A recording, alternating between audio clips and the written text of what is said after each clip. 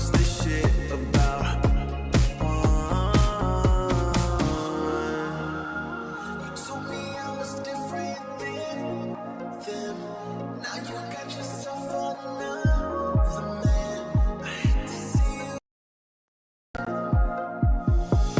I guess I'm a little sad about it. I'm sad about it. I can't let you go. I'm losing control of me.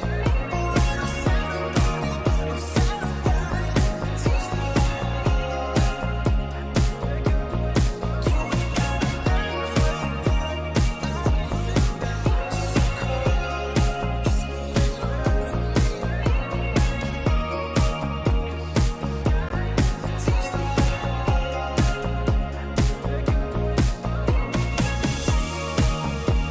So we should be floating to wherever we're going. 'Cause if the sky is an ocean, then we're going slow motion. So we should be floating to wherever we're going. 'Cause if the sky is an ocean, then we're going slow motion.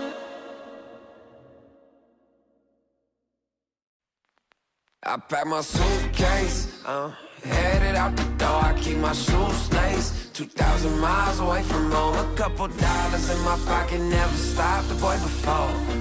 I load my bags and hit the road. Miles past, turning back, found my track, face the fact, she a core one. Never gonna settle for none. Stay up every night till I won. Don't want a slow rise, nah. I'm confident opulence isn't a long ride out. When I look back now, I'm astounded. A quiet boy from old age, but always felt the world was a stage, yeah. I celebrate one last late night. My old life ain't staying. Pack my suitcase, headed out the door. I keep my shoes laced. 2,000 miles away from home. A couple dollars in my pocket, never stopped the boy before. I load my bags and hit the road. I'm headed to LA. Headed on my way. I'm headed on my way to LA. Headed on my way soon.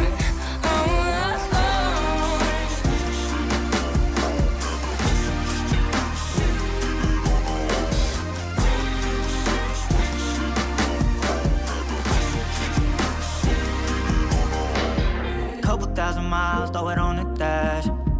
Shit, 10,000 hours, can't let them pass. Yeah, well, I was putting time in, you was pulled up wildin'. You always had shit to say, now when I see you, it's silence. Thought I have a Grammy by 25. Commas after commas next to dollar sign, yeah. Had to remind myself why I'm living this life. Look at all the late nights, it'll all come in due time, yeah. Made for the fight, for the pain and the climb. Tied to the life I chose. Stay through the night, another day, not a dime. Race against time. I couldn't just lay by and wonder what I could have made mine.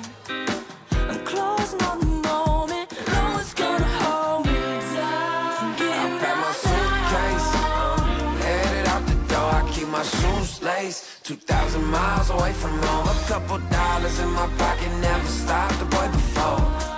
I load my bags and hit the road.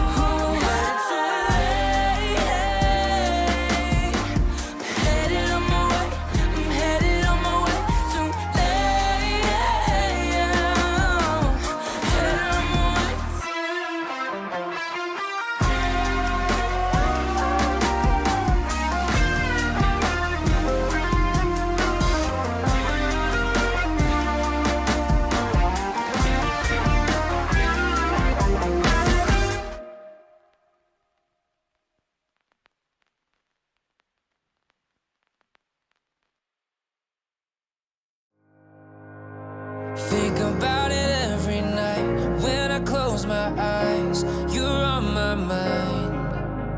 I try to quit a million times, but it takes me high. Like you're so divine. You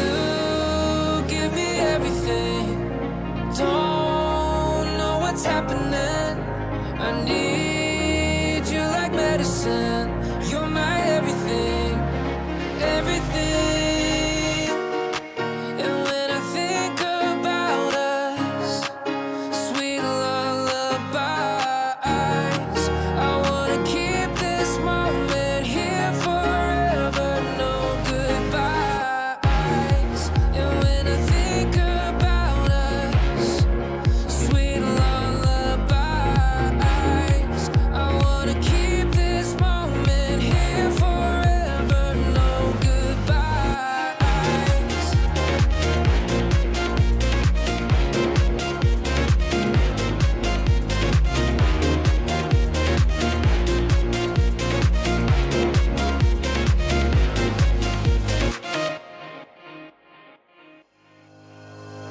Think about it every night when I close my eyes. You're on my mind.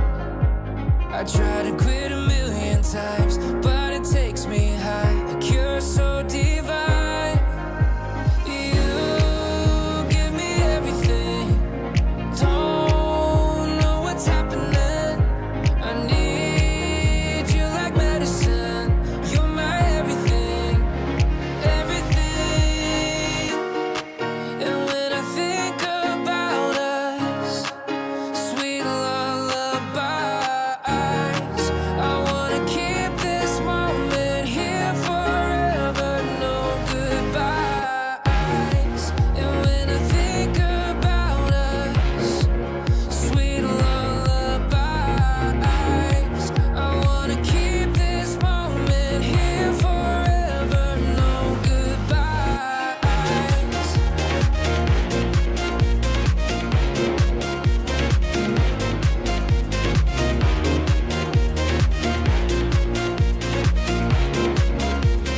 No goodbyes. And when I think about us, sweet lullabies, I wanna keep this moment here forever, no goodbyes.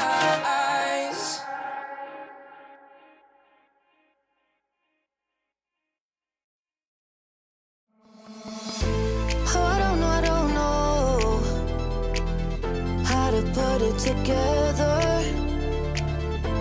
Ever since I found you, my life just got better. Better than this, better than that, better than anything I ever had. Better than this, better than that, better than anything I ever had.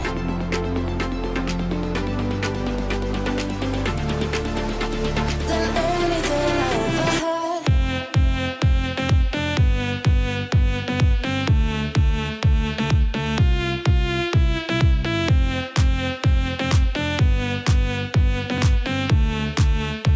Than anything I ever had.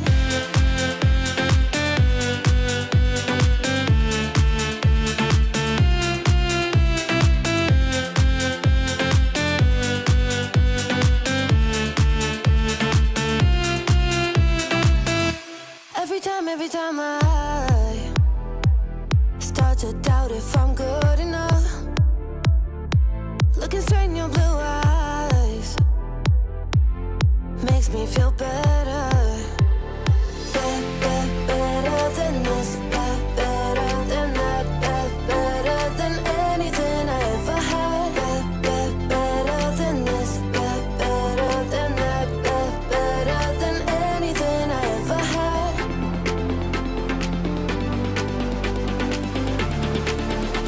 Than anything I ever had.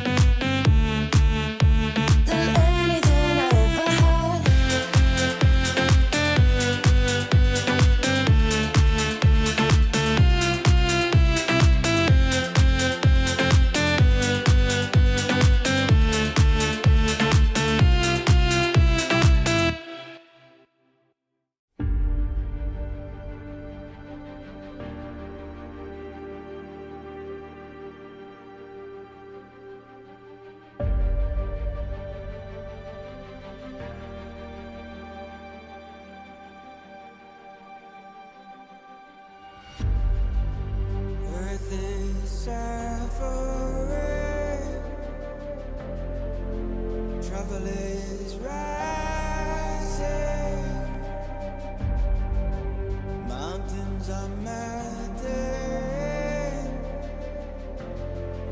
there's gonna be nothing left to breathe. Raise the sirens now.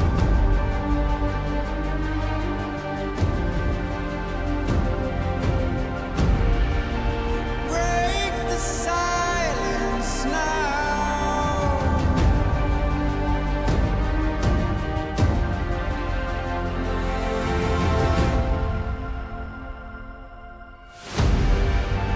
Our hearts are trembling. This can be the ending. We must begin to rise. It's now do or die. Raise the sirens now before it's too late. Break the silence now before it's too late.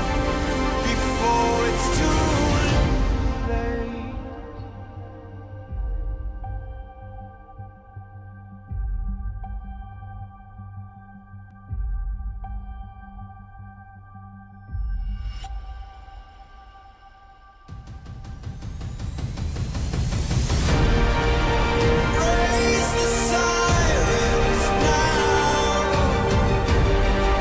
before it's too late. Break the silence now before it's too late. Raise the sirens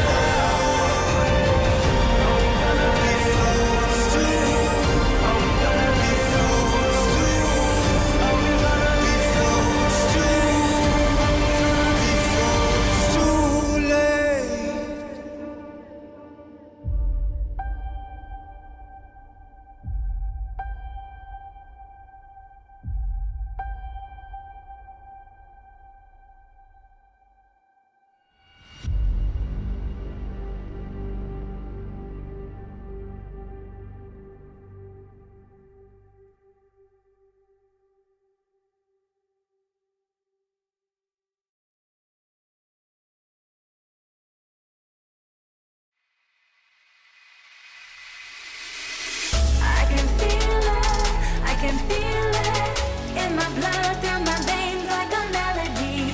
I can feel it, so alive, floating high, I can finally breathe.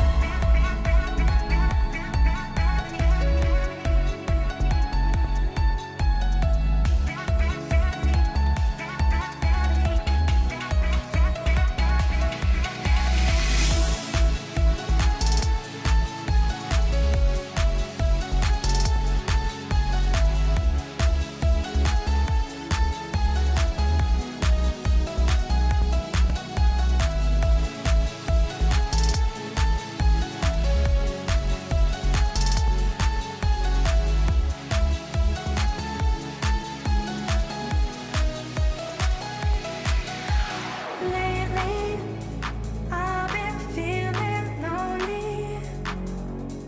Want you to call me, promise me you'll always be there. I've been getting so high, I can feel it. I can feel the gravity pulling me away, pulling me away.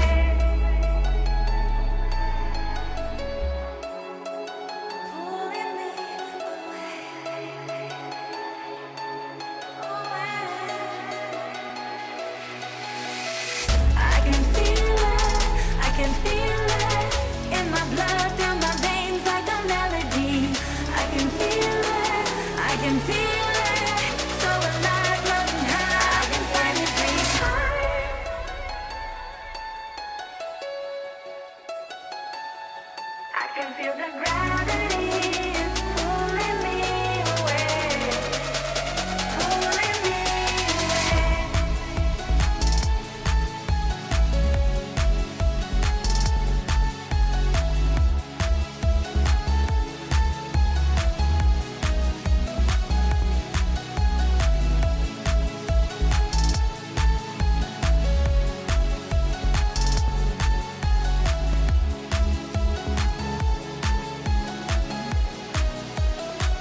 I've been getting so high, I can feel it. I can feel the gravity is pulling me away, pulling me away.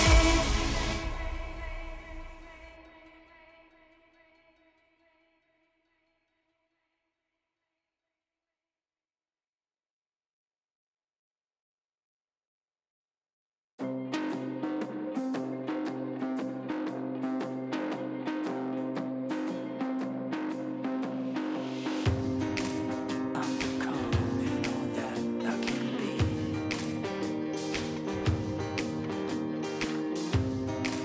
Let me show you something you've never seen.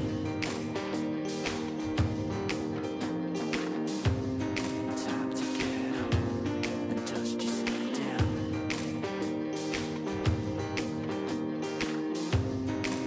Not every king wears a crown.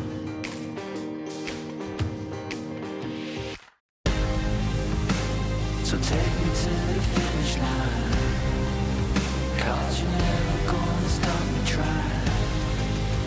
Yeah, what's real is never gonna die. So take me to the finish line.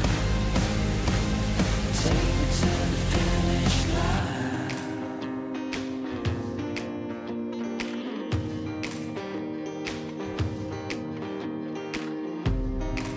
Keep on running till I get to the top. I'll never back down. I won't never stop.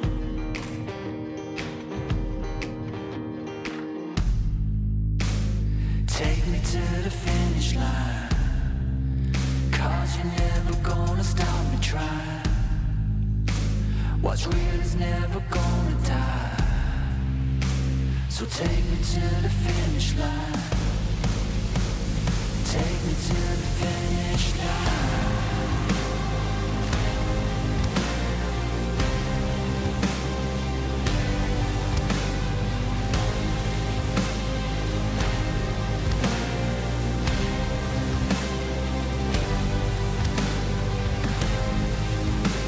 So take me to the finish line, 'cause what's real is never gonna die. Yeah, you're never gonna stop me trying. So take me to the finish line.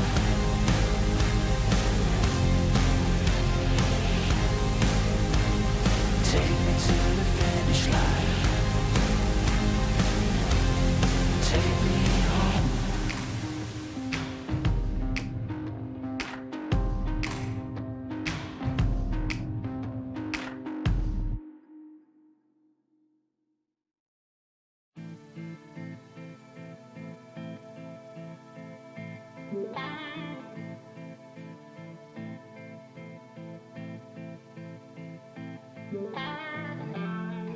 Takes more than money to force a change.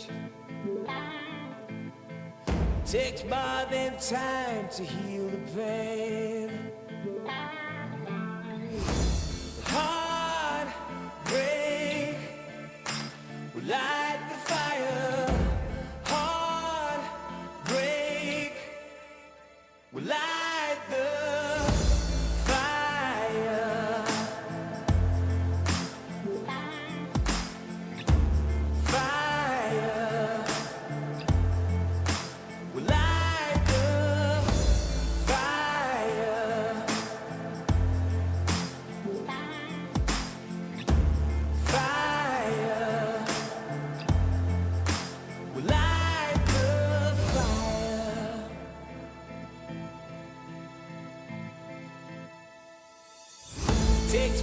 their money to boss a change.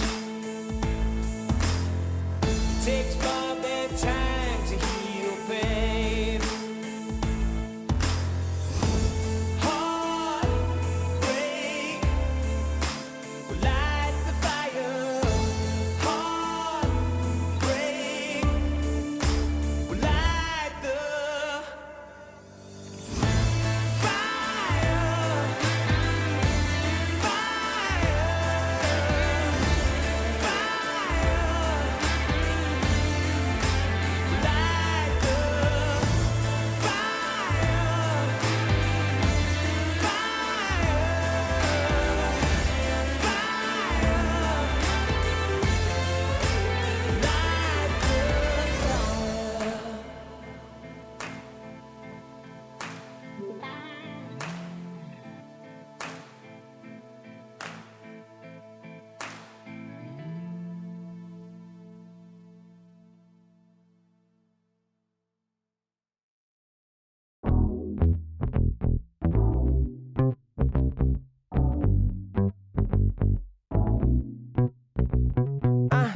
Learn to let it go sometimes.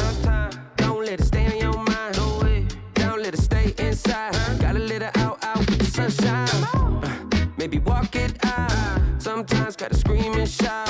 Let them know that you're here, no doubt. Took a long time, but we here now. I know you're ready for the hardships. Know you're ready for the progress. I know you're living your truth, but don't forget to always stay honest. So do a little dance, do a little wiggle, yeah. It's your turn. Yeah. Learn how the universe works. Yeah, come on. Can't control the world,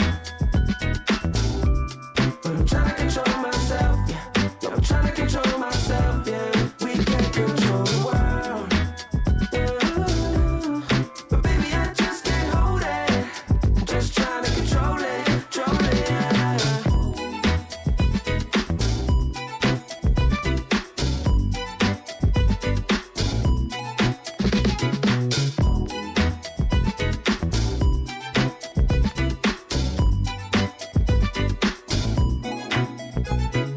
We gon' celebrate like we never have.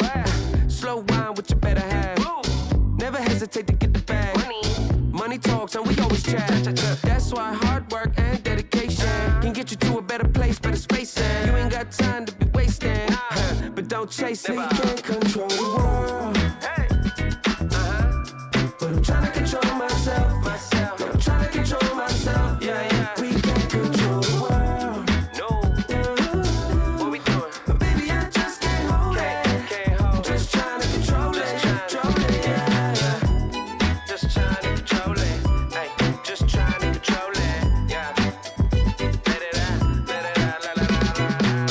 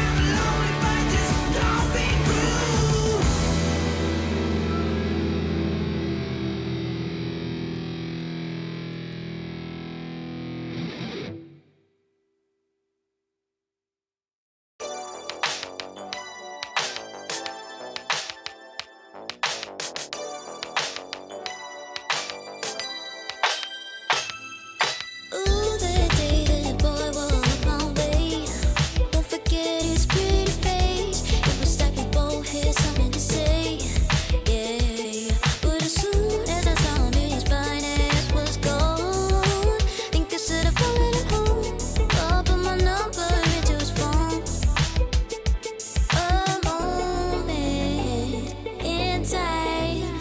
So divine. Hope I see you again. Hope I see you again. A moment in time. So divine. Hope I see you again. Hope I see you again. You looking so good, make me wanna know you. Feeling the groove and I got to show you. Come back, better come back. Want you to know that you're looking so fly. I wanna get to know you, but you doesn't be mine in just a moment in time. Oh my, boy, you better come back. A moment in time, so divine. Hope I see you again. Hope I see you again. A moment in time, so divine. Hope I see you again. Hope I see you again. You're looking so good, make me wanna know you. Feeling the groove and I got to show you. Come back, better come back. Want you to know that you're looking so fly. I wanna get to know you, but you doesn't be mine in just a moment in time. Oh my, boy, you better come back.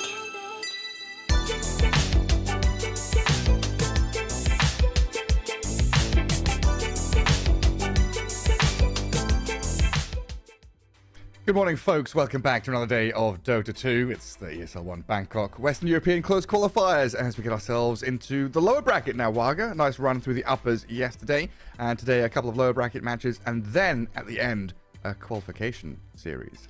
Yeah, we have, we're getting ahead of ourselves a little bit, but we have Avalus and Team Liquid waiting up there in the upper bracket final for who's going to qualify immediately and who goes down to the lower bracket, where they still have a second chance. We have 2 qualifier slots here in this ESL qualifier for the Western Europe to Bangkok.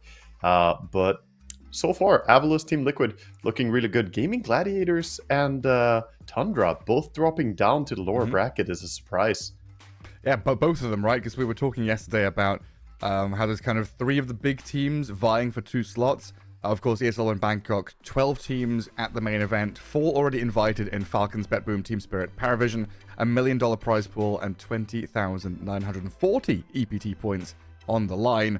Every region but Western Europe has 1 slot. And Western Europe, of course, the 2 slots for Tundra, Liquid, Gaming Gladiators, but now apparently Avalus vying for control, potentially for OG, Mao, Zero Tenacity, and Palanitsia to maybe sneak their way in through that lower bracket as well. And things start to get spicy now, huh? It's elimination time. Yes, definitely. We are in the lower bracket where Team Zero Tenacity, they dropped down from Tundra in the first round, and Avalus did take down Palanitsia. Palanitsia did get a win at least against them, so looked a little bit closer perhaps in their series. I do think they go into this next game here coming in a little bit the favorite to me. Zero Tenacity, very new team. They went through the qualifiers to get into this, whereas Palanitsia, they're starting to, find their footing, but they've been struggling lately as well, Gareth. They have. There was that, I guess it was Dream League qualifiers where we were like, oh yeah, these guys, the rising stars, they're taking down OG, taking down some of these kind of bigger teams in the Western Europe quals. But recently hasn't looked good. At Dream League, they went 1-13, only taking a single game against Heroic, who were also a bit of a flop. Yeah, but Dream League was very, very high competition, right? That's very true. That was a very stacked Dream League with some of the greatest teams in the world. Palanitsia definitely got kind of pushed onto the stage there, like, here you go, let's see how you do. And it was tough. They didn't have an easy time, but hopefully they learned something from that experience. And going in here, they should be the favorites going up against Zero Tenacity. So we'll see what they can bring to the table. We have a draft coming up. And soon we'll see what the teams have prepared for us. Yeah, and honestly, I think the path, I guess is the way I want to put it. I think the path of Palanitsia is one that I like better than some of these other teams that kind of pop up and take games and series off of the big teams. Thinking about like Palanitsia, through that Dream League qualifier, they had a couple of strategies that they used very well. Yes. And then they kind of got figured out at Dream League. But they had the foundations of the team play, the being on the same page. Their drafts, were maybe very readable and exploitable, but if you're able to then develop your drafts, I think that it's easier to develop your drafts than it is to develop your team play in some regards. Definitely. Team play, it takes time to sharpen and own. You have to really tune into each other's minds, basically, and feel how you're going to play the game when you're in different situations. Be on the same page, have the right read, because you don't have time to talk about everything in Dota. You just quickly have to react correctly and in the same way. So that's what every team aspires to do: build up that chemistry. We're gonna head into this game here and see how Palinizia fares and what they're gonna cook up. As you were talking about the do we get draft, the actually, yeah. As you're talking about the Lesh now as well, I did actually play with Moon Knight Lesh recently in one of my ranked games. Yeah, he carried me, and I told him I'm a big fan of his Lesh and wish him the best of luck. He's like, no, I'm awful. We're awful. He was very, very humble in how he responded to me. So it was nice to see. They know the attention they got from the Dream League qualifiers, but they also have a lot of work to do. Yeah, I'm sure. Oh, goodness. Well, we'll start out this draft with a Sand King first pick. Someone that's been banned a fair amount on our streams, but getting a bit of love there. And a Shadow Fiend straight up for, I assume, Crystallize on Palinizia. Definitely one of his... That's also been a good thing for Palinizia. Luna, Shadow Fiend being the primary carries over the past couple of months. And those have been Crystallize's signature heroes. Definitely. And they prepared this SF pick pretty well by banning out the Medusa, one of the heroes that does really good against SF. She doesn't care about minus armor due to the mana shield. It blocks the damage before minus armor comes into play. So SF's entire strategy with building up minus armor by getting kills doesn't really threaten her. So kind of covering his bases, banning out that. And Alchemist, of course, who hits a very early timing, can also be a devastating hero. So now, out of the meta heroes, it's really just Luna remaining. And of course, Dragon Knight being banned by Team Zero to Nasty even takes away that option. Yeah, you're right. Well, now Clockwork's gone. We'll see if the Tusk also gets banned. So two of the strongest support heroes to lane with the Shadow Fiend or just in general play with him. Ogre is the third option that we've seen kind of rise as a POS 5. Do we want Ogre Shadow Fiend now? I think so. I think Ogre would be a good fit overall. Bloodlust is very nice, and I'm a believer in the Ogre. The learning curve of Ogre has looked really good in all the games that you and I see it, and you brought it up how the win rate on him in Dream League was looking really, really solid. So that's definitely a hero you can go towards. You still have some other options as well for Palinizia. They could even go for something like a 5 Bounty Hunter if they want the melee hero with the SF. But Ogre comes up first. You called it. One. Yeah.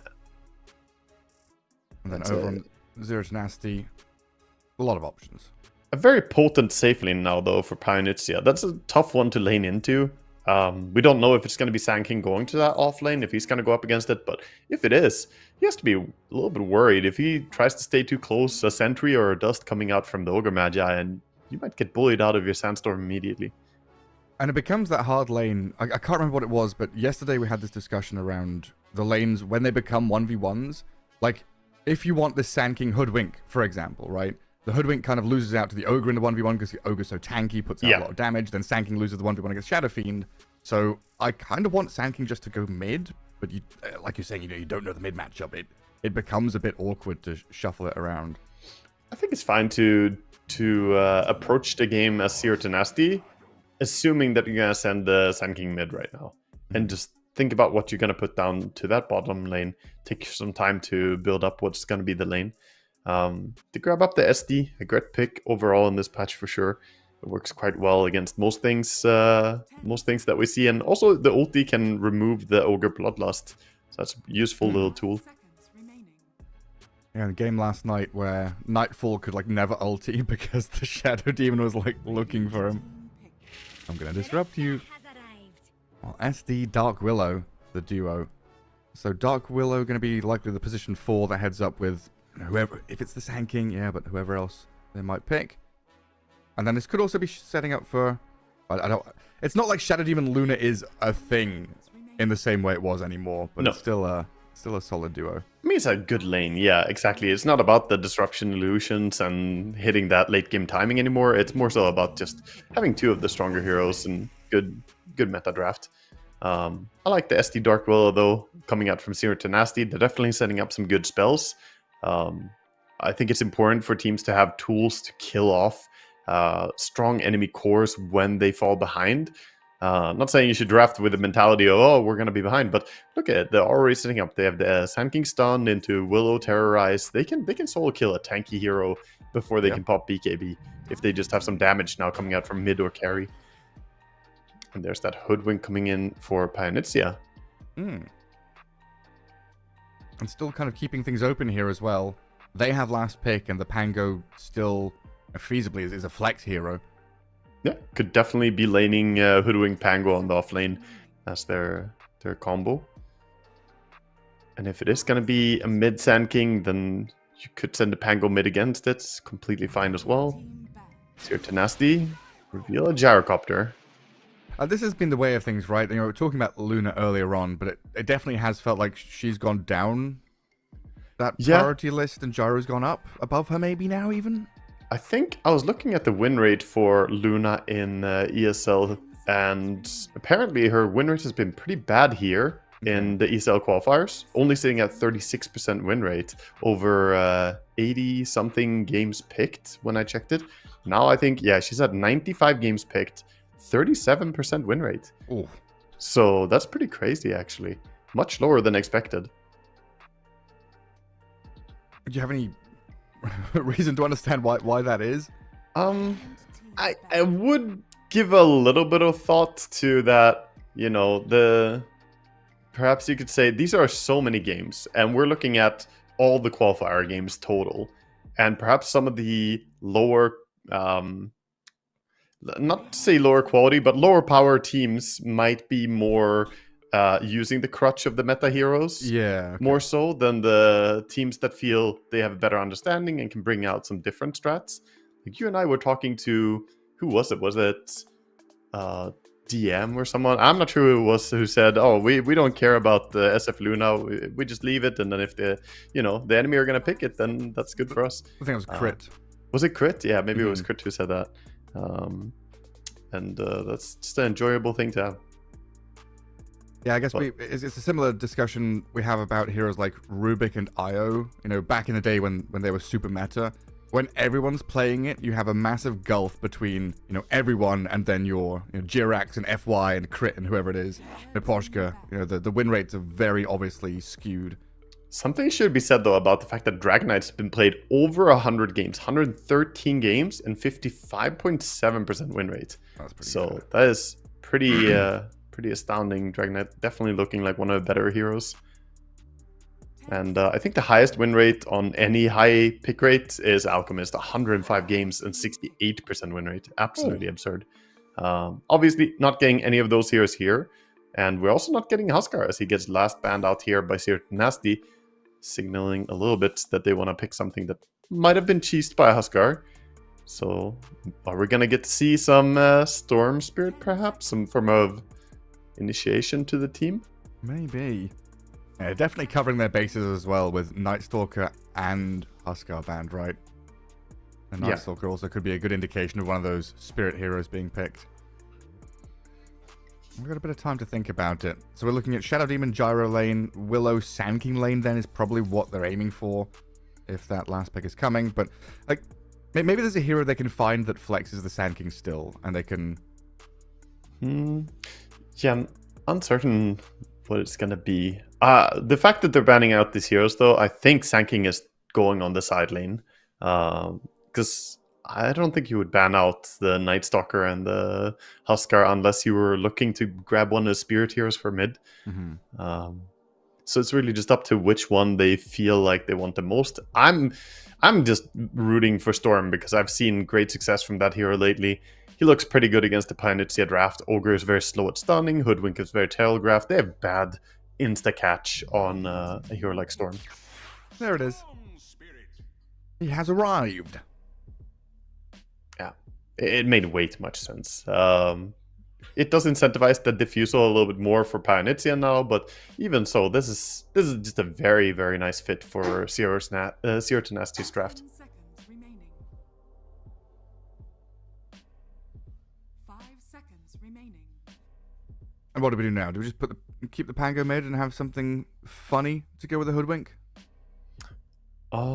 What is yeah. Fortnite Man playing Centaur again? Like he did 20 games in a row during the last calls we saw him. I mean, why not? The Centaur SF, he can Agnems grab him later on. I That was so actually think that cool. would be a great fit for their draft. And yeah, Pango can lane against Storm. It's not a good lane, but he can manage.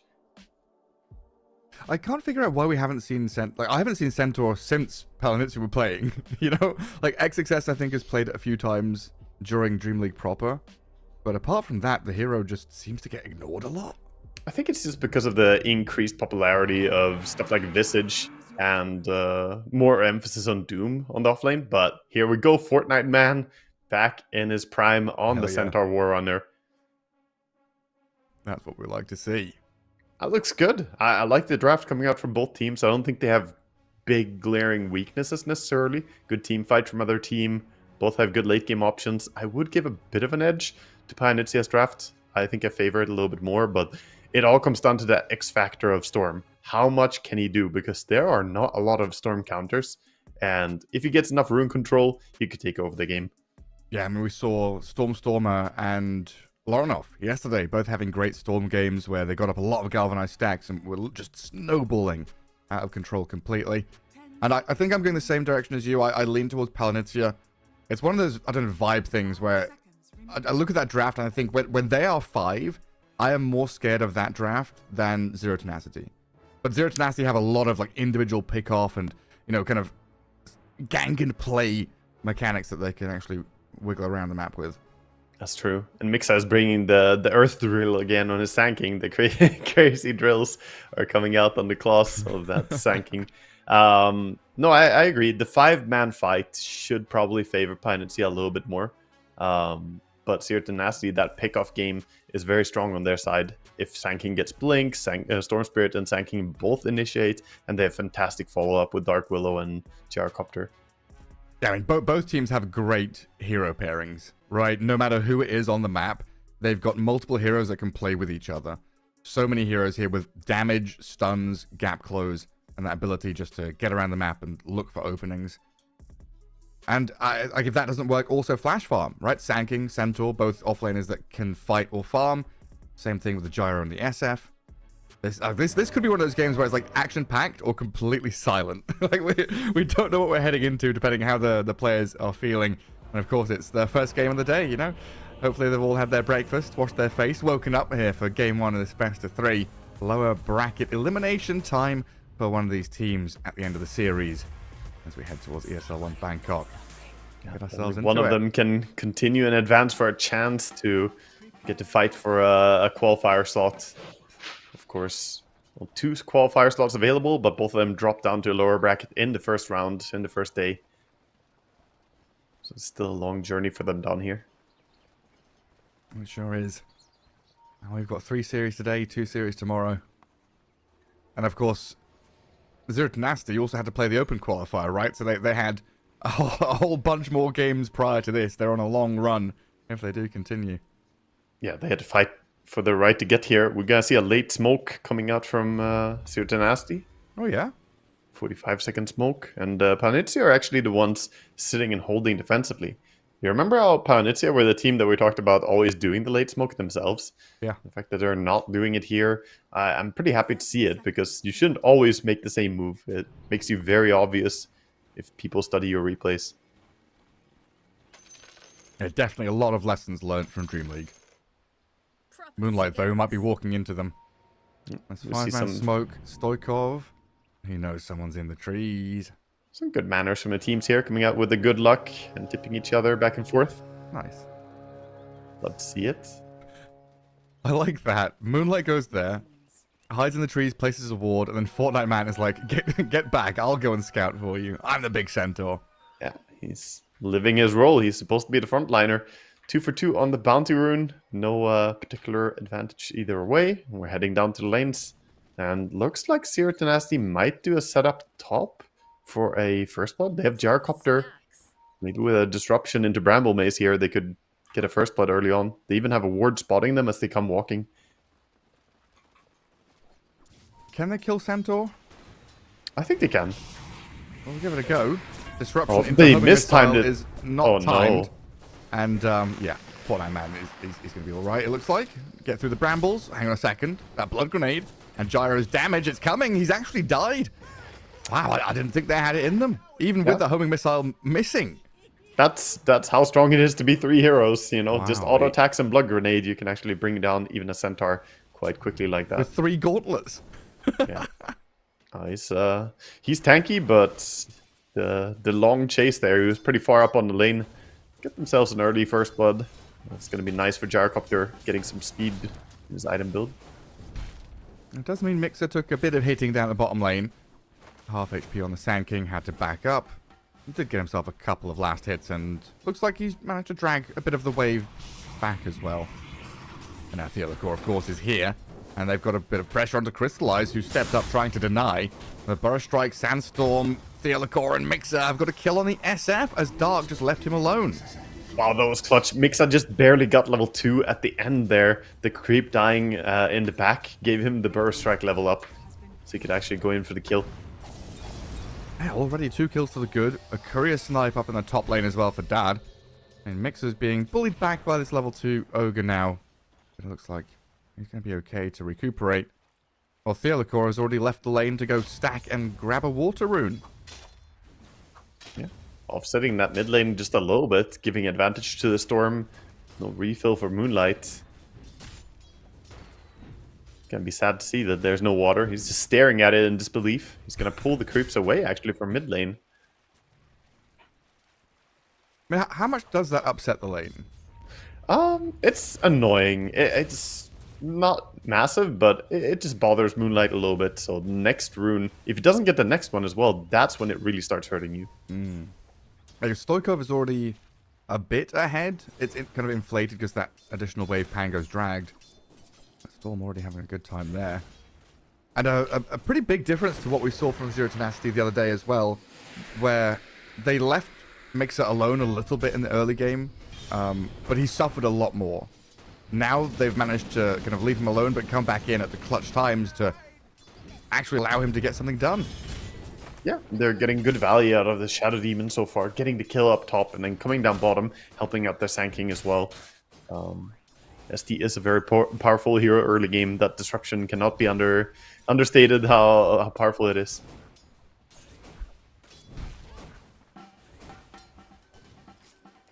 Sand King with the boots up first. Try and run away from the razors as best he can. Makes sense. Mobility is probably your best friend in this lane. Stoikov Storm Spirit continuing to have a good time mid. Yeah, don't expect he's going to be under any real pressure from a Pango, especially after the Water Rune being stolen. So Storm is going to ramp up his farm very nicely. But Pango, 16 CS, not falling behind really. And we see the supports already running for that bottom Water Rune. Hoodwink coming in for the top one as well. Cracker. Yeah, all running for it. Stoikov kind of realizing it's not where he wants to be. Bushwhack, Blood Grenade, Acorn Shot, and Moonlight chasing him. Does get dragged under tower, but dead to the Swashbuckle. Dark Willow still going to complete that TP. Maybe thinking about the Shadow Realm deny on the rune, but just hits the Hoodwink instead. Oh, and Pango is going to get the Bounty Rune as well, so he's going to be very happy now. Get double rune and the kill off the Storm. Fantastic move here coming in from Palinicia. Yeah, really important stuff. Like, I was kind of happy Theolacor managed to, get across there, stack the camp, chase the Ogre, get towards the Water Rune, but Hoodwink and Pango getting so much more done. Yeah, I also think Palinicia are the ones happier on the side lanes when they get left 1v1. Centaur being 1v1 against Gyrocopter, he's happily denying and lasting at that point, and the SF against Sand King is also thriving. That's very true.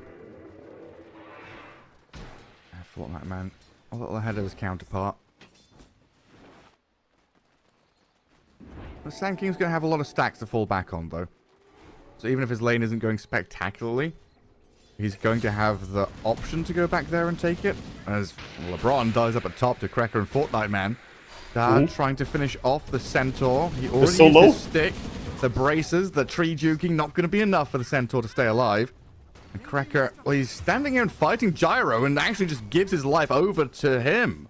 Aye, double kill there. Not really solo kill, as of course he did have the help.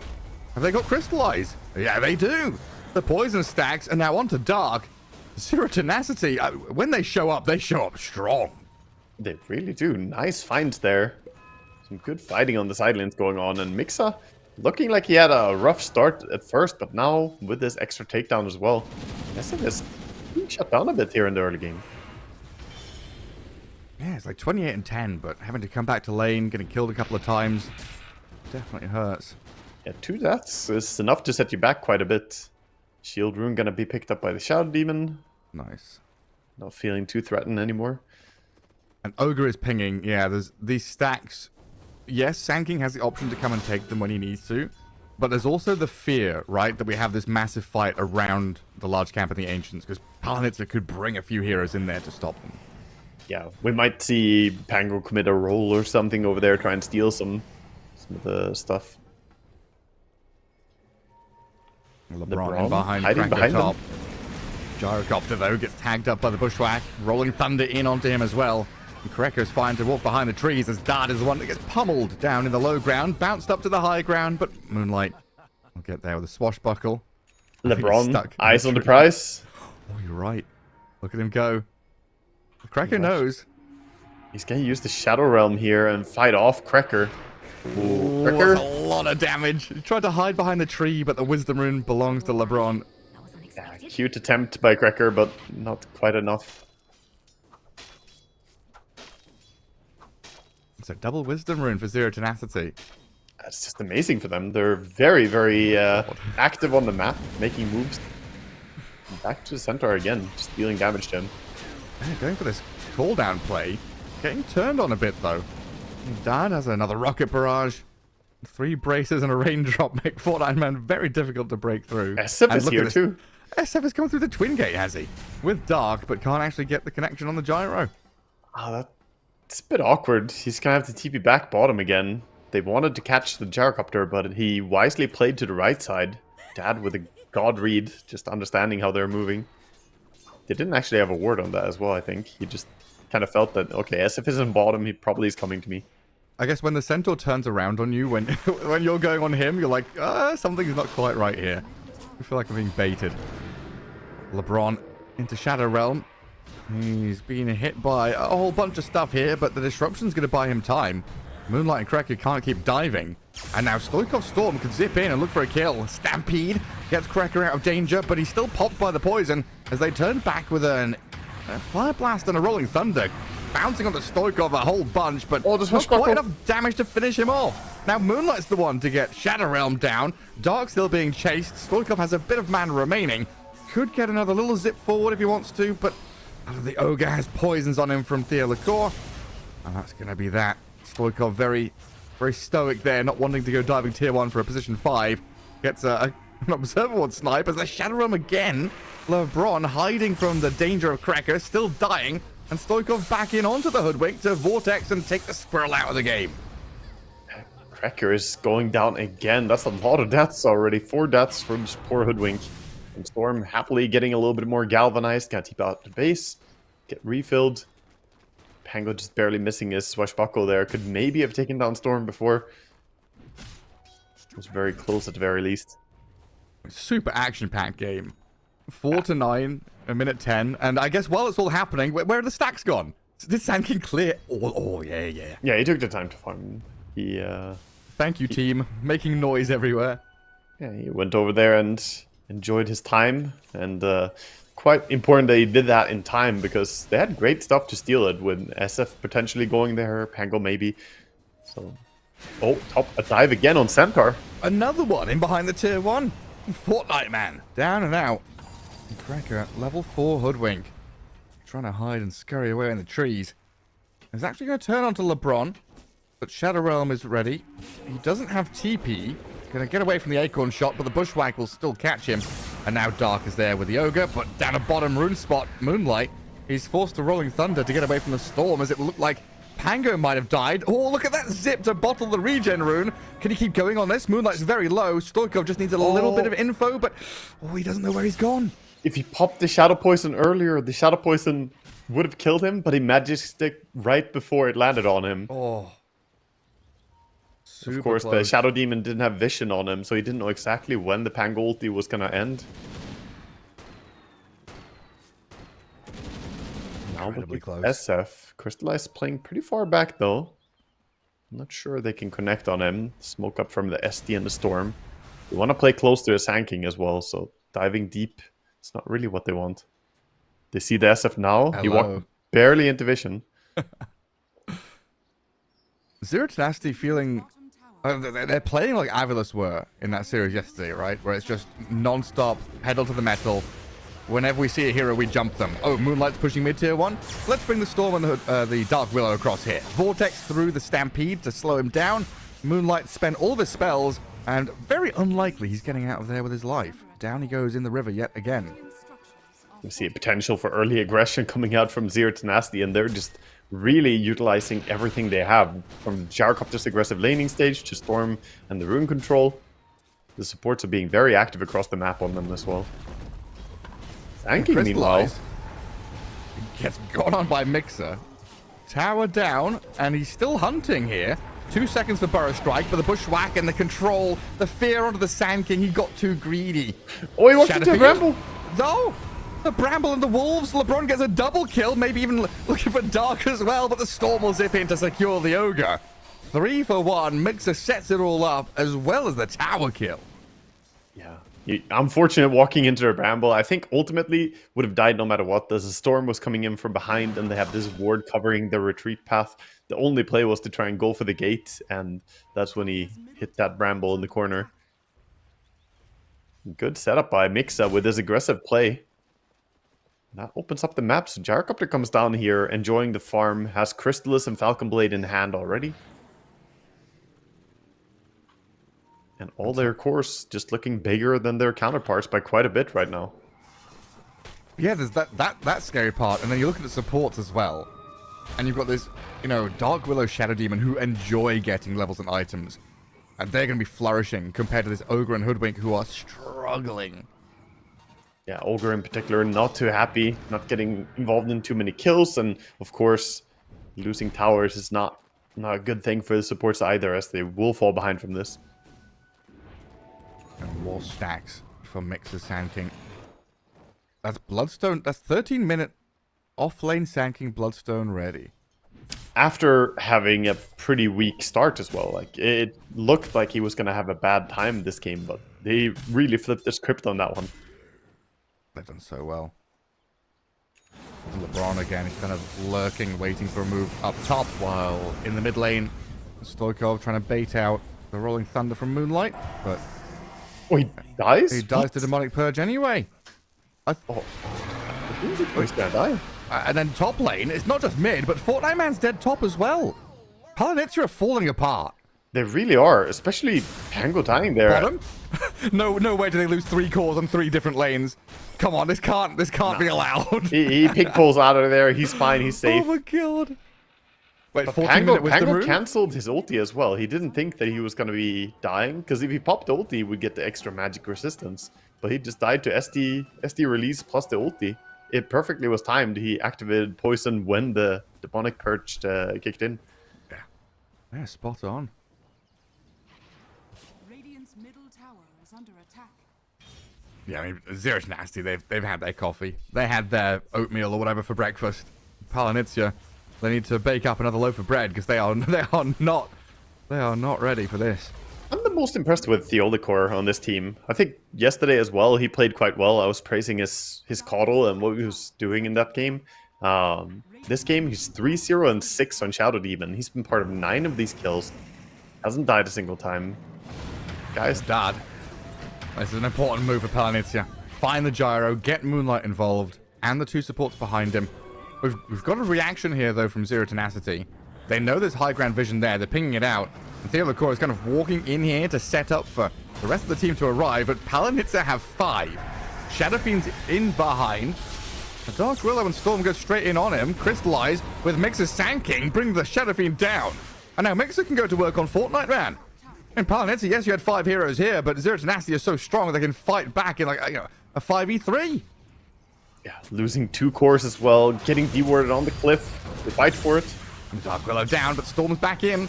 Wanting Dark, but Stoikov low on resources at this point. Really needs Mixer to pull out some big moves, but Moonlight's the one to get a double kill while the Sand King Does he have another Burrow Strike? Moonlight, yes! Catches him. Pango down. Gyro's here. Krekker trying to TP out, and it looks like that should be successful.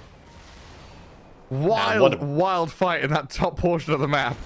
What a brawly game. We already have 30 kills in just over 15 minutes here. And 4 for 3.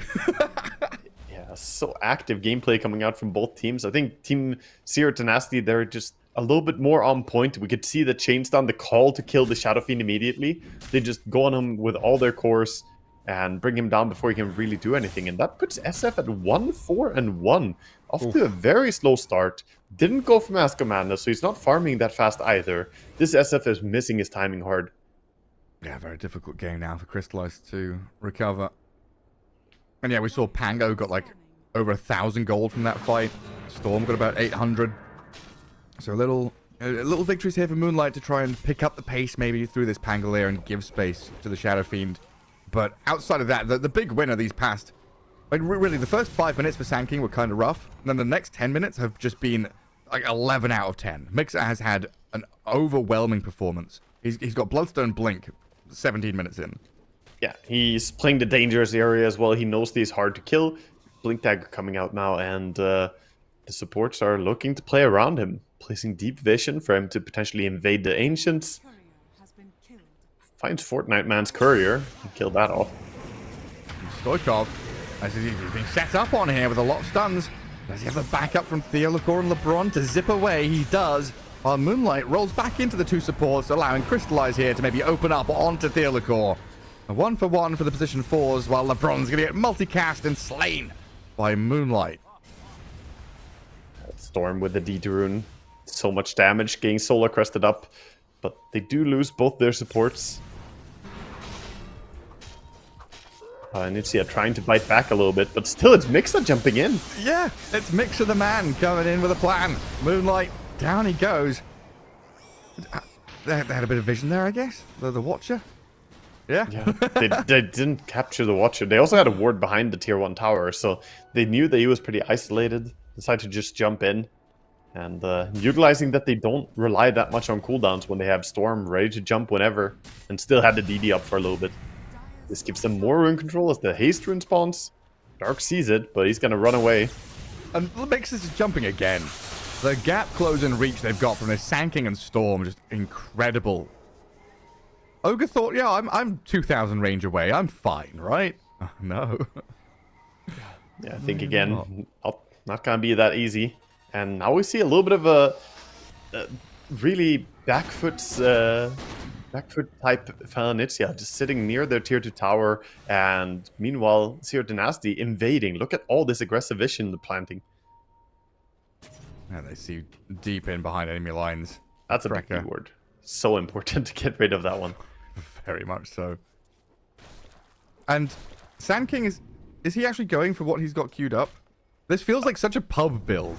It does, but I love it, man. Go for it, Mixer. Like, I am a huge fan of Radiance, but I have always been flamed for buying Radiance when I shouldn't. Is this a time when he should? It's a weird one. I honestly feel like it's probably the wrong choice, but just because I love it, I'm gonna say go for it. But yeah, I do believe that if he just go for like a pipe now, it's basically impossible to fight them. I think you could close out the game by just going pipe on Sand King and get the BKB timing on your Gyrocopter and Storm, and then you win the game. But he's feeling himself. He blinks behind tier 2, then runs away, forced the Stampede and a reaction. And a Palanicea. Yeah, I mean, my favorite style of playing, I'm going to get a lot of flack for this, but I really enjoyed when we had the Manta Radiance builds on heroes. So, you know, Alchemist role-playing as Naga, or playing Ogre role-playing as Alchemist role-playing as Naga. Yep. I mean... Radiance Manta Octarine on everybody. I mean, I did the Vanguard Radiance on Void, so I can't really speak. I was a Radiance fanatic as well. Maybe it's time to do it again, you know? Play some Radiance, Vanguard, Kess or something. Time to bust out the old memes. It's just one of the things where there are just better items most of the time. There really are, yeah. Nowadays, at least. But yeah, back before they nerfed the illusions as well. Quite strong.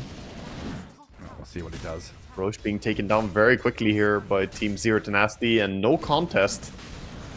Yeah, they're gonna get a tier 1 tower. So that's the first tier 1 tower they get this game. Finally opening up the map a little bit. Yeah, I mean, they double scanned as well. They're coming through the gate. They're on the hunt to see Fortnite Man. Oh, they're coming in behind. The Fortnite Man zipped on. Stoikov right on top of him. Got the blade mail off, but still going to get pummeled into the ground here. No chance of survival. Wisdom runes are up, so at least something for Palanitsa to go back and get. It's just usually when you're up there and you take a tower, take a bit of an area, you want to control that, ward up, secure the zone. But Crystallize has to run back and get the Wisdom rune, and he's not even comfortable to stay around where he is. Yeah, you see them trying to add some catch for this storm. The ATOS on the courier would be big here. The Hoodwink finally has the ATOS, so they can set up. Because I think they need to start with Hoodwink getting some catch and then Centaur following up.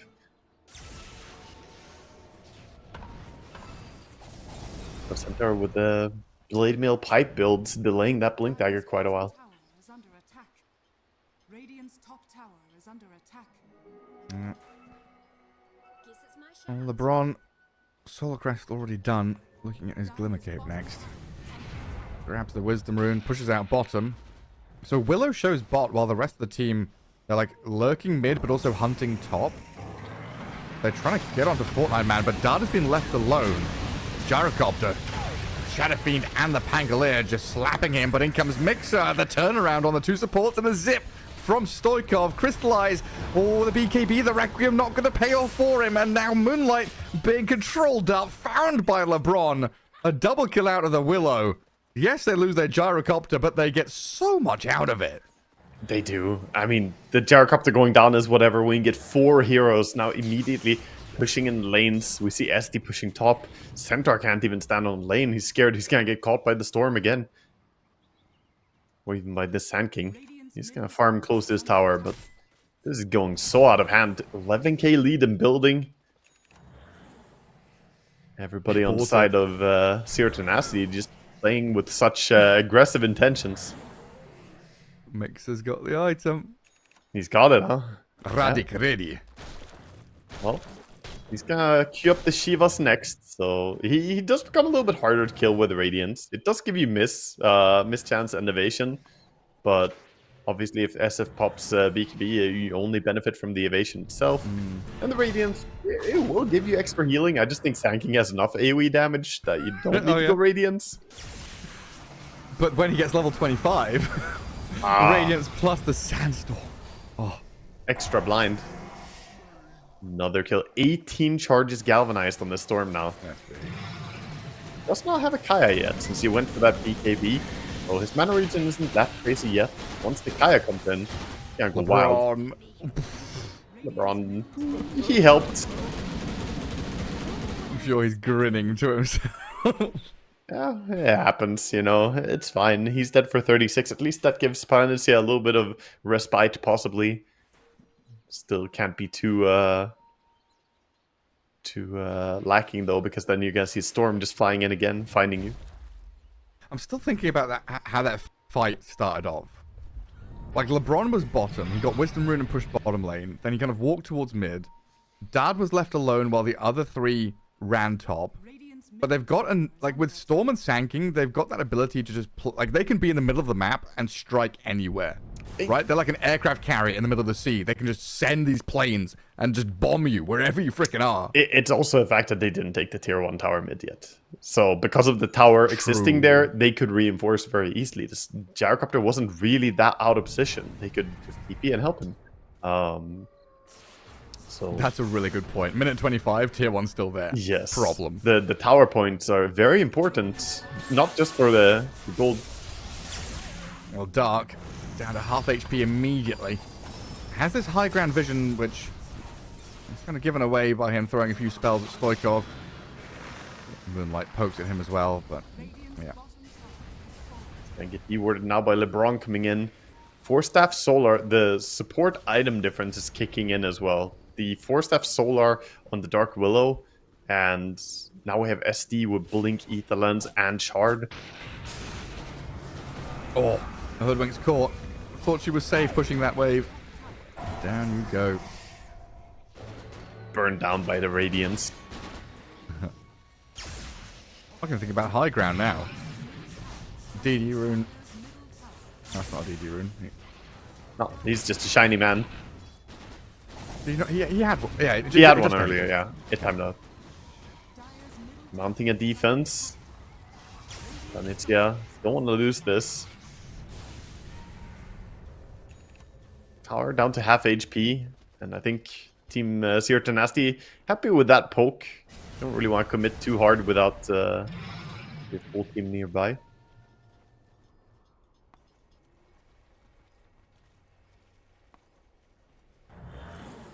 Big old shield rune for Stoikov. And Planets are grouped up in the mid lane.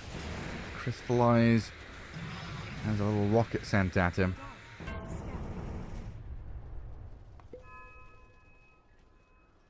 Looks like Zero Tenacity not going to go bull rushing into that mid tier 2.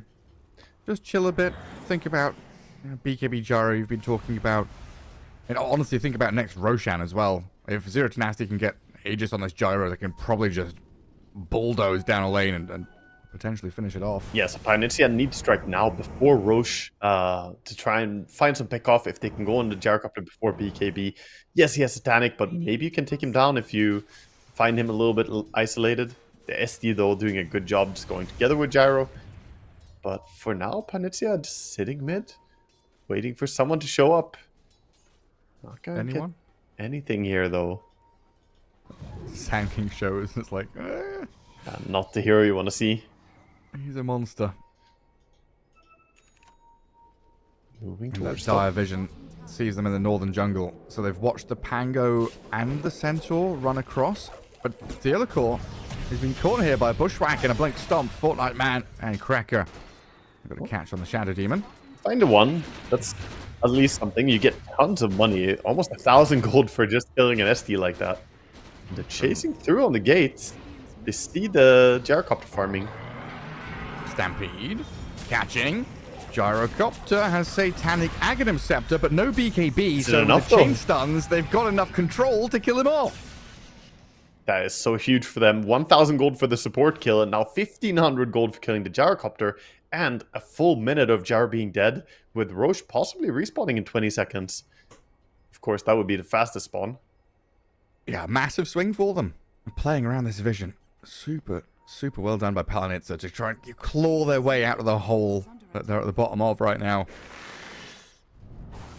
No. It's like this gap of the cores, Gyro sanking right up at the top. The SF and Pango have got a lot of work to do to catch up. Oh, they need a lot of gold. Hoodwink is fairly farmed for being this far behind, so they're getting some item progression there at least. Working towards the Hex next item. Thinking long term, want to have something against the Storm. And Roche Sanking already up. Was an early spawn, but they didn't play the area, so even though Gyro is still dead, not gonna be able to play for Roshan. That's unfortunate. So Sanking has BKB holding Gem. No hiding from him. Bottom tower has fallen. And Palanitza playing bottom. Bottom tower is under attack. Zero Nasty smoked up as 4, and it looks like they're going to try and bait with a Gyro. That's a dangerous Dad wraparound. This wraparound could be devastating. If they go on the Gyro, it's gonna backfire super hard. Dad doesn't have BKB yet, but it looks like he's backed up just enough, and the pings are there. They know they're up on his high ground. Fortnite Man gets a stomp on the Willow, the Requiem thrown out. Dad looks like he's okay with the Rolling Thunder just crashing on him and no follow-up. LeBron and Cracker will trade lives as Mixer BKB'd up, chasing the SF, and Theolacor's got a catch on one to the left. Crystallize just destroyed here by the Storm, and Gyro, while the burst strike onto the Centaur, will claim yet another life. Not much Palanitza could do. You said it, this wraparound was going to be devastating, and LeBron, the chat wheel line, perfection. No, just no. They drop nice high ground vision immediately on the fight starting, on Zero Tenacity. And even though Planetsia tried to react in the best way possible, tried to go with the SF ulti to keep his team safe there, it's not enough. They just jump through it afterwards. The Sand King and Storm patiently waiting for their time to jump in. Now we see Gyrocopter going towards Roche. Yeah, solo it seems. They're coming through the gate with Willow soon. Rest of them just playing the map. Sand King finding a little bit of a D ward. Clear out the map and it's looking worse and worse for Team Planetsia. There's like a glimmer of hope. And it's quickly being shut down.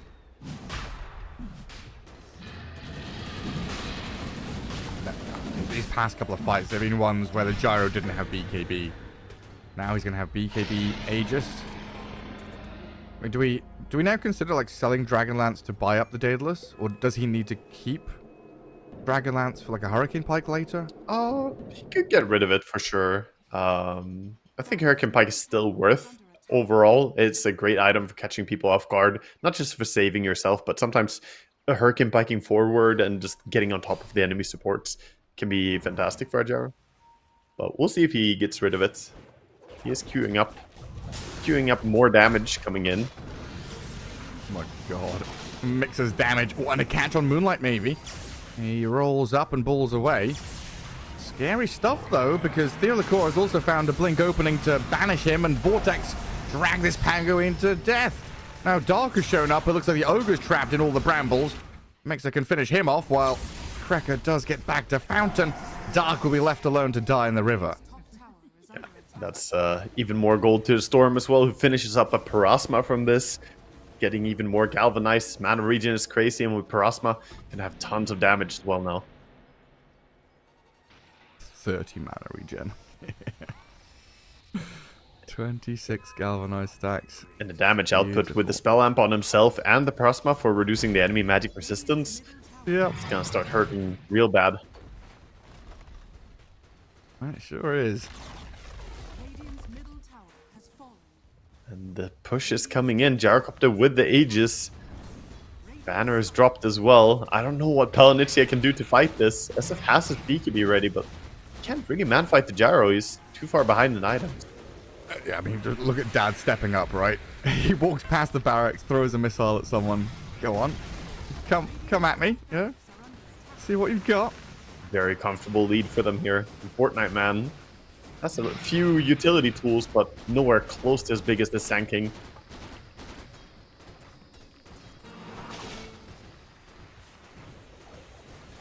We'll just have to watch the barracks die.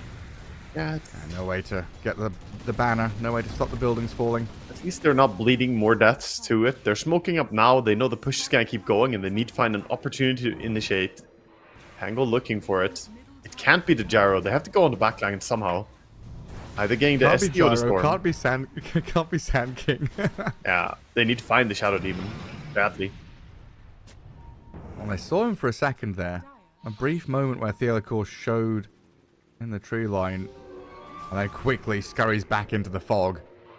And Fortnite Man going for a long migratory move. The Centaur. Where are you going? They see SD. Trying to get back to the homelands. They tried to jump the storm. They missed the stomp, but the Rolling Thunder's still going to land. Dark Willow backing up Stoikov, and Dad comes in with a big old damage. Mixer joining as Crystallized. Requiem pushes back Dad, but that's just the first life. While in the back, Fortnite Man still being controlled and killed by Stoikov's Storm. And now another banishment from Theolacor. It's Dark's Ogre all stuck inside, while Mixer goes deeper, diving onto Crystallize. They've got some damage though, some hefty hits from Crystallize SF. Kills the Sand King, yes, but they lose so much in the effort. Pango's going to get zipped and caught by Stoikov's Storm again. It's Zero Tenacity running rampant over Palinitsia, finding another lane of barracks. Your Tenacity just playing a fantastic game. 29,000 gold lead in the end here. Buybacks coming out, but I don't think Crystallize can do anything to stop this. No. Absolutely not. And Pango will come in and maybe try and kill the Storm. The Glimmer Cape and the save. Stoikov does die, but Dad is still around to push damage onto Moonlight. Bushwhack keeps a couple of Palinitsia heroes alive, at least for now. Respawns are coming up, and the Gyrocopter doesn't have Okay. BKB ready. Maybe they can find some pickoffs here before they leave the base. Yeah, I mean, it's not over until it's over, is it? LeBron's now being pinged out. They've got a bit of vision over on him. Krecker chasing as quickly as he can. LeBron in the trees. Fortnite man. He's going to see him in a second. No, he's not. He walks the wrong way. That was a good spot to TP out. Nicely hidden in the tree line. LeBron throwing away another death. Still, though, damage was done. 2 racks down. 2 lanes of racks, I should say. 26,000 gold lead. Some nice exit kills, sure, for Planetsya, but SF dying and dying back. He's dead for 50 still.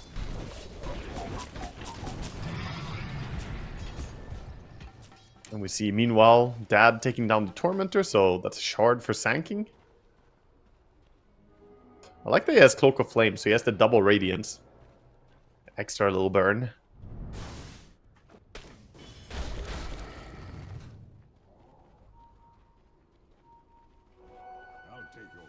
And he's about to hit that power spike soon that you were talking about, level 25 on Sanking.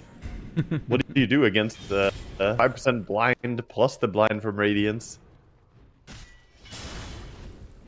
If you don't have BKB, you do not fight. Oh, they've still got the TP cancel. Poor Fortnite man. Found in the jungle. It'll make them work for it a little bit here. But LeBron secures it in the end. Easy kill for them. No way out, really, as he doesn't have a BKB. No safe TPs for him. Gyrocopter just about to finish up a full Talisman of Evasion into the Butterfly. It's coming.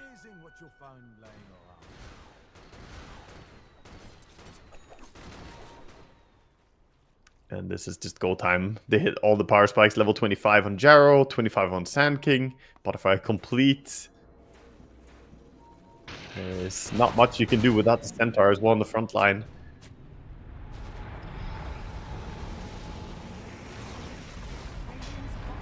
Crystallize. Trying with Moonlight to go for some kind of Rolling Thunder Requiem play. Moonlight. Oh no, he stunned the Ogre. Quick off the mark, and he has stunned the Ogre with the Cursed Crown.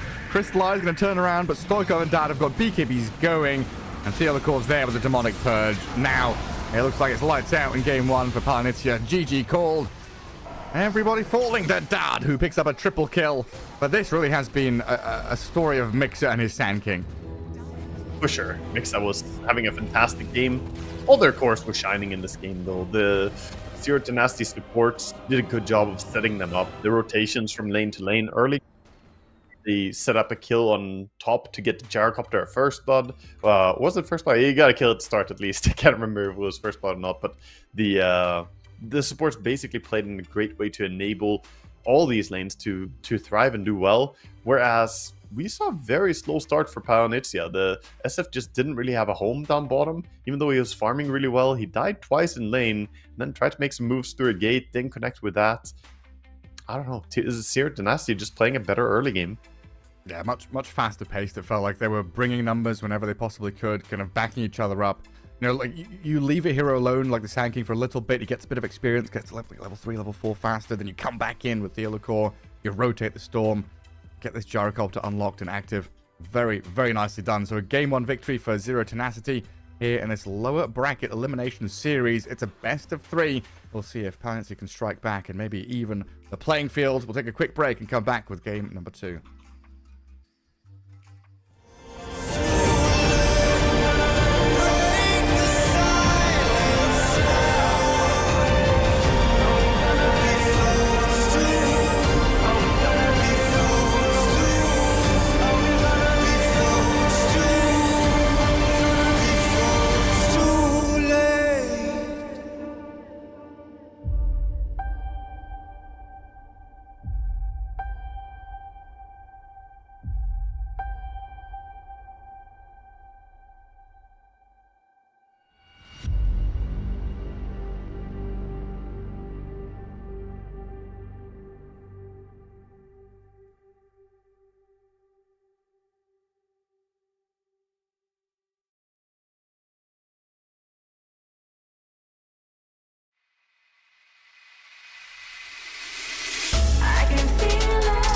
I can feel it in my blood, through my veins like a melody. I can feel it, so alive from high, I can finally breathe.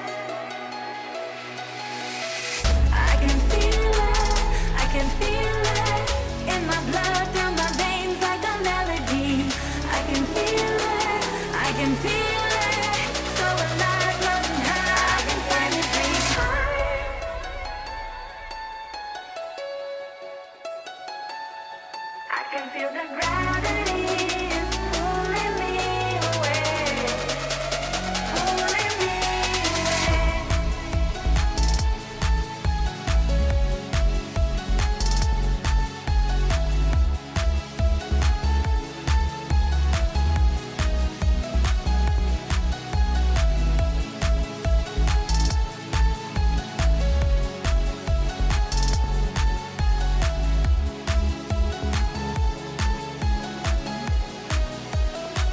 I've been getting so high, I can feel it.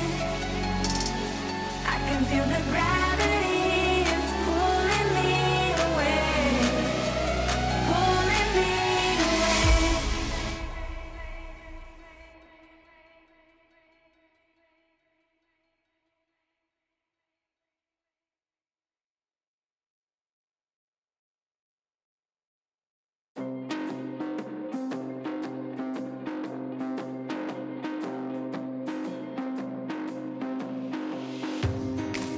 I'm becoming all that I can be.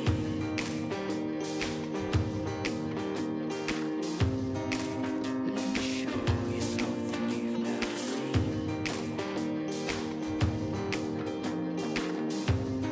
Time to get up and dust yourself down.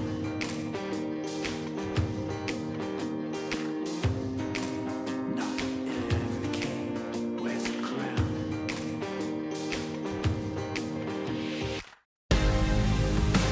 So take me to the finish line, 'cause you're never gonna stop me trying. Yeah, what's real is never gonna die. So take me to the finish line. Take me to the finish line.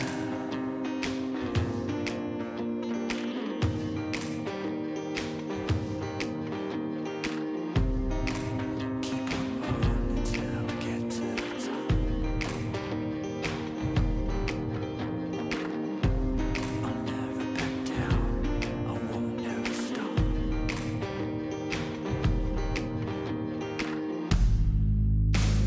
Take me to the finish line, 'cause you're never gonna stop me trying. What's real is never gonna die. So take me to the finish line. Take me to the finish line.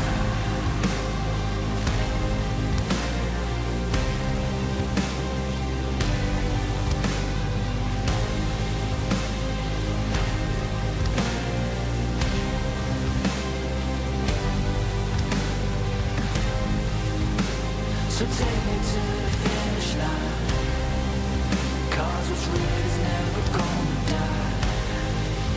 Yeah, you're never gonna stop me trying. So take me to the finish line.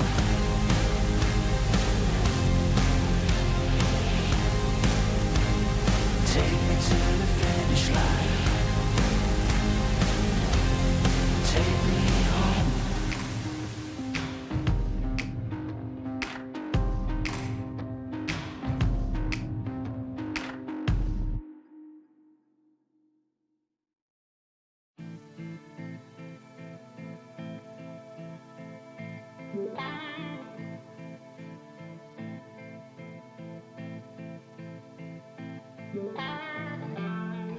Takes more than money to force a change. Takes more than time to heal the pain. Heartbreak will light the fire. Heartbreak will light the fire. Fire will light the fire.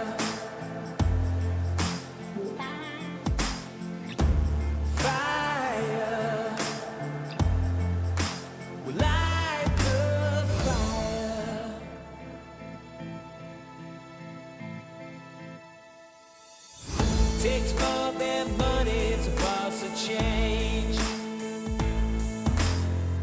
Takes more than time to heal pain. Heartbreak will light the fire. Heartbreak will light the fire.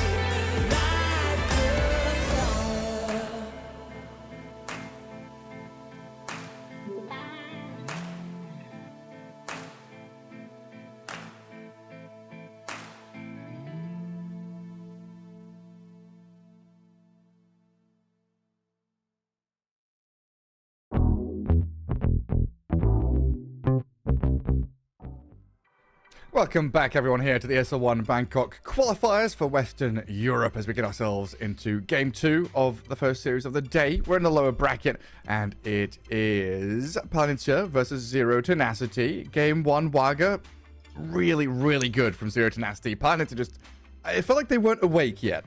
No, they had a great lineup with active heroes, and they had heroes that could fight early, but Zero Tenacity also had just that, and they were a little bit quicker on the moves. They started from the get-go with setting up kills on the side lanes, and the supports just never really stopped making moves and rotations.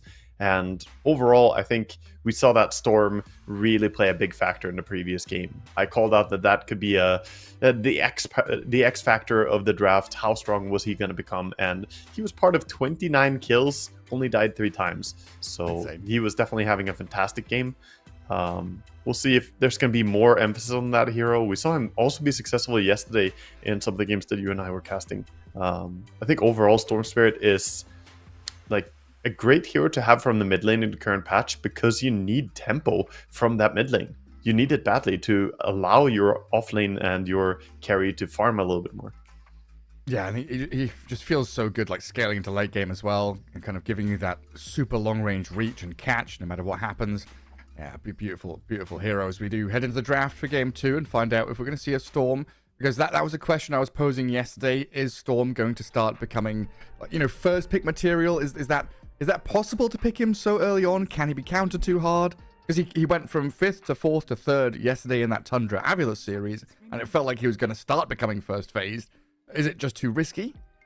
I think there's definitely a big risk. I mean, obviously, there's the Huskar and so on. People are worried about what could happen, but we might see him climb up into the first phase. It depends what team you're going up against and how willing they are to try and hard counter the Storm. Like, if we see some counter pick, then the team has to know how to play it as well. You can pick something like a Viper to deal with Storm on mid lane, but how do you play Viper from mid, for instance? So you have to be ready for how to play the counter that you draft. And if teams aren't prepared, then it can be difficult to deal with. Well, so far, Sand King gone, Primal Beast and Alchemist with him. And Primal Beast, a hero that Palencia used a lot, but I've not seen much recently. And then the Doom ban on top of it with Naga Tusk, 2 removals from Palencia. So it feels like a bit of a different kind of shift in the draft here, leaving in stuff like Enchantress. Yeah, I was going to say as well, a bit of a different shift that Palencia are the ones banning out the Naga when they're the ones who have the first pick as well. Huh. So usually we always see the second pick team banning Naga, but Palencia, I suppose, don't want to play it, is what this signals to me. So that's an interesting note, because all other teams, every game that you and I cast, it's always the second pickers have to ban the Naga. It's basically essential for them. But Palencia, instead of banning it out, getting rid of Tusk and ST as well, so 3 saving supports being removed. And then grab up the Dragon Knight. Yeah, DK, Invoker, Medusa, the 3 kind of big ones that were banned in the previous game and are left in. Enchantress still that hero that was kind of out there, was ignored last game, in fact, which is surprising looking back on it. And Timber saw the first pick for Zero Tenacity. They see DK, they pick Timber. Yeah, pretty no-brain approach. Just take the hero that's very, very good against Dragon Knights. You always enjoy having so much pure damage against him. Can lane very well against him as well. And Timber overall feels similarly to Storm, an active hero that you enjoy having, who can just gank around in this patch. It does match up pretty well. We'll see where the draft goes from there, though, as Panitia now have a chance to ban out a little bit more and customize their draft. It's not for certain that the Timbersaw is going to match up against the Dragon Knight as well, since DK could either go mid or it could go safe lane. Flexibility is there. Team back.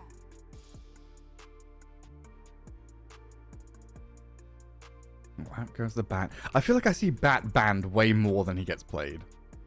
Yes. Yeah, for sure. I guess the way I should phrase it is I either see him banned or ignored, and I don't see him get picked a whole lot. Yeah, we saw him one game yesterday. It was played together with a Chen who took over a Centaur, and then we had this Centaur Batrider combo, but, you know, by a neutral creep Centaur instead. You're right, the Batrider is not getting picked that much. I'm not sure why, honestly. I think teams are just always kind of banning him in the same phase. It's always here in the second pick phase, and he's not strong enough that they want to first pick him. Poor little Bat Rider. Radiant team back. The days of yore are gone, when he was just permanently picked in every single match. Yeah. Bat, Brood, Io, Rubik, every game. Yeah, he has been tremendously successful throughout the qualifier. I looked up his win rate as well for this. He's been picked 62 times, still played a lot, and 64% win rate. Absolutely amazing. Hell yeah. So Batrider definitely not doing poorly in this tournament, but we just haven't gotten to see him too much in our games. Radiant team pick. Medusa, more carry bands, limiting the pool a little bit. Oh, something else that's in there that we've seen a lot of kind of bans focused on is like the Pugna Muerta. And I 10 seconds don't know, do these teams play? Well, the Zero Tenacity have played they did play Pugna Muerta once, but I don't know if Palanitza have done that much at all. The fact that we have all these saving supports banned out, and Pugna is a good saving support. Actually, now with the Lion, it's so good for Palanitza if they want to play it. The ward is very good against Lion and Timbersaw to mess with them.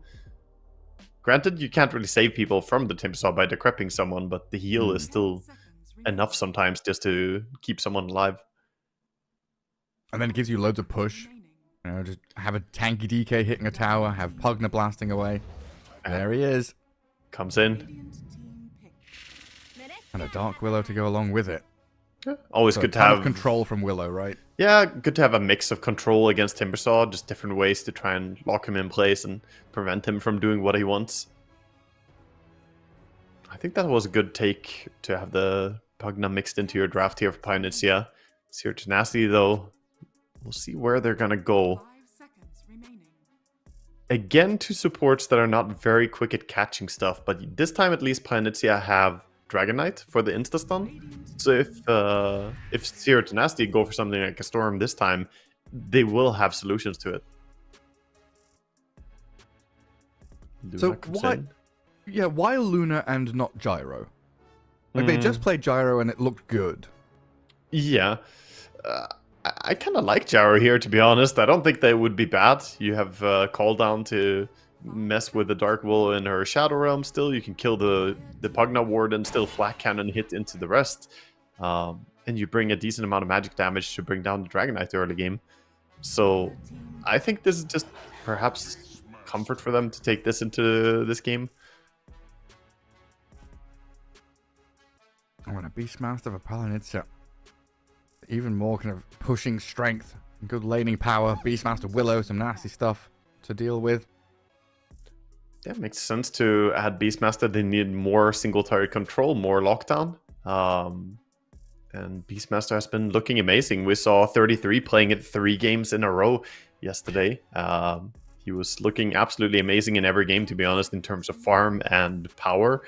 So Beastmaster is not in a bad spot at all. You can also go for different builds. We've seen the Aghanim Spectre build. We've seen the Helm of the Overlord. Team back. Either is possible. And pretty good against the Clockwork. Clockwork does have a lot of damage if he isolates someone, but once you bring in summons into the mix, they kind of tank up against the battery assault, keeping you alive. The hawk, the boar. And the boar is very good for getting you out of the cogs quickly. 5 seconds. It helps a whole bunch. Well, there's Mr. Storm. Banned because he wasn't picked first. And the Leshrac respect ban as well. Yeah. Like, what other team would you ban Lesh against? Probably nobody. It's it's definitely just against Moonlight. I first thought Quinn, but even like when Quinn and Game Gladiators aren't playing, you know, Lesh or Io Lesh, you know, it's not in a good spot. There are other heroes that they prioritize more anyway right now. Pango gets picked up again. I do So like the Pango draft mid, of Panitsia. DK safe lane. Yeah. DK farming, Beastmaster off, and Pango mid. 10 seconds remaining. This Yeah, gives another decent kind of tempo fighting lineup where they can definitely push back and kind of come out of the lane strong. They have 80 seconds to think about this draft. The final pick. I'm not sure what Zero Tenacity want to pick up against Panitsia's draft. Looking at it, there's a few different options you can go for. Would be nice to have more AoE damage into the mix. But some heroes like Queen of Pain and so on, they don't love playing against Pugna. Are you putting your Timbersaw off lane for sure? I mean, I would, but yeah, perhaps they want to pick an offlaner and or perhaps they want to pick an offlaner and perhaps they want to pick a mid laner. They have the options here. Is there a way to cheese the Pango? Like Huskar's not banned. It's not a Huskar game. No. It's way too risky into what they're playing against. They just can't go for Stroke of Ember. Ember. Okay, yeah. Ember used to be broken against Pango. It was super one-sided. I don't think it's that one-sided anymore. I think Pango does pretty fine in the matchup. But there was a little bit of a time where people used Ember as a hard counter to Pango over and over. Just Sleight of Fist spam and not skilling any point in Flame Guard was the key to beating Pangos in lane. I saw a lot of people just maxing QW 4 points in both, and Pango just couldn't play the lane. It was like the two P heroes, Pango and Puck, both got pounded by this Orb of Corrosion slight spam, right? Yeah. It was even after Orb of Corrosion. It was just... okay. Yeah, it was more recent than that even. So we could see the same thing coming out. But I'm curious to see if he's going to skill up the Flame Guard or not. Well, again, another hero with long-range reach to kind of play with Clock, Lion, Timbersaw, get on top of people. A lot of poking damage here from Zero Tenacity. Yeah, they have 3 cores who all bring a lot of damage into the mix. You have Timbersaw with all his damage, Luna who can bring out the clips, and Ember, of course, is going to be looking for fights all the time. So Zero Tenacity, they're looking to replicate what they did in Game 1. Get a lot of action up around their supports. And the planets, again, it's kind of scary potential for 5-man Dota. Beastmaster, Pugna, just pushing away at stuff. Dark Willow with a ton of teamfight capability. Let's see what Dragonite gets up to. And Dragonite, it's so funny how he's gone from just being, I do well in lane, I am brain dead AFK hero, to now being, I am the farm monster.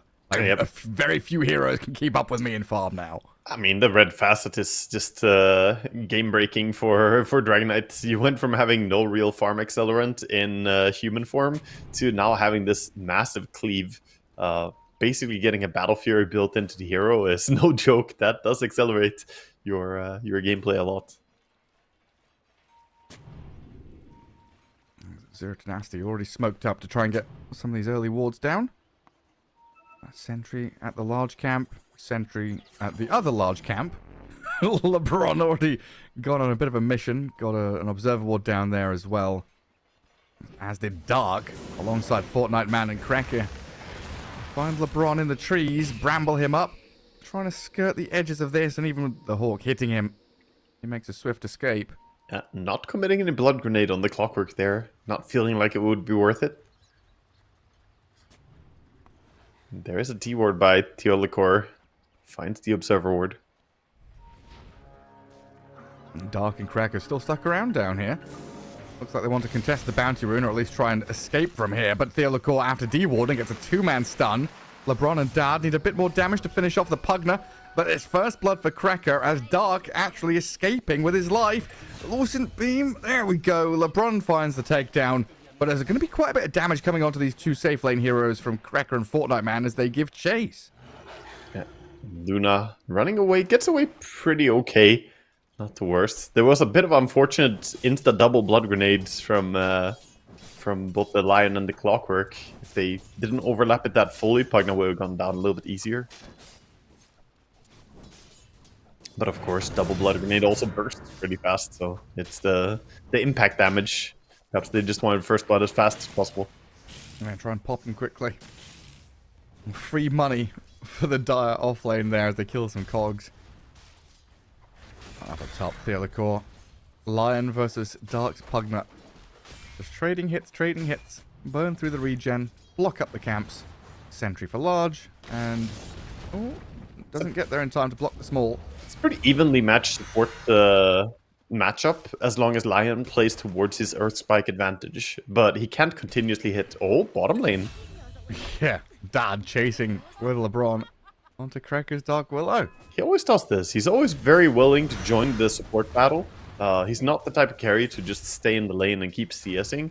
He will actively leave the creep wave to go over and make sure the support dies.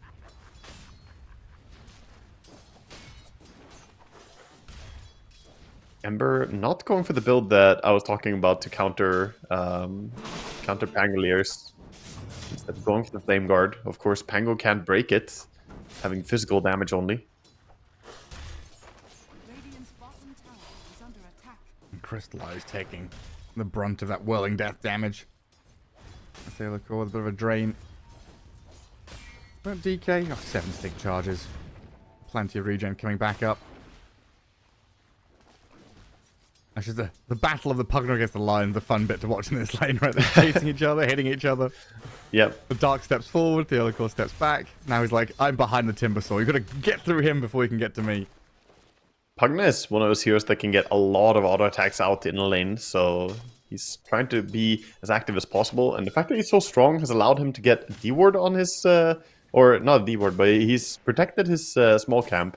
And now with a stacked pull, making that top lane a little bit awkward. Yeah, Theolacor trying to steal what he can. It's hard, though. Dark stands there and literally just hits him over and over again. And Mixa can't really go into farm it either, because Pugna immediately attacks him. And LeBron down bottom, still having some struggles here. Luna a bit behind in the farm, while Beastmaster is 17-7. Fortnite Man having a great time down here, thanks to that early first blood action. Yeah, off to a enjoyable laning stage here, just focusing on the creeps, and he's going to get to his helm very quickly as well. And not going for the wild axis spam that we saw 33 play around. He's going for the different facets as well, going for the wild hunt. I think every game we saw 33, he was going for the beast mode. Don't believe he took the wild hunt a single time. Yeah, I think so. Yeah, gonna get to that helm pretty quickly. I'm more of a fan of this build, to be honest, though. I was looking at win rates overall. This is the higher win rate build in high-level games. And LeBron, we've got Cracker trapped inside the cogs. Dad has to step back from Fortnite Man and his boars, though. It all starts adding up with the Shadow Realm damage, the boars going, the wand popped, and Fortnite Man takes down the Clockwork and is looking at Dart now with the Cursed Crown on him. Luna trying to kill Cracker off before dying himself. Doesn't find the finishing touch. Now the salve comes up. He's going to try and cancel it. It looks like he's dead nonetheless. And a double kill for Fortnite Man sets him up for success. Fortnite Man actually used his own healing Lotus there onto the Willow to try and prevent her from going down. And Will almost stayed alive with the use of the salve as well there. But does drop in the end, so Luna not having a complete disaster, but still Fortnite Man getting the big reward from this fight. Huge games in that bottom lane. And Luna really now feet dragging At the bottom of the last hit chart. In terms of core heroes, anyway. Yeah. Early Diadem. Didn't buy the helm, but Diadem instead for extra stats on the Beastmaster, so he's gonna have tons of damage. 86 last hit damage right now. More denies coming. Good luck, Luna. Yeah, not off to an easy start, Dad, on Luna here. Normally, Luna Clockwork is a pretty competitive lane, but Beastmaster close to level 5. When those summons get high level, the HP increases, the damage increases. They are not easy to deal with. Oh, this isn't good. So Radiant Observer Ward on the Twin Gate. I think they've also got a good idea that Pugna's like trying to come through, or is coming through the gate. Yeah, they and can hear it. Yeah. Crystallize having all his mana drained.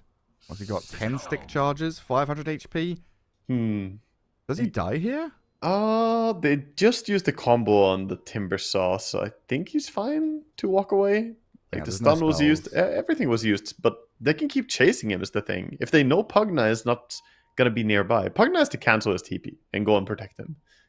If Pugna actually leaves here, they definitely kill him. They go on the tower, they have creep wave. I don't think he can survive then. It's like DK is alive now, but will he be alive in 10 seconds, 15 seconds? Pugna is leaving him. Oh, Pugna is. then he might be in trouble. A tower dive is imminent. Yeah, I mean, they know he's being left alone. Mixer steps up towards him. Theolacor is waiting for cooldowns, really. A lot of damage onto Crystallize as the Pugna went through that Twin Gate and is met immediately by the Luna and the Clockwork to get taken down by Dad. Now, Fortnite Man maybe trying to trade here onto LeBron. Dark Willow being shoved around by the cogs, but with another Brambles. Easy pickings, while Moonlight gets the solo kill on Ember mid.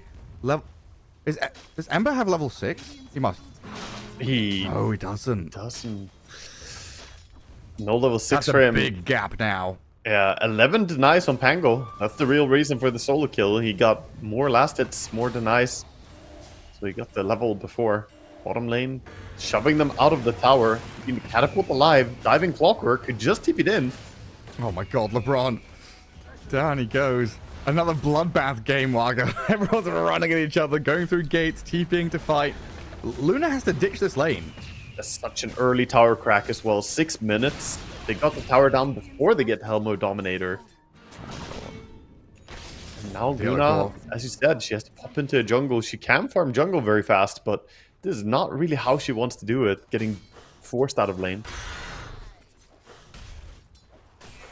And then you do live Crystallize in a 1v1 against this Timbersaw. He's been doing pretty okay though. His CS is very on point, and once he gets level 6, he can farm quite well. And Timber, of course, off to a good start. Not as good as the Beastmaster though. Wisdom runes are going to be there for both sides. And some stacks being made as well. Yeah, and we can see the line being drawn. They want more tier 1 towers. You have the Dominator on Beast, and ulti is ready, so definitely going towards that mid lane. A systematic machinery is in place. If they can force him to jump on Ember, then you can set up a trap behind him. What's he got? A couple He's of camping the stick remnants. charges. The chain stuns. Is it going to land? It is. Oh, he's dead. No remnant for him. Oh, Didn't need the Beastmaster. just rolling Thunder Curse Crown. Enough to control him up.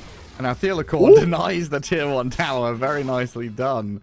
But like, that's a cute little smiling moment for him. But this game is falling apart very Mistackies, fast. Gareth. Not the stackies. Ooh, They're coming dear. for them. The triple stack big camp and the ancient stack is also at risk now. Tactical pause. Like, guys, can we contest this? They're killing our stacks. Luna. Luna. Nah. Oh, Timbersaw not going in. He needs to go there and chakram it. He needs to try and steal something. This is huge. Tower to tower, kill into kill. Take the stacks from them as well. Chakram's thrown into towards the Dark Willow. Fortnite Man, Dark, and Moonlight, though, jump onto Mixer, nearly kill him off immediately.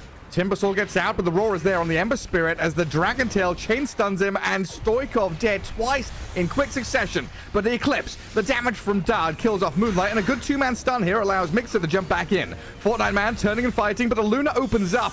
Tremendous damage out of Zero Tenacity in a situation I didn't think they'd offer much. And Crystallize, he's overstepped. Palanitza, they've handed them on a silver platter a massive chunk of gold. Okay, you lost your stacks, but you take the enemy heroes instead. Big move by LeBron there, going from behind, dropping down the cogs to keep heroes in place as well, getting bonus kills, and quickly getting that takedown on Beastmaster in the fight. That went way better than expected. I thought it was going to be disaster as the Timbersaw lost all his HP so early, but he barely stayed alive, came in and brought the damage. What was the overall lead? Was getting to like 5K? It's something like that. Yeah, now it's down to 0. Yeah, was building a lot, but the fact that they managed to protect the ancient stack for Luna as well is enormous. Timbersaw looks to be the one to go and clear it, want to accelerate his game. Using the smoke. Creep's not fighting back, they're just like, do you feel anything? I don't know. Weird, huh? It's the frog in the cauldron. Yeah, I see. You just have to slowly start cutting them with the chakram. Yeah, slowly raise the temperature, you know, start boiling them alive. Start with a little paper cut, and then you work your way up to full-on machinery. The wood shredder or wood chucker, whatever it's called. Mid lane, angle. Right. Chains into Earthspike. Terrorize. The control and Moonlight just tremendous here. Down he goes as Stoikov slips away with his remnant. LeBron might be feeling the pain here against Fortnite Man, but mixes in the middle of them, destroying Fortnite Man and Cracker with another Earthspike, but it's not quite enough to take him out completely. Oh, the That raindrop. looks so good. Raindrop protecting him. Only a level 2 Earthspike as well, so not fully maxed out on that for the damage. They did get the Pango, but paid pretty dearly.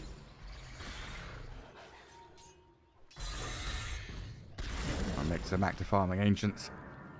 While the Dragonite has said, I've had enough joining these fights. I want to farm a bit, guys. My game 1 wasn't very good. Let's make game 2 a bit better. He needs to build up his net worth again. And I'm pretty amazed that Luna is actually the one leading the way after how this lane's played out. She got so much from the fights that we watched recently. She's going through the gate, gets stunned up.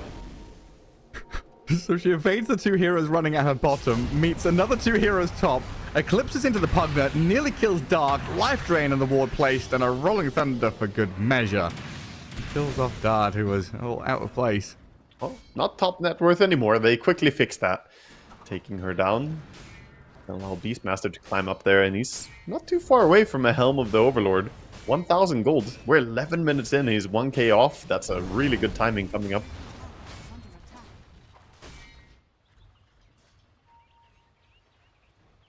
Push is mounting on top. Dragonite looking to force some people to come top, and indeed, Zero to Nasty are sending over some reaction. Yeah, the hookshot straight on Pugner is going to cut any moves short. Lines drawn, though, from Palanitza. Let's get this Beastmaster onto these tier 2s. He's got a pretty nice army there to shove out that bottom lane. Yeah, Glyph is available. They're probably going to have to commit it for this tier 2 tower. It's going to drop very fast.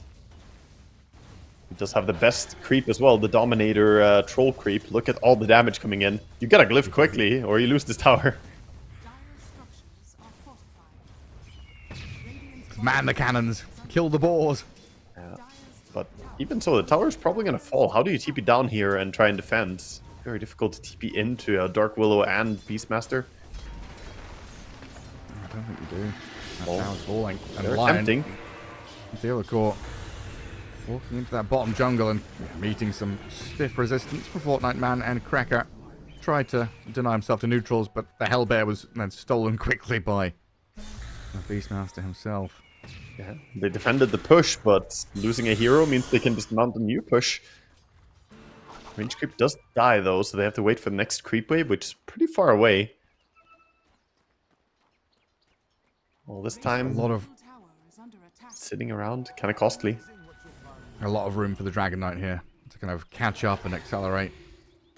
The rest of the team making a lot of noise and chaos on the opposing side of the map. Yeah, he's going for the standard build as well that we've hyped a lot. The Armlet, Mask of Madness. Gonna farm super fast once he gets the 2 items combined. His teamfight damage is also going to be absurd. Luna has a massive Ancient stack to clear up. Double Black Dragon stack. A blink on Dark Willow already. That gives you so much kill threat with a Beastmaster or the Pango. Yeah, Now you can just go wherever they are, blink Bedlam. Yeah, you can get in there together with them. We'll see the Beastmaster go and grab himself a Granite Golem, I believe. Does he take the Elder Granite, or does he? He's got stack. He's looking for a dragon. You know, the Granite is the second best one, but you really want the Black Dragon. He didn't get it, so he says, "Okay, you're with me, buddy." More of these ice troll shaman things. Yeah, they have the worst ability. It's so bad. The LeBron Ice TPing. Fire Bomb. Oh, Moonlight tried, like on the very edge of the cogs. Good escape. Cool, a blink on Mixer's Timbersaw now as well. The potential here for Zero Tenacity to pick up the pace, play same kind of story as this Dark Willow Beastmaster Pango, the Timber Lion Ember Spirit, able to get on top of people and maybe just blow them up before they have a chance to respond. They're not far away from Blink on Lion. That's what they're trying to wait for right now. Lion's farming bottom. He only needs this creep wave to get his Blink dagger. You're right, there it comes. Has been killed. Yeah, sends that out. I think once he gets this, they will look to take any fight. But the push is already coming. Panizia playing towards the Dragonite. Cracking the tier 1 tower before Lion is ready. Radiant structures are fortified. They're what, like 30 seconds, a minute ahead of the curve. Zero Tenacity start TPing back to mid-tier 2. Oh, we have a Setting big up fight up top. brewing. So Magnus Crystallize up on TPing the front out, line. though. To take the Wisdom. I don't know if he knows this is going to be a huge fight. He's missing now. He just walks right up into the Eclipse. Crystallize is dead before he knows what hits him. Dark Willow hexed and dead as well. I mean, Zero Tenacity just had their number there. Well, Palanitsia, like you say, you know, it's the Pugna bailed. Just ditched the team. Yeah, if Pugna They was felt there... far too comfortable. Yeah, I don't think they expected a resistance coming in, but this is good defense mounted by Zero Tenacity. Yeah, On take the down the golem. 252 gold here from the Helm of the Overlord creep as well. Another stack for Fortnite, man. So what was it? It was Ice Trolls, then Golems, then Ice Trolls. Yeah, so now he gets the Black Dragon. And he's gonna use It's gonna that be to kill golems the... again. He's gonna kill all the other creeps with it. The dragon is here to burn. Mid? A roll in from Moonlight. Defending their mid lane. Theolacor gets blasted down. LeBron trying to hookshot away. He zips across to the creep camp and TPing home successfully. That's nice. I feel like I always see Clockworks miss those hooks when they try and hook shot and then TP out, but he angle it towards the creep camp, gets it, and Spider-Man's to safety. The creep camp's always empty. Yeah, The cores are always farming them. that's the problem, perhaps. Mixer gets away from Moonlight in the middle lane. Tanky Timbersaw. Game is dead even right now. Either team could get ahead. All comes down to the next few initiations. And it's gonna that's need the their thing, entire right? team there. They need Pugna to be there and ready. And both teams have that like immediate kill damage, like Ember. this. The roar into Bedlam, Ember's gone. On the flip side, you know, Zero Tenacity potentially have the Lion and Timber to just blow up a Dark Willow, but that's not a core kill. They need Moonlight, and they've got him. They turn it around with a double for Mixer, but now the life drain soaks out all the HP of the Timbersaw. LeBron and Theolacor trying to come back in with a Luna, the Eclipse damage onto Fortnite Man and Dark. Tremendous stuff as Stoikov brought back to fight back into Fortnite Man. Beastmaster is on the run, but there's no escaping from these two. A Remnant going a little deeper as well, looking for the +1. He's got the slight chains on the DK. 4 down on Palanitsa's side. A buyback out of Stoikov, and I feel like Zero Tenacity winning that fight. Zero Tenacity just playing so well around the Ember buyback, using his Remnant there to get back in. And they just take the fight in a very decisive manner. They see that they have Eclipse, they go in with it and burst as fast as possible. A lot of this is also made possible by Mix. He has been the big guy to play around for them. He did die in that fight, but 7-1 and 3. The Timbersaw has been dishing out tons of damage. It's just funny how quickly heroes die, you know? Like you enter a fight, hero gone, hero gone, hero gone. I think and you Pango... buy back. Yeah, Pango got killed so quickly, he didn't use his 20 magic stick. He didn't expect the damage coming out there from the Timbersaw to be that fast.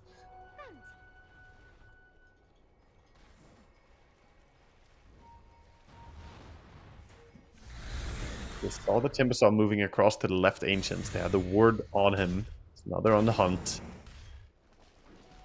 Dire's looking to kill this man, but he has Aghanim Scepter. If he can get that off, he's not easy to kill. I mean, this is where it's very easy to start playing scared, right? You lose a couple of fights, you feel a little worse for wear, you know how the enemy team has been reacting, and Palanitza there, you know, not going for the throat, letting that Timber get away. You know, well done by Mixer as well at the same time to kind of skirt away from danger. But this is where Palanitza needs to be landing these moves. Like, a kill into Roche would be huge for them. Definitely. And Mixer, yeah, he farmed safely using his chakrams from far away. Moment he walked up, he unsmoked the Willow, so he ditched Timber Chained out of that quickly. The blink on Willow is there, but they don't have the blink on Dragonite, and they don't have blink on Beastmaster, so their initiation is a little bit lackluster. Pango can blink and initiate, but that's it.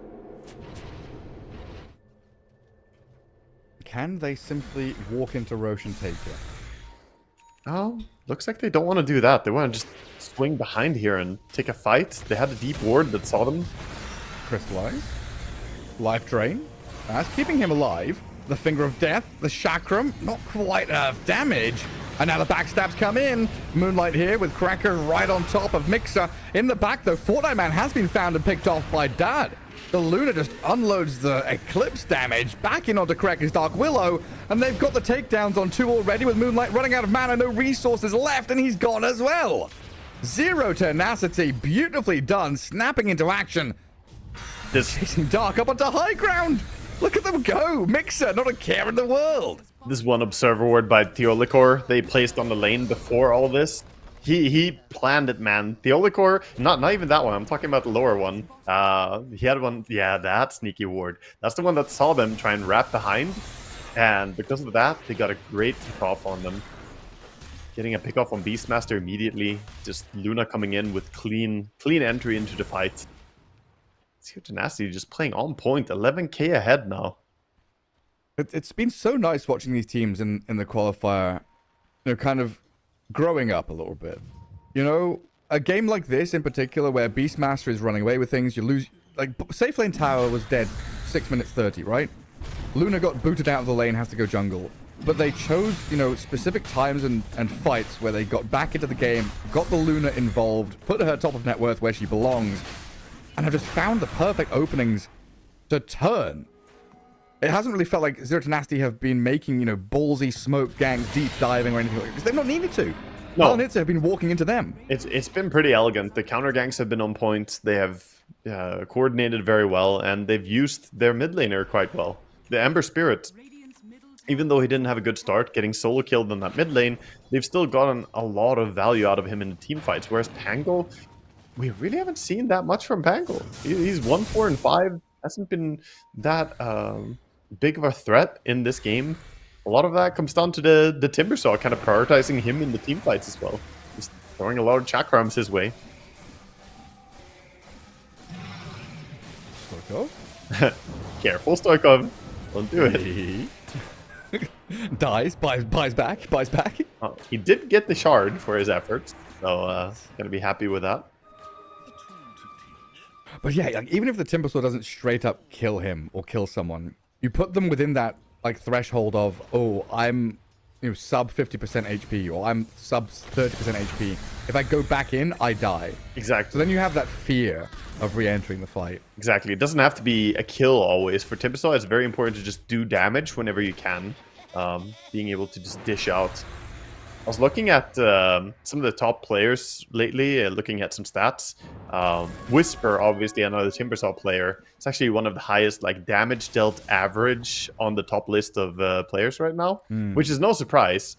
But he also has 84% win rate in his recent games. So there's you know, there's stuff to be learned from the mentality of just deal damage to your opponents early when you have the opportunity to. A hero like Timber, always about killing. It's like the same thing as like learning how to lane, right? Like you're always wanting to do more damage than they're doing to you. Sure, that sounds simple enough, but it's like do damage and stay alive is such a hard tightrope act to walk. Hey, break it down to its fundamentals, you know, the Dota at its basic level. Damaging the enemy is good. Yeah. It's the high MMR take. But again, it's just like one of those bell curve memes, right? It is. It really is. BKB good, BKB bad, BKB good. Yeah. Speaking of, Luna not going for the BKB, of course, has the Aegis in hand and going for the Kanda next, the classic build. Normally, we don't see any BKBs on Lunas these days. Quite often, it's just this type of build. Hurricane Pike and Mantouch stay alive instead. And just having a lot of HP from the value of the Kanda. Tower is under attack. Clock going into everyone alone. I don't know if they realize he's alone. He's never alone with his little jetpack. Robots are his friends. Off he goes. I always imagined the March of the Machines from Tinker being a bunch of little clockworks. Oh yeah. Just miniature little baby ones. That would be a good cosmetic to have. Just have a bunch of little clockworks. March! Spawning clockworks. It's like Tinker is the broodmother of the Keen family. Just pumping out little baby clockworks all the time. Smoke coming in. Timbersaw just diving through. Fortnite Man getting slowed up. Forced the BKB very early on. And now makes it, he's got his Aghanim Scepter going. You don't really want to be focusing him. I could blink away there, dodges the hook shot, while on the right-hand side, multiple fights brewing here. Moonlight battling back into Stoikov, who went pretty Ember deep. stunned up. Ember Spirit, Dragontail stunned, roared, and killed. That roar. Cracker. Mule Scepter. That's not gonna save you. They do get a nice takedown on side of Pioneer, taking down the Ember, so fighting into the lineup Zero Tenacity while they have Aegis is always scary, but they weren't fighting the Luna. And now Luna says, okay, you use Roar, you use BKBs, what do you have to defend? You can just go and push. Even a DK form was used in that fight, so if she wants, she can crack high ground. I don't think she's going anywhere.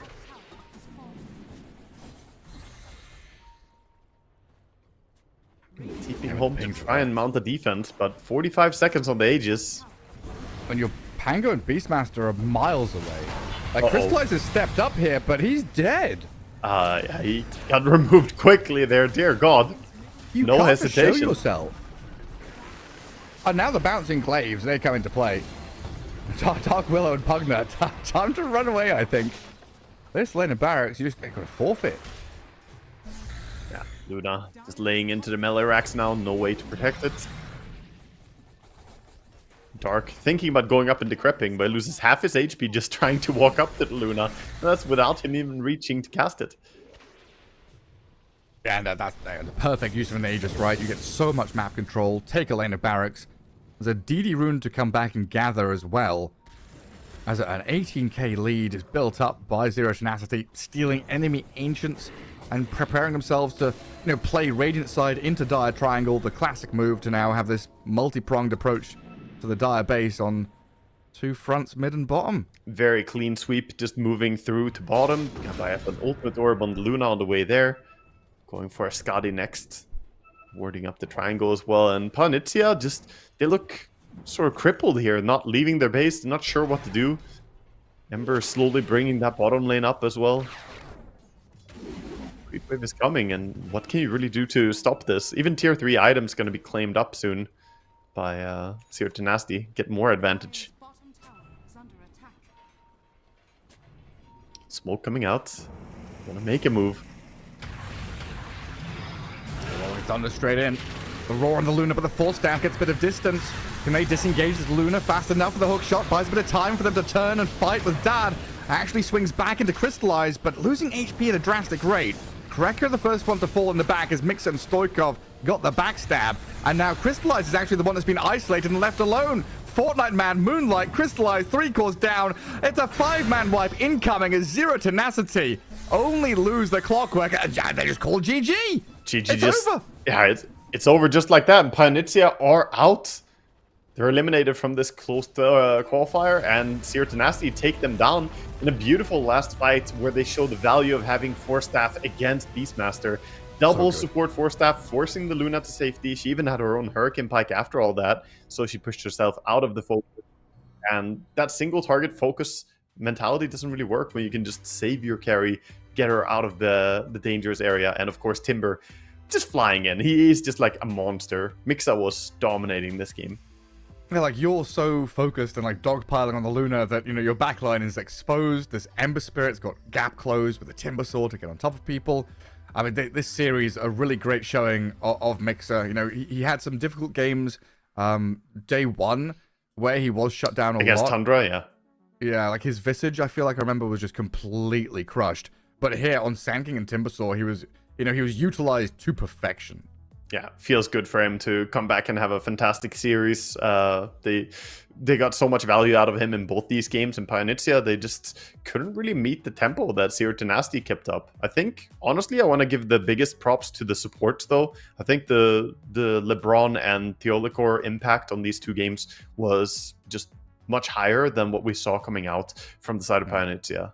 Their reads were a little bit slow, perhaps, and they got outplayed across the map.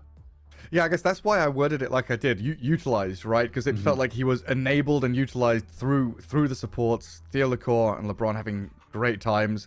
You know, Stoikov kind of had some quiet games, but it feels like that's what we quite often see in Dota. You know, sometimes there's one core who's left by the wayside a little bit, and the other ones are the main focal points. You know, Stoikov has been the initiator. He goes in, maybe he dies, but he starts off the fights, gives his life for the greater good of the team. And Zero Tenacity, yeah, they knock out Planetza. Planetza down and out, but Zero Tenacity moving on forward to face against the Gaming Gladiators as their next opponents. Now, that's a pretty big step up. Yeah, definitely. Gonna be some exciting stuff that we have coming up ahead here. I can't wait, man. I want to see the qualifier game as well for which team is going to take the first spot here. We have 2 spots coming up for, you know, these teams to battle out against, with Avalis and Team Liquid, who are going to be facing for that. But we're going to have to pace ourselves a little bit. I'll have to wait for now. Yeah, tons of games to come. You know, day 2, just the first series done here for ESL One Bangkok. It's the Western European closed qualifiers. And there's another stream. There's multiple streams for all the other regions as well, as I think we've got a pretty long break. Looks like, yeah, about 2 hours or so we've got until that next series coming up. And Maus vs. OG are still playing game number 2, so you can go check that one out, as that's ongoing on the Ember stream, I believe. But from me and Waga, it's goodbye for now, and see you in a couple of hours. Just flash her a smile. I make petty look pretty. They run an inch, I run 3 miles. You need a foot on the gas, I'll put my name on the line. Main character energy, I'm just taking what's mine. And it's written in the stars, I'm a king like my sign, yeah. Raising the bar that just dropped like a surprise. Don't be mad about it. Don't be mad about it. Don't be mad about it. Don't be mad about it. I don't play the game, now I make the rules. Cards close to the chest and I don't play no fool. Don't be mad about it. Don't be mad. Don't be mad.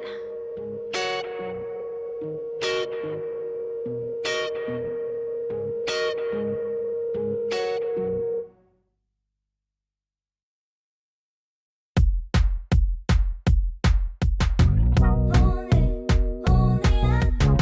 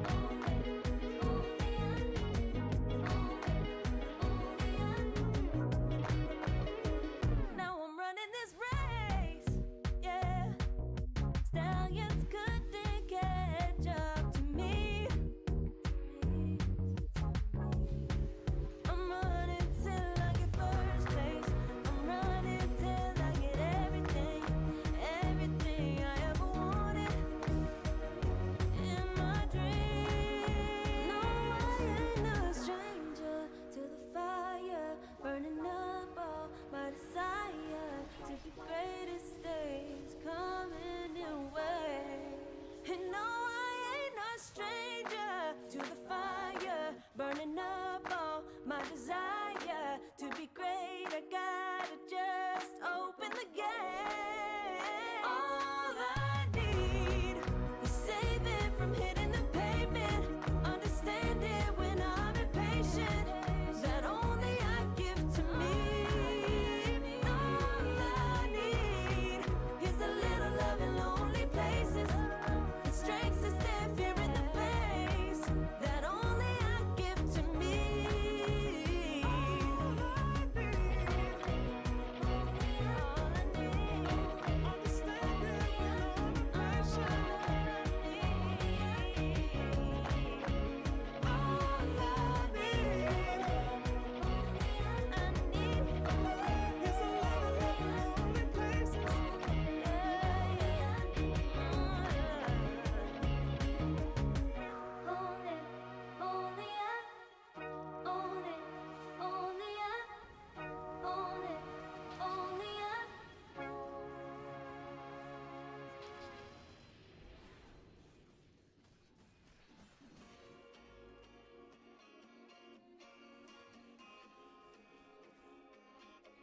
Yeah.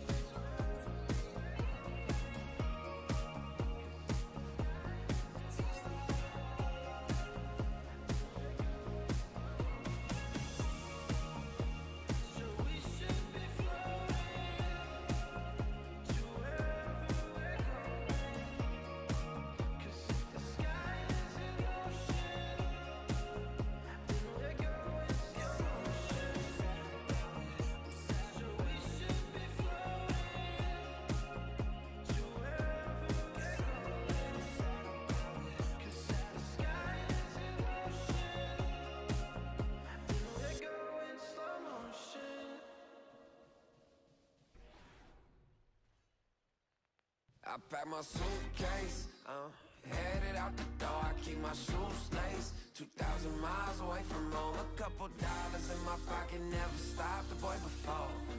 I load my bags and hit the road. Miles past, turning back, found my track, face the fact, she a cold one. Never gonna settle for none. Stay up every night till I won. Don't want a slow rise now. I'm confident opulence isn't a long ride out. When I look back now, I'm astounded.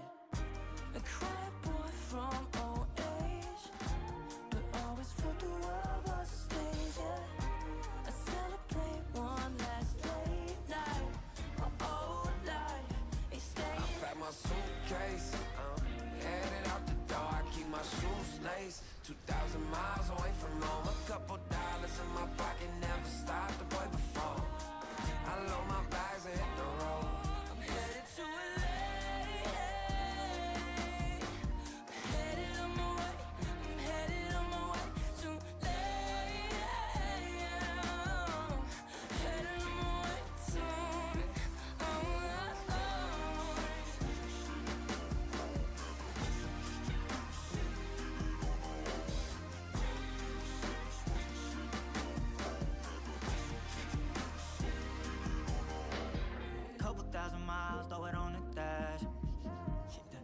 10,000 hours, can't let them pass. Yeah, well, I was putting time in, you was pulled up wildin'.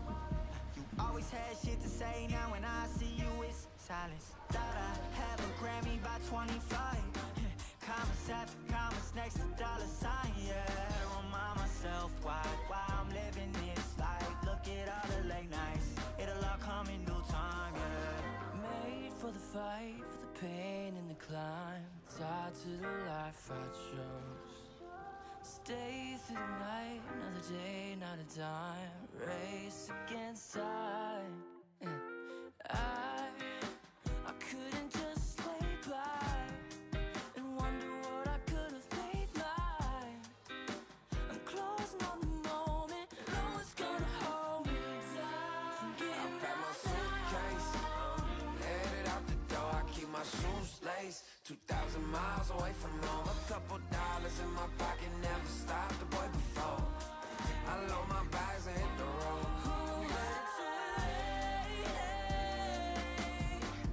headed on my way.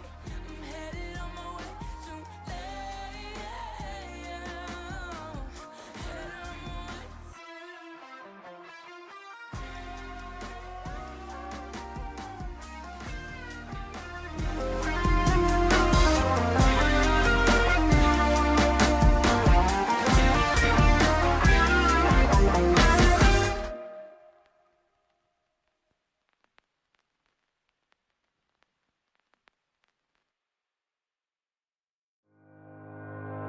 Think about it every night when I close my eyes. You're on my mind. I try to quit a million times, but it takes me high. Like you're so divine.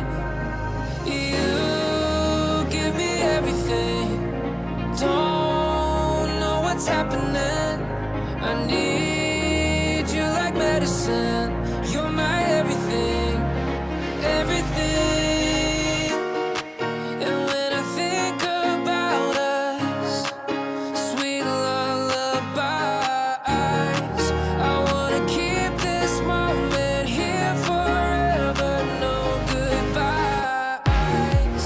And when I think about us, sweet lullabies, I wanna keep this moment here forever, no goodbyes.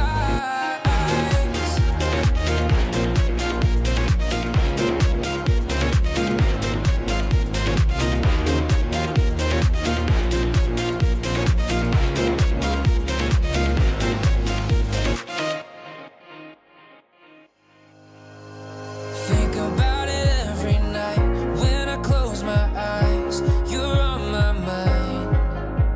I try to quit a million times, but it takes me high. Like you're so divine. You give me everything. Don't know what's happening. I need you like medicine.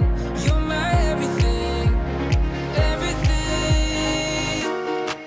And when I think about us, sweet lullabies, I wanna keep this moment here forever, no goodbyes. And when I think about us, sweet lullabies, I wanna keep this moment here forever, no goodbyes.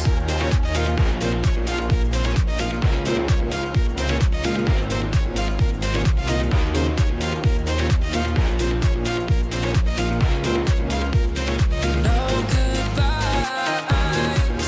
And when I think about us, sweet lullabies, I wanna keep this moment here forever. No goodbyes.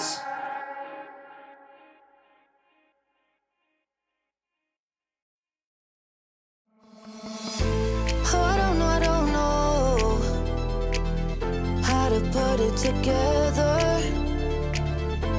Ever since I found you, my life just got better. Better than this, better than that, better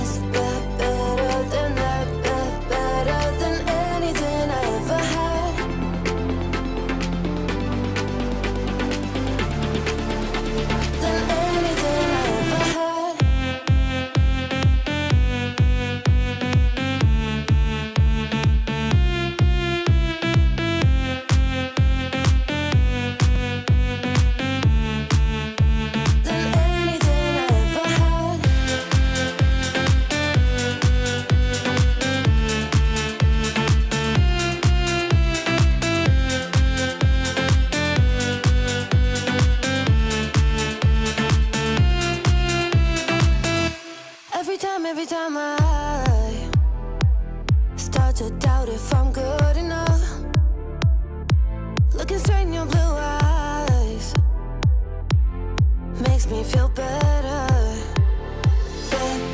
Better than this, better than that, better than anything I ever had.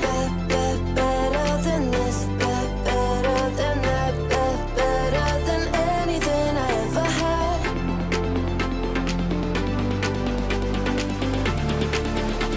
Than anything I ever had.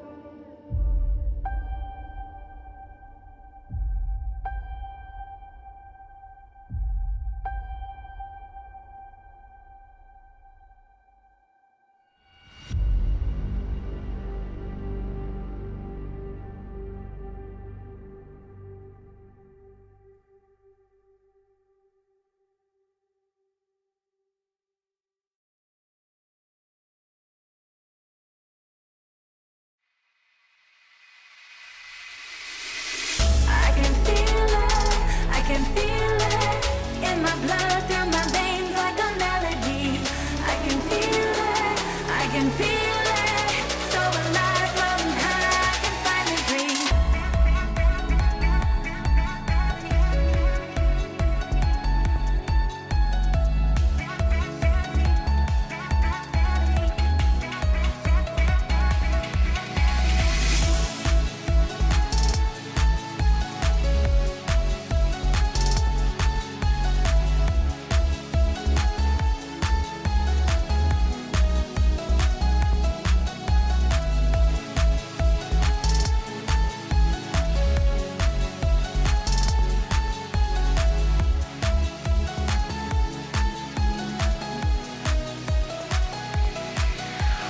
Lately, I've been feeling lonely.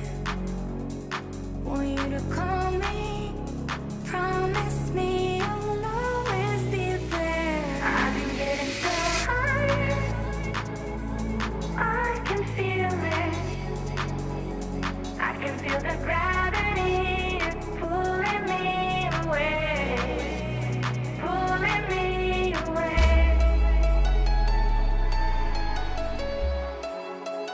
Pulling me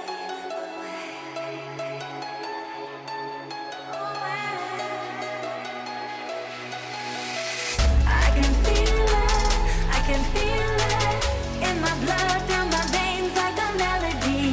I can feel it, so alive, floating high, I can finally breathe.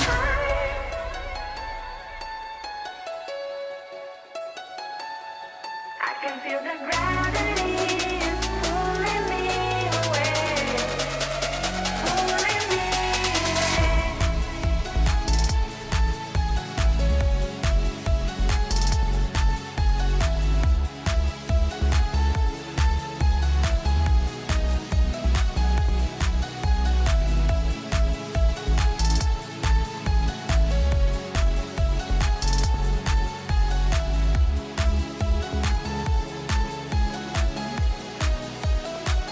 I've been getting so high, I can feel it. I can feel the gravity is pulling me away, pulling me away.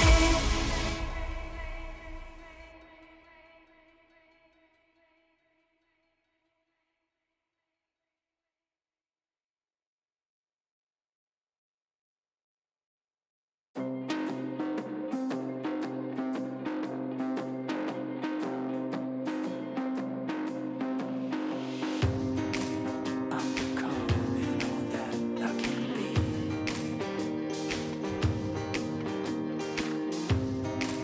Let me show you something you've never seen.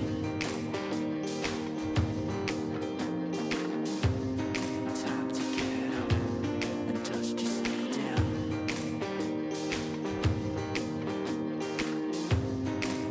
Not every king wears a crown.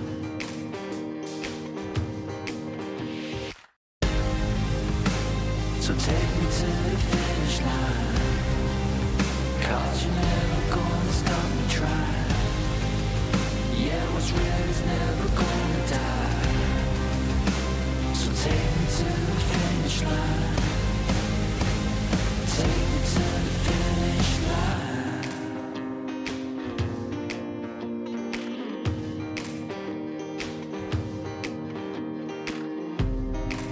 Keep on running till I get to the top. I'll never back down, I won't never stop.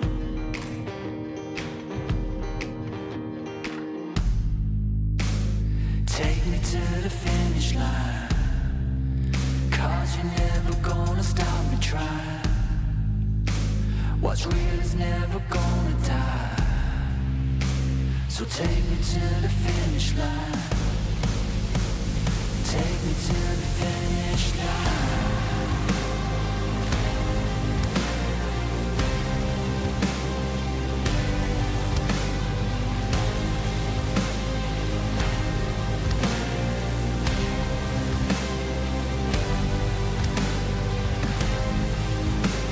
So take me to the finish line, 'cause what's real is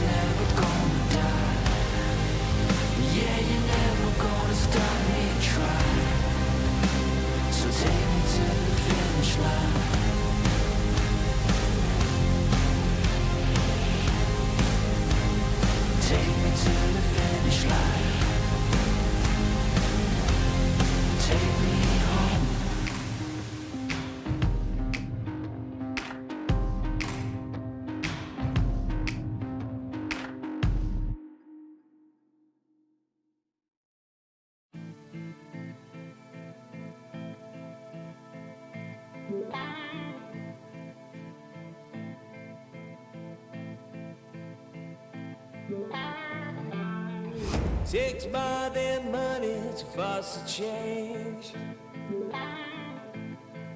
Takes more than time to heal the pain. Heartbreak will light the fire. Heartbreak will light the fire. Fire will light the fire. Fire will light the fire.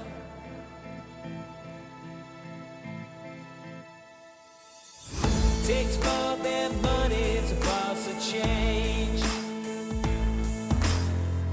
Takes more than time to heal pain. Heartbreak will light the fire. Heartbreak will light the fire.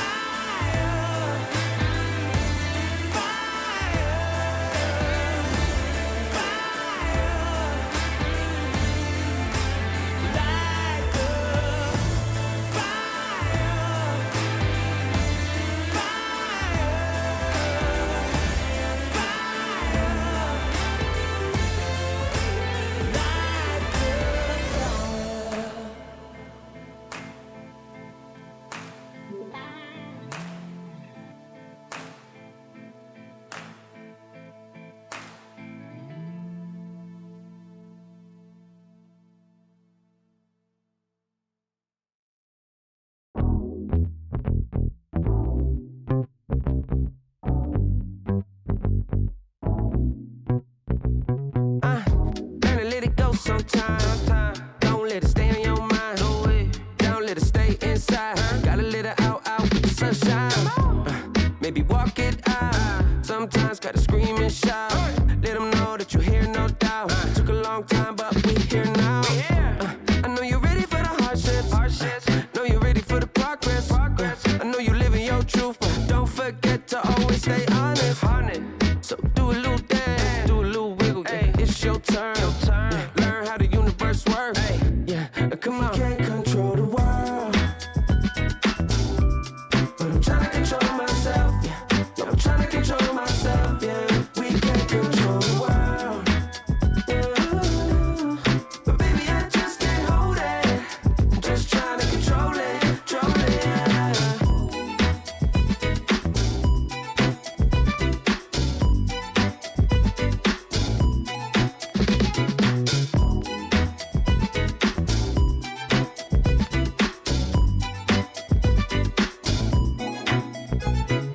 We gon' celebrate like we never have. Slow wine with your better half. Never hesitate to get the bag. Money talks and we always chat. That's why hard work and dedication can get you to a better place, better space. You ain't got time to be wasting. But don't chase it. You can't control the world. But I'm trying to control myself. Yeah, I'm trying to control myself. Yeah. We can't control the world. What we doing? But baby, I just can't hold it. I'm just trying to control it, control it. Yeah. Just trying to control it. Hey, just trying to control it. Yeah. Let it out, let it out, let it out, let it out.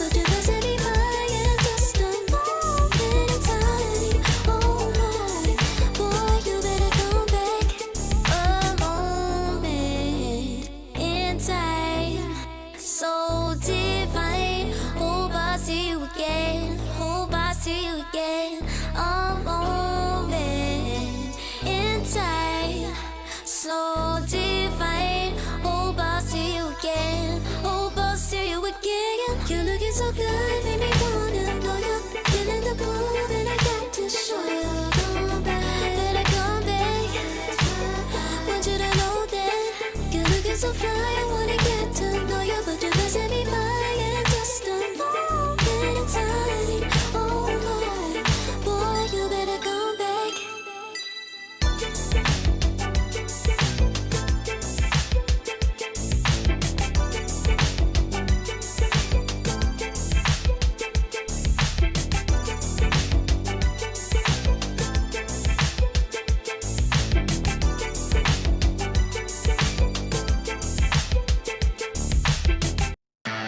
You're so cool, cool. So stick around. You're so cool, cool.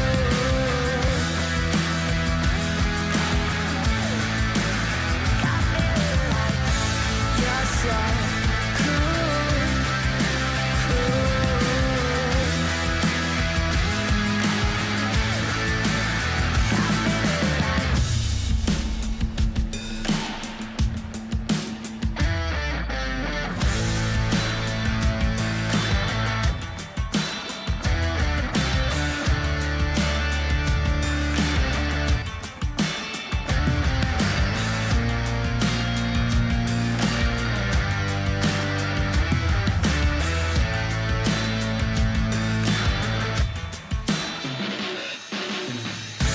You're so cool, cool.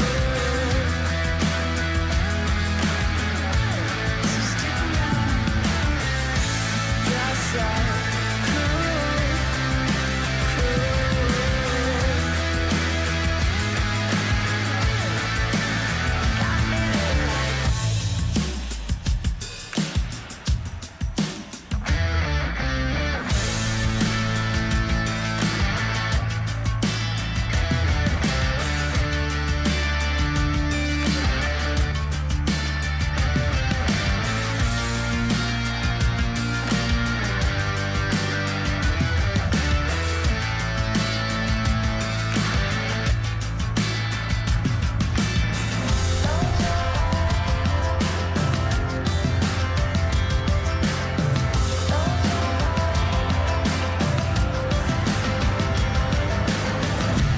You're so cool, cool.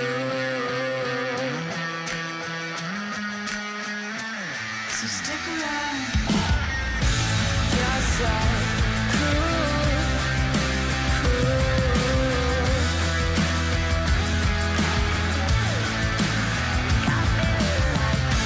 You're so cool, cool.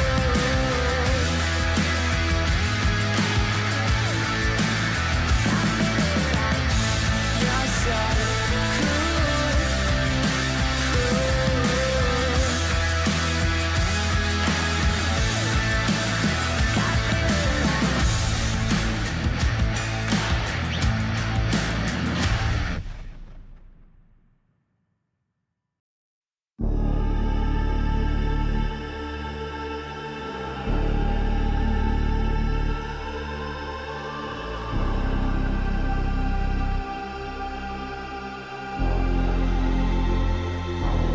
You'll be free when I set you free. I breathe you in, but all your sins won't disappear. You can see it's true that I want only you when we'll break free. Together, you and me. Take me in your arms and let us rise high up to the stars where we can fly. So come with me and pray.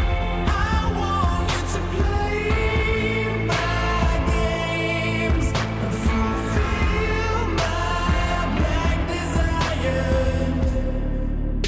So break my heart and leave me. I only need your body. So I'm saying I'm in love with you, but I don't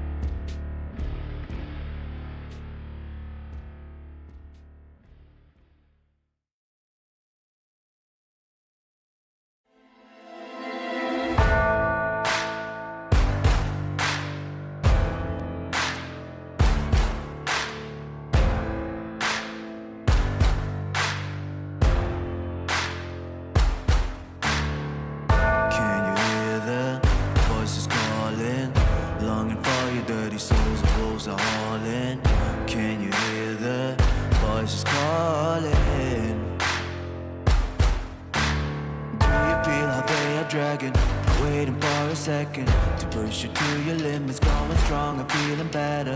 But do you feel them? Can you hear them say? Cross the line. Since a little dark in here, trust me, you have nothing to fear. Take the start. Follow, leave it all behind. Welcome to the other side.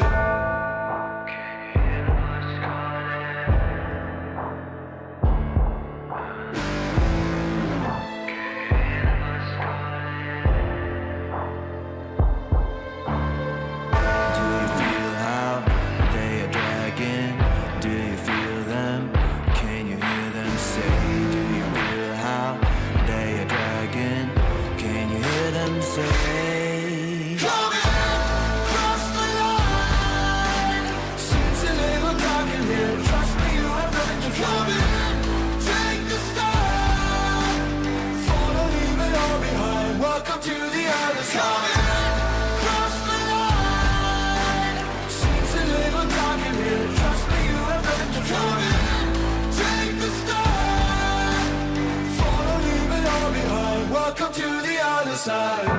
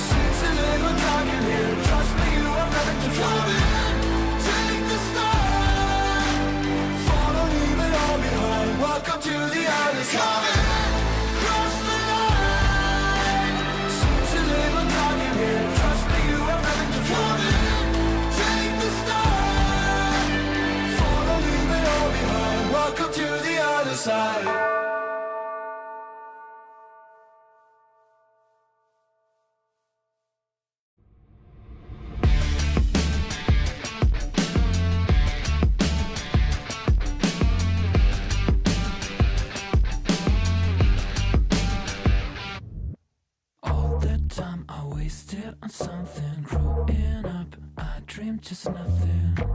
Ooh, what are you? People talk loud, I get what they're telling me. I fucked up, but I didn't care a bit. Ooh, what are you? Hey, I gotta say, something's going wrong. Upside down, I'm falling. Hey, I gotta say, I'm always on a run. I'm getting closer to the light. By the time I'm changing my remedy, blowing up, I get sick and tired of this. Ooh, what a truth. No one talk now, I'm feeling lost on this. Silence is loud, I get it safe from it. Ooh, what a truth. Hey, I gotta say, something's going wrong. And everything's upside down, I'm falling. Hey, I gotta say, I'm always on a run. I'm getting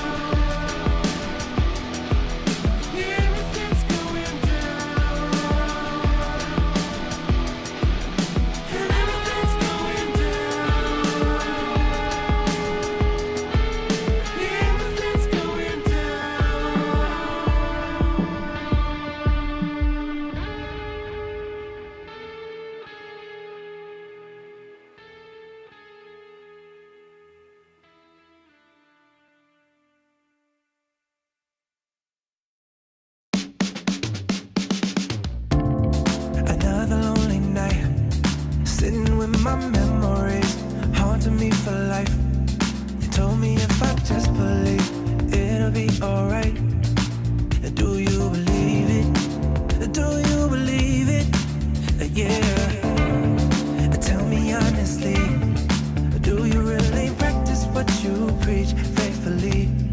It doesn't make you wrong or right. Judging me, how do you decide? How do you decide? Why you wanna lead with fear when you could go and lead with love? I'ma just stay right here, cause I can never give enough. Hey pretender, come on, take me back down to the river and tell me all the ways that I'm a sinner. If I follow, will I be delivered? Am I delivered? Oh, defender, come on, take me back down to the river and tell me all the ways I should surrender. If I follow, will I be delivered? Am I delivered? Another phony lie, something you keep selling me, something I won't buy. I know that you keep telling me how to live my life. I won't believe it, I won't believe it. Tell me honestly, do you really practice what you preach faithfully? Will you ever let me be? Or will you just keep judging me? Keep judging me, yeah. Why you wanna lead with fear when you could go and lead with love? I'ma just stay right here, cause I can never give enough. Hey pretender, come on, take me back down to the river and tell me all the ways that I'm a sinner. If I follow, will I be delivered? Am I delivered? Oh, defender, come on, take me back down to the river and tell me all the ways I should surrender. If I follow, will I be delivered? Am I delivered?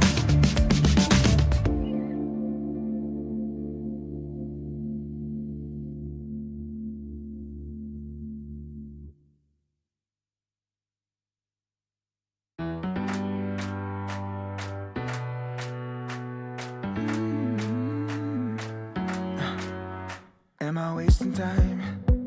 Cause I'm already gone. So long, can you stay the night? Cause you're the thing I want. I want. I know you're feeling different when you're stressed out, but even with no makeup you still stand out. Cause no one makes me feel the way you do now, like you do now. The way that you move your body, you make it look like a hobby. Every time that you touch me, it's electricity. Things we discovered underneath last night's covers. Everything came so easy. It's electricity. Electricity. Whoa. It's electricity. Electricity. It's electricity. When it's late at night, I feel you on my skin. My skin. You're all that's on my mind. It's finally sinking in. You're it. I know you're feeling different when you're stressed out, but even with no makeup you still stand out. Cause no one makes me feel the way you do now, like you do now. The way that you move your body, you make it look like a hobby. Every time that you touch me, it's electricity. Things we discovered underneath last night's covers. Everything came so easy. It's electricity. Electricity. Oh, it's electricity.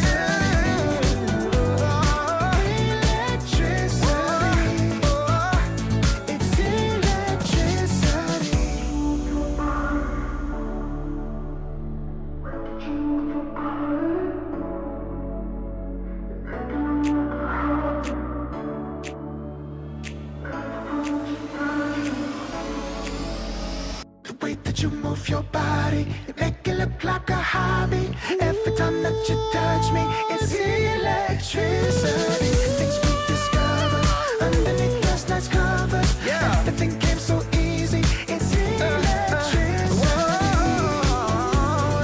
Electricity. It's electricity. You move your body.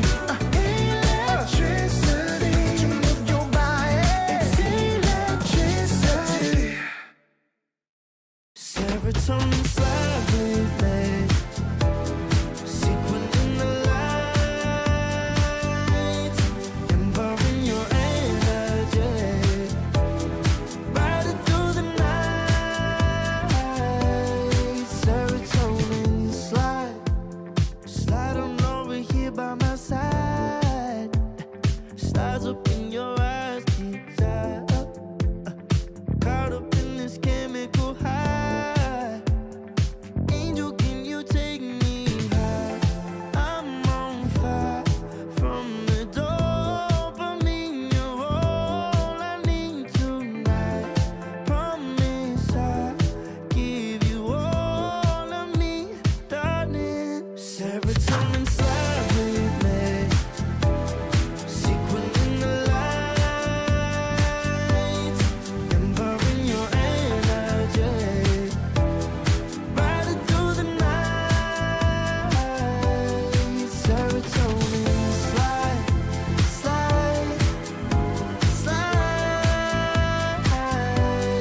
Serotonin slide.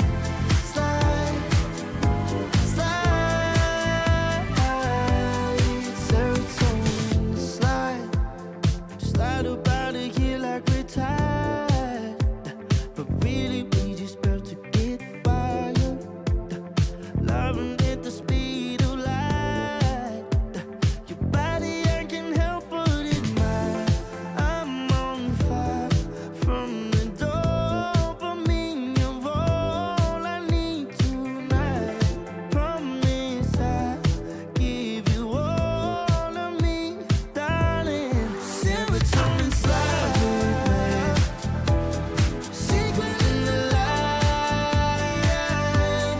embarking your energy, riding through the night. Serotonin slide. Serotonin slide.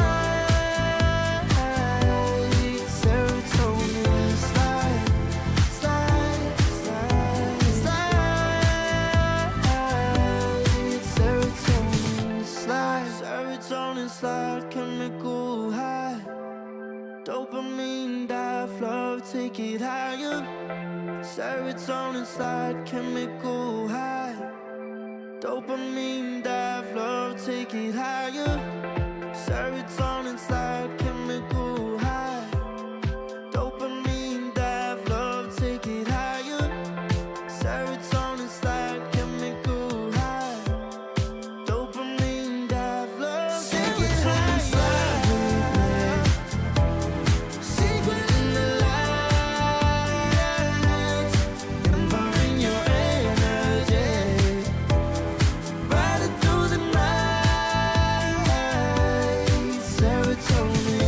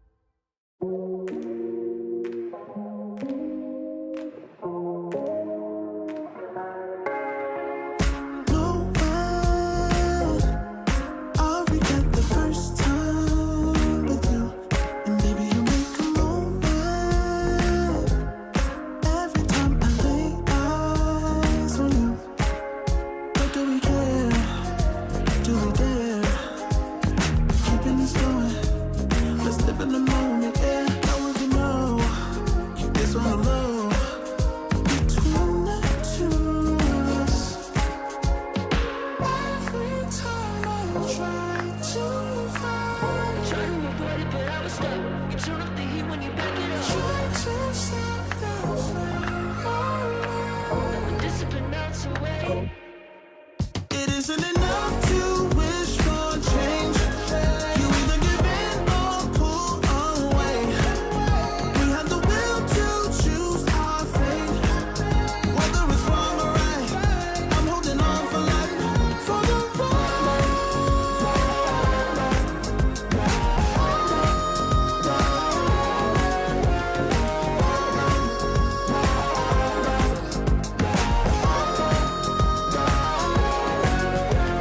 today we woke up, lying in a pool of shame.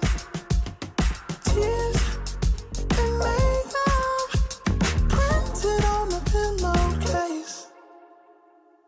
It's hard to apply restraint. I'm trying to stay away. It's so magnetic. Ooh, I gotta have it now. Let's keep it a private thing. I'll give you a secret name. Let's build a life on a lie. Every time I try to find, Try to avoid it, but I was stuck. You turn up the heat when you back it up. try to stop the flame. I'm discipline out your way. It isn't enough to wish for change. You either give in or pull away. We have the will to choose our fate. Whether it's wrong or right, I'm holding on for life. For the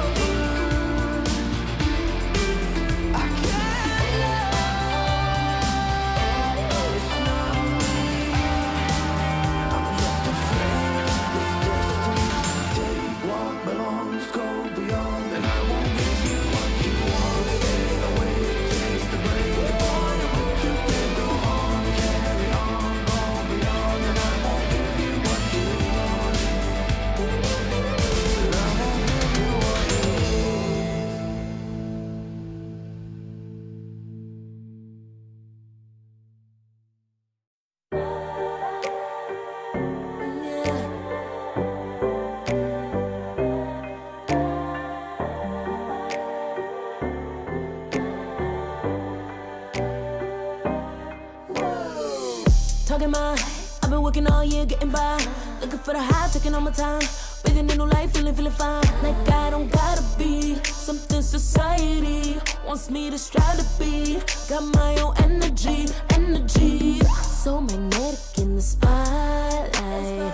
Shaping my own world with my own mind. Don't talk about me unless you alright. You gon' see I'm feeling real free, protecting my energy.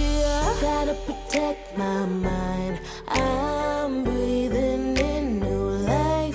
It's time that I realize what feels good ain't always right. Making changes, I got me a new strut. No more settling, I'm running out of good luck. Never chasing, I attract, I'm busy going up. If you see me come correct, then keep it on the book. Get it, how I live it, that's the motto, how it goes. No more reaching in the distance, hit the lotto, I'm the one. Not denying myself anymore, I'm done with it. Sky is the limit, I'm living like we know. Energy, energy, energy. Feeling free, feeling free. Energy. Gotta protect my mind. I'm breathing in new life. It's time that I realize what feels good ain't always right. I'm feeling good, feeling free. Feeling good, feeling free. All I need is me and my new energy. Feeling good, feeling free. Feeling good, feeling all I need is me and my new energy. Feeling good, feeling free. Feeling good, all I need is me and my new energy.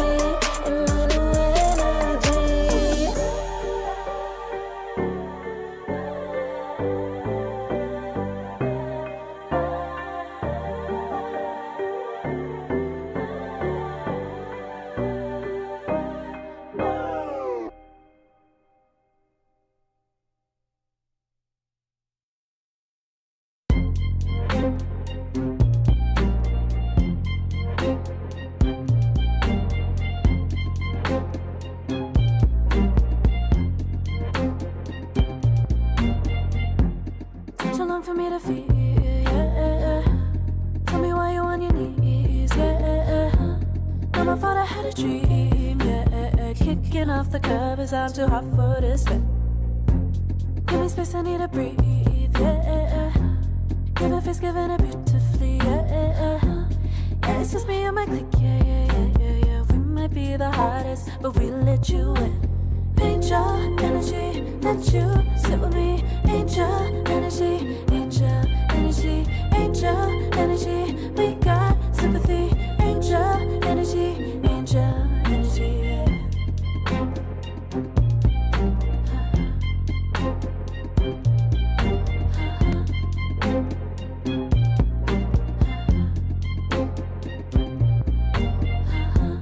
Take the time to breathe and rest. Let yourself feel the best. Feel it all so deeply, so deeply. Divine with how we be, yeah.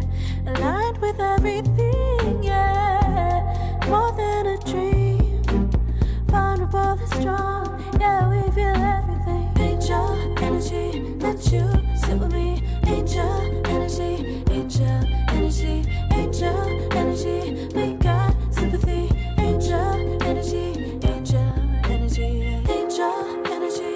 Let you sit with me. Angel energy, angel energy, angel energy. We got sympathy. Angel energy, angel energy.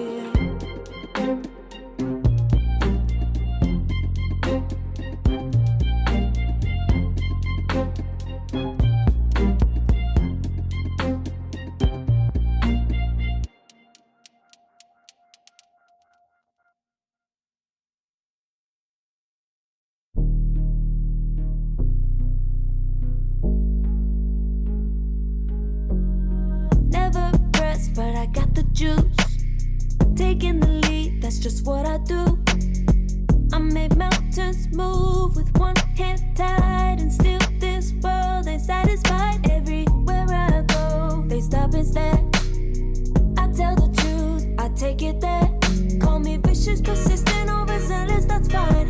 Main character energy, I stay taking what's mine. You need a foot on the gas, or put my name on the line. Main character energy, I'm just taking what's mine. And it's written in the stars, I'm a king like my sign, yeah. Raising the bar, the jaws drop like a surprise. Don't be mad about it. Don't be mad about it. I don't play the game, nah, I make the rules. Cards close to the chest, and I don't play no fool. Don't be mad about it. Look, yeah, my name stay in the mouth. Legs got broke, they said cast her. I'm the 911 response in a disaster. I don't ask, I just take. Treat the world like a man, I just blow them away. Yeah, I'm a #1 fan. Don't need a bark, I'm a bite. Switch me on, dark need light. Don't need pity, don't need spite. I just plop, plop, plop on sight. Could take your girl in 2 seconds. I just flash her a smile. I make petty look pretty. They run an inch, I run 3 miles. You need a foot on the gas, I'll put my name on the line. Main character energy, I'm just taking what's mine. And it's written in the stars, I'm a king like my sign, yeah. Raising the bar, the jaws drop like a surprise. Don't be mad about it. Don't be mad about it. Don't be mad about it. Don't be mad about it. I don't play the game, nah, I make the rules. Cards close to the chest, and I don't play no fool. Don't be mad about it. Don't be mad. Don't be mad.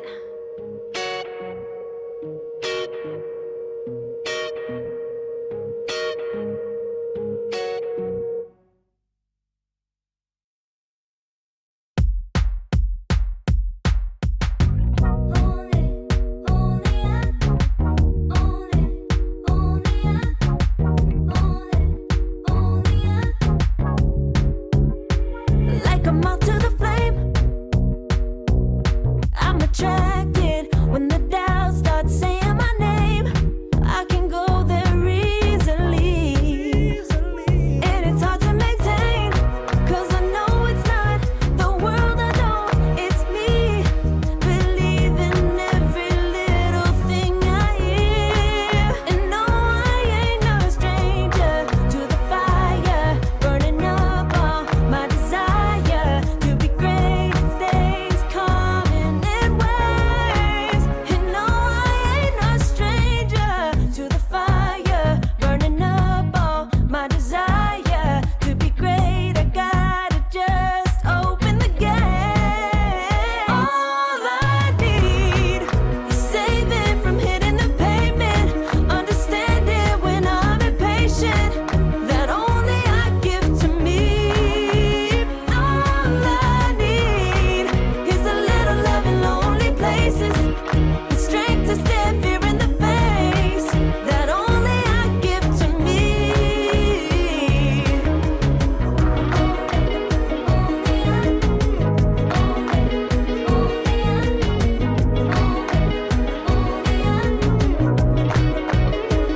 Now I'm running this race, yeah. Stallions couldn't catch up to me. I'm running till I get first place. I'm running till I get everything, everything I ever wanted in my dream. No, I ain't no stranger to the fire, burning up all my desire to be greatest days coming in waves. And no, I ain't no stranger to the fire, burning up all my desire to be great. I gotta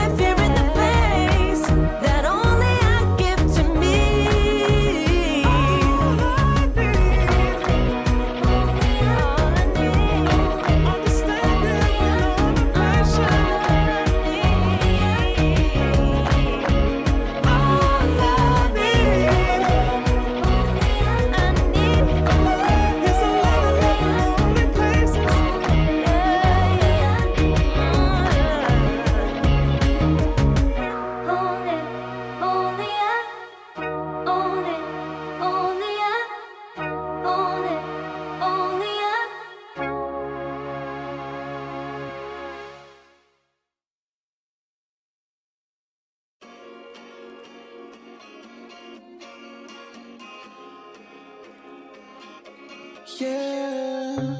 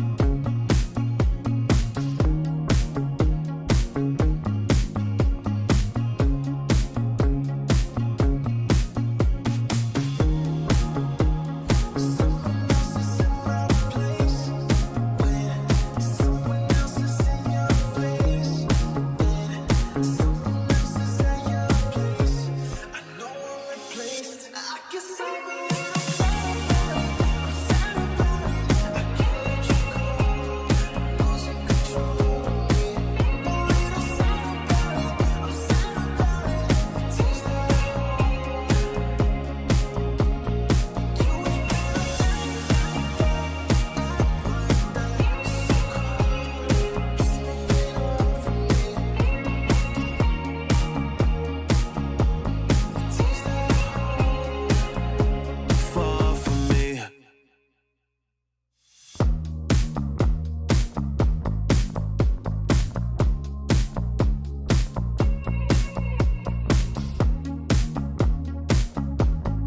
Girl, what's this shit about? You told me I was different than them. Now you got yourself another man. I hate to see you out with him. I guess I'm a little I'm sad about it. I can't let you go. Losing control of me. But when I'm sad about it, I'm sad about it. Tears that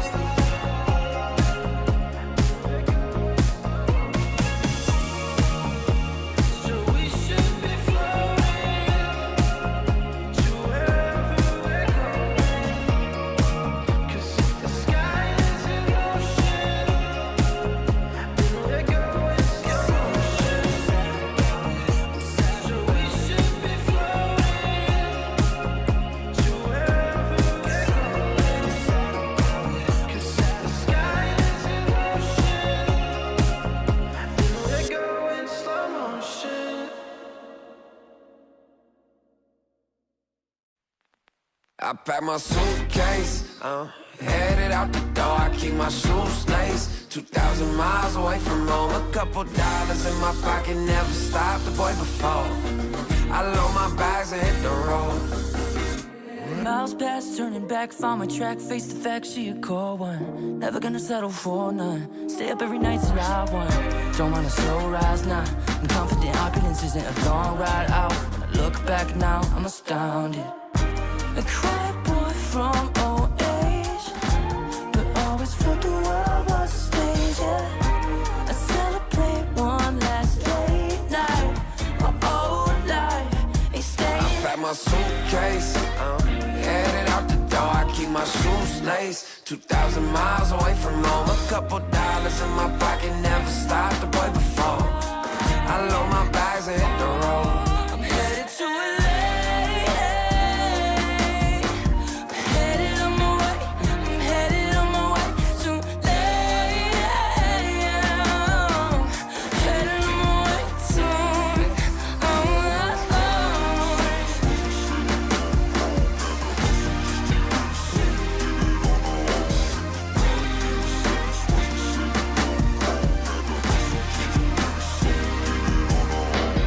Couple thousand miles, throw it on the dash. Shit, 10,000 hours, can't let them pass. Yeah, well, I was putting time in, you was pulled up wildin'. You always had shit to say, now when I see you, it's silence. Thought I'd have a Grammy by 25. Yeah, commas after commas next to dollar sign, yeah. To remind myself why I'm living this life. Look at all the late nights, it'll all come in due time, yeah. made for the fight, for the pain and the climb. Tied to the life I chose. Stay through the night, another day, not a dime. Race against time. I couldn't just lay by and wonder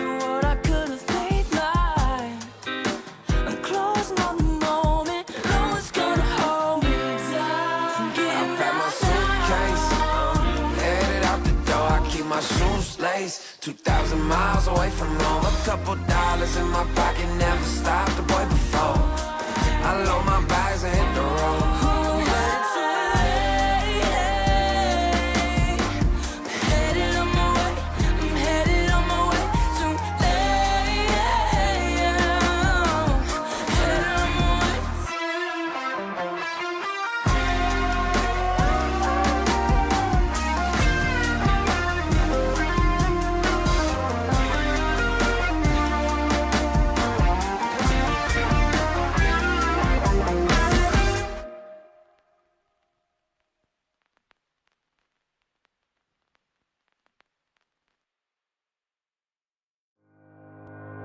Think about it every night when I close my eyes. You're on my mind.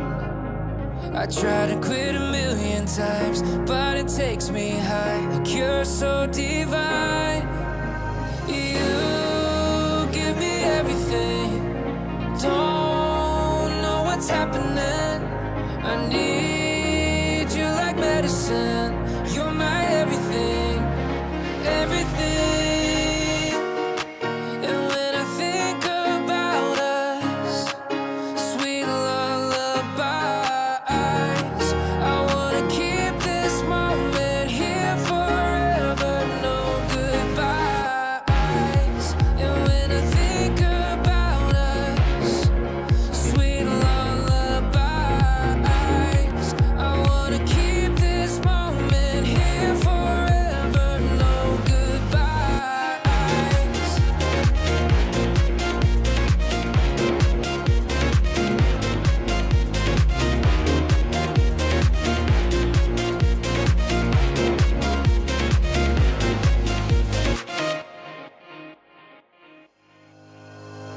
Think about it every night when I close my eyes. You're on my mind.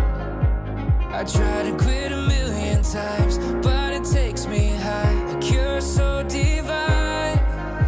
You give me everything. Don't know what's happening. I need you like medicine. You're my everything, everything. And when I think about us, sweet lullabies, I wanna keep this moment here forever, no goodbyes. And when I think about us, sweet lullabies, I wanna keep this moment here forever, no goodbyes.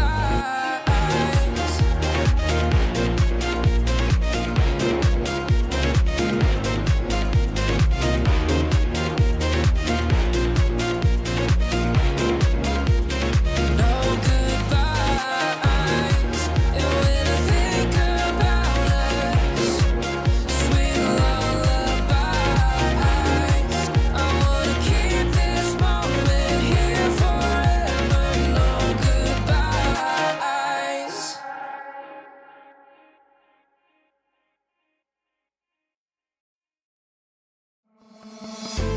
Oh, I don't know how to put it together. Ever since I found you, my life just got better.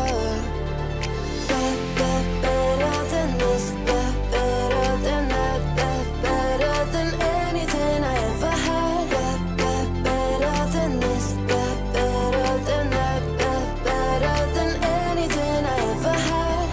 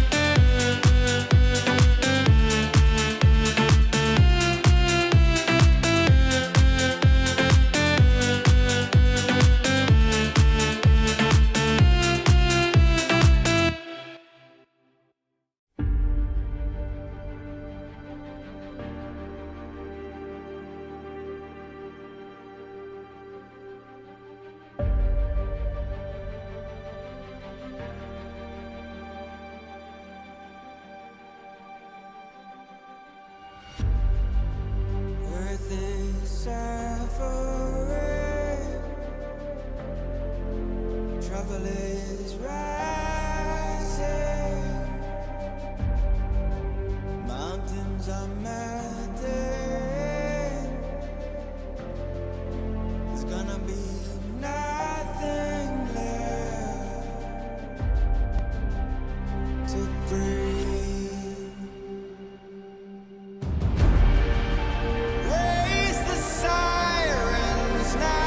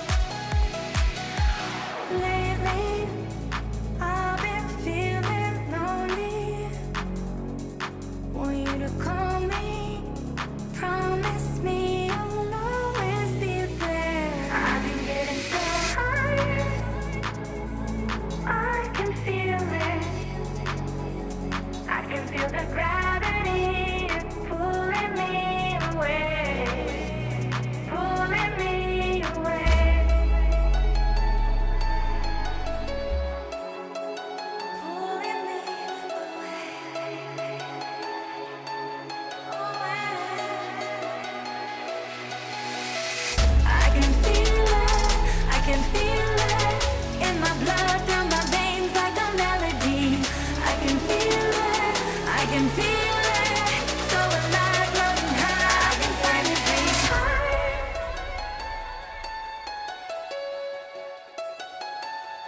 I can feel the gravity is pulling me away, pulling me away.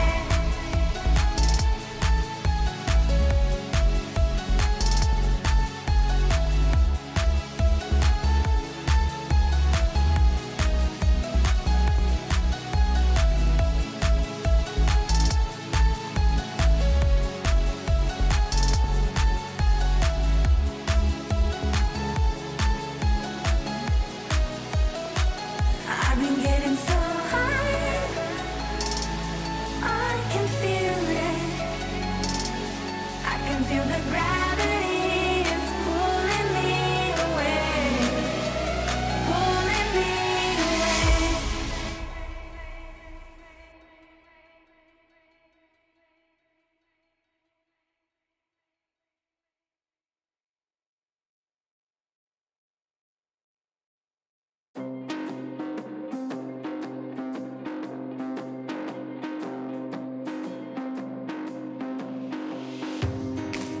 I'm becoming all that I can be.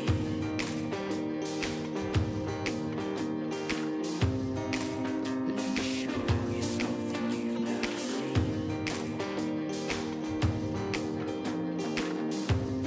Time to get up and dust yourself down.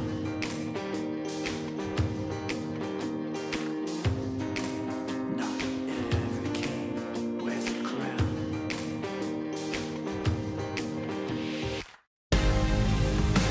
So take me to the finish line, 'cause you're never gonna stop me trying. Yeah, what's real is never gonna die. So take me to the finish line. Take me to the finish line.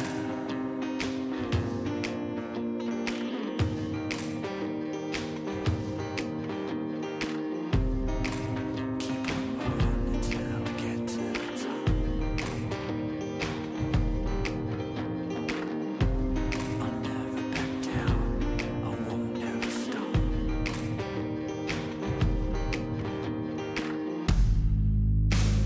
Take me to the finish line, 'cause you're never gonna stop me trying. What's real is never gonna die. So take me to the finish line. Take me to the finish line.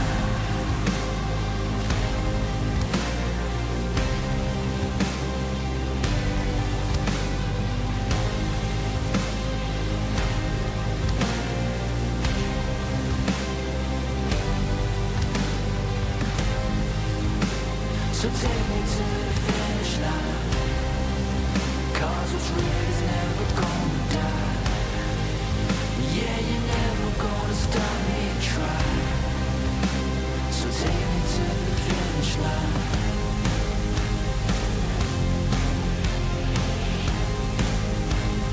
Take me to the finish line. Take me home.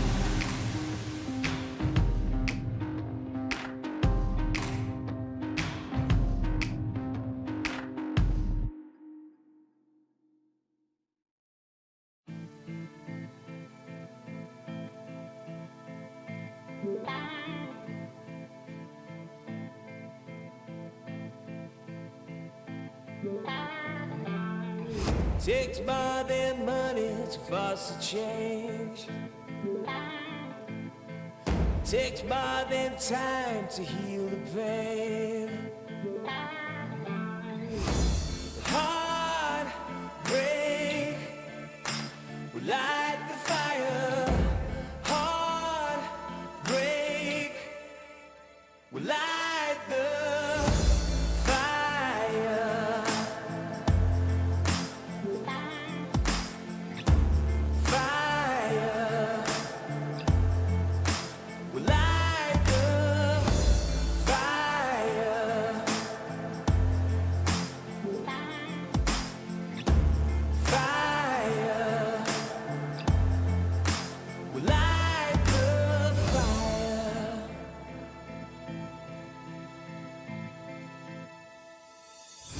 takes more than money to foster change. It takes more than time to heal pain. Heartbreak will light the fire. Heartbreak will light the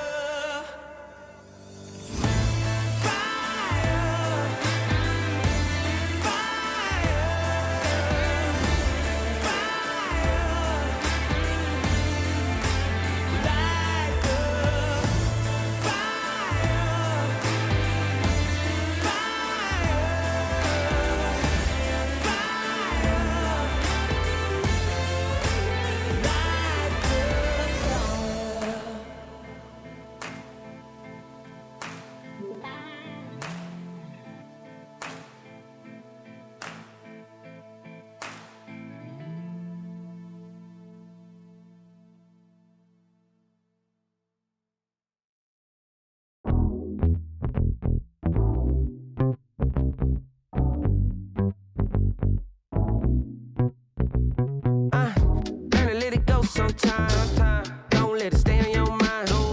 Don't let it stay inside. Gotta let it out with the sunshine. Maybe walk it out. Sometimes gotta scream and shout. Let them know that you're here, no doubt. Took a long time, but we here now. I know you're ready for the hardships. Know you're ready for the progress. I know you're living your truth, but don't forget to always stay honest. So do a little dance, do a little wiggle. Yeah, it's your turn. Yeah, learn how the universe works. Yeah, come on. Can't control the world, but I'm trying to control myself. Yeah, I'm trying to control myself. Yeah, we can't control the world. Yeah, but baby, I just can't hold it. I'm just trying to control it, control it. Yeah.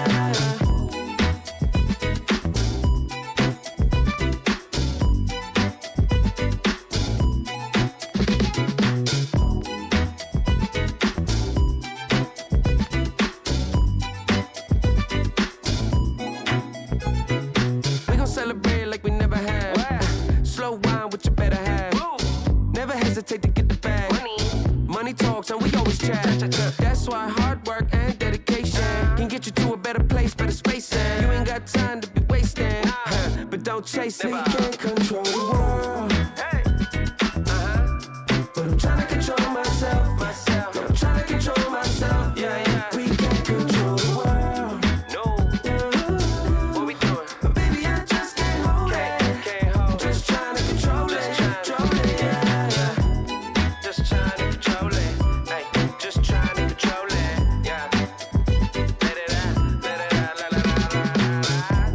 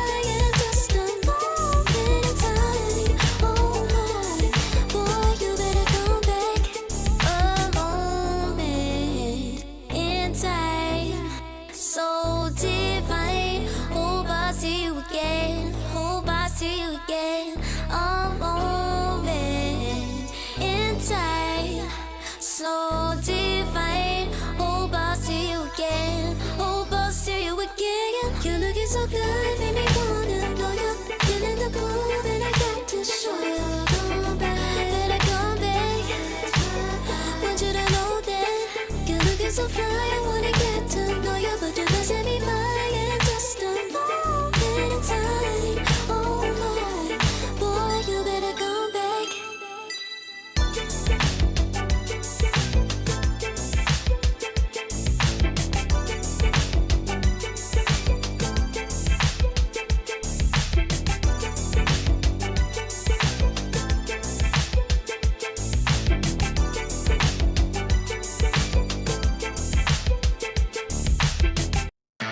You're so cool, cool. So stick around. You're so cool, cool.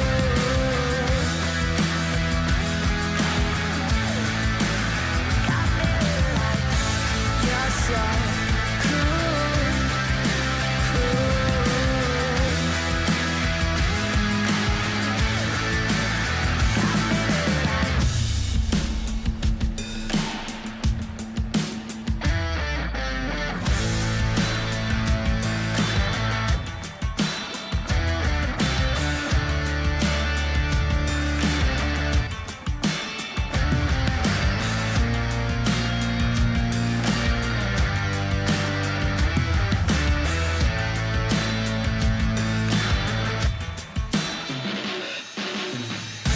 You're so cool, cool.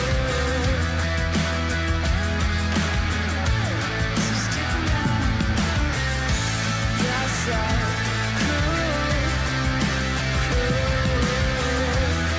cool.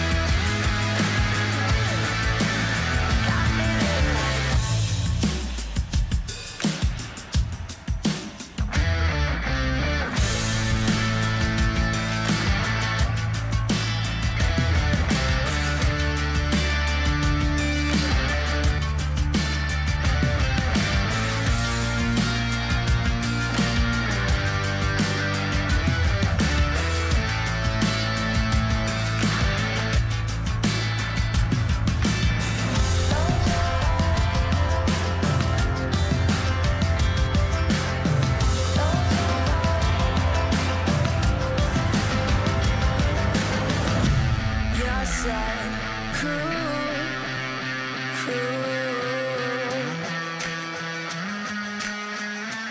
So stick around. You're so cool, cool.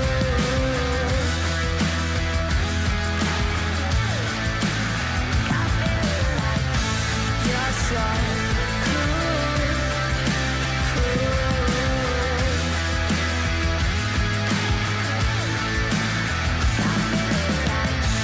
You're so cool,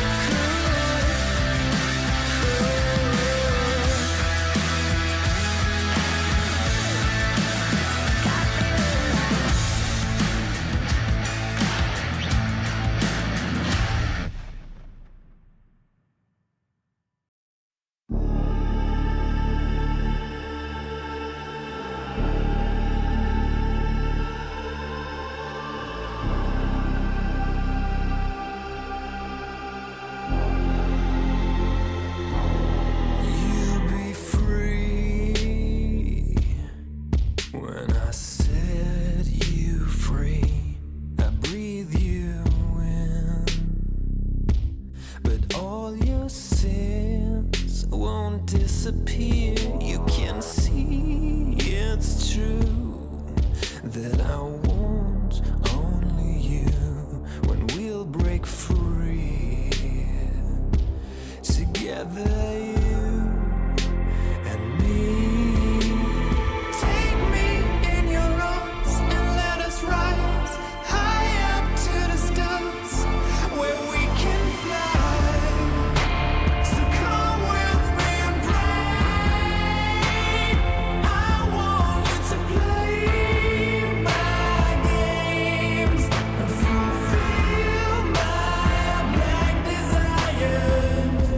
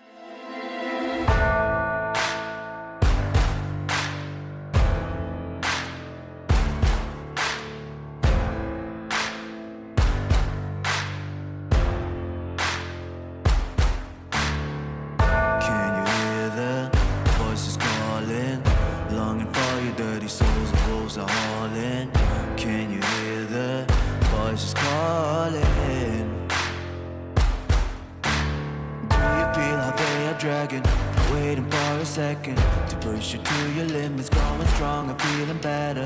But do you feel them? Can you hear them say? Cross the line. Since a little dark in here, trust me, you have nothing to come in.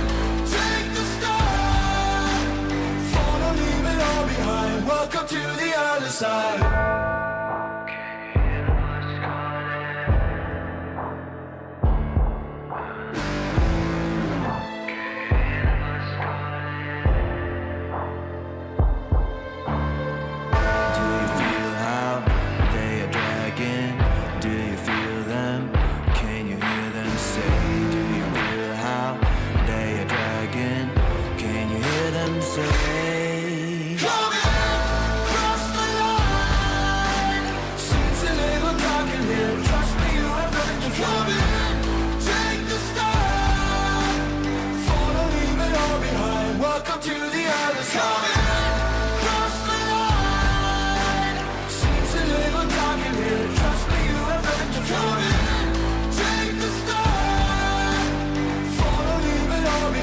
Welcome to the other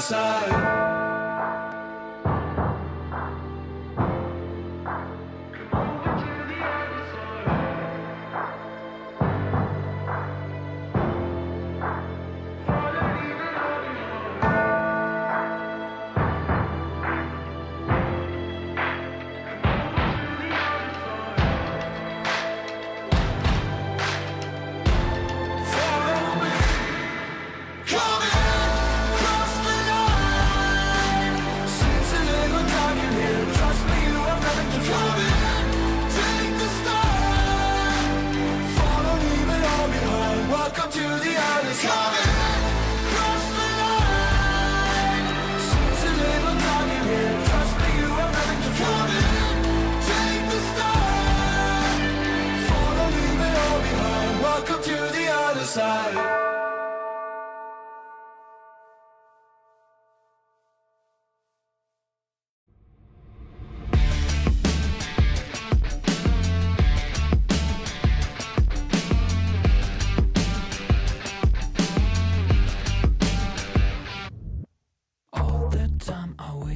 On something growing up, I dreamed just nothing. Ooh, what are you? People talk loud, I get what they're telling me. I fucked up, I didn't give a bit. Ooh, what are you? Hey, I gotta say, something's going wrong. Upside down, I'm falling. Hey, I gotta say, I'm always on a run. I'm getting closer to the light. By the time I'm changing my remedy, blowing up, I get sick and tired of this. Ooh, what a truth. No one talk now, I'm feeling lost on it. Silence is loud, I get it safe from it. Ooh, what a truth. Hey, I gotta say, something's going wrong. And everything's upside down, I'm falling. Hey, I gotta say, I'm always on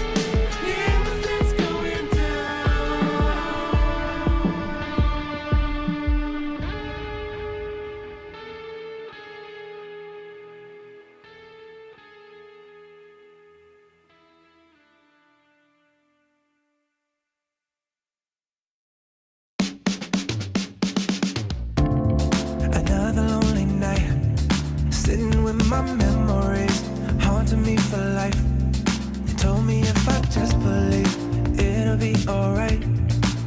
Do you believe it? Do you believe it? Yeah. Tell me honestly, do you really practice what you preach faithfully? And does it make you wrong or right? Judging me, how do you decide? How do you decide? Why you wanna lead with fear when you could go and lead with love? I'ma just stay right here, cause I can never give enough. Hey pretender, come on, take me back down to the river and tell me all the ways that I'm a sinner. If I follow, will I be delivered? Am I delivered?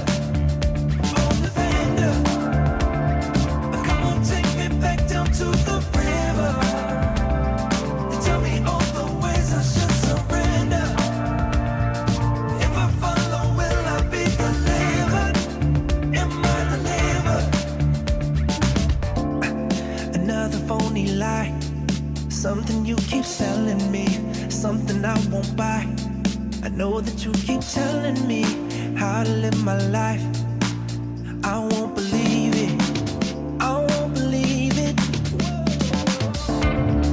Tell me honestly, do you really practice what you preach faithfully? Will you ever let me be? Or will you just keep judging me? Keep judging me, yeah. Why you wanna lead with fear when you could go and lead with love? I'ma just stay right here, cause I can never give enough. Hey pretender, come on, take me back down to the river and tell me all the ways that I'm a sinner. If I follow, will I be delivered? Am I delivered? Oh, defender, come on, take me back down to the river and tell me all the ways I should surrender. If I follow, will I be delivered? Am I delivered?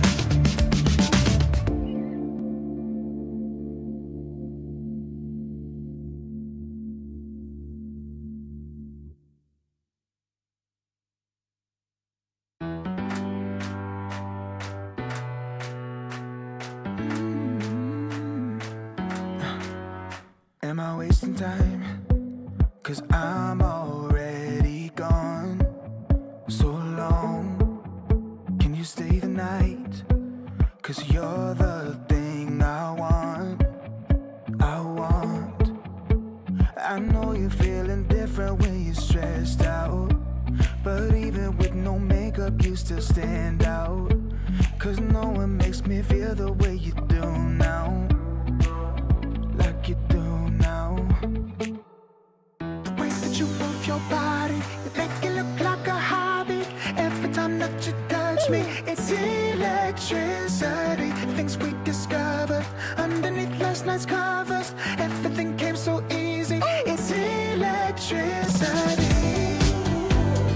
Electricity. Whoa. It's electricity. Electricity. It's electricity. When it's late at night, I feel you on my skin. My skin. You're all that's on my mind. It's finally sinking in. You're it. I know you're feeling different when you're stressed out, but even with no makeup you still stand out. Cause no one makes me feel the way you do now, like you do now. The way that you move your body, you make it look like a hobby. Every time that you touch me, it's electricity. Things we discovered underneath last night's covers. Everything came so easy. It's electricity. Electricity. Oh, it's electricity.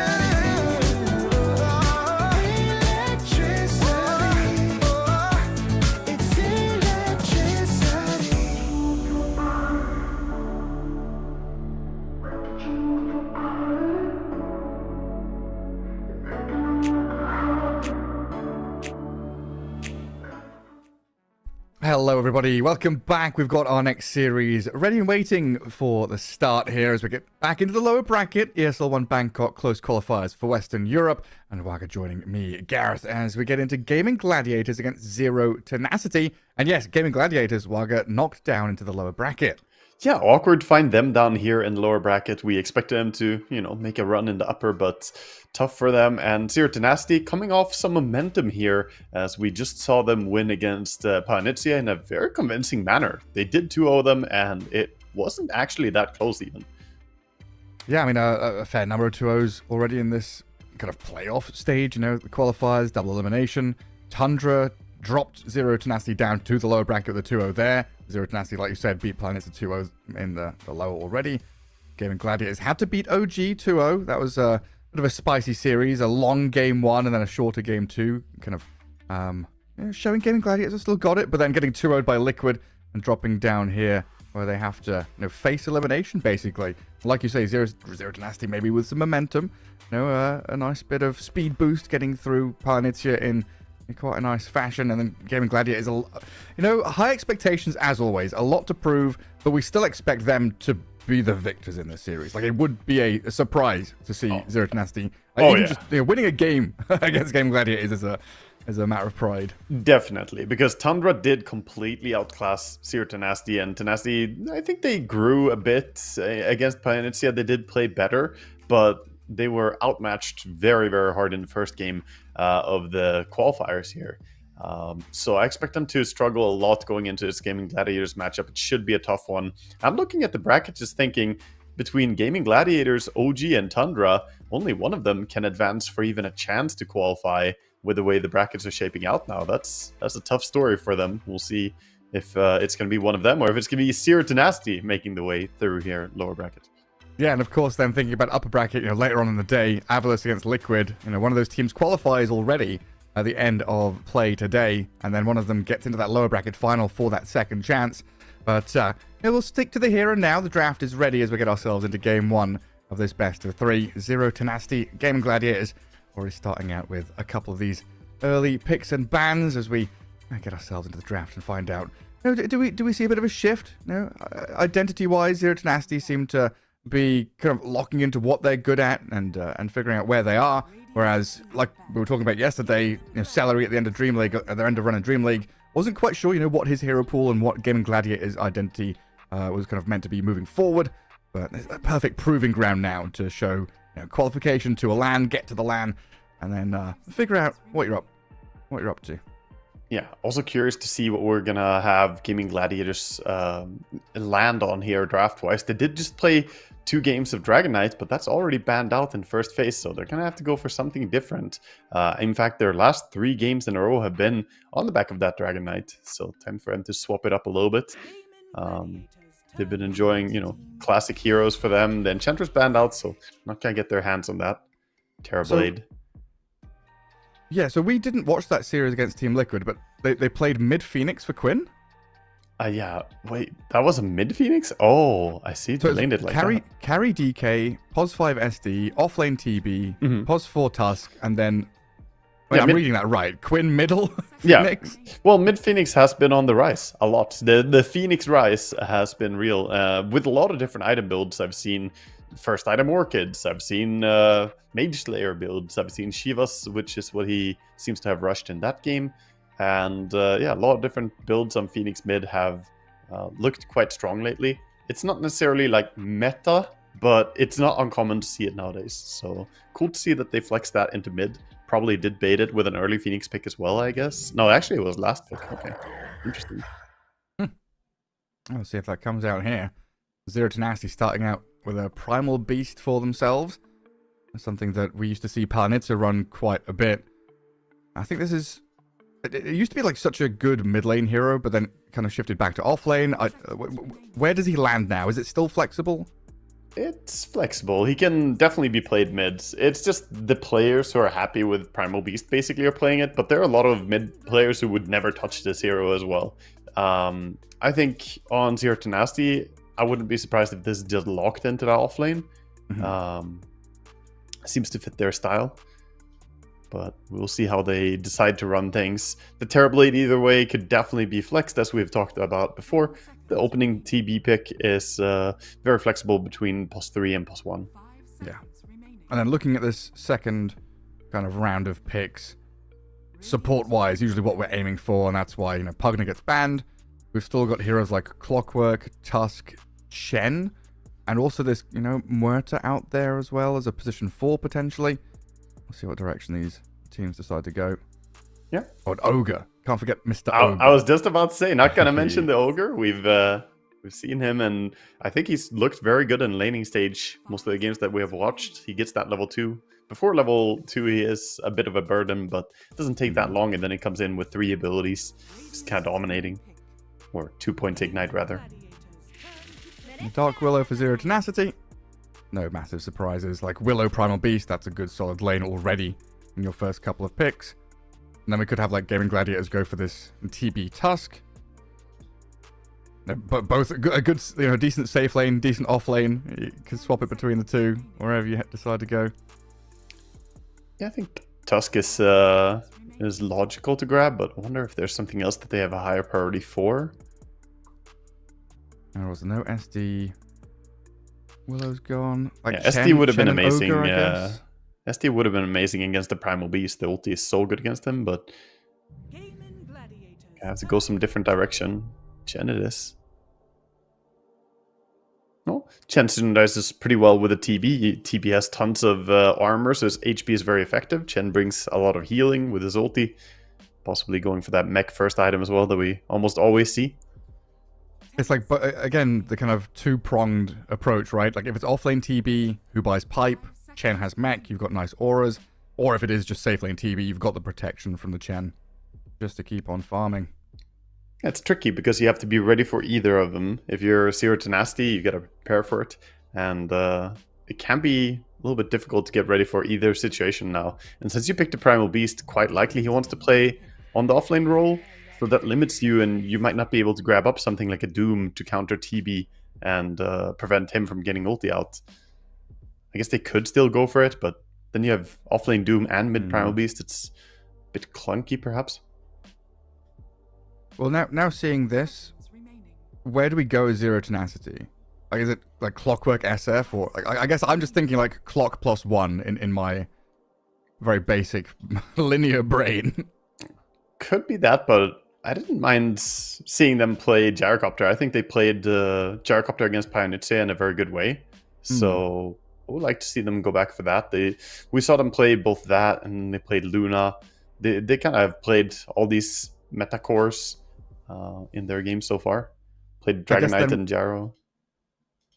Yeah, you get a nice bit of mixed damage out of a lot of these safe lane cores. And I guess you also start to have the argument now of Invoker is a hero that's available and has been very popular. Do we start to think about picking him, or do we let him get banned in that next phase?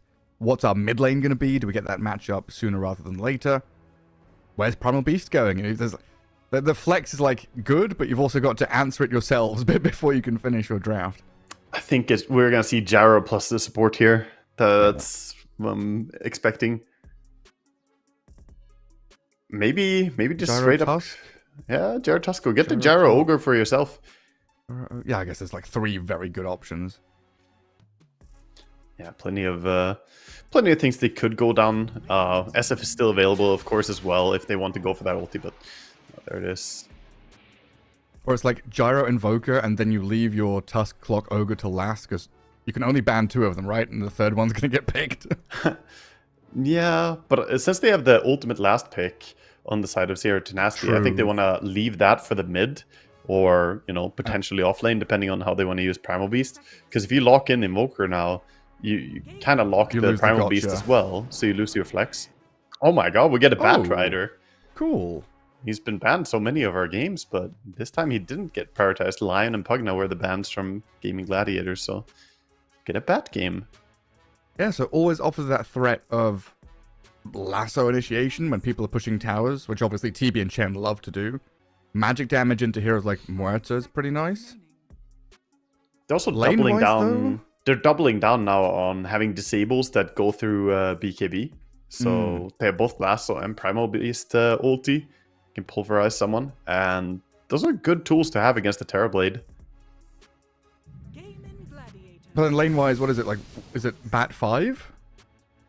It looks a bit more like it's going to be Primal offlane and Batrider laning with it, and then Gyro Willow maybe? But I'm not sure. It comes down to how the support players want to run it. That just looks like the strongest lane constellation to me, because Batrider plus 5 with Gyro isn't too bad. I guess that lane actually works quite well. Either way, it's not that different. You have good kill potential on both lanes, no matter where the supports end up. But the Morphling coming out from Gaming Gladiators, that's a hero that can be really hard to bring down.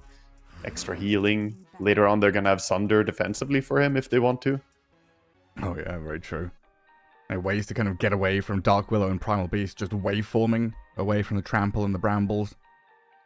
Yeah, and he's also a hero who's very happy to go for a Lincoln Sphere, and there are not that many good ways to trigger the Lincoln Sphere before you want to land a big spell, right? Like, look at the targeted abilities in Zero Tenacity. It's not looking fantastic. You can, Curse Crown, but that's minus the one homing stun. missile, man. Yeah, you get a homing missile like 15 seconds ahead of time, you know? Like, oh yeah, you go in Gyrocopter, and then... Yeah. it's difficult. Well, there go the Earth Spirit, Invoker, Doom. So Gaming Gladiator is at least covering their bases right now for the Primal Beast to be flexed. And what do Gaming Gladiators need? Like, is this Morphling carry, Terrorblade offlane for sure now? Yeah, I think it's 100% solidified. At this point, they just need their mids. They need the active mid-hero to come into play. Void Spirit time for Quinn. Well, the Storm is still out there. We did see his Void Spirit before, and honestly, all the spirits except for Earth Spirit are available here. Could definitely see the Storm or even the Ember.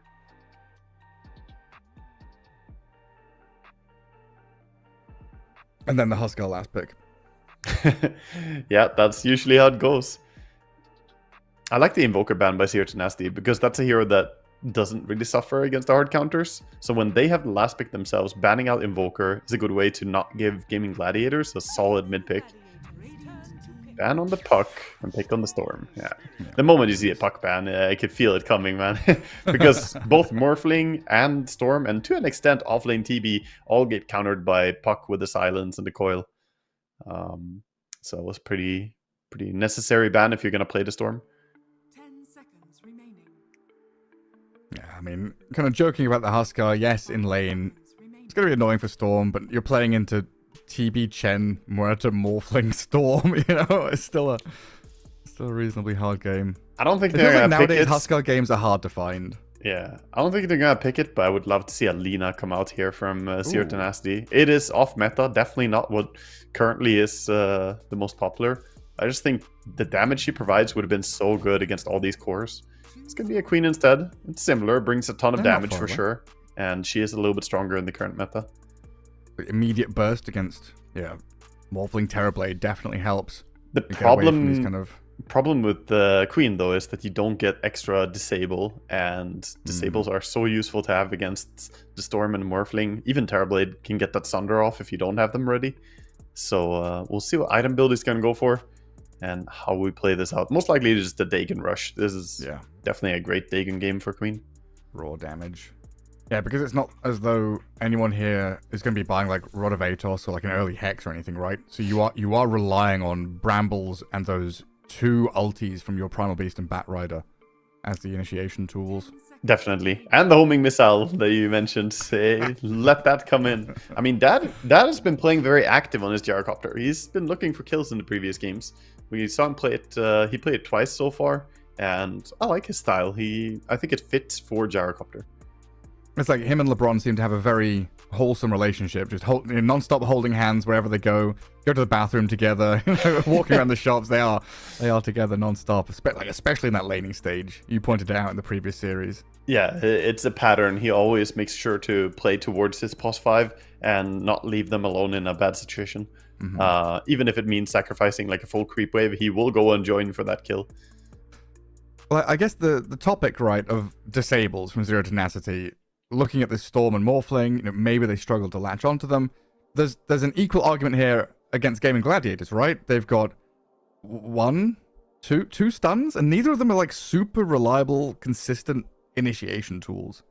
Yeah, they have less stuns. It's less important for them to have stuns, though. Against a Gyrocopter, you don't necessarily need lockdown as much as you do against a Morphling. And it is true that the Queen of Pain might have a little bit of a freer time since there's not great lockdown against her. But still, I would say it's less concerning than a Storm Spirit having free reign. So I would probably favor Gaming Gladiators draft a little bit. I think it plays out easier. I also am a big fan of the offlane Terrorblade. I have seen the power on it, and we watched Ace play it. He had a blast. He just ran around doing whatever he wanted. Yeah, and I guess the way that Gaming Gladiators also want to play is more of this barbarian bulldozer style than a rogue assassin kind of style, right? They are going to group up with the auras and play together around towers, push objectives, whereas Zero Tenacity a bit more kind of in and out in their play style when entering team fights. But we'll see how it pans out, because previous series, Zero Tenacity definitely bringing that early action. Against Palanitia, it was 2 games of just bloodbath, meat grinder, nonsense, chaos for a good 30 minutes. Against Gaming Gladiators, of course, it's going to be a bit, maybe a bit more cat and mouse. Gaming Gladiators is very good at reading the map, of course. A lot of experience under their belt in terms of where they need to be and how they want to play. So we'll see if they, meet and match the aggression from Zero Tenacity, or if they kind of are able to dodge and maybe mirror the movements, play the opposing side of the map a bit more.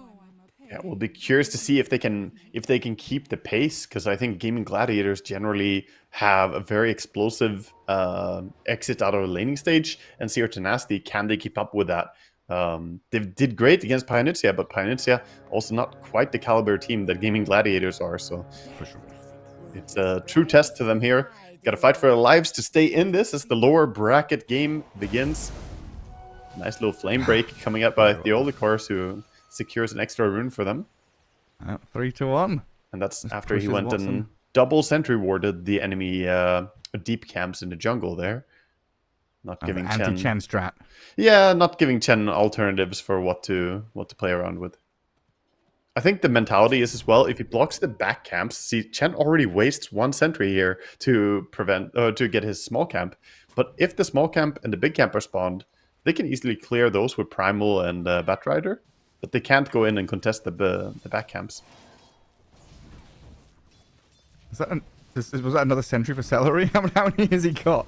Or is that an Obs ward? That's an Obs ward, okay. Jeez. Tons of sentries and Obs all over the place. Eyes on mid currently, both with 3 last hits, but both also trading hits quite a lot in these early days of the mid lane. This lane can get a little bit hairy for Quinn on level 3. If Queen of Pain doubles down on 2 points in Shadow Strike, she could pressure the Storm Spirit quite a bit. And so far, yeah, as you said, a lot of damage being traded.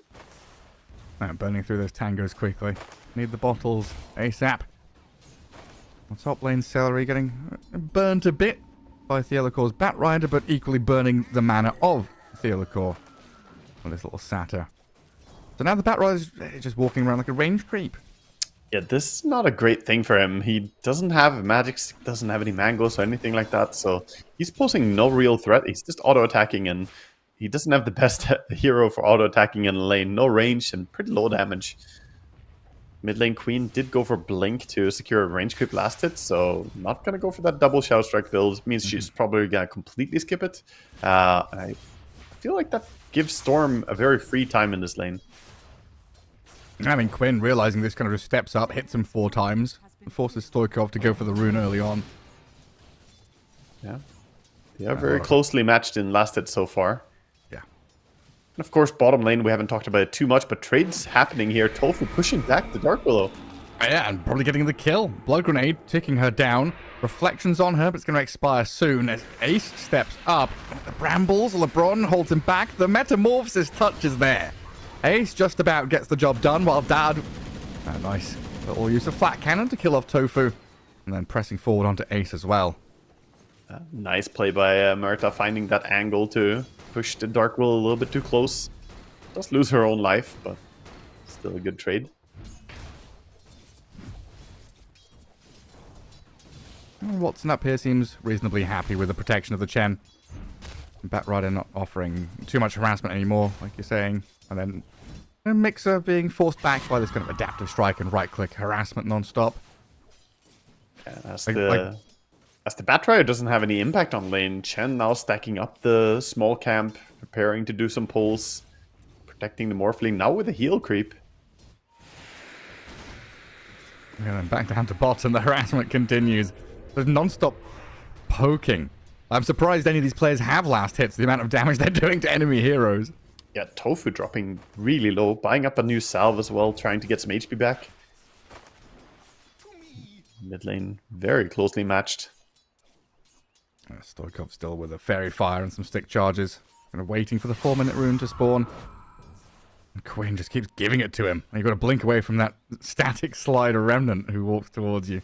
It's so annoying, man. It was such a huge buff to Storm's laning stage. And that's why I think Storm is such a good hero right now. He very reliably comes out of lane in a good shape.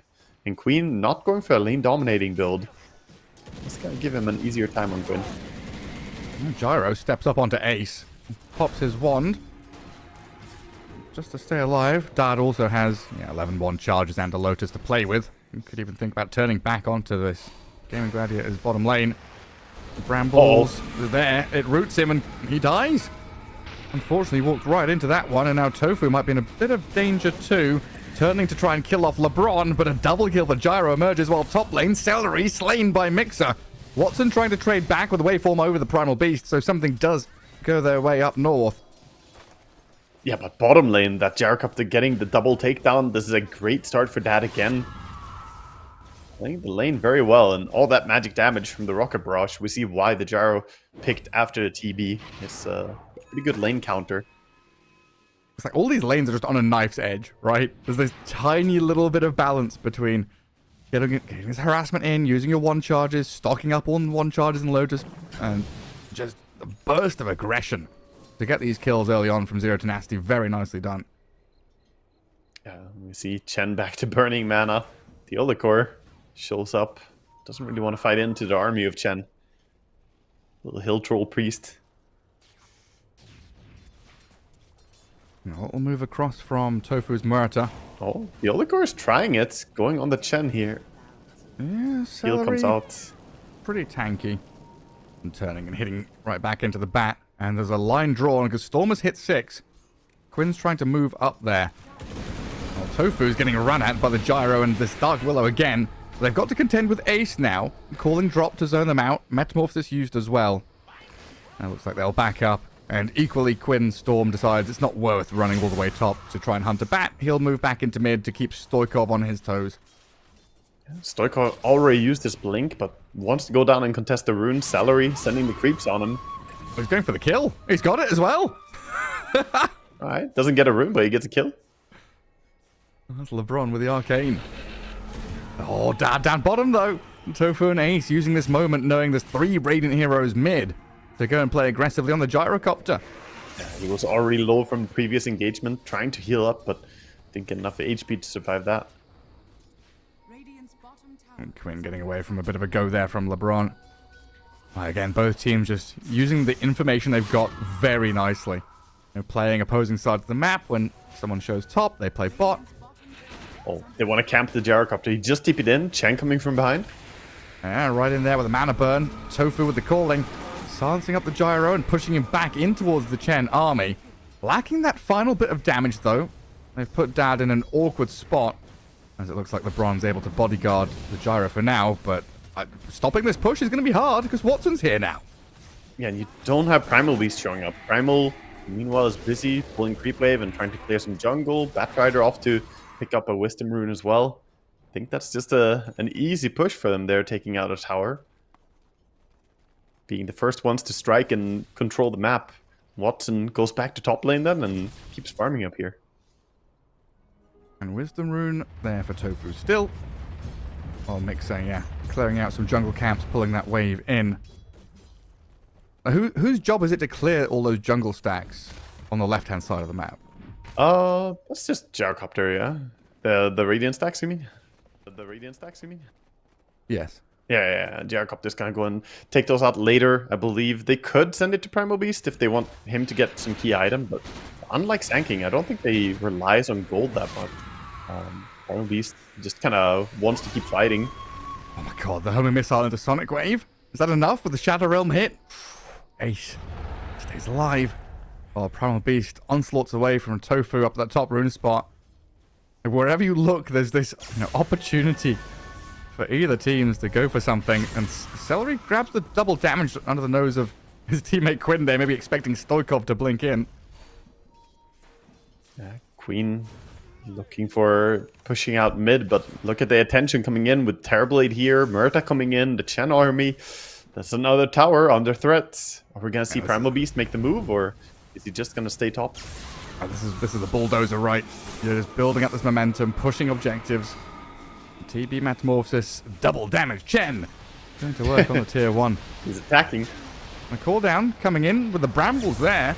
But a fair amount of damage with the Primal Beast arriving. They slay Celery and move on to Ace. Pulverize holds him in place, and this entirety of Zero Tenacity trying to bring down the Terrorblade, but he's managed to stay alive with the Sunder. Turning back onto Mixer and Theolicore. Watson, he arrives in the nick of time. Picks off the bat. And potential here to chase for more. Such a quick turn of the tide, just using Thunder onto the Gyrocopter, but TB will find himself alone with the enemy offlane. Oh, loses that one, so Mixa shows him who's the big boss. Level 4 tramples, no joke. Especially when TB is out of resources from the previous fight and no Thunder available, he goes down easily. And Watson back to farming. He's about 1,000 ahead of the Gyro at this point, so feeling good on the Morphling. Quinn shows up to this mid lane, just a Shadow Realm, Flame Break, Scream of Pain. And that Sonic Wave a couple of seconds off cooldown may have actually killed him if it was ready. Yeah, just dumping damage into him, trying to put him in kill range. It's a good mentality to have. Speaking of the Queen building... Oh, hold in silence. Oh, is it enough? He's got Blink. Gets the distance. The Storm zips in with a haste rune to come, though, and Blink is on cooldown for 4 more seconds. Quinn gathers up the kill on the opposing mid laner. Fantastic for him. Gonna go into this big campus wall, clear that before he heads back to base. Looks like he needs to get a full reset on his resources. No mana, no HP. Does he find a shovel? Any shovel in here? Gets the Royal Jelly. Also not a bad item to get.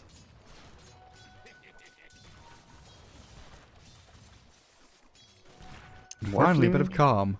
Morphling deciding to head down bottom and start farming here. He actually will find a stacked up medium camp for himself. Oh, bit of extra farm.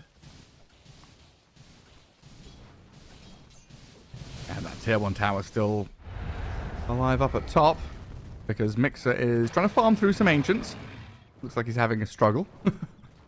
Yeah, not that easy. Yeah, it's like it's a 2 to 3 business days progress to try and clear out ancients as Primal Beast, but the second trample will do it. Yeah, smoke up and trample this time. Smoke giving the extra movement speed too. Speedy trample. Lovely. He grabbed the wrong creep. He didn't grab the dragon. Now he has to auto attack a bit. Oh, slow, arduous work. No, he has very low resources, so he will go base. But meanwhile, this push is not waiting for anyone. He's coming in mid. And he got a Chen with an army. Force the glyph. But really just relentless stuff from both teams, right? It's like a kill a minute. Now we've had maybe a minute and a half of slower, calmer times. Watson continues to build himself up, but so do this Queen of Pain and Gyrocopter. Maybe a little bit worrisome, though, for Zero Tenacity. This next 10-minute period for me feels very pivotal for them. As mid lane, Queen of Pain drops to half HP, but has the backup arriving to kill off Quinn. Perfectly timed for his Primal Beast and Batrider to arrive and save him. And now even the Chen army in trouble. But Morphling. Hey, Waveform's in onto Stoikov, looking for this takedown on the Queen of Pain, but Blink is ready, back up again, and LeBron and Mixer on the run. Getting away from Watson, Tofu, and Celery, charging onto the Primal Beast. A TP out from the Willow, looks like she's back to safety. But he's chasing. Oh, Watson blinks in aggressively still. The Blink, Scream, Waveform in. Mixer's too tanky, though. Can't quite finish him off, but they will get the tower. Watson getting so much out of turning into Queen of Pain. The level 4 Blink and Scream kind of backfiring on Zero Tenacity there. The Morphling just absolutely bullying people. Did run out of mana after it, but they got the tower, got what they wanted, and then swiftly moved down towards bottom. right onto that Bat Rider. Ace with a casual last hit. Never saw that before.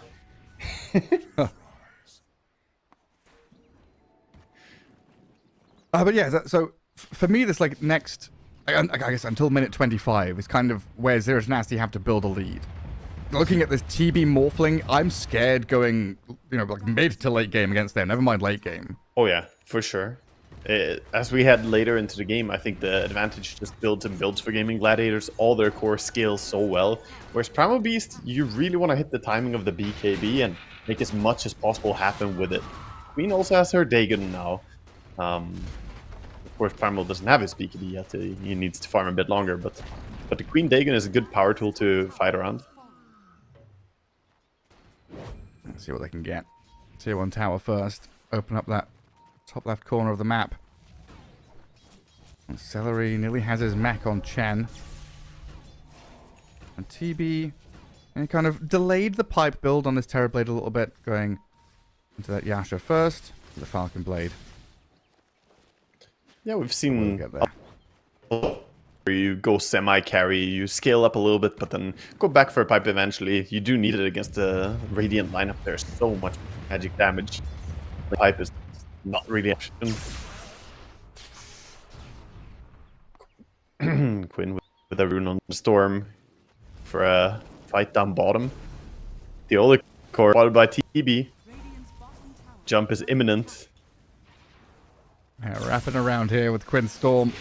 Zip across right onto the bat. Vortex him in, but the Terrorize and Brambles causing a little bit of annoyance and confusion. Bat Rider's still going to get pushed back into the Terrorblade though. As Gaming Gladiators, they make this swift, decisive move down, but they've also got to get out of here as the Gyro arrives with the Primal Beast jump in.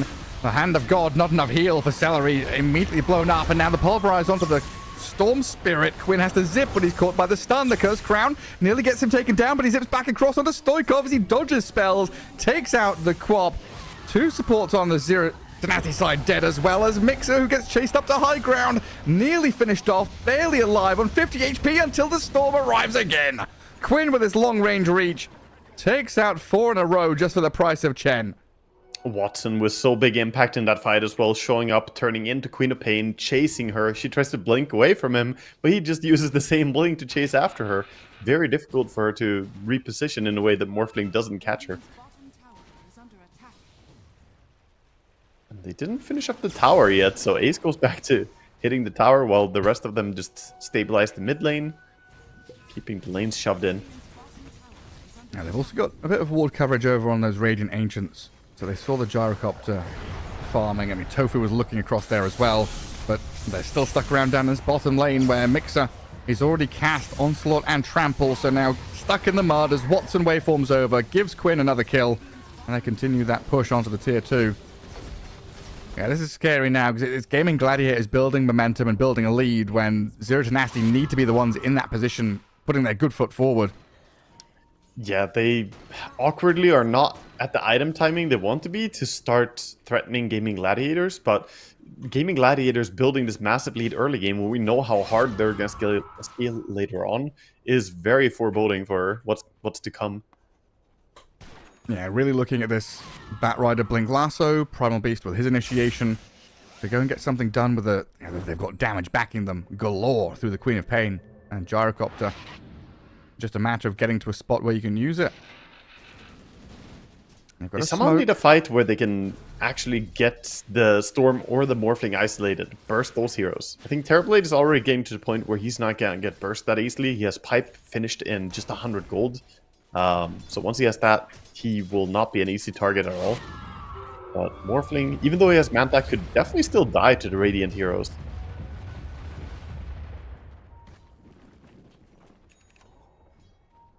And here's that smoke. So Gyro just passed by a dire ward at the Ancients. Gaming Gladiators know where Dad is. Not quite sure where the rest of them are though right now as they try and scan and figure it out. Yeah, the smoke is a bit awkward though. Primal Beast goes down bottom to fix the lane, and without him, they don't really threaten to kill any big target. And their wards are quite forward here. And that's what the Radiant sees right now. And Quinn, look at him go in. The zip, the catch, not quite good enough. Definitely putting the fear of God into the Queen of Pain, though. Definitely. And now with Rod of Aegis just arriving for Tofu, he could be the one to set up some of these fights. Chen getting cursed up by the Willow. Bonked by the missile. But yeah, no more vision up here. The Gaming Gladiators. There we Still go. moving That's what I was with Rod of talking Aegis. about. And Islands. the dead shot silenced up. But in the meantime, Watson got lassoed and Sonic Wave down at the bottom lane. Wow, 2 of them actually took him out? That's really amazing. I guess he didn't get off the Manta style. Yeah, just dead from 1 lasso. Played on the Radiant ward. They had a ward that on the high ground. It is getting pinged out by Morphling. He's like, guys, they have a ward. I wouldn't have died, but they have vision. It's not my fault. They were too good. He's got a lot of friends. Like, a lot of them. How many Hopefully, of those little skeletons? yeah. They find their way to something they can hit soon. Like, and hovering the Roche pit looks like might be thinking about it. Morphling respawning soon. Yeah, he's gonna go straight towards Roche. Mm. A little mud golem leads the way. In you go, boy. It feels a little earlier than usual. Bang on 20 minutes, pretty much. But with this, yeah, Chen army, Morphling Vlads, plenty of auras to just come in and take it. Why not? And looks like Storm is just gonna keep playing bottom. Morphling will be the one to carry this Aegis.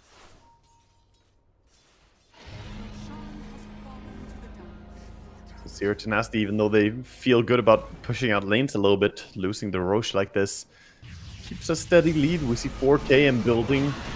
And now Tofu, he's found a very nice catch on the Batrider. Allows Quinn to get involved as well. And yeah, it's like you kill the Morphling once.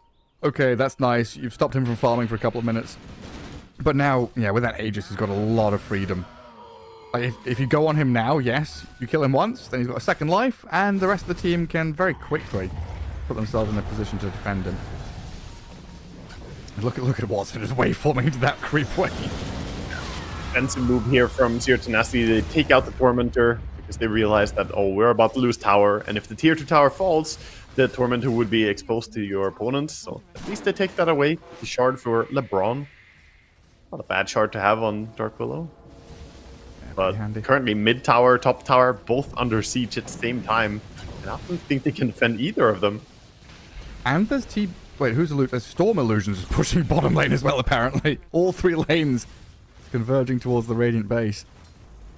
This is what we expected to see, though. Gaming Gladiators just coming out and taking control of the game. Yeah, I mean, this Bulldozer has met very little resistance. And the zip in onto the Gyrocopter. The catch onto Dad, a big pick there. Dead for 50 seconds on his doorstep. As Watson and Quinn just open up onto Theolicor now as well. Ooh, that could just spell Rax very quickly here. You can buy back on Gyrocopter, but if you do, you just solidify that you're behind. You're not going to recover. I mean, this signals the beginning of the end, surely. The route onto the Queen of Pain now. The reeks of desperation. Zero Tenacity just completely running out of options and throwing bodies into the meat grinder. Yeah, I'm not sure what the Queen was doing there going in alone.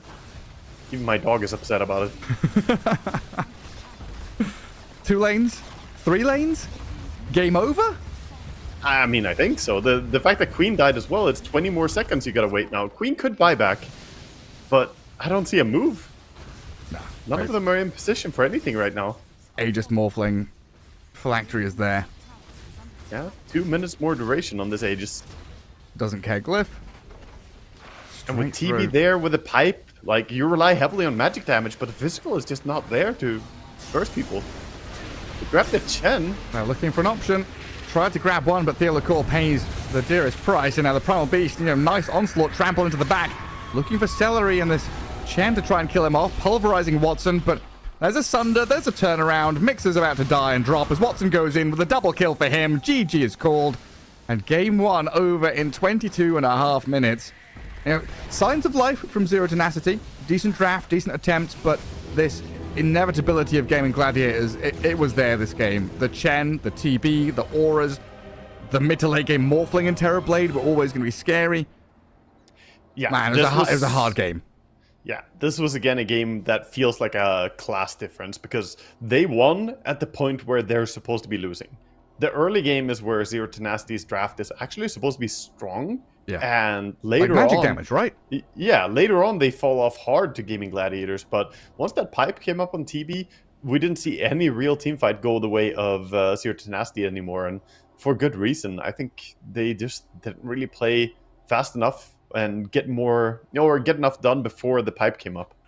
Yeah, I mean, but that moment when the gyro dies bottom lane, it feels like there was maybe a call saying, "Okay, guys, this is now impossible territory." Queen of Pain goes in, tries something, gets rid of Atos Court, and it's like, well, what's worse than impossible? It's gone from 1% chance to 0. It just became very, very challenging very quickly. Like really, Mech Chen TB pipe, and it's like. And Vladimir's, don't forget that. That's the nice thing as Yeah. well. The Vladimir's and Morphling is a natural item for him to buy, but that adds into the aura push, the 5-man timing, and it worked out really well for them. They even had the drums over on the Murta, so they really were just buffing each other up. And I think they also had time to get Shard on Storm. Yeah, they did.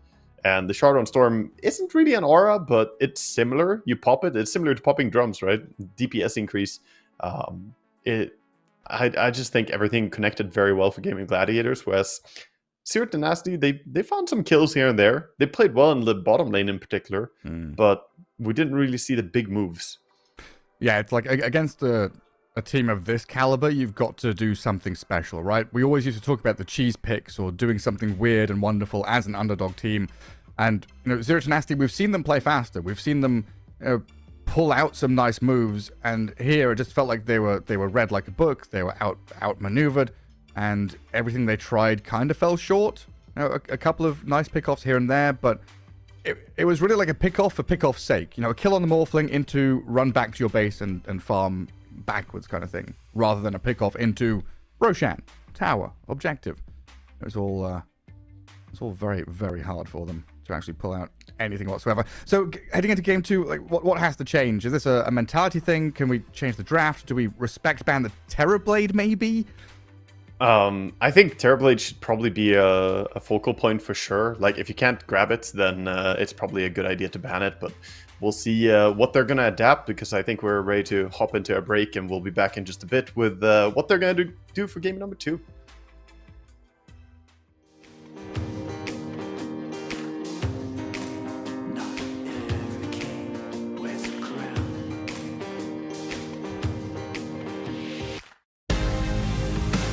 So take me to the finish line, 'cause you're never gonna stop me trying. Yeah, what's real is never gonna die. So take me to the finish line. Take me to the finish line.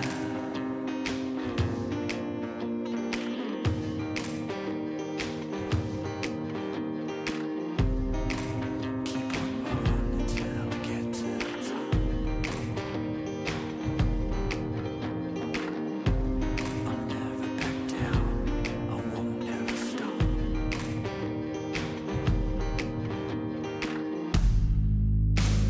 Take me to the finish line, 'cause you're never gonna stop me trying. What's real is never gonna die. So take me to the finish line. Take me to the finish line.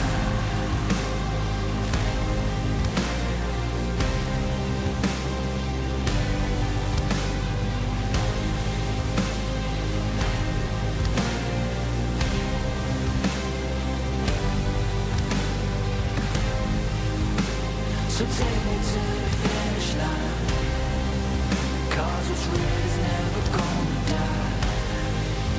Yeah, you're never gonna stop me trying. So take me to the finish line.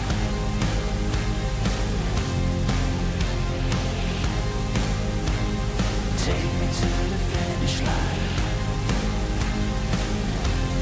Take me home.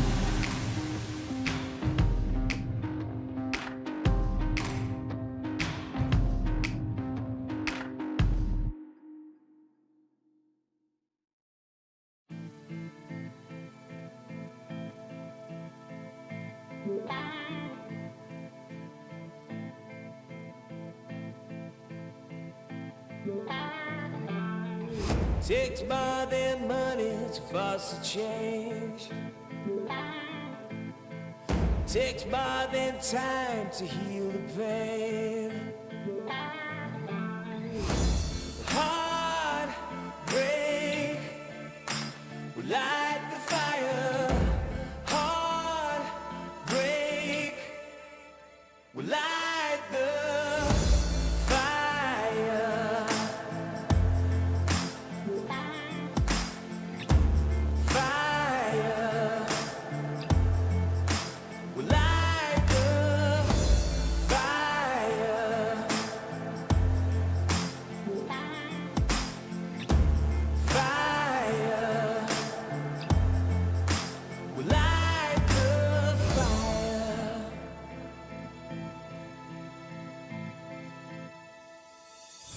Takes more than money to force a change. Takes more than time to heal pain. Heartbreak will light the fire. Heartbreak will light the fire.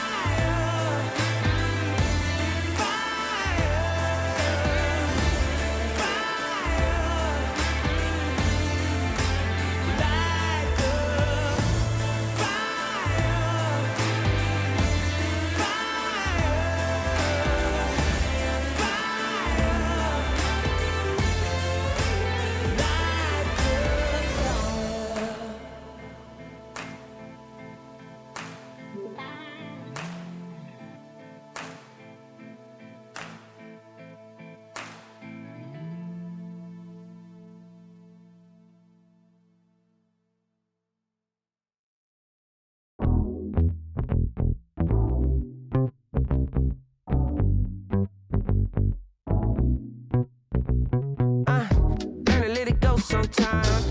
Don't let it stay on your mind.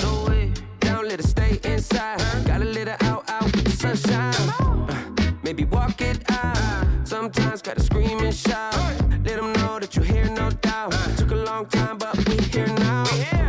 I know you're ready for the hardships. Know you're ready for the progress. I know you living your truth, but don't forget to always stay honest. So do a little dance, do a little wiggle. Yeah, it's your turn. Yeah, learn how the universe works. Yeah, come on. Can't control the world, but I'm trying to control myself. Yeah, I'm trying to control myself. Yeah, we can't control the world. Yeah, but baby, I just can't hold it. I'm just trying to control it, control it. Yeah.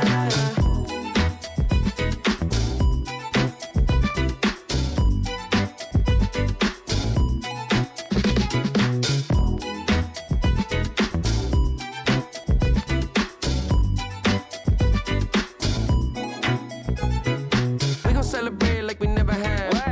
Slow wine with your better half. Never hesitate to get the bag. Money talks and we always chat. That's why hard work and dedication can get you to a better place, better space. You ain't got time to be wasting, but don't chase it. We can't control the world, but I'm trying to control myself. I'm trying to control myself. Yeah, we can't control the world.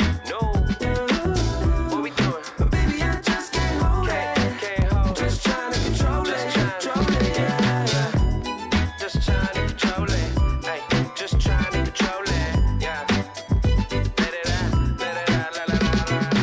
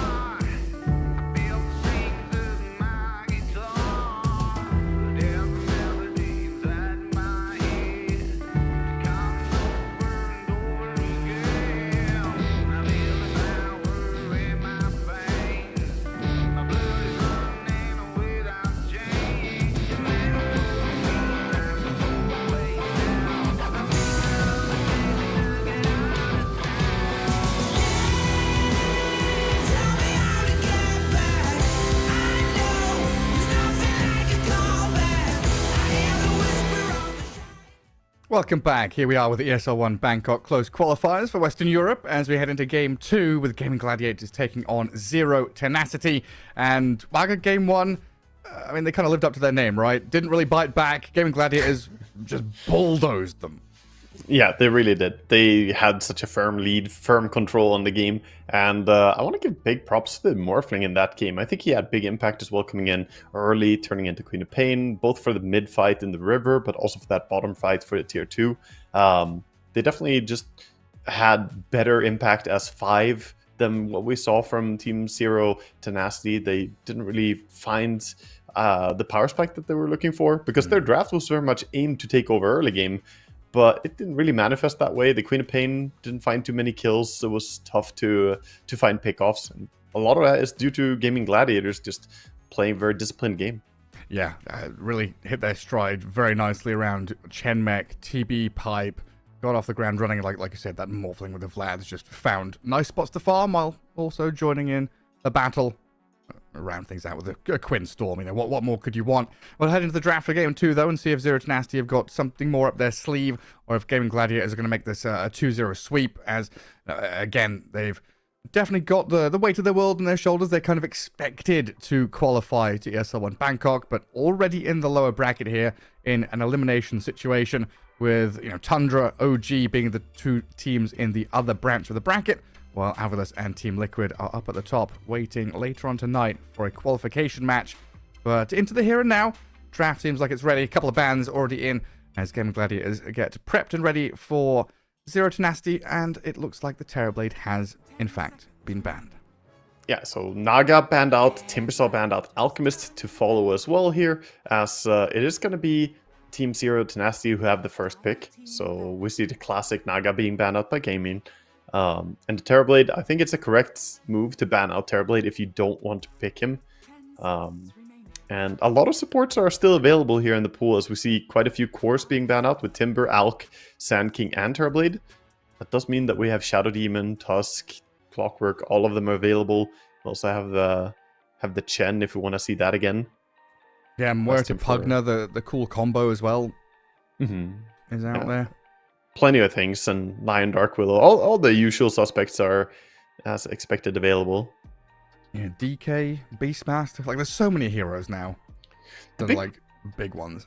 Yeah, the big change here is that Team Zero Tenacity have to make the choice. Yeah, if they ban Dragon Knight, or if they're gonna decide to ban out the Chen as well.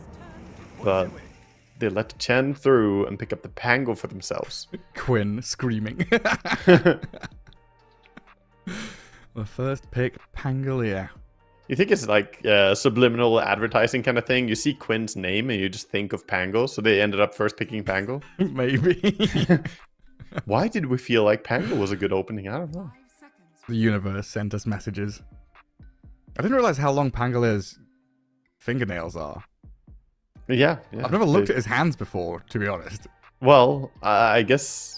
Do they have massive claws? They do, yeah, because I think they dig a lot, anthills and stuff, right? Yeah. They eat all the bugs. True. Funny little creatures. Must be a little bit difficult to hold the rapier with that.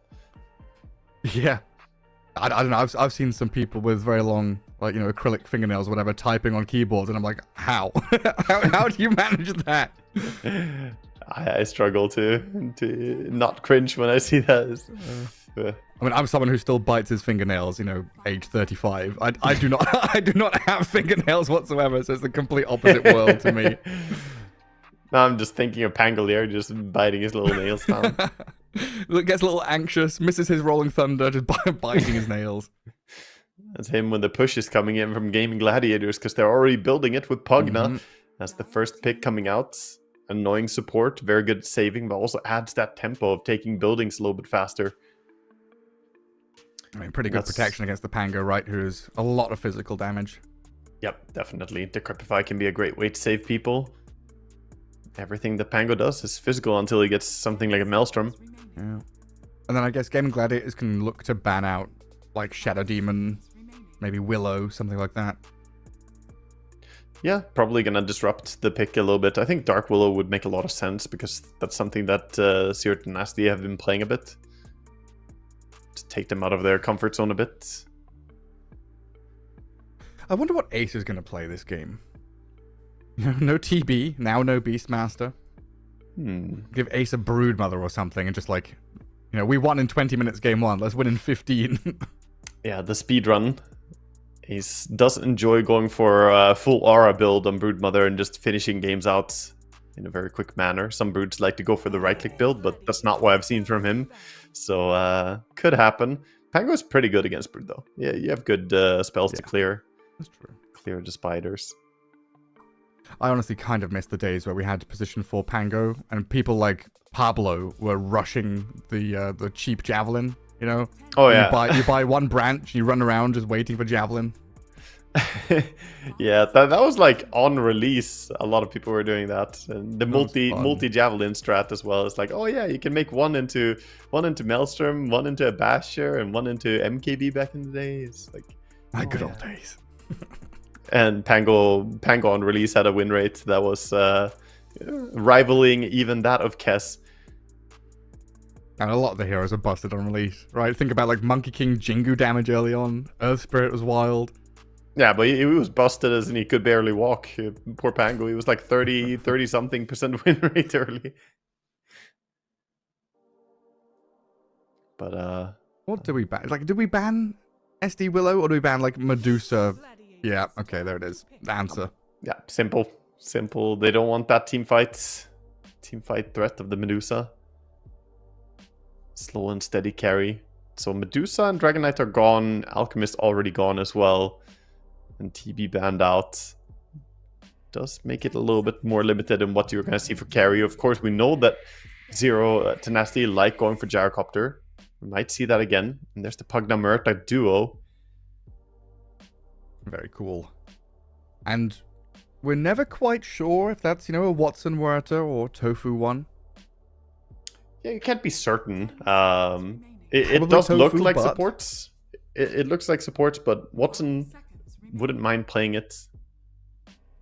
It all depends where he sees on the off lane, I think. What lane you're up against. If it's something that you can play Murta against. Yeah, I think if you don't ban the Shadow Demon, I think quite obvious it comes out there. Yeah, it's good against Pugna. Now he can get rid of the Decrepify. Just by using the SD ulti, you can't really save people as Pugna anymore that easily. And then they keep the flex of the Panga between mid and off lane for as long as possible. Clockwork then sets up for your potential Luna, Shadow Fiend safe lane. Gyrocopter, of course, is in that realm of possibility as well. Yeah, this is telegraphing a Shadow Fiend pick a lot from the side of Zero Tenacity. Gyrocopter is still a possibility, but leaning more towards that SF. Can we just steal the SF? By we, I mean Gaming Gladiators.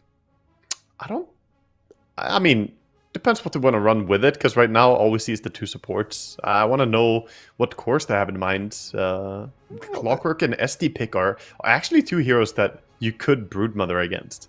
You mentioned it earlier, and it's still in my mind here. You see 2 supports that are pretty damn bad against Broodmother. They're great supports in the current patch, but you do not catch her that easily. Or we just, pick SF for Ace, Ace Shadow Fiend on the offlane. The offlane SF. Very Chad. There was a friend of mine who came up with a little offlane SF strat of smoking over to between the tier 3 and tier 2 tower as SF and just triple racing the first creep wave, getting level 2 from it, and then that's it. Then play the lane, and you play offlane SF. And it's strange and weird, but it can work. Of course, it is a squishy offlaner. And Broodmother, as I said, fantastic pick here for them, and just gonna enjoy that instead. Yeah, it makes so much sense. And then probably solidify their other side lane. Leave Quinn's hero till last, probably. Watson hero. Carrier's coming out. Oh, so they take away one of the good counters to Brood as well. Yeah. And a hero that they already know Zero Tenacity want to play. That is an annoying pick, because now if you go for Shadow Fiend, yeah, it can be a decent lane against Brood. It doesn't do that poorly, but it's a little bit ominous to be an SF against all this pressure, the side lane pressure from Brood all the time. SF usually wants to group up and just go, and Brood will throw the question mark, like, oh, who's gonna split up? Make your team not go together as 5. God, you've got my brain flowing now, remembering the time when position 4 Shadow Fiend was being tried. I think it was like Yapzor and a few other, like, you know, the fruity position 4 players were trying this raise level 1 boots first or whatever, running around killing people. It was when Blood Grenade first came out, I think, if Yeah, I I recall think correctly. so. That's when we had like people going, "Oh yeah, now I can slow people with that," and then SF can just land all the races. But I don't think I saw it in a pro game, but it was like pub, like high fashion to play. Yeah. Oh, Okay. Racer coming out. So this is their. Is this offlane or carry though? It is a counter to Jarrow. It's very Yeah. good against Jarrow, but are they really gonna run a carry Racer? 10 seconds remaining. I mean, this was the hero that Falcons and a few other teams were using to like counter SF and Gyro, right? Like in particular these ranged carries where you just get on them.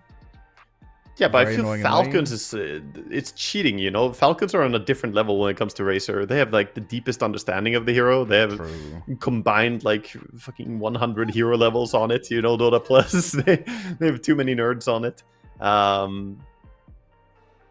But yeah, the Racer, if you play Racer carry, the moment Broodmother gets level 6, it becomes a bit tricky.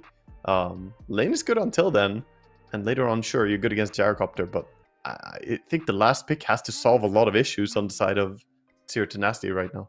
It's like they do not hit towers. 5 seconds. No, remaining. there's not really any building damage, and they, They don't don't buy have auras. great. Yeah, and still they don't have great spider clearing. The Racer pick is good against Brood and Lane, but later on, one plasma field does not kill the spiders, so he does not actually go very well against the Broodmother in side lane. And then what are the lanes? Like it's Razor Clock safe or it's Razor Shadow Demon off? Pango mid? Yeah, I don't know, we'll see. Need to look Game for what Gladiators hero banned can. Storm. Yeah, what hero can round out the draft to fix it. Obviously, it would be great to have a hero like Storm to catch the Broodmother, but Gaming Gladiators, they know that, they ban it out. So we're looking at Pango, Shadow Demon, off lane, Clock, Razor, safe lane, is what Gaming Gladiators are like expecting. Yeah, Banning out a couple of mid laners. that makes sense. That's probably a logical route. Also, still could be a Pango mid, so they do have all the options to pick any mid or any offlaner that would fix the draft. And I'm sitting here racking my brain thinking what Zero Tenacity can do to solve all the issues. Yeah, they have like very few stuns, very little tower damage, very little like, I don't know, overwhelming team fight. They've got some good skirmishing, but not like a big team fight spells. They don't have spider clear. That's 4 red flags. Yeah, for sure. I come up with like Mars as the final pick for them. That's what my intuition tells me. Then they have something that can catch people, some way to set up. I think I go for the Primal Beast. Makes sense as well. They have the level 30 Primal Beast Grandmaster on the off lane, so it's mid Pango coming out. And then Quinn's hero last. What's it gonna be? Void Spirit? Phoenix? Oh, he's gonna try the Phoenix again, isn't he? He could. They have pretty Who's bad gonna egg hit the hitters. egg, bro? Yeah, they have really bad egg hitters. He could. I was thinking Queen of Pain, but yeah, for sure. I mean, I just want to see it. I've not seen it in action. Oh, Earth Spirit. Okay. He was banned previously and does get to come out and play for Quinn. Yeah, Earth Spirit is just a very solid mid hero right now. Does quite well against the Racer as well. You can just randomly kick him away or something. And you get a lot of different ways to mess with the Shadow Demon. You can roll in on him, you can silence him. Ace with the best Broodmother set. Spooky Spider. Yeah, I mean, I feel like even heading into this series, it's just kind of natural to be biased towards Gaming Gladiators, right? You're thinking, you know, 60-40, Of course. 65-35, whatever. And this draft has just pumped those numbers through the roof. I would say the bias is much harder for me than just 60-40. I think Gaming Gladiators come in the big favorites. So the drafts... I was being generous. Yeah, Very kind. I would do them much dirtier for Team Zero Tenacity. They kind of just flopped and rolled over in game 1 as well, so that takes away some of my confidence for them here. But we'll see what they can muster. They do have some good team fights. Pangolier and Primal Beast provide a lot of damage in the team fight and a lot of control. The only question mark for me is, how good is Dad Razor? Can he carry this game? Yeah. I mean, again, it's a question of tempo for me. Zero Tenacity have to play fast. They've got to get level 6 on this clockwork. They've got to use every Stoikov Rolling Thunder has to connect and get a kill. Like on a core, Razor's got to get off the ground. Mixer's got to get involved. And they're, dealing with again, just this like Ace Broodmother, who is a carry from the side lane. Watson Gyro, who's going to be very scary to contend with. And Quinn Earth Spirit, who will be matching that tempo. That's why this Earth Spirit was a good pick at the end. He's going to be there involved in every fight. You're not going to get, a 3v1 or a 3v2. It will be Quinn Earth Spirit rolling on you. Definitely looks like there's a lot of aggression coming out from Gaming Gladiators draft, and the pressure they can apply on the side lanes is probably going to allow for some pickoffs as well. Earth Spirit's going to be looking for kills, but Broodmother, with the constant pressure from her spiders, might just give those opportunities. Do you have a need for a pause? Pep talk. 1 minute for the pep talk pause. We can do this, boys. Yeah. I mean, they gotta hype themselves up right now. They're 1 game down. This is elimination. We're in the lower bracket of the qualifiers. Only 1 spot available, and it's still a long road for these teams. Whoever wins this will go up against the winner coming out of Tundra and OG. I mean, I guess that is the way to look at it, right? I've been saying there are 2 slots for this qualifier, but now we're halfway through the bracket. There are 4 teams fighting for 1 slot at the bottom. Or I guess technically 5 right now. Yeah. And then 5 teams even. And then 2 teams at the top later on tonight that are fighting for 1 that will be lost tonight. Goodness gracious me. We'll see how it all goes, though. Game Gladiator is already a game up in its best of 3. And Zero Tenacity, this is make or break for them. And they've had some good showings already. They kind of walked over Palanitsia earlier on today, but this is no walkover. This is no walk in the park. Yeah, this is one of those, army, oh my god. What are the courses? You got to... A marching drill? What are we going at? No, it's the, crawling through mud, jumping over wooden Oh, I see. walls. This is Hell Week. There's an obstacle course. Obstacle course. Yes. Obstacle. That's the word I was looking for. My god. Dude, I have an obstacle course story here quickly while the game is paused. So I was on an obstacle course in the army. And there's one particular thing where you have a long rope between like one tower and another tower connecting. You got to crawl across it, and you're wearing upside down. No, you can go upside down, but laying on top of the rope is more efficient generally. Okay. So I had my weapon on my back and crawling across. And as I am close to the end, the weapon swings around. It got around from my back. And that tipped my balance, so I start hanging upside down. I'm like, how am I supposed to get up on this tower at the other end? So I get all the way to the end. I'm about to get up, but I'm so exhausted. This is during Hell Week, so I can't do it. But I wait for the other people, because there are 3 ropes. So I wait for my squad members to get up, so they could help me. But I'm hanging on, man, and I was the first guy, so I'm waiting. And about a minute goes by, I'm still hanging, and my hands finally slip. They give up, and I fall head first into the ground, land on my head, and everyone thought I died that moment. People just panicked. And that's when you started playing Dota. Yeah, my neck snapped to the side. Literally had an officer run up, put his hand on me and tell me, just lay down, don't move. He thought I broke my neck, but turned out I was completely fine. Except for the Dota addiction you got. Except for the except for the complete inability to quit playing Dota that I have. Yeah. But I'd already been battling that for about 9 years at that point. Fair enough. Okay, so it didn't cause it. We might have a clash of heads here, as Zero Tenacity kind of looking at Watson across from the large camp down in that bottom jungle. Gaming Gladiator is not running to meet them, though. A little bit of vision already placed for themselves. As they'll guard both of the bottom bounty runes. And Tofu and Quinn, yeah, they see them. Start off with Disruption into the cogs. Charging in onto Tofu here to try and bring down the Muerta. Pushed around and slain as first blood, drifting across my screen, but the turnaround, Gaming Gladiators might be able to get the core, but he says, no, I've got magic stick charges. That was a lot of damage from that kick. I think he wanted to save his friend, but just slides across the cogs, and the damage from the cog push brought him down. Game Gladiators did a lot of damage there, just not able to actually kill a single hero off. Spread out with all their kind of AoE spells. That's the good start that we needed for Zero Tenacity.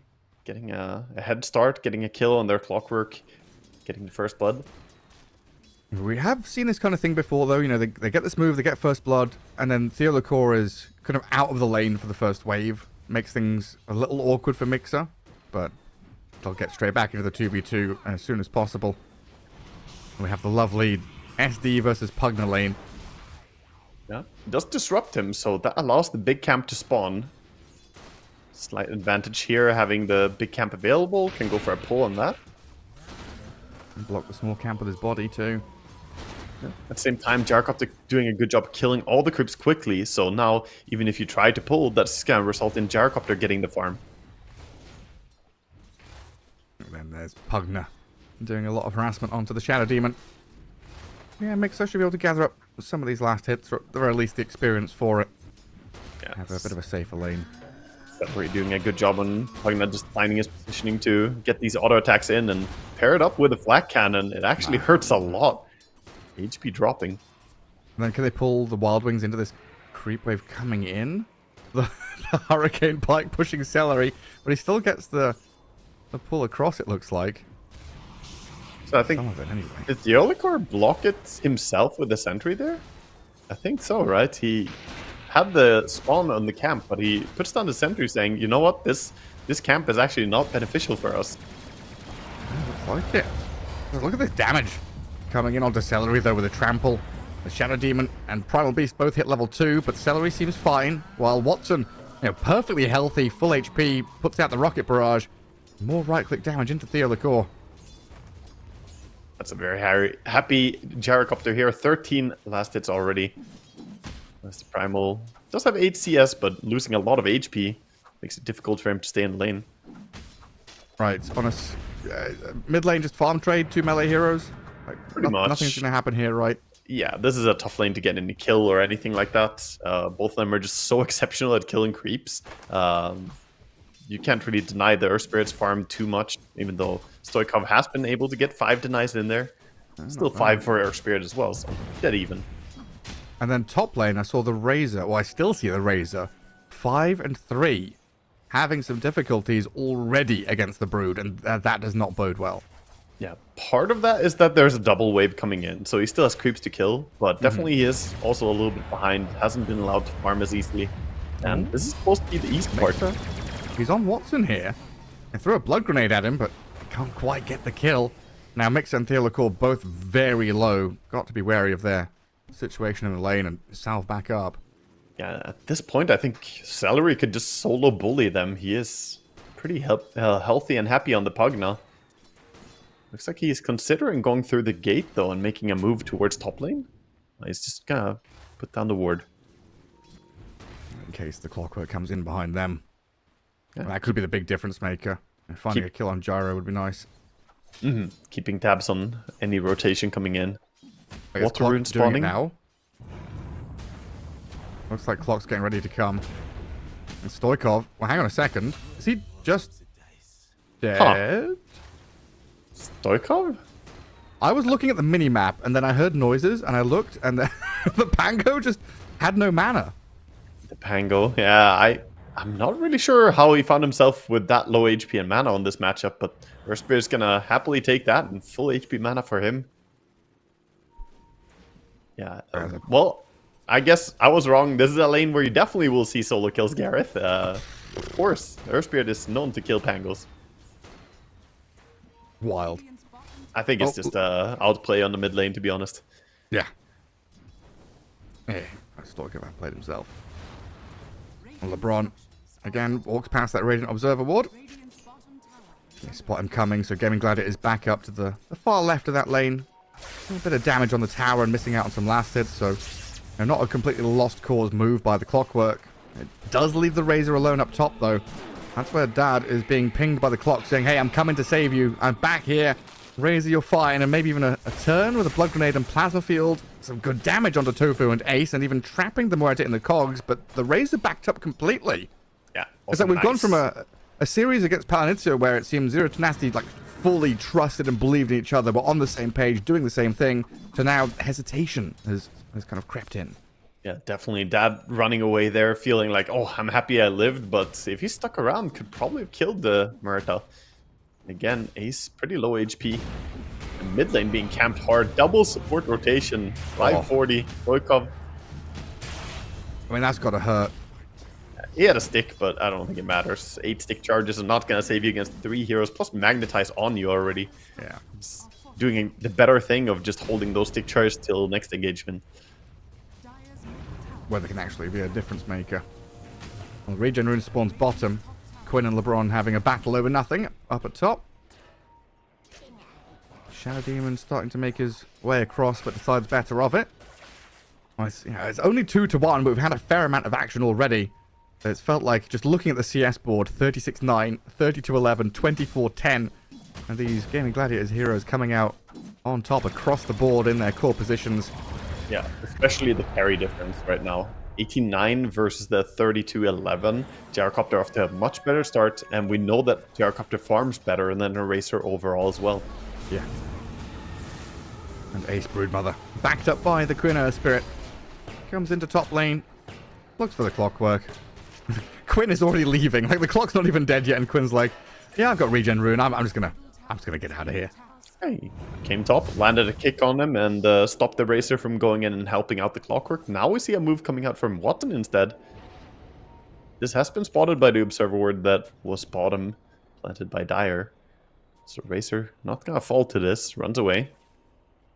So I guess LeBron placed that Observer like instantly coming through the gate, so wasn't spotted by Gaming Gladiators. I think so. I think he came through and just put it immediately. Yeah. It has not been dewarded at least, so. Just does give time for Mixta down bottom to get his level 6. Doing a pull through to the small camp, he's gonna get his 6 off this camp. Yeah, and a bit of damage on the tier 1. And Pango's already got his ultimate as well. I say already, he's also got an ultimate ready, so they could group up and play as 5 together up near this top lane. Yeah, not a bad timing for him if they want to fight. Broodmother pushing into his tower using her drums. 3 branches, circlet drums, boots. Tanky and speedy. It looks like Ace has managed to avoid it all, while the 8-minute rune gets nicely rolled and bottled by Quinn. LeBron in the right place, just a little bit late. And now getting kicked around inside the calling. Quinn Roll coming in. clockwork. There's that roll, landing in onto the Spirit. Disruption to save the clockwork. Another roll out from Quinn, though. Long range disengage as LeBron dies. Reapplying this magnetize, but with a trample onslaught, Quinn about to die as Mixer and Stoikov get involved. First move from Primal Beast coming in, helping out, making sure that you get a kill with the Pango as well. Important move here for Zero Tenacity. They're still the ones being pressured on the map. They did save top tower, but it's down to 200 HP. Broodmother probably gonna just go in and finish that any moment now.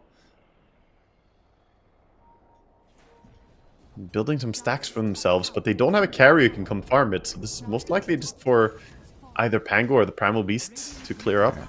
Maybe push yourself closer to a BKB on Primal Beast, but Racer not known for his ability to take out a triple ancient stack.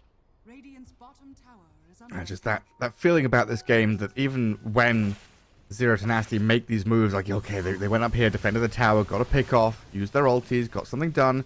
The other side of the map is just being swarmed by Gaming Gladiators heroes. They're being read perfectly as this 2k lead's going to build up to 3. Towers are falling. And Quinn nearly has his blade mail on this mid-earth Spirit. Uh-oh. Clockwork. Top lane, diving the clock with the Spiderlings. Onto the Razor as well. LeBron and Dad both in trouble. And where's the backup?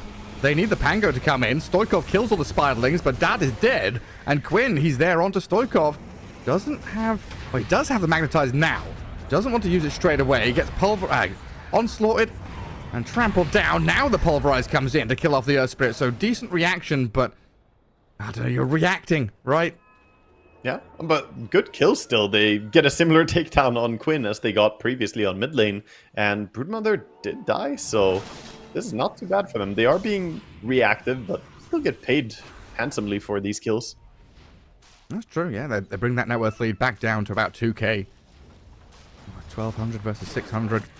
That gives them a a lot chance. of XP for Pango. Gives them a chance to close in on that diffusal on Pango. Definitely needs desperately before he hits stride a little bit. As Quinn still closing in on that Blade Mail as well. 150 gold to go, and he has Blade Mail and Earth Spirit. Pretty great game to have a Blade Mail against Razor and Primal Beast. Gillicor trying to run away, but he's so slowed up. Yeah, there's a lot of heroes coming his way, but that dead shot missing needs the calling, and the magnetize to be continually applied. This is all while your towers are falling. Nice try to run away, but not gonna be enough. Towers are falling rapidly, and Gyrocopter gonna say, okay, you guys don't need me, I'm gonna go back and farm again. Mid and top are already opened up. And Razor is for now hanging out top, but I don't think he wants to 1v1 against the Broodmother at all, especially with the help coming in from both the supports. They're gonna dive him. Drums are popped, chasing. They see him. And they think better of it. It's like eliciting a reaction again, right? Like you're diving, the Razor's screaming, suddenly the dire heroes are all trying like, oh yeah, scramble to defend. Yeah, definitely. Ring the alarm. Get all the villagers into the town hall. Well, LeBron, the Cogs, not offering too much protection here, but a Rolling Thunder and a Shadow Demon might be able to turn the tides on this one. Life Drain cancelled out, but Earth Spirit's rolled out as Celery becomes the new target for this trampling Primal Beast. But Theolacor and LeBron, the support to the back, have been slain, and Quinn with a roll again onto the Pangolier, fearing him with a dead shot, trying to finish him off. A Pugna drops, but Tofu and Quinn are on the Pango's tail to get a 4-for-1. And who killed Razor? Watson did, apparently. Now he's got Mixer in his sights. A double kill for the Gyro. It was Watson and Brood coming in. Ace just wrapping around, cleaning up so many heroes here as Broodmother. Easy takedowns coming in from behind. It's a 5-for-1. Yeah, it was just a perfect fight for them. Watson did go really low HP, but they kept him safe enough. A little bit of saving. It's awkward for Zero Tenacity because they have to go on the Pugna. If they don't go on Pugna, he's going to save the Gyrocopter. But when they ignore the Gyrocopter for long enough, that allows him to just burst down heroes together with the Broodmother. Quinn with an Invis rune, and both dire supports put sentries down. Still can't catch him, though. And Clockwork is not level 6 yet. Ooh. Yeah, we're only 13 minutes into the game. That's all right. LeBron, you have plenty of time. Yeah, 1 more minute to get the next Wisdom rune. Also, Watson just picked up the Wisdom rune minute 13. That's illegal. That, yeah, how dare he actually? 13 minutes? If you've waited that long, just wait another minute. Yeah, that is actually crazy. That's an average carry player. Poor dad. But I could have instant gratification right now, Gareth. What do you mean wait for later? Just brew it up. Ferment the wisdom. Yeah, not cooking it and letting it double in value. So I guess we got the answer if he would pass it along or double it, you know. Take it right now. Might die right now. Dodges the onslaught, but the trample is going to come in with a hefty amount of damage. Pulverize him in the vicinity of the Shadow Demon and Clockwork. Watson gone. Quinn comes in looking for some retribution, but there's a Rolling Thunder from Stoikov to be a bit of a thorn in his side. Quinn in trouble. Decrep Life Drain. That'll try and heal him up, but he's banished for now. Onslaught, the Primal Beast comes back in. Zero Tenacity, they're fighting back with a 3-for-1. Tofu on the run now, as well as the Brood. Trying to TP out. Any more stuns? He's gone. Bit low on disables after using their cooldowns, but huge amount of kills there for them. Really good stuff coming out for Zero Tenacity, getting handsomely rewarded for, I guess, the mispositioning there of Watson, and then Save a Buddy Syndrome. Yeah, I can help you, says Earth Spirit. Actually, he came in to more avenge him than Pugna, trying to save his Earth Spirit. Unable to do so. Still, even with all those deaths, they're still 5k gold ahead, well in lead of this game. Ace just kind of scratching his head like, what are you guys doing? Meanwhile, running around, has his Orchid in hand. This Broodmother is a big threat on the map. Yeah, have fun going into her lane. With Drums and Orchid, you die so fast. At least some good resilience from Zero Tenacity, right? You know, it's not completely out of their hands. They are still, you know, kind of moving with agency. They've got action. I'm going to try and play into the enemy ancients right now and maybe steal some of these little stacks away from Watson. Probably want the Gyrocopter kill as well. They're waiting for him to push out top. They do have a nice ward here. I don't think they've actually seen him yet. He didn't reveal himself until now. Now they see him. They're going to make the move. They don't. They're still waiting. They're letting him come to them. That's... but is he coming though? He's pushing. Oh no, and now he's grouped up with his friends nearby. Pagna is within healing distance. Yeah, the call was made to like group up around that top creep wave. Watson's gone to the Lotus Pool though, so a bit of deviation away from his team. But Ships in the Night, can he get out of here alive? He's jumped on by the Pango and the Primal Beast, finished off before the team can get here in time.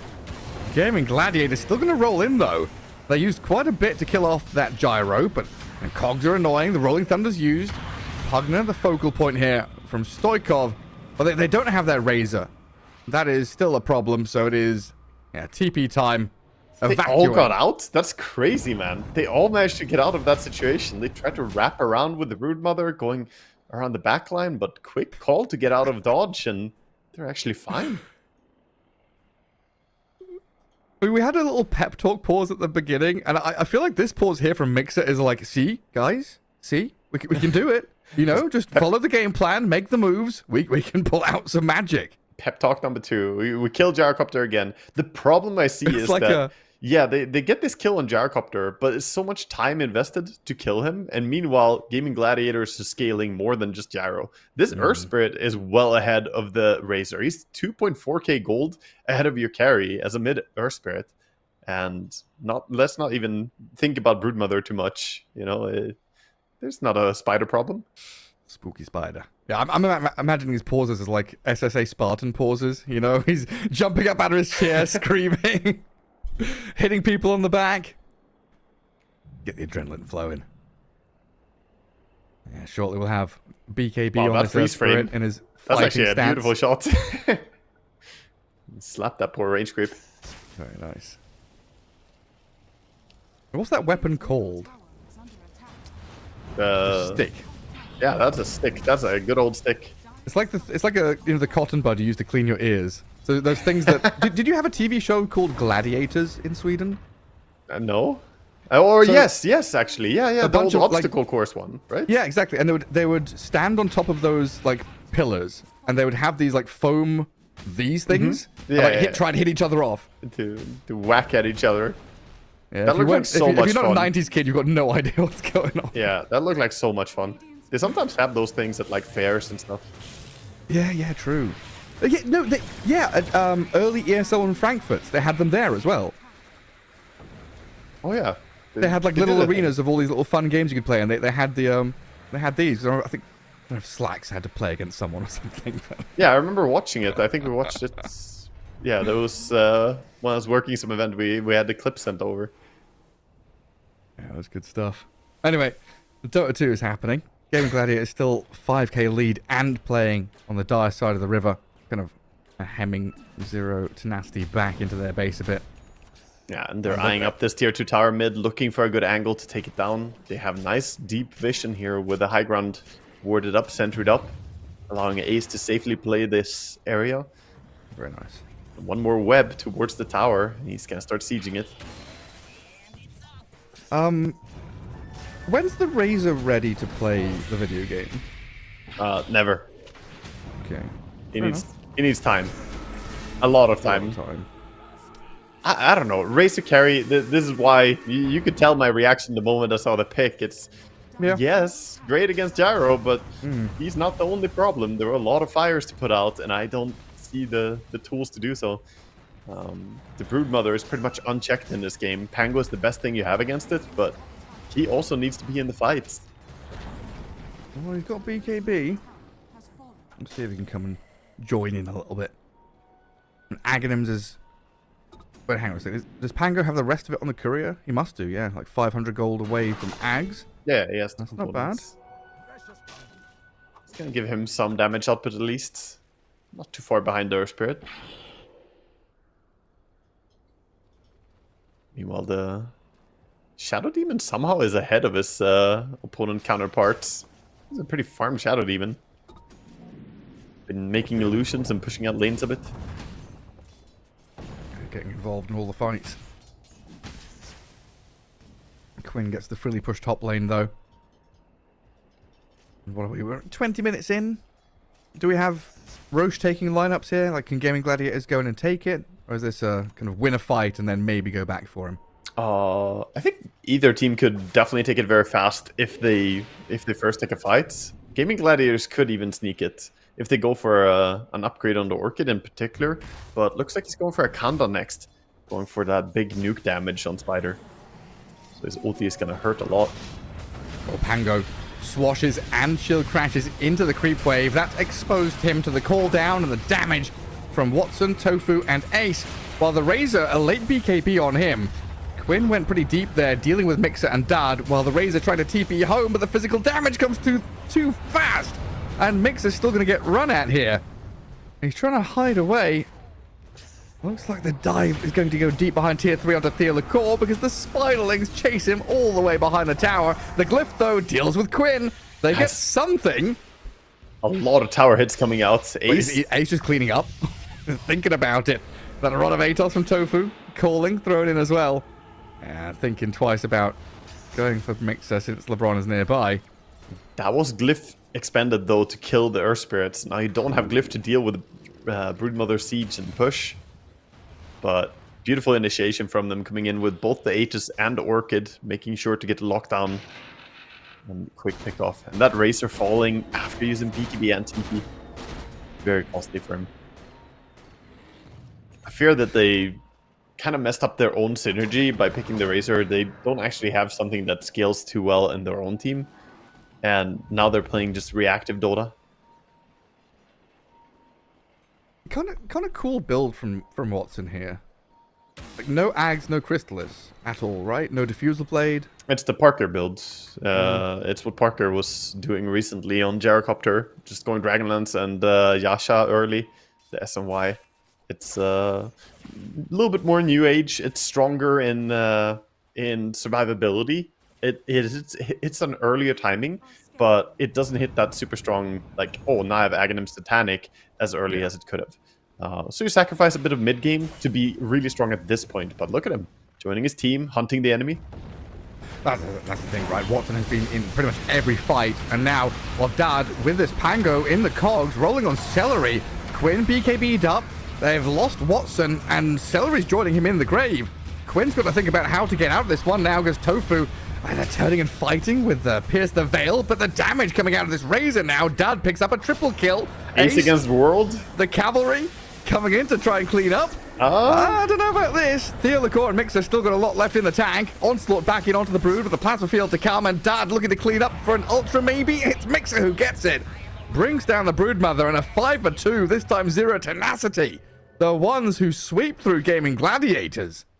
Gaming Gladiators just getting absolutely handled in that fight. 4,500 gold from one fight. Absolutely absurd amount of comeback coming their way. Pinging out the Tango. Taking another damage. Yeah.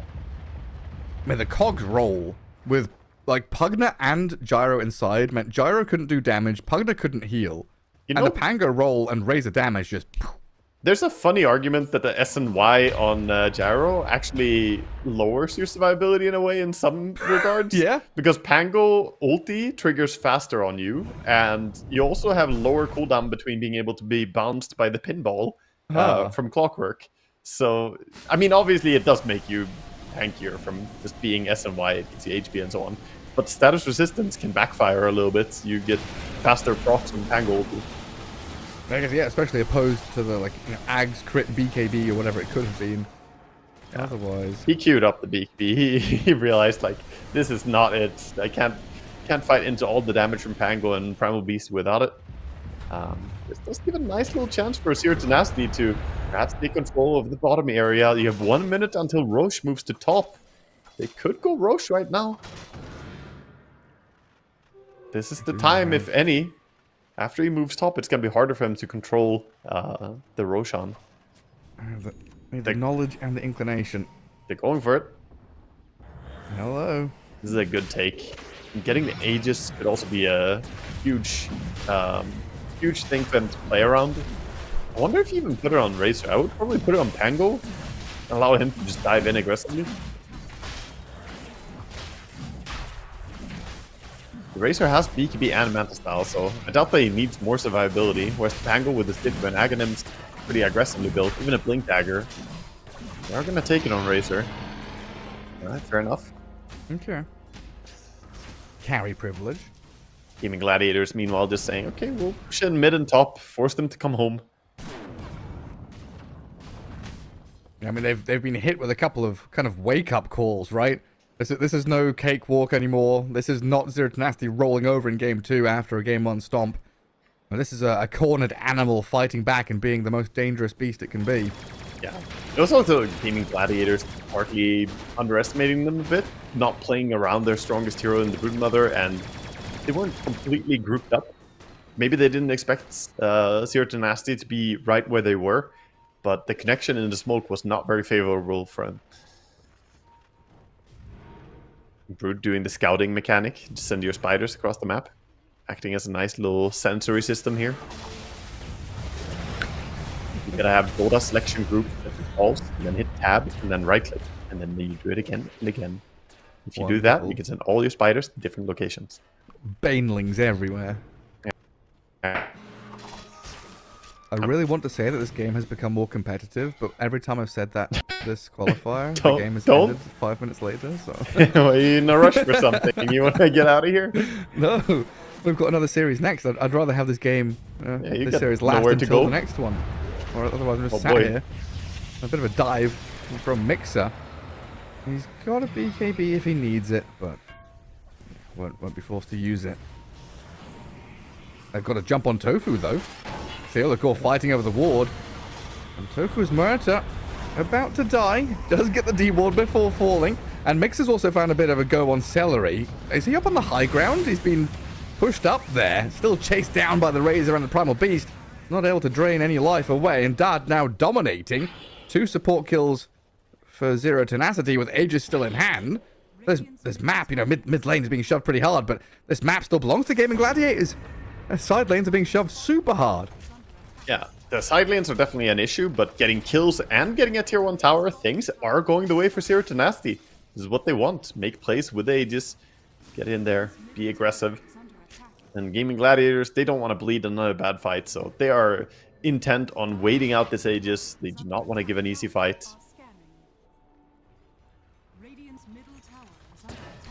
Smoke around looking for the Broodmother, but Ace has already wisely TP'd out.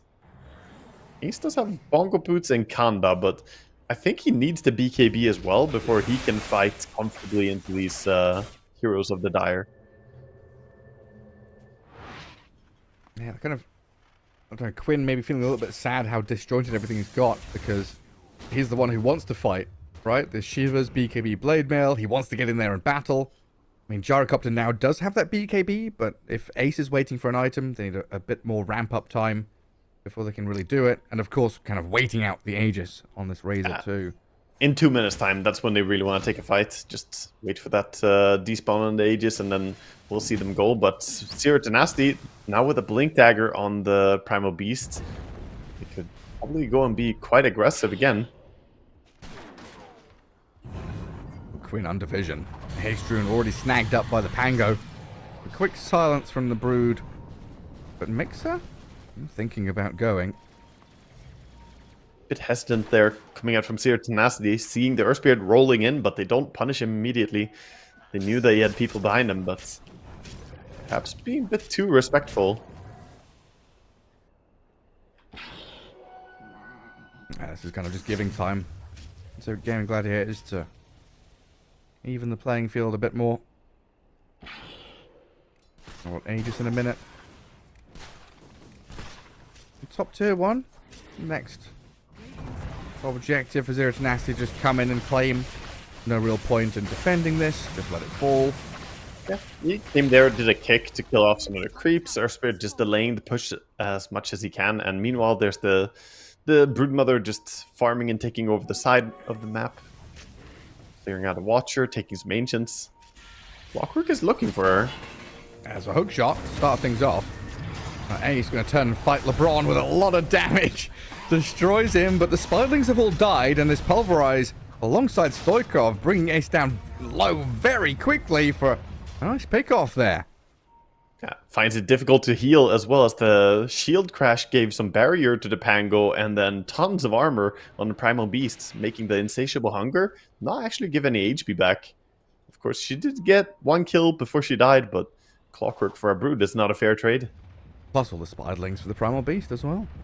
Yeah, it was at least like 200 gold or something bonus. We got a fair amount of money. Tofu. Yeah, the recap doesn't actually show the gold for the spiders. It's just like kill gold. Only hero gold, yeah. Yeah. I want like spectator ability to just see gold from creeps, you know? Like we have some of the spectator tools, but It's like that's why we've got Laearth, right? exactly. That's what JJ and Booker have built up. Yeah, I guess they can't add it to Dota then. That would take away their thing. I mean, that's happened in the past. True actually. Yeah, the first time they showed, like, you know, Eidolons killed or Spiderlings killed, was like, oh my god, we can see that now. Gold from different sources? Yeah, great. And then post-game Dota is like, oh yeah, that sounds great. We'll just show gold from different things. Quinn, hiding in the trees, trying to roll away, but look at how many heroes are here. That's 5. Everybody! 5 heroes into the corner. Oh man. That's probably what he's saying right now. Guys, they're all in the useless corner. 5 of them. Take the map, use the map. Literally 5. Like, literally 5 heroes. Literally 5 heroes. It's not one of those fake ones where it's like, yeah, there's 5 here, but it was really only 3. Yeah. And now They're roll all into mid. top guys. Literally 2. Literally. Pango, trying to kill off Tofu here and getting through the Pierce the Veil to begin with. We'll have plenty of physical damage to come once that ends. Rolls to low ground. It's getting awkward now. It's getting very awkward now. Tofu's still alive. Watson's come in. Stoikov is going to be able to get away from here as Watson gets a bit of distance, but the drain is still link going. doesn't break? Demonic Purge comes in. The BKB from Watson, can that save him through the Pulverize? It can't. Ace trying to fight back into this Primal Beast, but Gaming Gladiators collapsing at this final hurdle. Dad charging forward, looking for Celery or Ace as they're on the run. There's Razor on the gyrocopter causing some issues.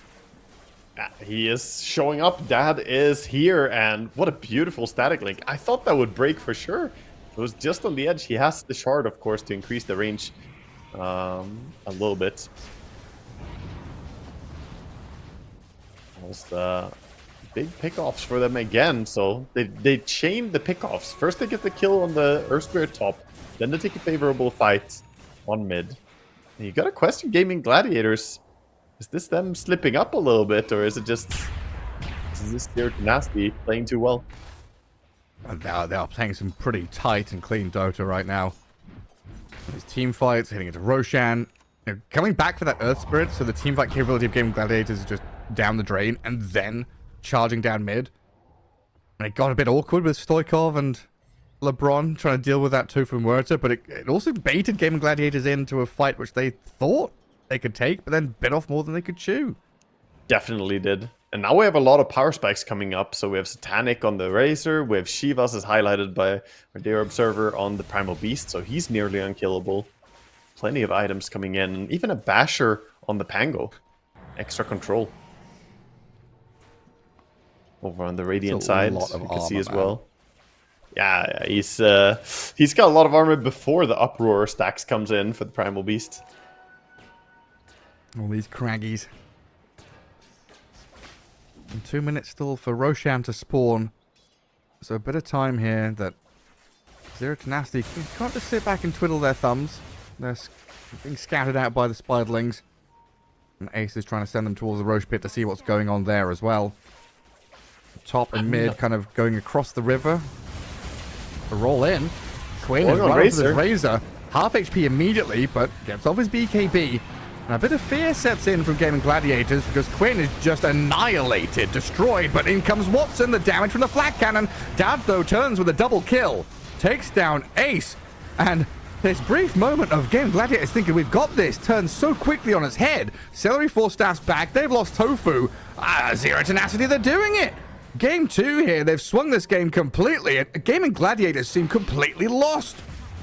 Yeah, I don't even know how they're supposed to turn it now. They need more damage on a gyrocopter. We saw him lay in some auto attacks, but he does not have enough. All that armor on Primal Beast, he does not die.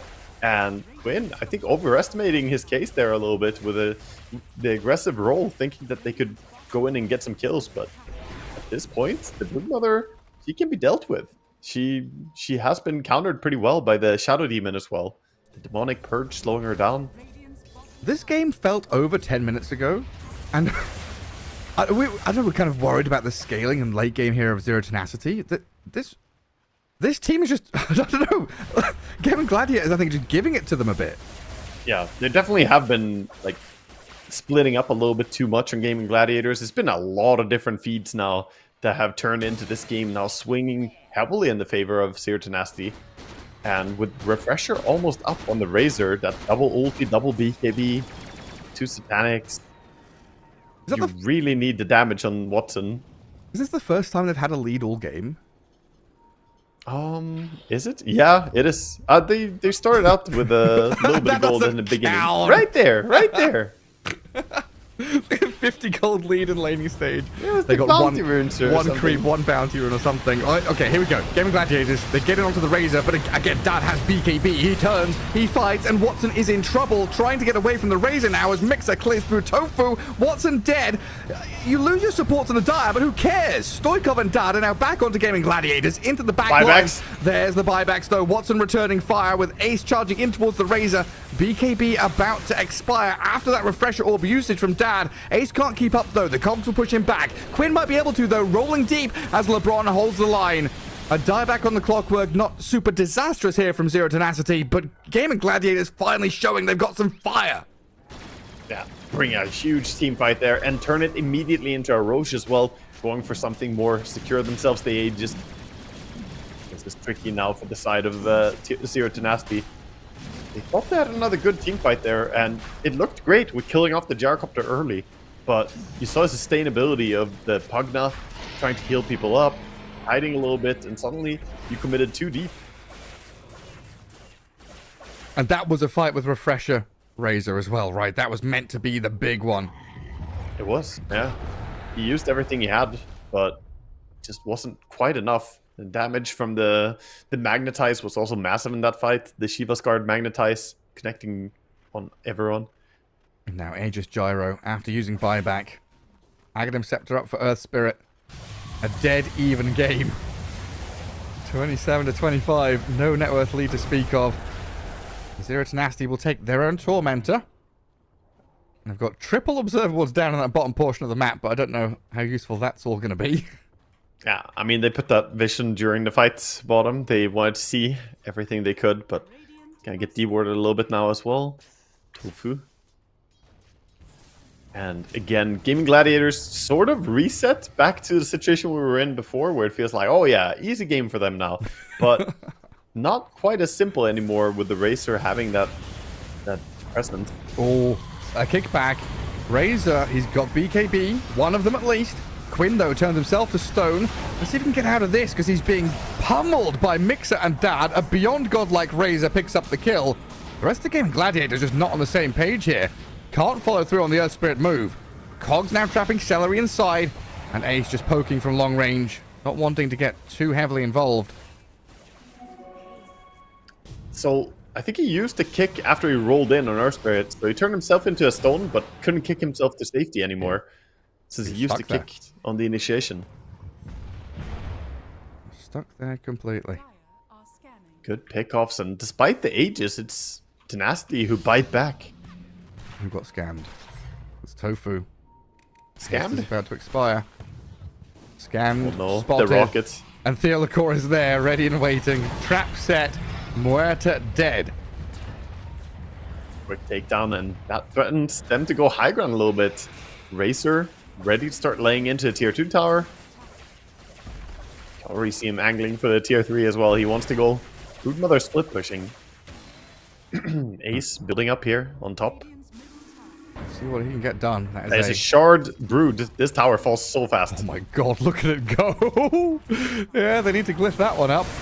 Meantime, 5 heroes from Zero Tenacity doing about the same thing to the tier 3 mid. And Brood's going to come back. Pango maybe can clear the Spiderlings, while the Decrep stops the Razor from shoving that mid tower. Yeah, so they did do some damage. Brought the tower low at least. Broodmother returned the same favor to the top tier 3. And then afterwards he gets out. Ace could sense that they're going to come and look for him. We've actually got a game on our hands. I don't know. We definitely do. It was like 20 minutes, 15 minutes in, like, oh, it's going to be another 25-minute game. Nope. 40 minutes in, and it is all to play for. Zero Tenacity ahead, technically. As Gaming Gladiators, the ones to now try and smoke and make the move up north. Theolacor has been scouted by Spiderlings. Kills off a couple, but Quinn coming in. Rolls, but won't find him. Yeah, and correct read. Zero Tenacity, they know what's going on. Backing up, playing it safe. Trying to finish up their level 25 on Razor. Still a little bit off. About halfway there. Still has ages for a minute. Yeah, they looked for a power play with it now, going with a smoke, but not connecting and finding a kill. Might just go back and farm a little bit. Try and work on Satanic. As for neutral items, we have some pretty powerful ones. Double Mindbreaker on the side of Dire, and double Ancient Guardian on the Radiant. We have Ancient Guardian for the Broodmother as well as Murta, who wants to transition, scale in to become a core. Yeah, why not? Hurricane Pike's there. Damage can come.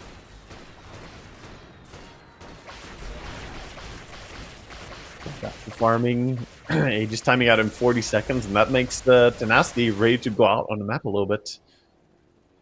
They do have the gem to clear out everything. Not too much vision to play into, though, apart from that one observer ward far down south. Yeah, they'll clear out the waves, push out mid and top. Of course, that mid tier 3, pretty low HP. They'd love to go and crack that, while also, defending that top tier 3 of their own to any kind of Broodmother attack. Yeah, they pushed up top lane together, so Broodmother not in a position to counter if they go for a move mid now. She is scouting with the spiders again, sending them across. Smoke not being spotted, though. And no more Aegis on Gyrocopter. Ace does have BKB and Lincoln Sphere, so not the easiest kill. Of course, the free pathing as well makes her a tricky target. It makes her realizes. Well, they all realize where each other are. And Quinn. Just coming over here. Steal a Wisdom Rune. He knows his 7 times tables. Oh, but a double damage bottled up by the Razor. Yeah, that is nice. Very nice for him to have, and level 25 on top of that as well. So he's stealing attack speed now with the Link. So having BD Rune on top of that could be a huge increase in his damage output. That's where that Lincoln Sphere on the Brood becomes super important. Oh yeah. Sofu gonna get caught. And that Dara Observer Ward sees him coming into the jungle. And tries to pierce the veil and put a bit of damage back onto Theolacor. But eventually, Tofu should be dying here. Yeah, real way out. Not the first time we see him get snagged like this. Good pick off. That's 70 seconds with no buyback, right? Yeah, he does not have a buy. They don't know that he doesn't have buyback because he didn't use it. It's just that he's missing the gold. 600 gold off. So they're mounting a push bottom, but top lane is pretty close to their base. The creep wave is coming. And again, this Broodmother will just absolutely eat your buildings if you let her. But does he need creep wave? Can he not just go up and munch the tower? He could backdoor. He could definitely backdoor a tower. But he's just waiting to play it safe. Well, either way, Zero Tenacity the ones to crack the tier 3 first. Down at bottom. That could be a smooth transition into mid as well after clearing the bottom lane of barracks. So Pugnet and Brood try and take out top. They get At least the range racks after the tier 3. Top barracks are Stoikov coming in to defend the remainder of it. It looks like Zero Tenacity here quite disciplined to fall back from the bottom lane push, not wanting to shift mid. Yeah, very good move. So taking out the bottom lane already, and they're going towards the side lanes. The side lanes are most important when you play against a Brood, because that's usually where she wants to play. So if they can get top pushed all the way, get the tier 2 tower, that would be massive for them. And also, Roche could spawn in 20 seconds from now. Want to be on point for that Roche control. And Gyro still desperately wanting that Satanic. Feels like Watson has missed his timings, missed his impact in this game a lot. He didn't really have the damage for the early fights. Now he has the Daedalus, but still working to complete his Satanic to try and heal up throughout those fights. Otherwise, pretty difficult for him. The Blade Mill on the Primal Beast makes him deal a lot of damage to himself. Yeah, I mean, I guess it kind of felt like Gaming Gladiators in general were looking for that, 25-30 minute game end moment where, I mean, I guess I felt that was coming as well. Looking at the draft, the way they were playing, the way they're itemized, it all was leading to that. But Zero Tenacity have fought back so well to stymie the push, stop these team fights from happening as Gaming Gladiators wanted. Just shutting down Quinn whenever he rolls in. The quick snap turns to kill this Earth Spirit have undone Gaming Gladiators' moves. Yeah. Gaming Gladiators, they want to take the fight. Going out with the smoke, dewarding ahead of them. The purple dots. This is fighting into triple level 25 though. Everybody level 25 on the course, on the side of Dire. And who's leading out? It's Quinn smoked up. Smoke breaks on LeBron.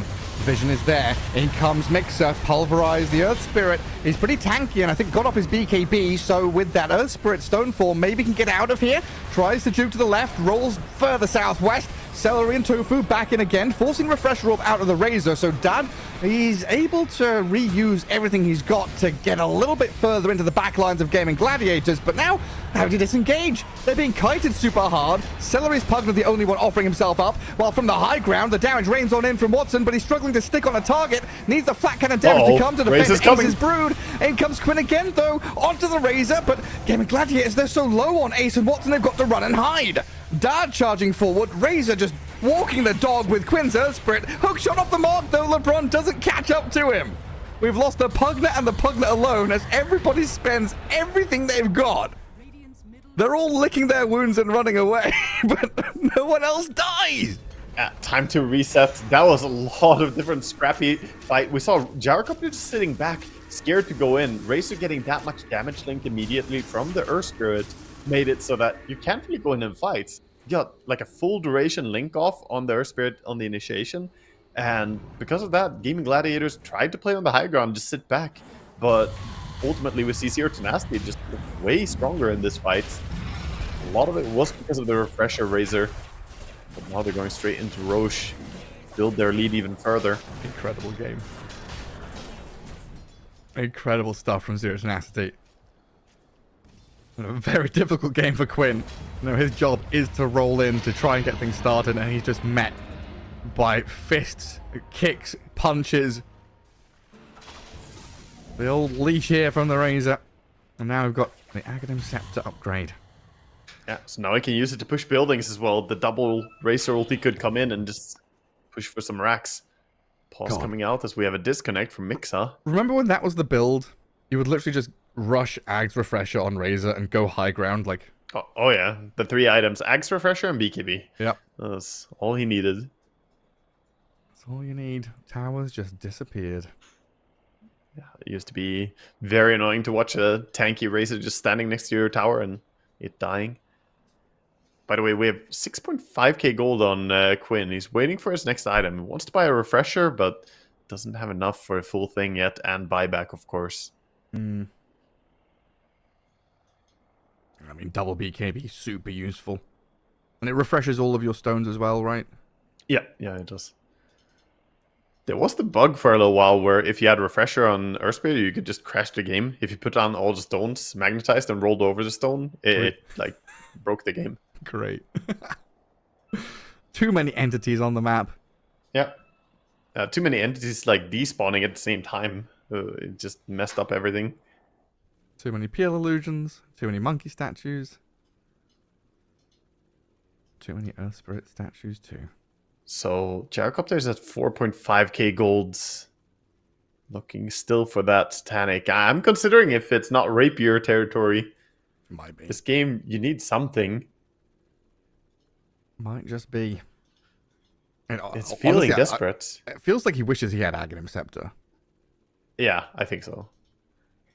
I think the build that he went for, it is strong, but you're not allowed to lose early with it. And they didn't lose early. They lost the mid-game fights. They kept dying and feeding away a lot because they had a big lead. What was it, like 8,000, 9,000 gold lead in the early game?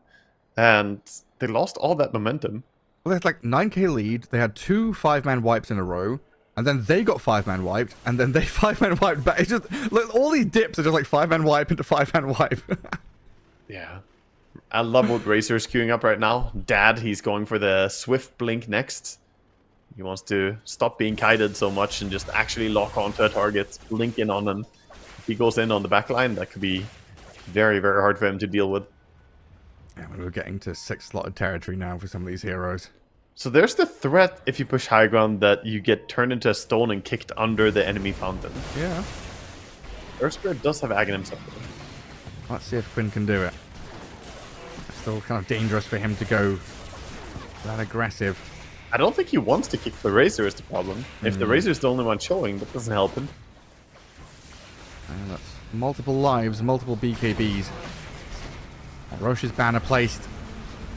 Invulnerable creeps. In comes Quinn, but Mixer's there with the pulverize, catches the Earth Spirit mid-initiation, killing off Quinn and Dad beyond godlike. There's buyback here for the Earth Spirit as Ace's Broodmother just charges onto this Razor, looking to finish him off with the dead shot. They've got him. First life down, but he's got his entire kit available. Refresher Orb ready in a second with that second BKB. And Gaming Gladiator still holding onto the Earth Spirit buyback. Watson steps forward. Flat cannon to try clear the creep wave. 10 seconds for a new Razor ulti. Then he could go with a Refresher. Maybe they just wait. See what they're gonna do. Well, they hold high ground. A little bit surprised they don't want to commit the Clockwork buyback to force the Earth Spirit one as well.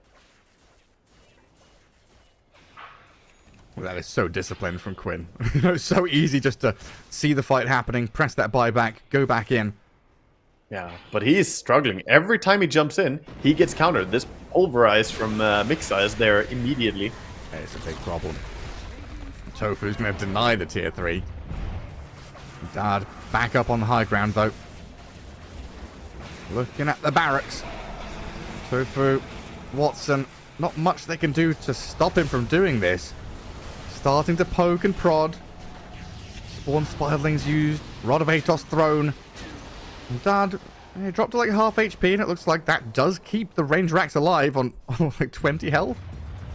Yeah, what a great life for it. But the metal racks is safe for now at least. The range not falling yet. Back up.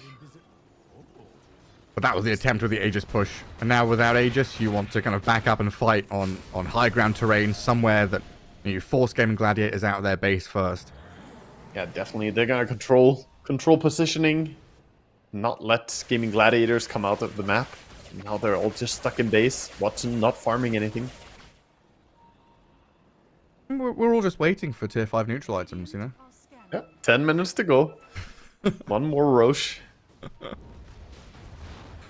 they've got, We can get there. we've got plenty of scans and glyphs and tormentors and roches to come. Aghanim Rushing Scepter over to Clockwork. Tormentor.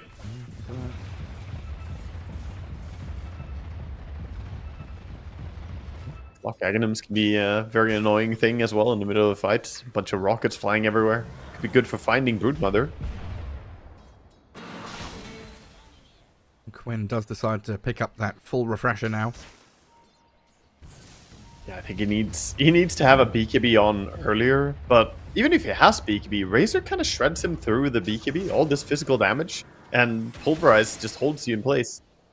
Yeah, I feel like I just do not have a read on Razor as a hero. Like, he's top of the net worth, he's scaling, he's going late game. It's a little bit weird, but this game has worked out really well for him because of those mid-game fights that they absolutely demolished. Is he rolling in on the Razor? Quinn Pulverize tries, but again, again. the Pulverize with the Rolling Thunder. Can they save him, get him out of here? Quinn is he's dead. Has buyback available, but look at Watson. The Gyrocopter's in a bit of trouble. Has to pop BKB Satanic to turn the fight into Dart's Razor. Rolling Thunder from Pango, crashing into the back lines and finding the kill on the Watson Gyro. They've got buybacks and they're going to have to bloody use them because this Razor is deep behind tier 4s. Dad and Stoikov diving in onto Ace, trapped in the cogs. The Brood is dead. 100 seconds, no buyback for her.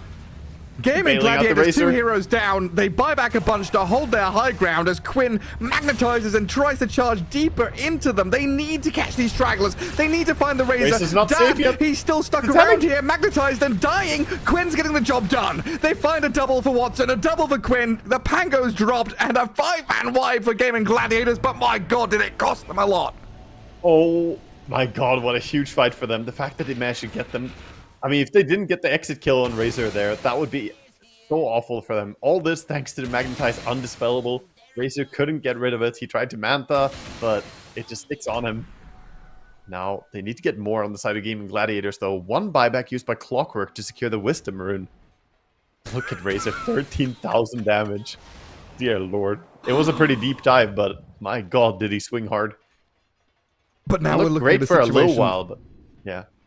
like we've got 4 buybacks ready on the Dire and 1 on the Radiant. I get 2 if Muerta counts. Oh yeah. Yeah, that's why I'm saying Radiant need to get something more during this, but they don't feel safe enough to go high ground, especially without the Broodmother. So I think we're gonna see a just calm respawn on all the 4 heroes dead.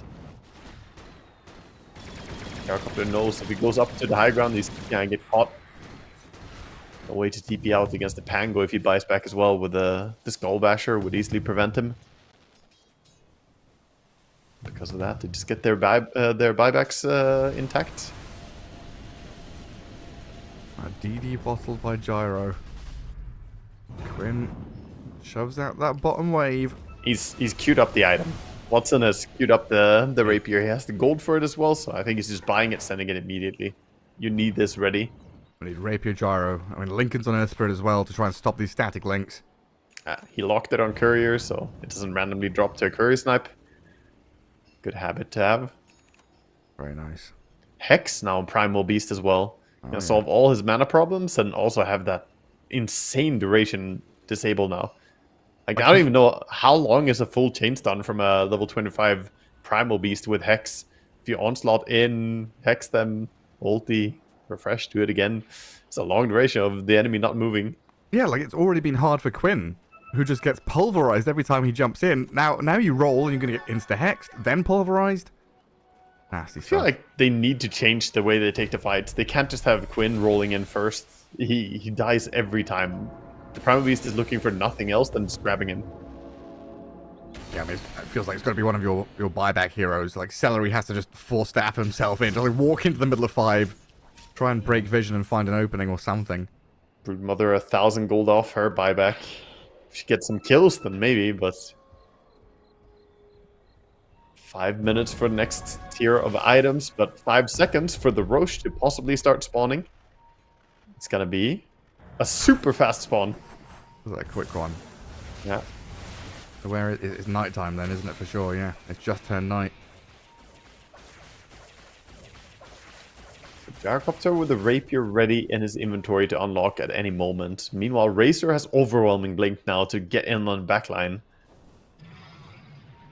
Muerta trying her hardest to scale into a carry, BKB and Crystallis, but needs a lot more to be able to stand toe-to-toe against some of the heroes in this game.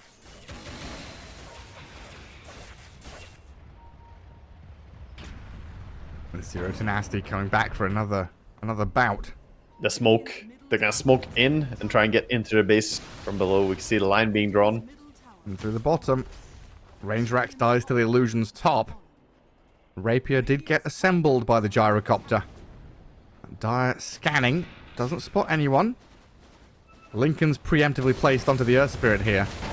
And a hook shot straight in onto Quinn. They've got to catch onto him. He gets the BKB off. Trying to focus that Earth Spirit's a hard target to go for. And it looks like they've already had to spend their BKBs. While Stoikov, 30% HP, nearly gets shredded by them. And Quinn, he's looking.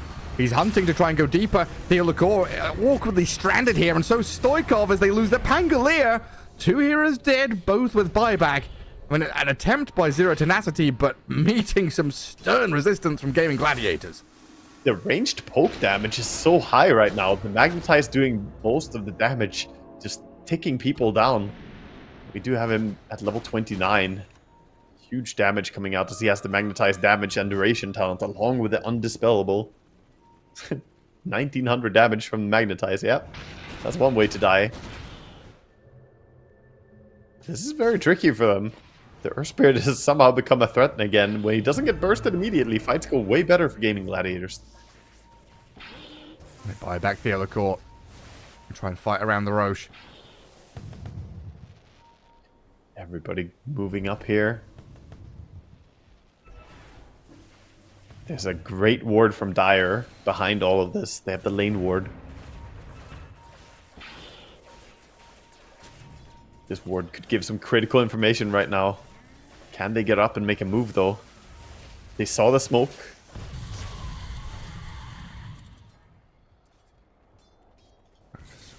Very slowly approaching this one. See Ah, where the they smoke know. breaks. Quinn started stepping. Now he rolls in. I think he caught a glimpse there of Mixer. Sees the Primal Beast, and it's his turn to initiate on the Primal, not the other way around. He will just refresh up to try and have another BKB to get onto Stoikov and Theolacor in the back. They've been separated, isolated here. Shadow Demon down. Stoikov still in trouble, trying to roll away. Ace and Quinn giving chase. Zero Tenacity, no SD for 2 minutes. A 5 versus 4. Radiant base in a little bit of trouble from the creeps. Racks and tier 4s starting to fall, but the Roshan is what they've come to claim, and that's what they're going to get. Gonna get themselves this Aegis. Primal Beast going in again? Looking for something? Gonna throw a rock at them, canceling TPs as they go. Oh, and the hook shot. They've got the gyro. They've found the gyro. Watson Is has that to what stay they and want? fight. The tier 4s and the base is in trouble. How do Gaming Gladiators get back? Dad is going to work on the buildings, but Quinn is here to stop him in his tracks. Ace, do they have any stuns? No bashes? Of course not. They cannot stop him from TPing home. Meanwhile, Mixer fighting into the 2 Gaming Gladiator supports, but he'll meet his end. Zero Tenacity. Oh, they've been so close this game, but this might be the beginning of the end for them. Like, for the 5th time this game, as Gaming Gladiator just never freaking give up. Gotta respect that move, though. Primal and Clockwork going on the assassination for the TPs, but sadly, it doesn't really work out for him. Eraser realizes he can't stand and fight. TP's coming back home. Now, it feels all but over. They have 80 seconds on the Clockwork still, 50 on the SD. They still have some fight in them. Push is coming, though. Here comes Ace, for the first time in a while, getting to the enemy base. BKB ready for Earth Spirit, no refresher. And BKB, I think, was cooldown for the Brood there as well. 30 seconds for it. Tofu pushing out top, the other 4 shoving mid and bot. Opening up that mid lane of barracks. 45 seconds for Clockwork. 40 Gyro for Primal wasting Beast. no time. But he's got to buy back his Mixer.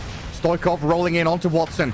They've got a bit of a catch on the gyro here. He's got Aegis, Rapier, Satanic. Rocks thrown at him. Rolling Thunder crashing on him. But Watson, as always, just standing there holding his ground as Quinn comes in to turn onto Dad. Razor has to back up behind his tier 4s for safety now. And Gaming Gladiators, they're in your base, on your tier 4s, and it seems like there's no resistance to stop them. All of a sudden, they're looking to close out this game. 60 minutes in, who cares tier 5 items? They're looking at Throne and looking at They're on ending. the gyro. Watson's going for it. Satanic popped. Aegis still in hand. First life down. Throne's exposed, though. They're going to pulverize there on the side towards Tofu, but the Razor is dead. Has to buy back immediately. They'll come back in and fight, but Mix and Theolacor in some serious trouble. The Throne is dying. The Glyph is up. They've bought a bit of time. LeBron will hook shot onto Watson now, but the flat cannon hits. They've got a stun on him. Can they control him and kill him? Watson, he's hexed up, but the Throne is dead. And Gaming Gladiators have done it. A 2-0 victory, but my fucking god, they had to work for it. Zero Tenacity, rebrand, change your name, because you deserve to win this game. Really do. That was some really strong fight from Zero Tenacity. They tried their best this game, and I mean, you could say that Gaming Gladiators slipped up in the mid game, but throughout this game, they showed they definitely know how to take these team fights. Zero Tenacity, they had a plan all along. They went for a really nice play on the Roche there, trying to stop the TPs as well. But ultimately, Gaming Gladiators, they find their way back into the game on the back of this Rapier. The Gyrocopter just too big, too scary, and they couldn't really control him when he has Aegis. Man, I wanted that to go to a game 3 so bad. The way that game 2 panned out is like, we're getting there, we're getting there. But Gaming Gladiator is showing why, you know, they are that upper echelon team, not giving up until the bitter end, just fighting back and making sure that all the doors were shut. Getting into this, you know, the kind of classic buyback situation, right, where you don't have them, the enemy do, then you force them to fight in your base, you swing the game around and turn the tides. And a 2-0 victory secures them, of course, that movement forward in the lower bracket. And getting into that semi-final. At least Zero Tenacity, they go out on a real banger of a game. So they didn't have the best start to this qualifiers, but my god, man, they played some enjoyable Dota here. I really didn't expect them to put up this strong of a fighting game too, but they made Gaming Gladiators work for it, man. They were definitely sweating, especially in the mid game when they started dropping and we saw the gold swing for the first time in the favor. I was really hoping that we would get to see a game 3 there. Absolutely wild stuff. But yeah, there we have it. That's gives us a bit of a break again ahead of schedule once more as Gaming Gladiators 2-0 in the end over Zero Tenacity. And of course, there is the other stream going on. Tundra against OG, I believe, is still ongoing to find out the other team that will be facing Gaming Gladiators and the other team that will be knocked out, unfortunately, alongside Zero Tenacity. And up next on this stream, in about 2 hours' time, is going to be Avalus against Team Liquid to find out exactly who is going to be qualified first for ESL One Bangkok in that upper bracket final best of 3. So we'll wrap things up here for now. Get yourself some dinner, a drink, go for a run, whatever it might be, Waga, and get yourselves ready for that last series of the day. We'll see you later.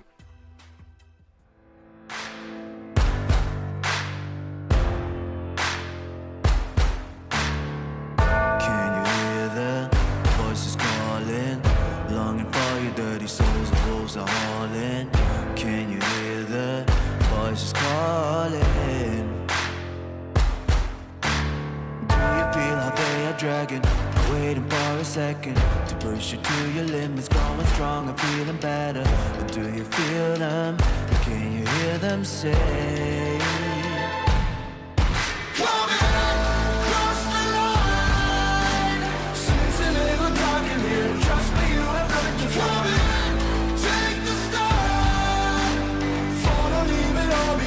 Welcome to the other side.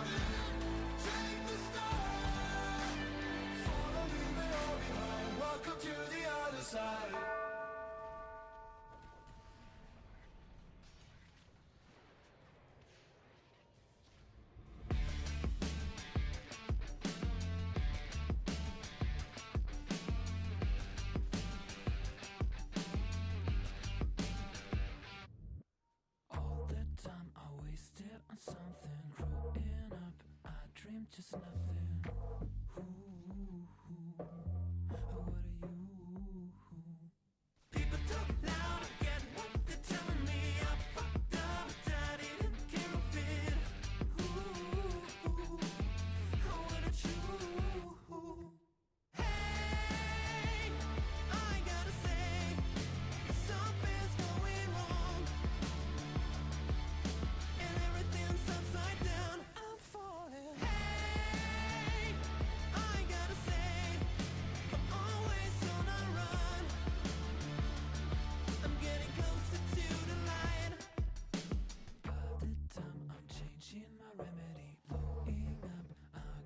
get out of this.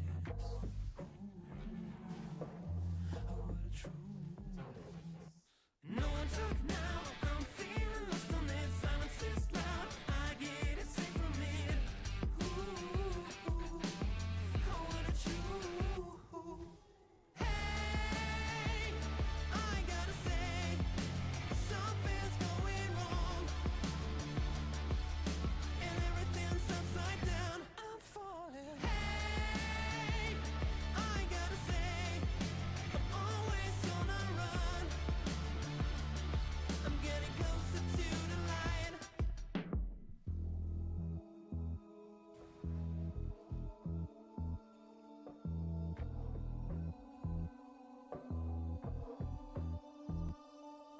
And everything's going down.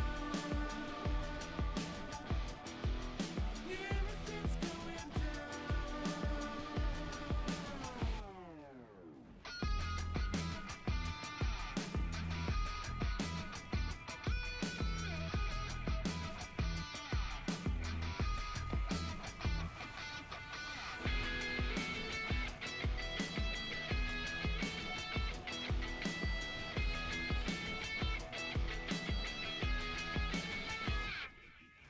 Hey, I gotta say, something's going wrong,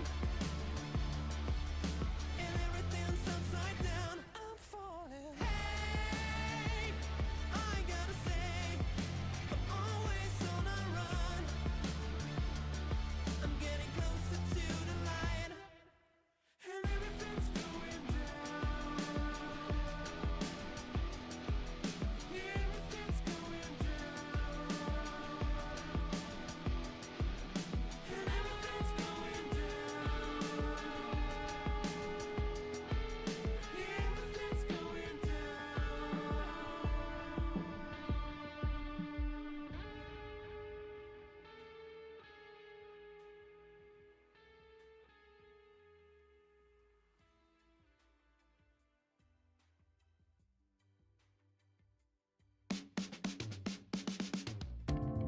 Another lonely night, sitting with my memories, haunting me for life. You told me if I just believe, it'll be alright. Do you believe it? Do you believe it? Yeah. Tell me honestly, do you really practice what you preach faithfully? And does it make you wrong or right? Judging me. How do you decide? How do you decide? Why you wanna lead with fear when you could go and lead with love? I'ma just stay right here, cause I can never give enough. Hey pretender, come on, take me back down to the river, and tell me all the ways that I'm a sinner. If I follow, will I be delivered? Am I delivered? Oh, defender, come on, take me back down to the river, and tell me all the ways I should surrender. If I follow, will I be delivered? Am I delivered?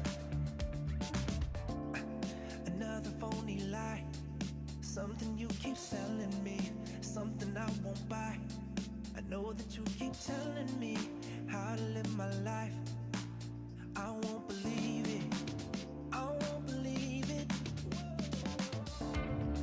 Tell me honestly, do you really practice what you preach faithfully? Will you ever let me be? Or will you just keep judging me? Keep judging me, yeah. Why you wanna lead with fear when you could go and lead with love? I'ma just stay right here,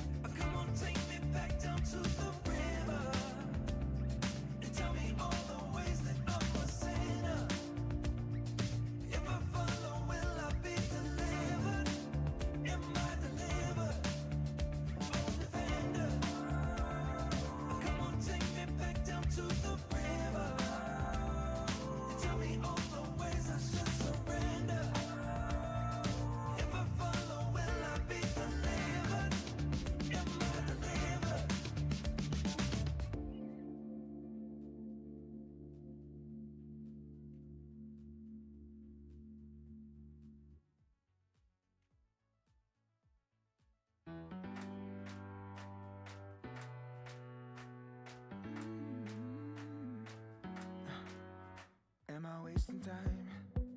'Cause I'm already gone. So long. Can you stay the night? 'Cause you're the thing I want. I want. I know you're feeling different when you're stressed out. But even with no makeup, you still stand out. 'Cause no one makes me feel the way you do now. Like you do now. The way that you move your body, you make it look like a hobby. Every time that you touch me, it's electricity. Things we discovered underneath last night's covers. Everything came so easy. It's electricity. Electricity. Whoa. It's electricity. Electricity. It's electricity. When it's late at night, I feel you on my skin. My skin. You're all that's on my mind. It's finally sinking in. You're it. I know you're feeling different when you're stressed out. But even with no makeup, you still stand out. 'Cause no one makes me feel the way you do now. Like you do now. The way that you move your body, you make it look like a hobby. Every time that you touch me, it's electricity. Things we discovered underneath last night's covers. Everything came so easy. It's electricity. Electricity. Oh, it's electricity. Electricity. It's electricity.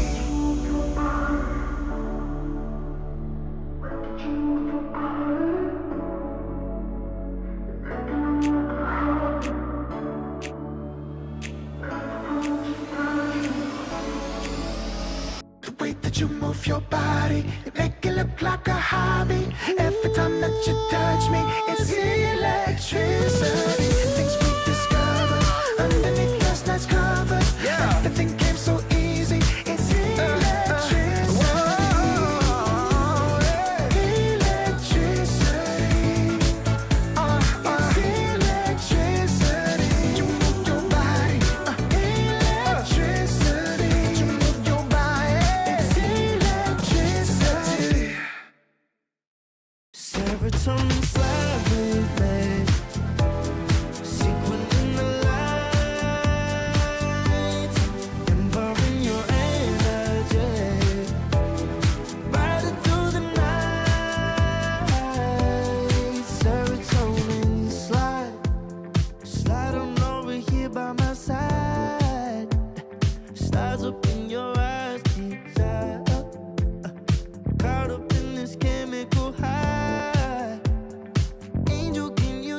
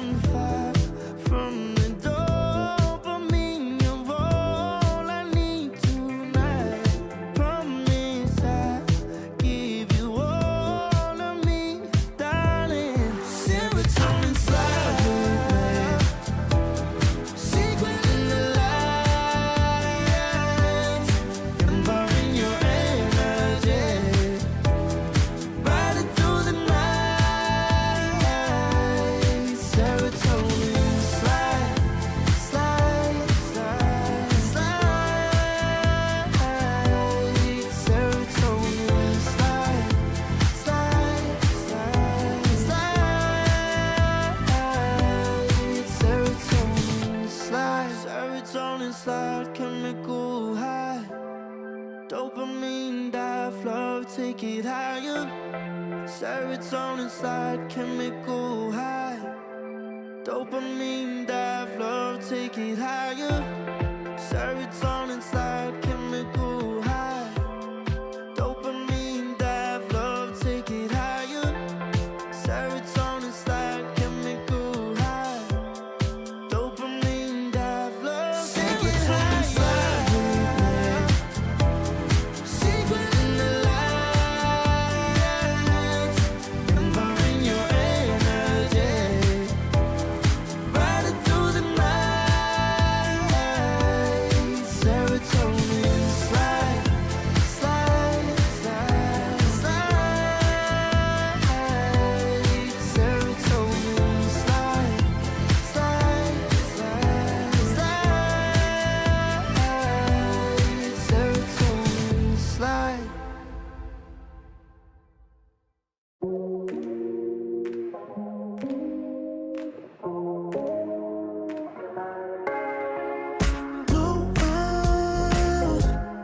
I'll regret the first time with you, and baby you make a moment.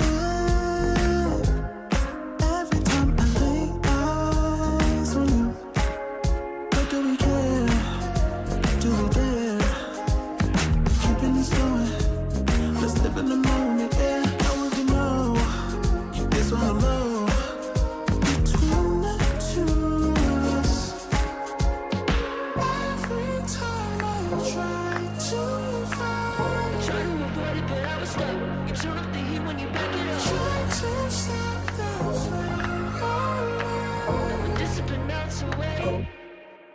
It isn't enough to wish for change. You either give in or pull away. We have the will to choose our fate. Whether it's wrong or right, I'm holding on for life, for the ride.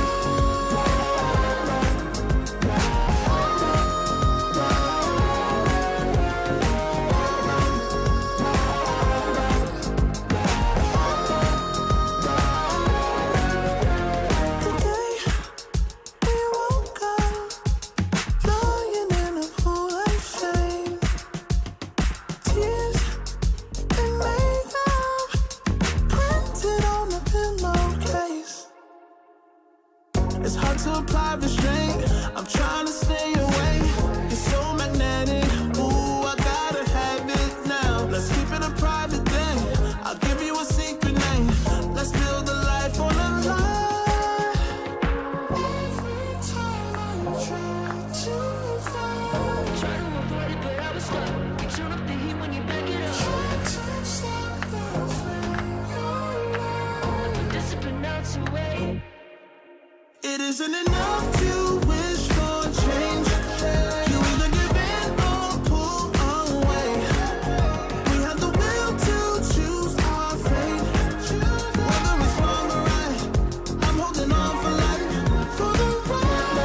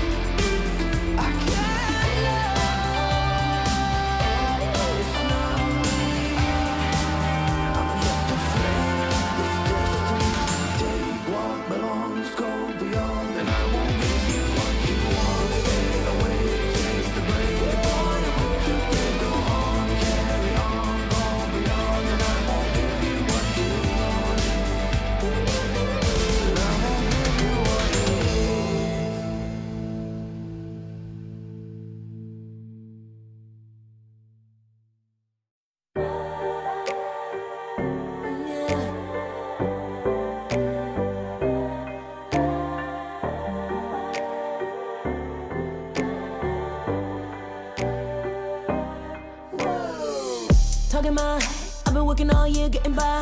Looking for the high, taking all my time. Breathing in new life, feeling fine. Like I don't gotta be something society wants me to strive to be. Got my own energy. So magnetic in the spotlight. Shaping my own will with my own mind. Don't talk about me unless you alright. You gon' see I'm feeling real free, protecting my energy. Gotta protect my mind. I'm breathing in new life. It's time that I realize what feels good ain't always right. Making changes, I got me a new strut. No more settling, I'm running out of good luck. Never chasing, I attract, I'm busy going up. If you see me come correct, then keep it on the book. Get it, how I live it, that's the motto, how it goes. No more reaching in the distance, hit the lotto, I'm the one. Not denying myself anymore, I'm done with it. Sky is the limit, I'm living like we know. Energy, energy, energy. Feeling free. Energy. Gotta protect my mind. I'm breathing in new life. It's time that I realize what feels good ain't always right. I'm feeling good, feeling free. Feeling good, feeling free. All I need is me and my new energy. Feeling good, feeling free. Feeling good, feeling free. All I need is me and my new energy. Feeling good, feeling free. Feeling good, feeling free. All I need is me and my new energy.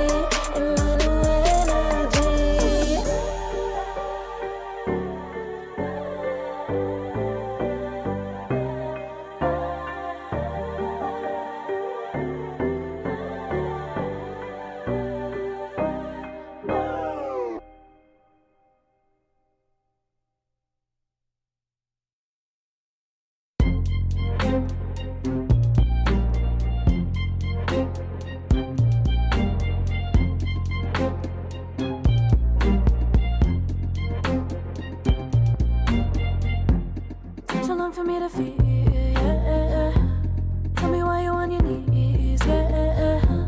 Never thought I had a dream, yeah. Kicking off the covers, I'm too hot for this bed. Give me space, I need to breathe, yeah. Giving face, giving it beautifully, yeah. Yeah, it's just me and my clique, yeah. We might be the hottest, but we let you in. Angel energy, let you sit with me. Angel energy, angel energy, angel energy. We got sympathy. Angel energy, angel energy.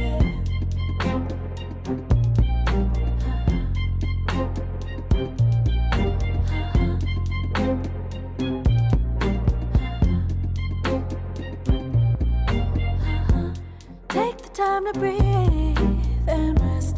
Let yourself feel the best. Feel it all so deeply, so deeply. Divine with how we be, yeah. Aligned with everything, yeah. More than a dream, vulnerable and strong, yeah. We feel everything. Angel energy, let you sit with me. Angel energy, angel energy, angel energy. We got sympathy. Angel energy, angel energy.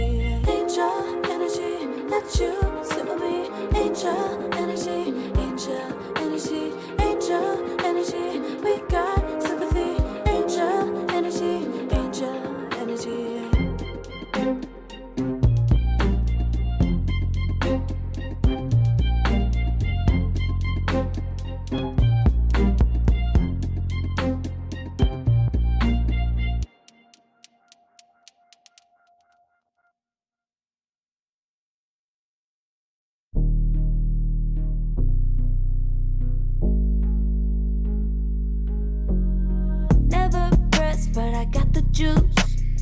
Taking the lead, that's just what I do. I make mountains move with one hand tied, and still this world ain't satisfied. Everywhere I go, they stop and stare. I tell the truth, I take it there. Call me vicious, persistent, overzealous, that's fine. Main character energy, I stay taking what's mine. You need a foot on the gas, or put my name on the line. Main character energy, I'm just taking what's mine. And it's written in the stars, I'm a king like my sign, yeah. Raising the bar, the jaws drop like a surprise. Don't be mad about it. Don't be mad about it. I don't play the game, nah, I make the rules. Cards close to the chest, and I don't play no fool. Don't be mad about it. Look, yeah, my name stay in the mouth. Legs got broke, they said cast her. I'm the 911 response in a disaster. I don't ask, I just take. Treat the world like a man, I just blow them away. Yeah, I'm a #1 fan. Don't need a bark, I'm a bite. Switch me on, dark need light. Don't need pity, don't need spite. I just plop, plop, plop on sight. Could take your girl in 2 seconds. I just flash her a smile. I make petty look pretty. They run an inch, I run 3 miles. You need a foot on the gas, I'll put my name on the line. Main character energy, I'm just taking what's mine. And it's written in the stars, I'm a king like my sign, yeah. Raising the bar, the jaws drop like a surprise. Don't be mad about it. Don't be mad about it. Don't be mad about it. Don't be mad about it. I don't play the game, nah, I make the rules. Cards close to the chest, and I don't play no fool. Don't be mad about it. Don't be mad. Don't be mad.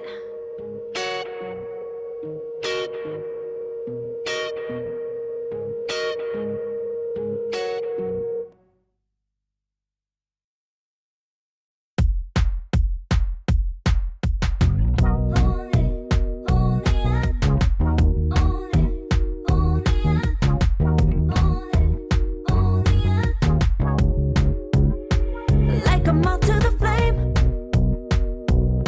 I'm attracted when the doubts start saying my name. I can go there easily, and it's hard to maintain, 'cause I know it's not the world I know, it's me. Believe in every little thing I hear, and no, I ain't no stranger to the fire, burning up all my desire to be great. It stays coming in waves, and no, I ain't no stranger to the fire, burning up all my desire to be great. I gotta just open the gate. All I need is saving from hitting the pavement, understanding when I'm impatient, that only I give to me. All I need is a little love in lonely places, the strength to stare fear in the face, that only I give to me.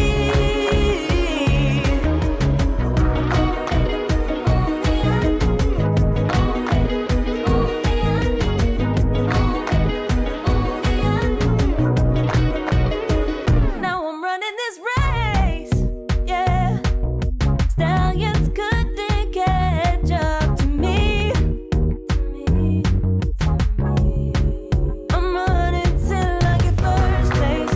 I'm running till I get everything, everything I ever wanted in my dream. No, I ain't no stranger to the fire, burning up all my desire to be greatest days coming in waves. And no, I ain't no stranger to the fire, burning up all my desire To be great, I gotta just open the gate. All I need is save it from hitting the pavement. Understand it when I'm impatient.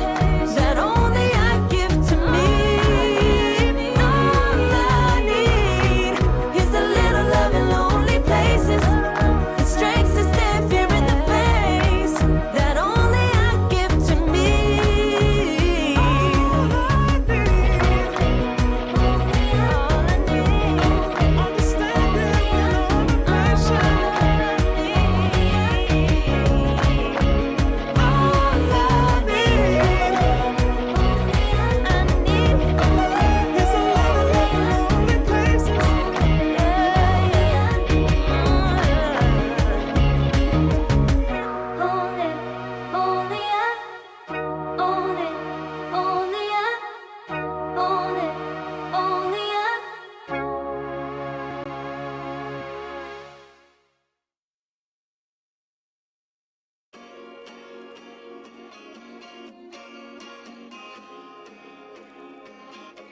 Yeah.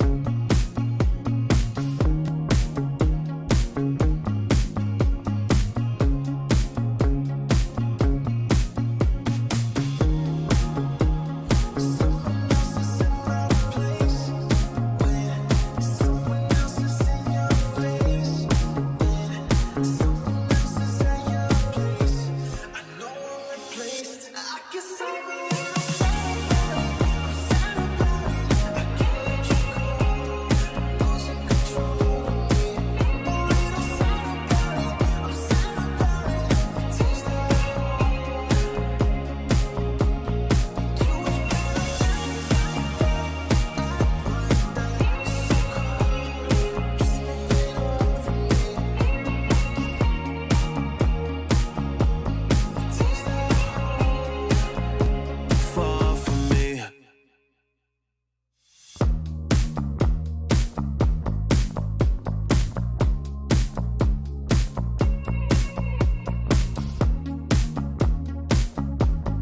Girl, what's this shit about? You told me I was different than them. Now you got yourself another man. I hate to see you out with him. I guess I'm a little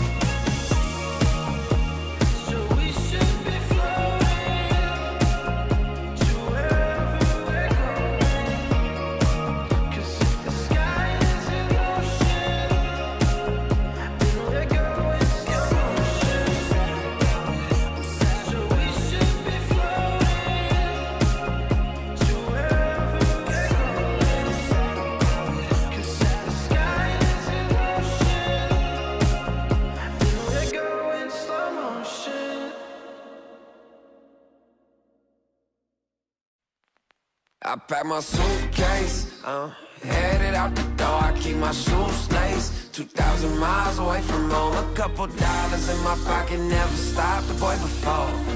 I load my bags and hit the road. Miles past, turning back, found my track, face the fact, she a cold one. Never gonna settle for none. Stay up every night till I won. Don't want a slow rise now. I'm confident opulence isn't a long ride out. When I look back now, I'm astounded. A quiet boy from old age, but always felt the world was a stage, yeah. I celebrate one last late night. My old life ain't staying. I pack my suitcase, headed out the door. I keep my shoes laced. 2,000 miles away from home. A couple dollars in my pocket, never stopped the boy before. I load my bags and hit the road. too late. I'm headed on my way. I'm headed on my way. Too late. I'm headed on my way soon.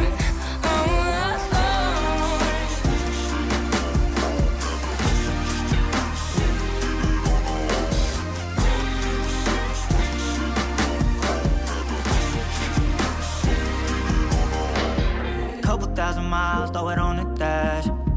Shit, the 10,000 hours, can't let them pass. Yeah, well, I was putting time in, you was pulled up wildin'. You always had shit to say, now when I see you, it's silence. Thought I have a Grammy by 25. Commas after commas next to dollar sign, yeah. Had to remind myself why I'm living this life. Look at all the late nights, it'll all come in due time, yeah. Made for the fight, for the pain and the climb. Tied to the life I chose. Stay through the night, another day, not a dime. Race against time. I couldn't just lay by and wonder what I could have made mine. I'm closing on the moment, no one's gonna hold me down. I pack my suitcase, headed out the door. I keep my shoes laced. 2,000 miles away from home. A couple dollars in my pocket, never stopped the boy before. I load my bags and hit the road.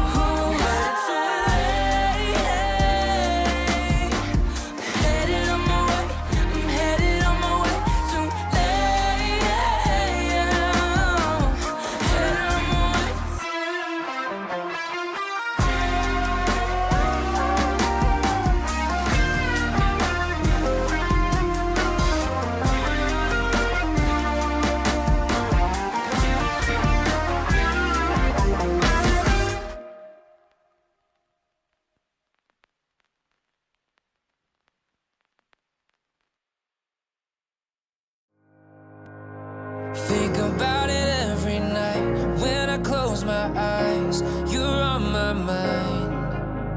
I try to quit a million times, but it takes me high. Like you're so divine. You give me everything. Don't know what's happening. I need you like medicine. You're my everything, everything.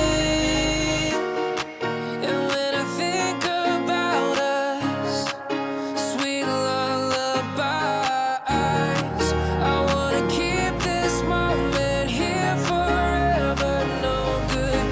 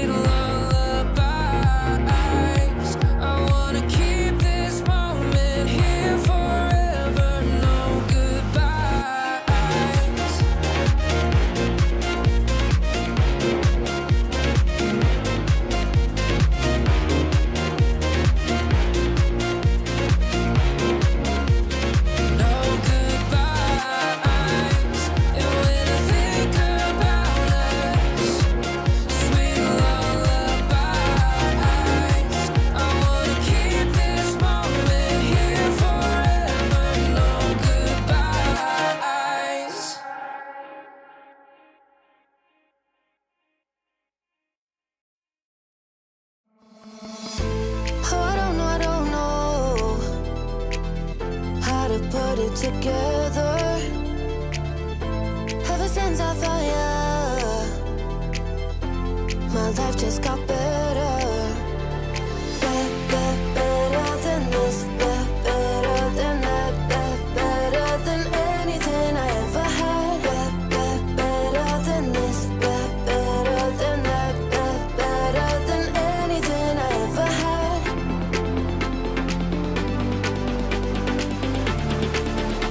Than anything I ever had.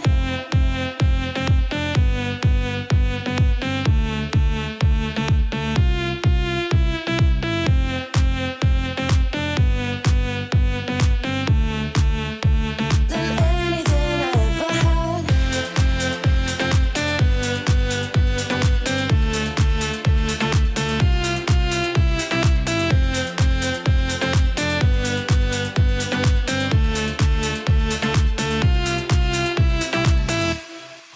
Every time I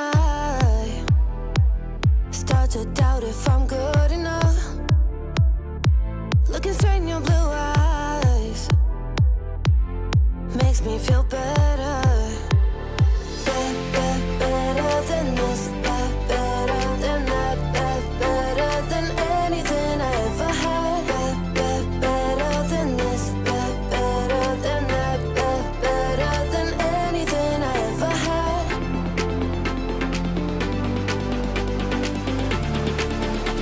Than anything I ever had.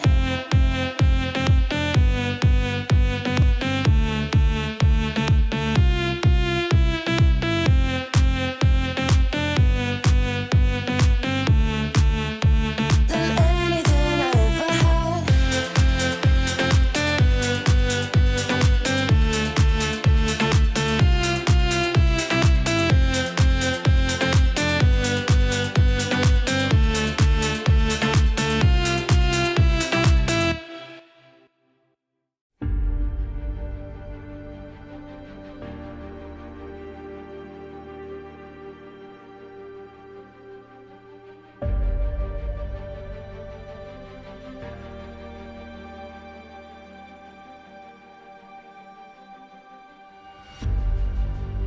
Earth is suffering, trouble is rising, mountains are melting.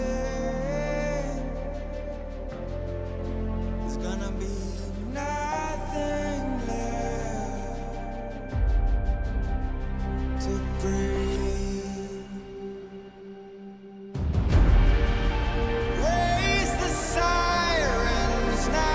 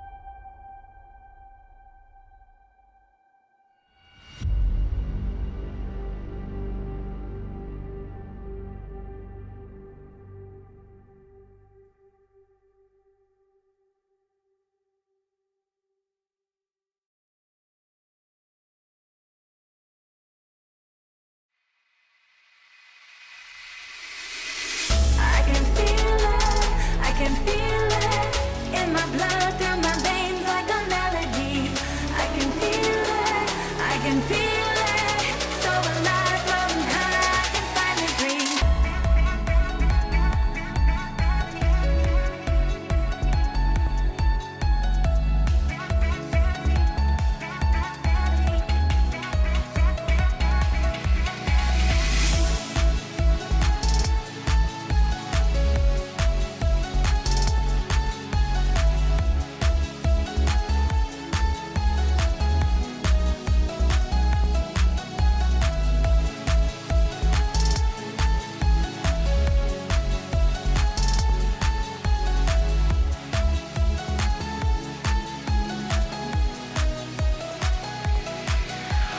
Lately, I've been feeling lonely.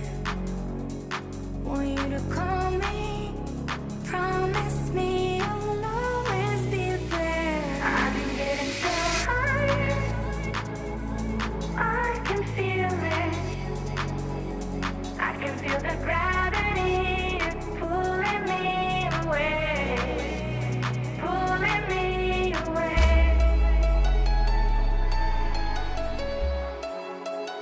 Pulling me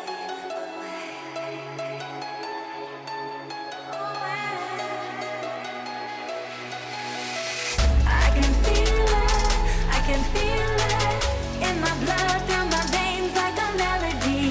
I can feel it, I can feel it.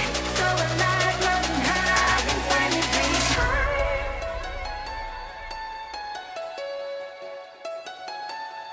I can feel the gravity pulling me away, pulling me away.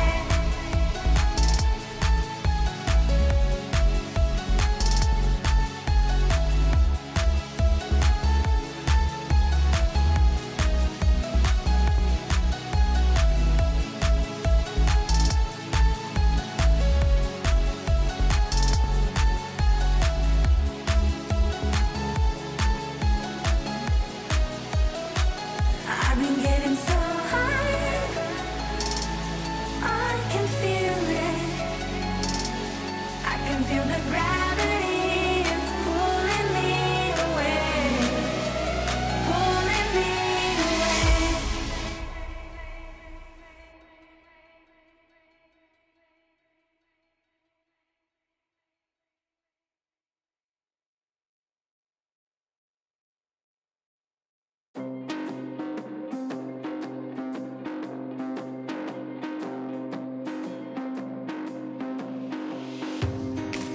I'm becoming all that I can be.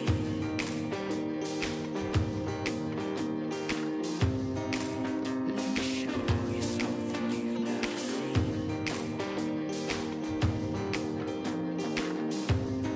Time to get up and dust yourself down.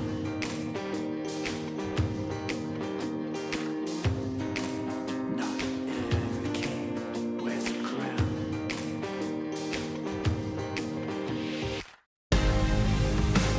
So take me to the finish line, 'cause you're never gonna stop me trying. Yeah, what's real is never gonna die. So take me to the finish line, take me to the finish line.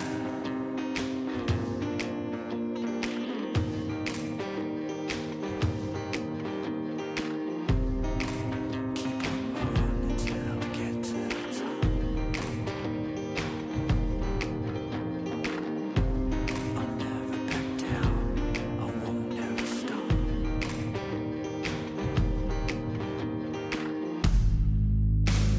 Take me to the finish line, 'cause you're never gonna stop me trying. What's real is never gonna die. So take me to the finish line, take me to the finish line.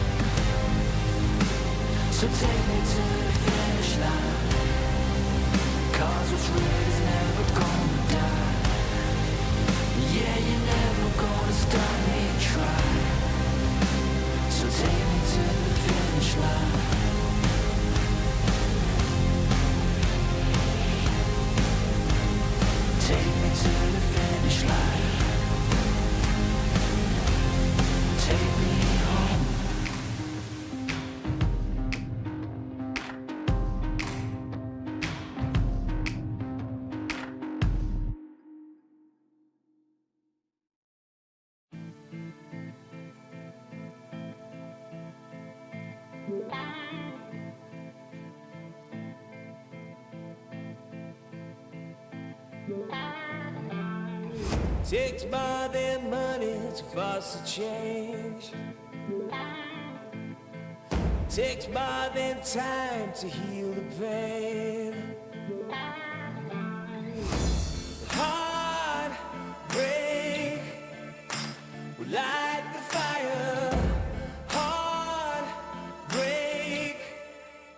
will light the fire. Fire will light the fire. Fire will light the fire.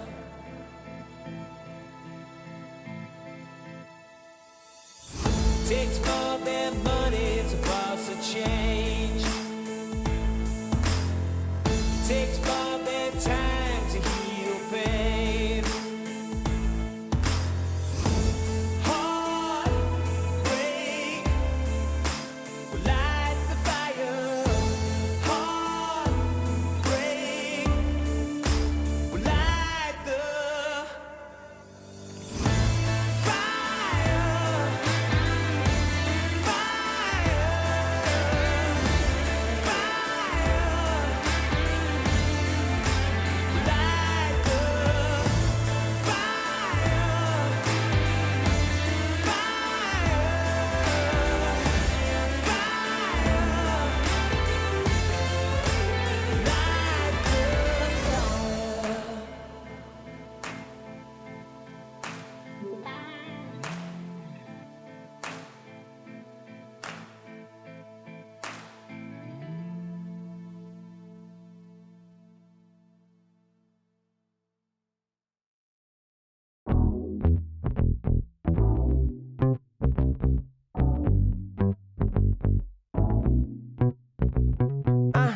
Gotta let it go sometime. Don't let it stay on your mind. Don't let it stay inside. Gotta let it out with the sunshine. Maybe walk it out. Sometimes gotta scream and shout. Let them know that you're here, no doubt. Took a long time, but we here now. I know you're ready for the hardships. Know you're ready for the progress. I know you're living your truth, but don't forget to always stay honest. So do a little dance, do a little wiggle. Yeah, it's your turn. Yeah, learn how the universe works. Yeah, come on. Can't control the world, but I'm trying to control myself. Yeah, I'm trying to control myself. Yeah, we can't control the world. Yeah, but baby, I just can't hold it.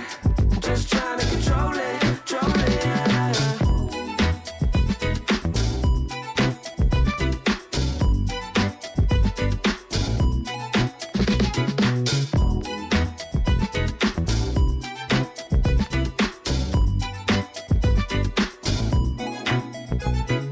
We gon' celebrate like we never have. Slow wine with your better half.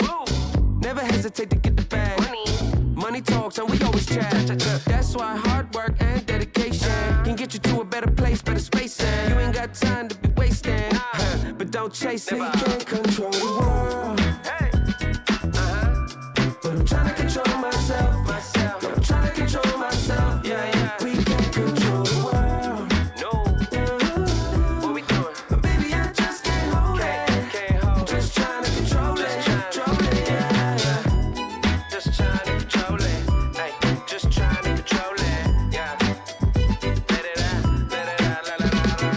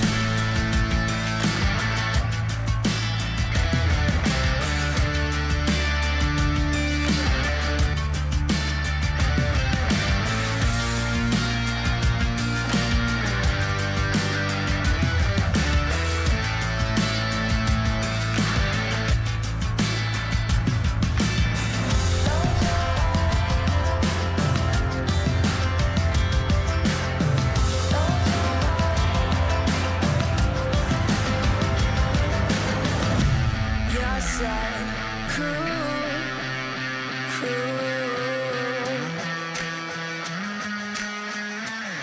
stick around.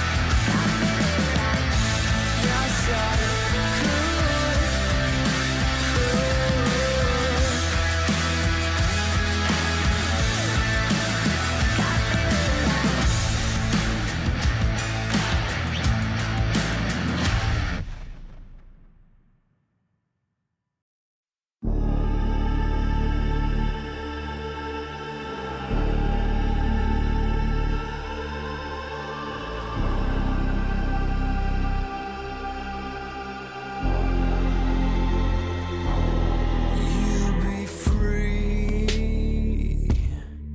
when I set you free. I breathe you in, but all your sins won't disappear. You can see it's true that I want only you when we'll break free. Together, you and me. Take me in your arms and let us rise high up to the stars where we can fly. So come with me and pray. I want you to play my games and fulfill my black desires. So break my heart and leave me. I only need your body. So I'm saying I'm in love with you, but I don't care much about you. When you've gone, I would find someone new. I cannot lose. Fall into my arms and let us rise high up to the stars where we can fly.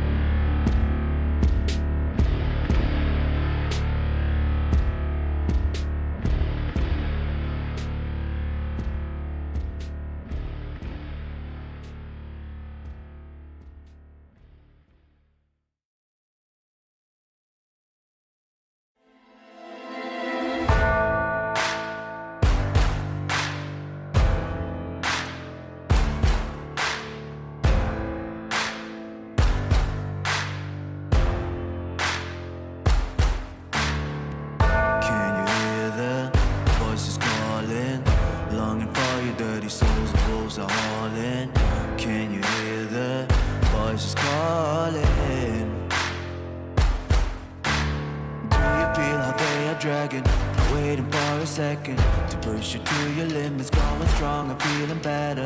But do you feel them? Can you hear them say? Cross the line. Since a little dark in here, trust me, you have nothing to come in. Take the start. Follow, leave it all behind. Welcome to the other side.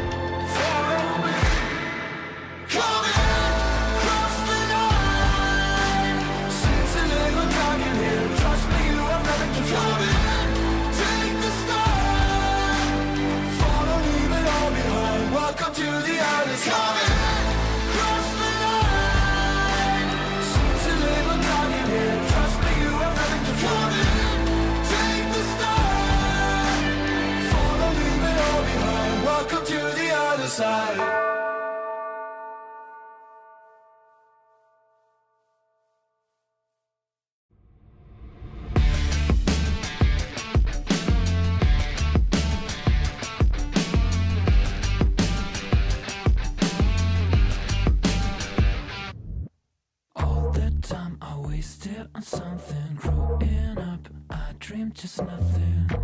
Ooh, what are you? People talk loud, I get what they're telling me. I fucked up, I didn't give a bit. Ooh, what a true. Hey, I gotta say, something's going wrong, and everything's upside down. I'm falling. Hey, I gotta say, I'm always on a run. I'm getting closer to the light. By the time I'm changing my remedy, blowing up, I get sick and tired of this. What a truth. No one talk now, I'm feeling lost on it. Silence is loud, I get it safe from it. What a truth. Hey, I gotta say, something's going wrong, and everything's upside down. I'm falling. Hey,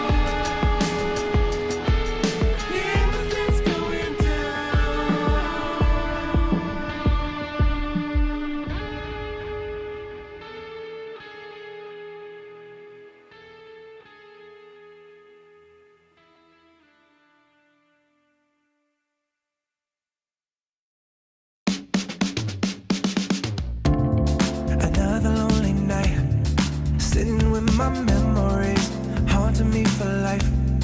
You told me if I just believe, it'll be alright. Do you believe it? Do you believe it? Yeah. Tell me honestly, do you really practice what you preach faithfully? And does it make you wrong or right? Judging me, how do you decide? How do you decide? Why you wanna lead with fear when you could go and lead with love? I'ma just stay right here, cause I can never give enough. Hey pretender, come on, take me back down to the river and tell me all the ways that I'm a sinner. If I follow, will I be delivered? Am I delivered? Oh, defender, come on, take me back down to the river and tell me all the ways I should surrender.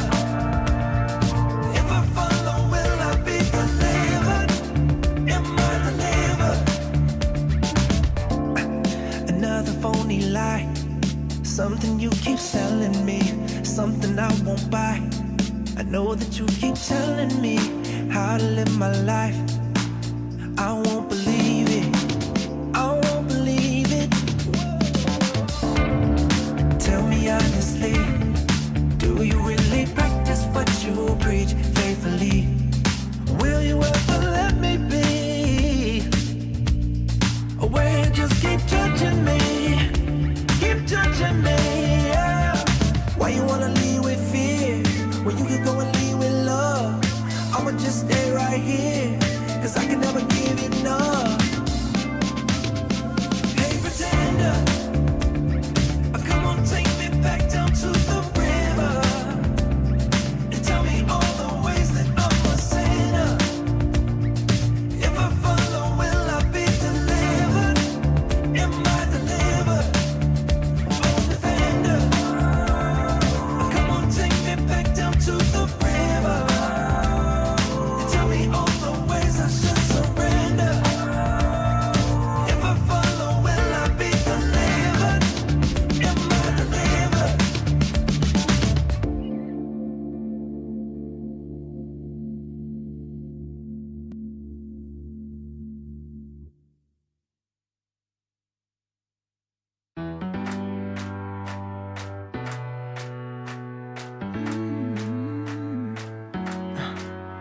Am I wasting time? Cause I'm already gone. So long, can you stay the night? Cause you're the thing I want. I want. I know you're feeling different when you're stressed out, but even with no makeup you still stand out. Cause no one makes me feel the way you do now. Like you do now.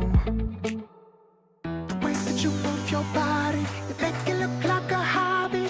Every time that you touch me, it's electricity. Things we discovered underneath last night's covers. Everything came so easy. It's electricity. Electricity. Whoa. It's electricity. Electricity. It's electricity. When it's late at night, I feel you on my skin. My skin. You're all that's on my mind. It's finally sinking in. You're it. I know you're feeling different when you're stressed out, but even with no makeup you still stand out. Cause no one makes me feel the way you do now. Like you do now. The way that you move your body, you make it look like a hobby. Every time that you touch me, it's electricity. Things we discovered underneath last night's covers. Everything came so easy. It's electricity. Electricity. Oh, it's electricity.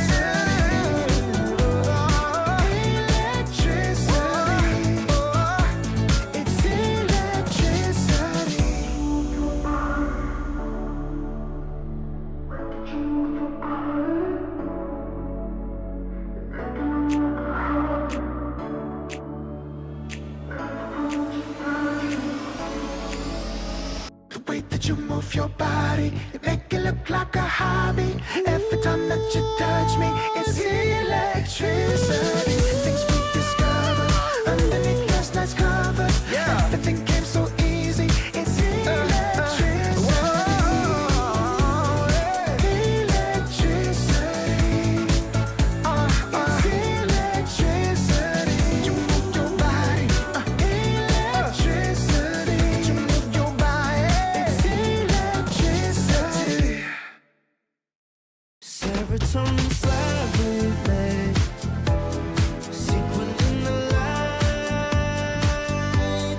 embarking your energy. Riding through the night. Serotonin slide. Slide on over here by my side. Slides up in your eyes, desire. Caught up in this chemical high. Angel, can you take me high?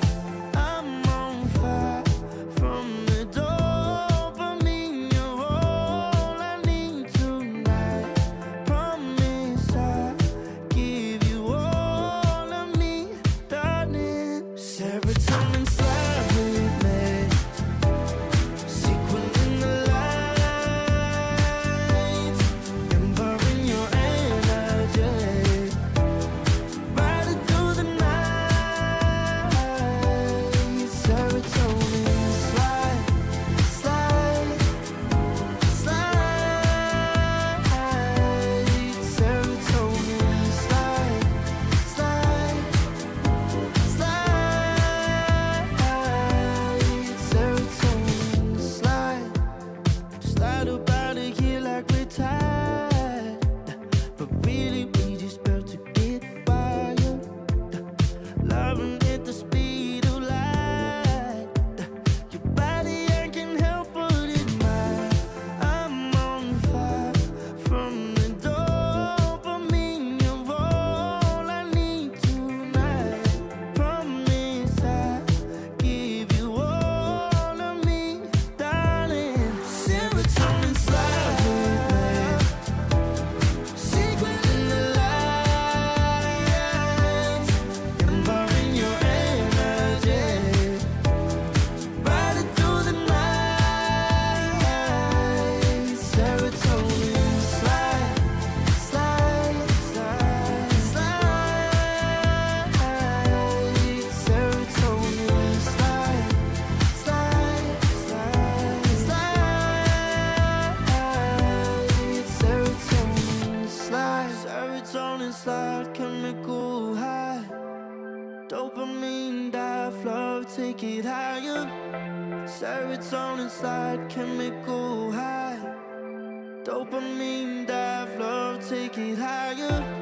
Serotonin slide, chemical high. Dopamine dive, love, take it higher. Serotonin slide, chemical high. Dopamine dive, love, take it higher. Secret in the light, embarking your energy. Riding through the night.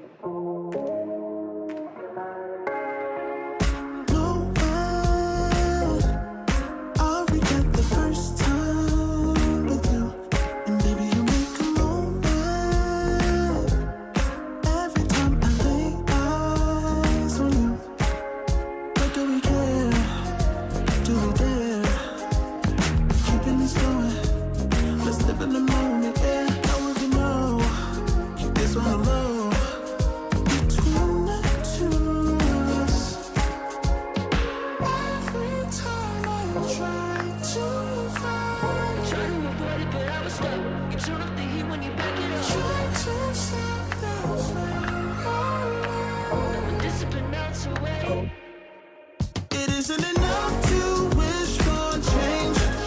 You either give in or pull away. We have the will to choose our fate. Whether it's wrong or right, I'm holding on for life, for the ride.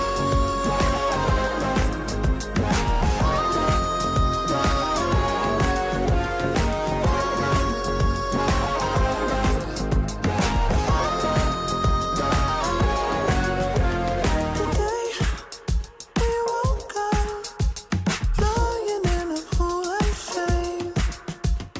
Tears and makeup printed on a pillowcase. It's hard to apply restraint. I'm trying to stay away. It's so magnetic. Ooh, I gotta have it now. Let's keep it a private thing. I'll give you a secret name. Let's build a life on a lie. Every time I try to find, Try to avoid it, but I was stuck. You turn up the heat when you back it up. try to stop the flame. Your Discipline melts away. It isn't enough to wish for change. You either give in or pull away. We have the will to choose our fate. Whether it's wrong or right, I'm holding on for life, for the ride.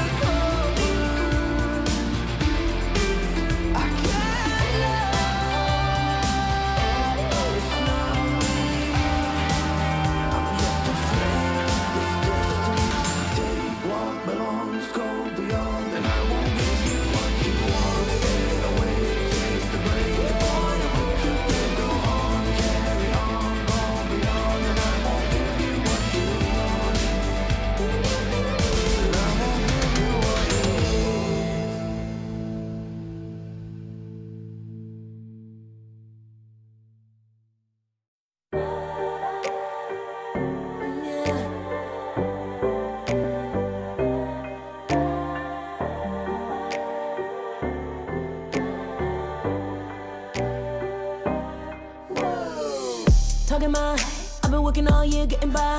Looking for the high, taking all my time. Breathing in new life, feeling fine. Like I don't gotta be something society wants me to strive to be. Got my own energy. So magnetic in the spotlight. Shaping my own world with my own mind. Don't talk about me unless you alright. You gon' see I'm finna real free, protecting my energy. Gotta protect my mind. I'm breathing in new life. It's time that I realize what feels good ain't always right. Making changes, I got me a new strut. No more settling, I'm running out of good luck. Never chasing, I attract, I'm busy going up. If you see me, come correct and keep it on the book. Get it, how I live it, that's the motto, how it goes. No more reaching in the distance, hit the lotto, I'm the one. Not denying myself anymore, I'm done with it. Sky is the limit, I'm living life with no energy.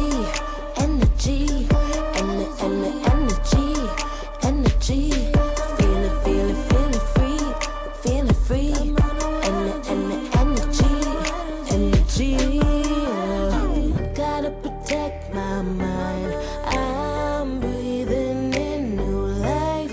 It's time that I realize what feels good ain't always right. I'm feeling good, feeling free. Feeling good, feeling free. All I need is me and my new energy. Feeling good, feeling free. Feeling good, feeling free. All I need is me and my new energy. Feeling good, feeling free. Feeling good, feeling free. All I need is me and my new energy.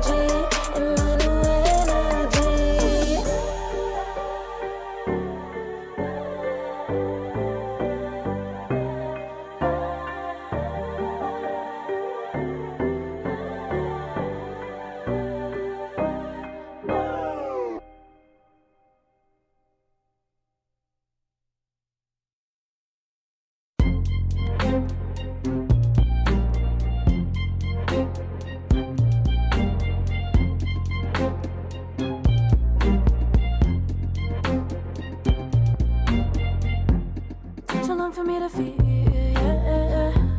Tell me why you on your knees, yeah. Now my fault I had a dream, yeah. Kicking off the covers, I'm too hot for this bed. Give me space, I need to breathe, yeah. Giving face, giving it beautifully, yeah. Yeah, it's just me and my clique, yeah. We might be the hottest, but we let you in. Angel energy, let you sit with me. Angel energy, angel energy, angel energy. We got sympathy. Angel energy, angel energy.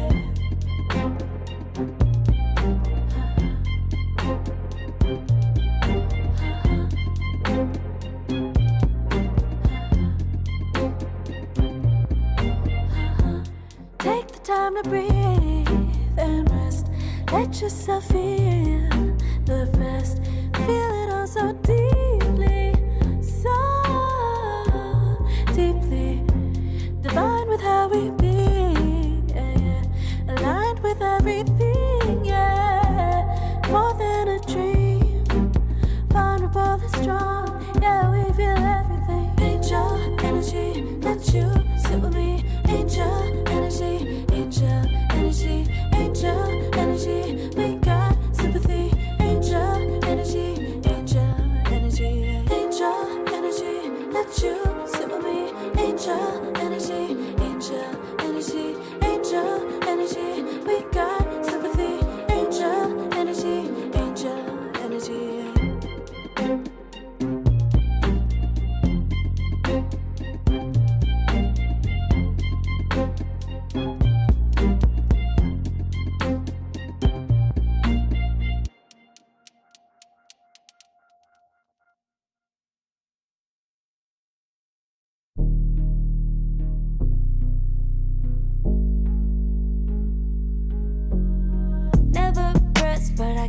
juice.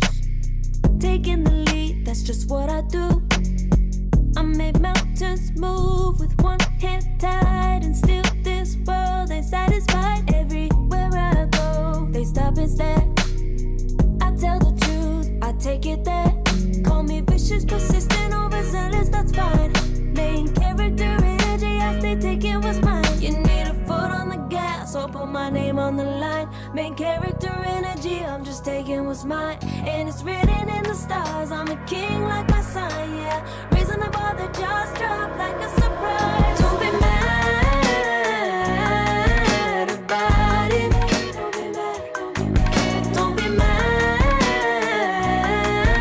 about it. Don't be mad, don't be mad. I don't play the game, nah, I make the rules. Cards close to the chest, and I don't play no fool. Don't be mad about it.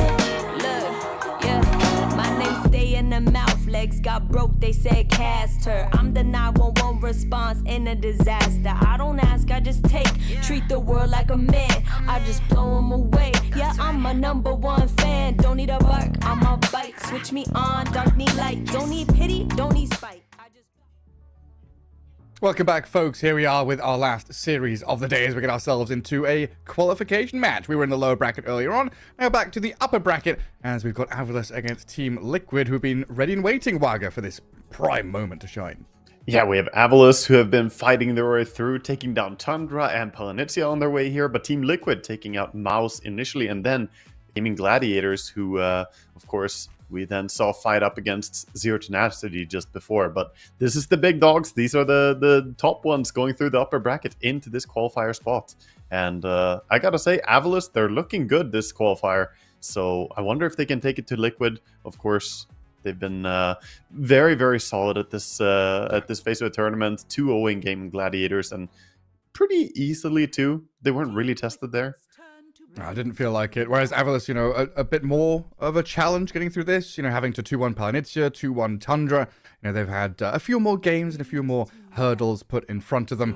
And of course, Liquid, a very challenging opponent waiting in that upper bracket final and ready to strike. It's a best of 3 though, and of course it is double elimination here for ESL One Bangkok, the closed qualifiers for Western Europe. So there is that second chance, the little safety net for Avalus potentially to have that second. Or I say for Avalus, that's rude, isn't it? For both teams, I'm already thinking of Liquid. They're the upper hand. You know, the underdog Avalus are going to get knocked out. No, we've already seen some very interesting games. Earlier on, we had Zero Tenacity nearly take a game off Gaming Gladiators in a really long slugfest. We've got OG who have gone through against Tundra 2-0 in that lower bracket. Definitely some upsets abound, and upsets potentially here in this upper bracket BO3, as I think we can head into the draft and find out what we're dealing with. Yeah, definitely. Either way, the two teams that we have here are in a great spot. They just need to win the best of 3 against each other here, or the next best of 3, and they will qualify. So you have 2 chances. Fantastic stuff for both of them. We'll see who gets the first spot. Team Liquid gonna open up with that Terrorblade. We've seen the rise of it. I've been hyping it up. The pause 3 TB. It is it's annoying to deal with, and I haven't seen fantastic reactions from teams on how to counter him in the draft phase. It seems really, really hard to do. Because like back in the day, you know, you'd see a Terrorblade picked up this early on, and you start thinking, okay, magic damage in lane. You know, you used to pick up, you know, a Techies or something to blow him up, or a Zeus from the mid lane to have that magic damage mid game. But when it's a pos 3/1 flex, and when the pos 3 TB buys pipe, all of that goes out the window. Yeah, I feel like pure damage is probably the best way to go about it. So Timbersaw's still in the pool. Potential way to have the damage to bring down TB, because as you mentioned, if he goes for the pipe, he is very hard to kill. And of course, once he gets that pipe plus shard and just a Manta Style or something like that, and he is an absolute threat. Tons of damage, very hard to bring down, and super speedy. I think that's the key thing that sometimes people forget. Offlane TB with shard, eventually he just runs around the map at haste movement speed. It's like, oh, you've got Storm Spirit or Ember or Magnus blinking and skewering. I've got TB with 10,000 move speed playing the wide map. And here we are, draft. TB, DK, the first picks. Sanking, Magnus, Pugner, Naga, Bat, Chen, Invoker, Dawnbreaker, Lion, all the bans. So we've still got stuff like Enchantress out there, the Tusk, Clock, SF. Yeah, and some other carry as well in the Medusa, which is available, Yes. but not really an option for Avalus now as the TB is already here. So quite likely they're gonna settle in and have this be a carry Dragonite, is what I suspect that they're gonna do. Mhm. But obviously they have the option for themselves on Team Liquid. If they want to bring a Medusa to the team fight, they can do it. So Avalus have to consider if that's something they wanna get rid of or if it's just gonna slip through. For now, focusing a lot on supports. Yeah, I mean, there's still like the Tusk, Clock, Dark Willow, Lich, something that a lot of these teams are pulling out, including Team Liquid in that position 5 role. A lot of protection from that physical damage is super nice to have, as well as a strong laner through Frost Blast. There's prime things you look for position 5s nowadays. Yeah, And in I would terms love of to like see... offlane, there's like Beastmaster is still out there too, hey? Yeah, that's true. Beastmaster is also a great hero for trying to have enough damage to burst down Terrorblade. You could go for the Aghanim Scepter build and have the Aghanims deal all the magic damage. Pipe or no pipe, it's such a continuous source of damage that sometimes you can just go through. And importantly, bringing Disable. I think the ban by Liquid was very important as well. Banning out Lion. That is one of the good heroes at taking care of TB illusions. Plus, you chain stun him with the stun into Impale. One of a few ways to kill Terrorblade is by chain stunning him fully and not allowing the Sunder. But now they don't have that. They get SD though. Avalus still going to be very happy with that hero. Good for laning stage, and you can make your own illusions.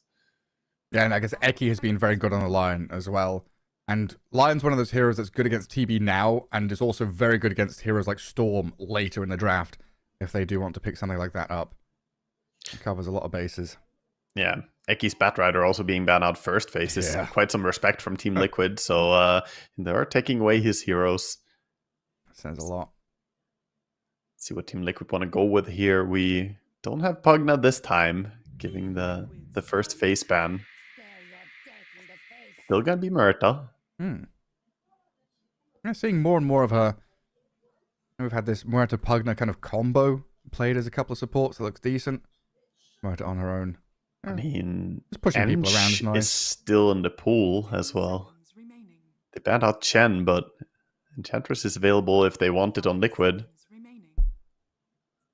As a hero that can be pretty problematic for Shadow Demon in laning stage. May just get run out with a creep early on. When we're assuming Murta pos 4, TB still flexes 3 and 1, and it's more common to kind of pick your 5 now, right? Exactly, yeah. I completely expect them to do that. They could grab some of the hero, but mostly we're going to see the double support coming in. It's like, do I want Ench? Do I want a Clock or a Tusk to go with one of my ranged heroes? And they say, none of these. I'm going Jakiro for Insania. Wow. Dragon versus Dragon? Yeah, a lot of area denial, and also the Jakiro is always a cute way to address the Shadow Demon. It's like, oh yeah, you can save people, but then you set up for our slow-ass cast rate on the Jakiro. You can lay down some Ice Path, Macropyre. And it does add that kind of bit of push as well, potentially, that you do like to have alongside a TB where you just get onto towers. Yeah, they have extra tower taking abilities. Macropyre is only pure damage with Ags, right? Yes, otherwise it's magical. Yeah. Just thinking of like ways to kind of burn through the DK. I guess magical works as well. Yeah, magic damage is never bad to have, and they now have great ways to just control areas with the calling dropping down and the Macropyre. It's going to be difficult to just stand and fight. There's way too much damage coming out and continuous silences with that. So you can't just be tanky on Avalus, you need to have some ability. Beastmaster does get grabbed. Hero that we were onto, you mentioned there in the first phase. Yeah, pick it up. Good against Terrorblade still. And where do you want this Shadow Demon to go? Like, is this SD Beast lane, or like, who does DK want to play with, I guess? What I'm looking at. I think it's probably Shadow Demon and Dragon Knight together on the safe lane, and we're looking for the partner for Beastmaster right now. Maybe they go with Hoodwink for more burst? They do have some chain stuns and good ways to set up, so a Hoodwink pairing into this would be pretty nice for them. And also, that's the kind of stuff you want against Terrorblade, some quick ways to kill off your targets. And Beastmaster Hoodwink is definitely not a bad lane. Like, could they go Ench themselves and just be like super nasty? Oh, Snap was a hero I've forgotten about. That's, again, a lot of magic damage. That's a bit of firepower there. Yeah, certainly adding it's in the same mentality as the Hoodwink. It's just a little bit different. You have the AoE damage now coming in, so it's not single targets. And then you've got a bunch of hero pairings as well, right? Like Dragon Tail, Stun into Kisses, or Roar into Kisses. SD basically any pairing of these 4 heroes can go out and kill stuff. Yeah, for sure. And that's what we've seen success from Avalis as well before. They were running against Tundra. They played Shadow Demon twice, and they played a lot of disables. They had the Shaker game with Monkey King, Enigma, and Batrider. They had the Lion and Dawnbreaker and Storm. So they're again building something similar with just chain stunning your opponent and bursting them down, and still adding enough teamfight control.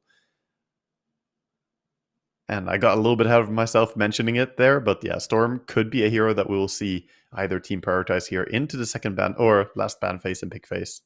First, we're going to see what Team Liquid are going to add to their draft, though.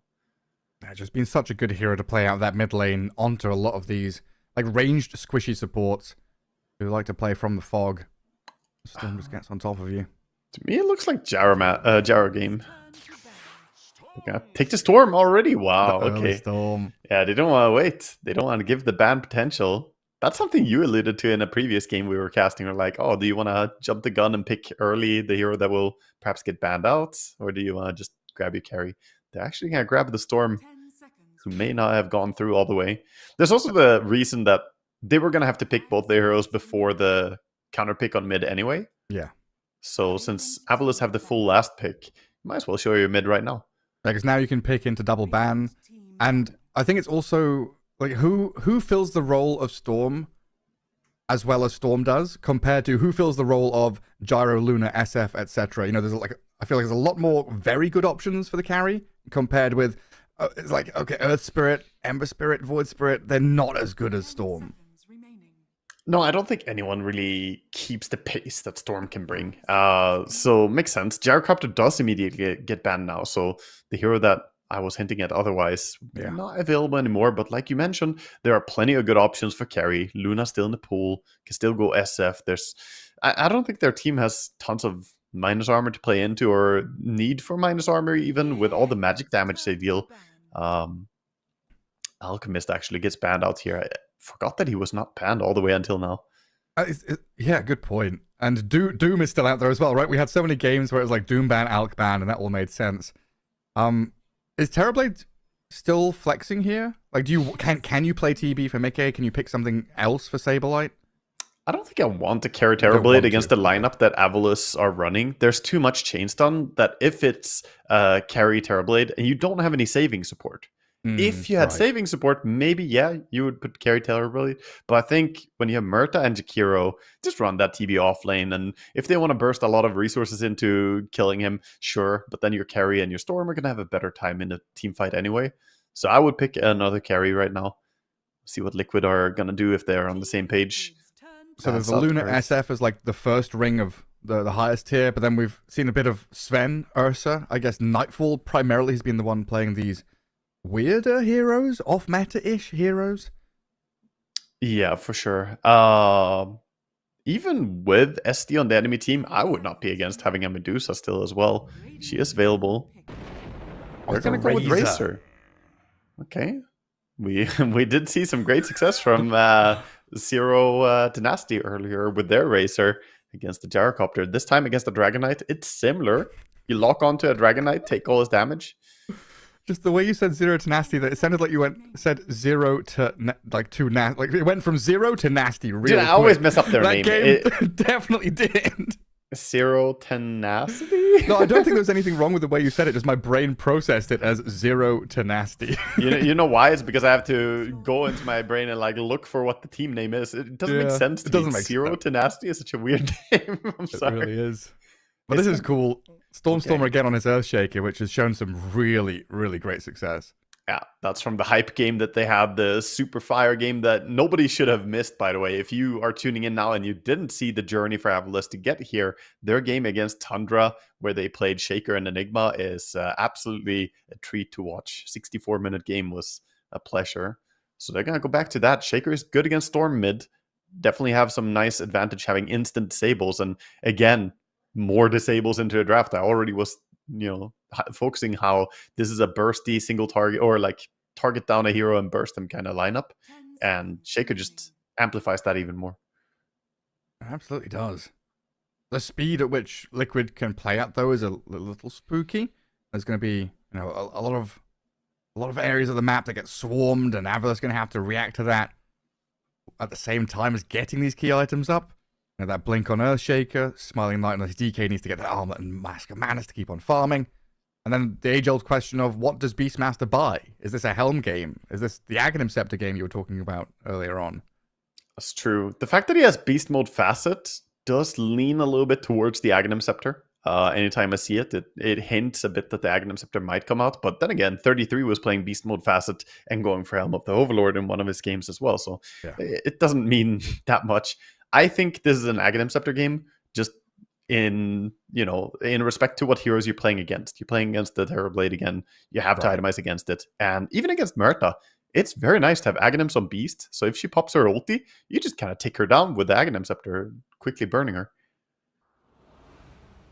We'll see how it goes. Game 1, best of 3. The winner of this series heads to Thailand. ESL One Bangkok here. Western European closed qualifiers. There's 2 slots for Western Europe. One of them for one of these teams. Of course, double elimination. Drop down into that lower bracket where there is some real stiff competition already waiting to try and play towards it. Yeah. Good luck, have fun. Arlington. Saberlight, though.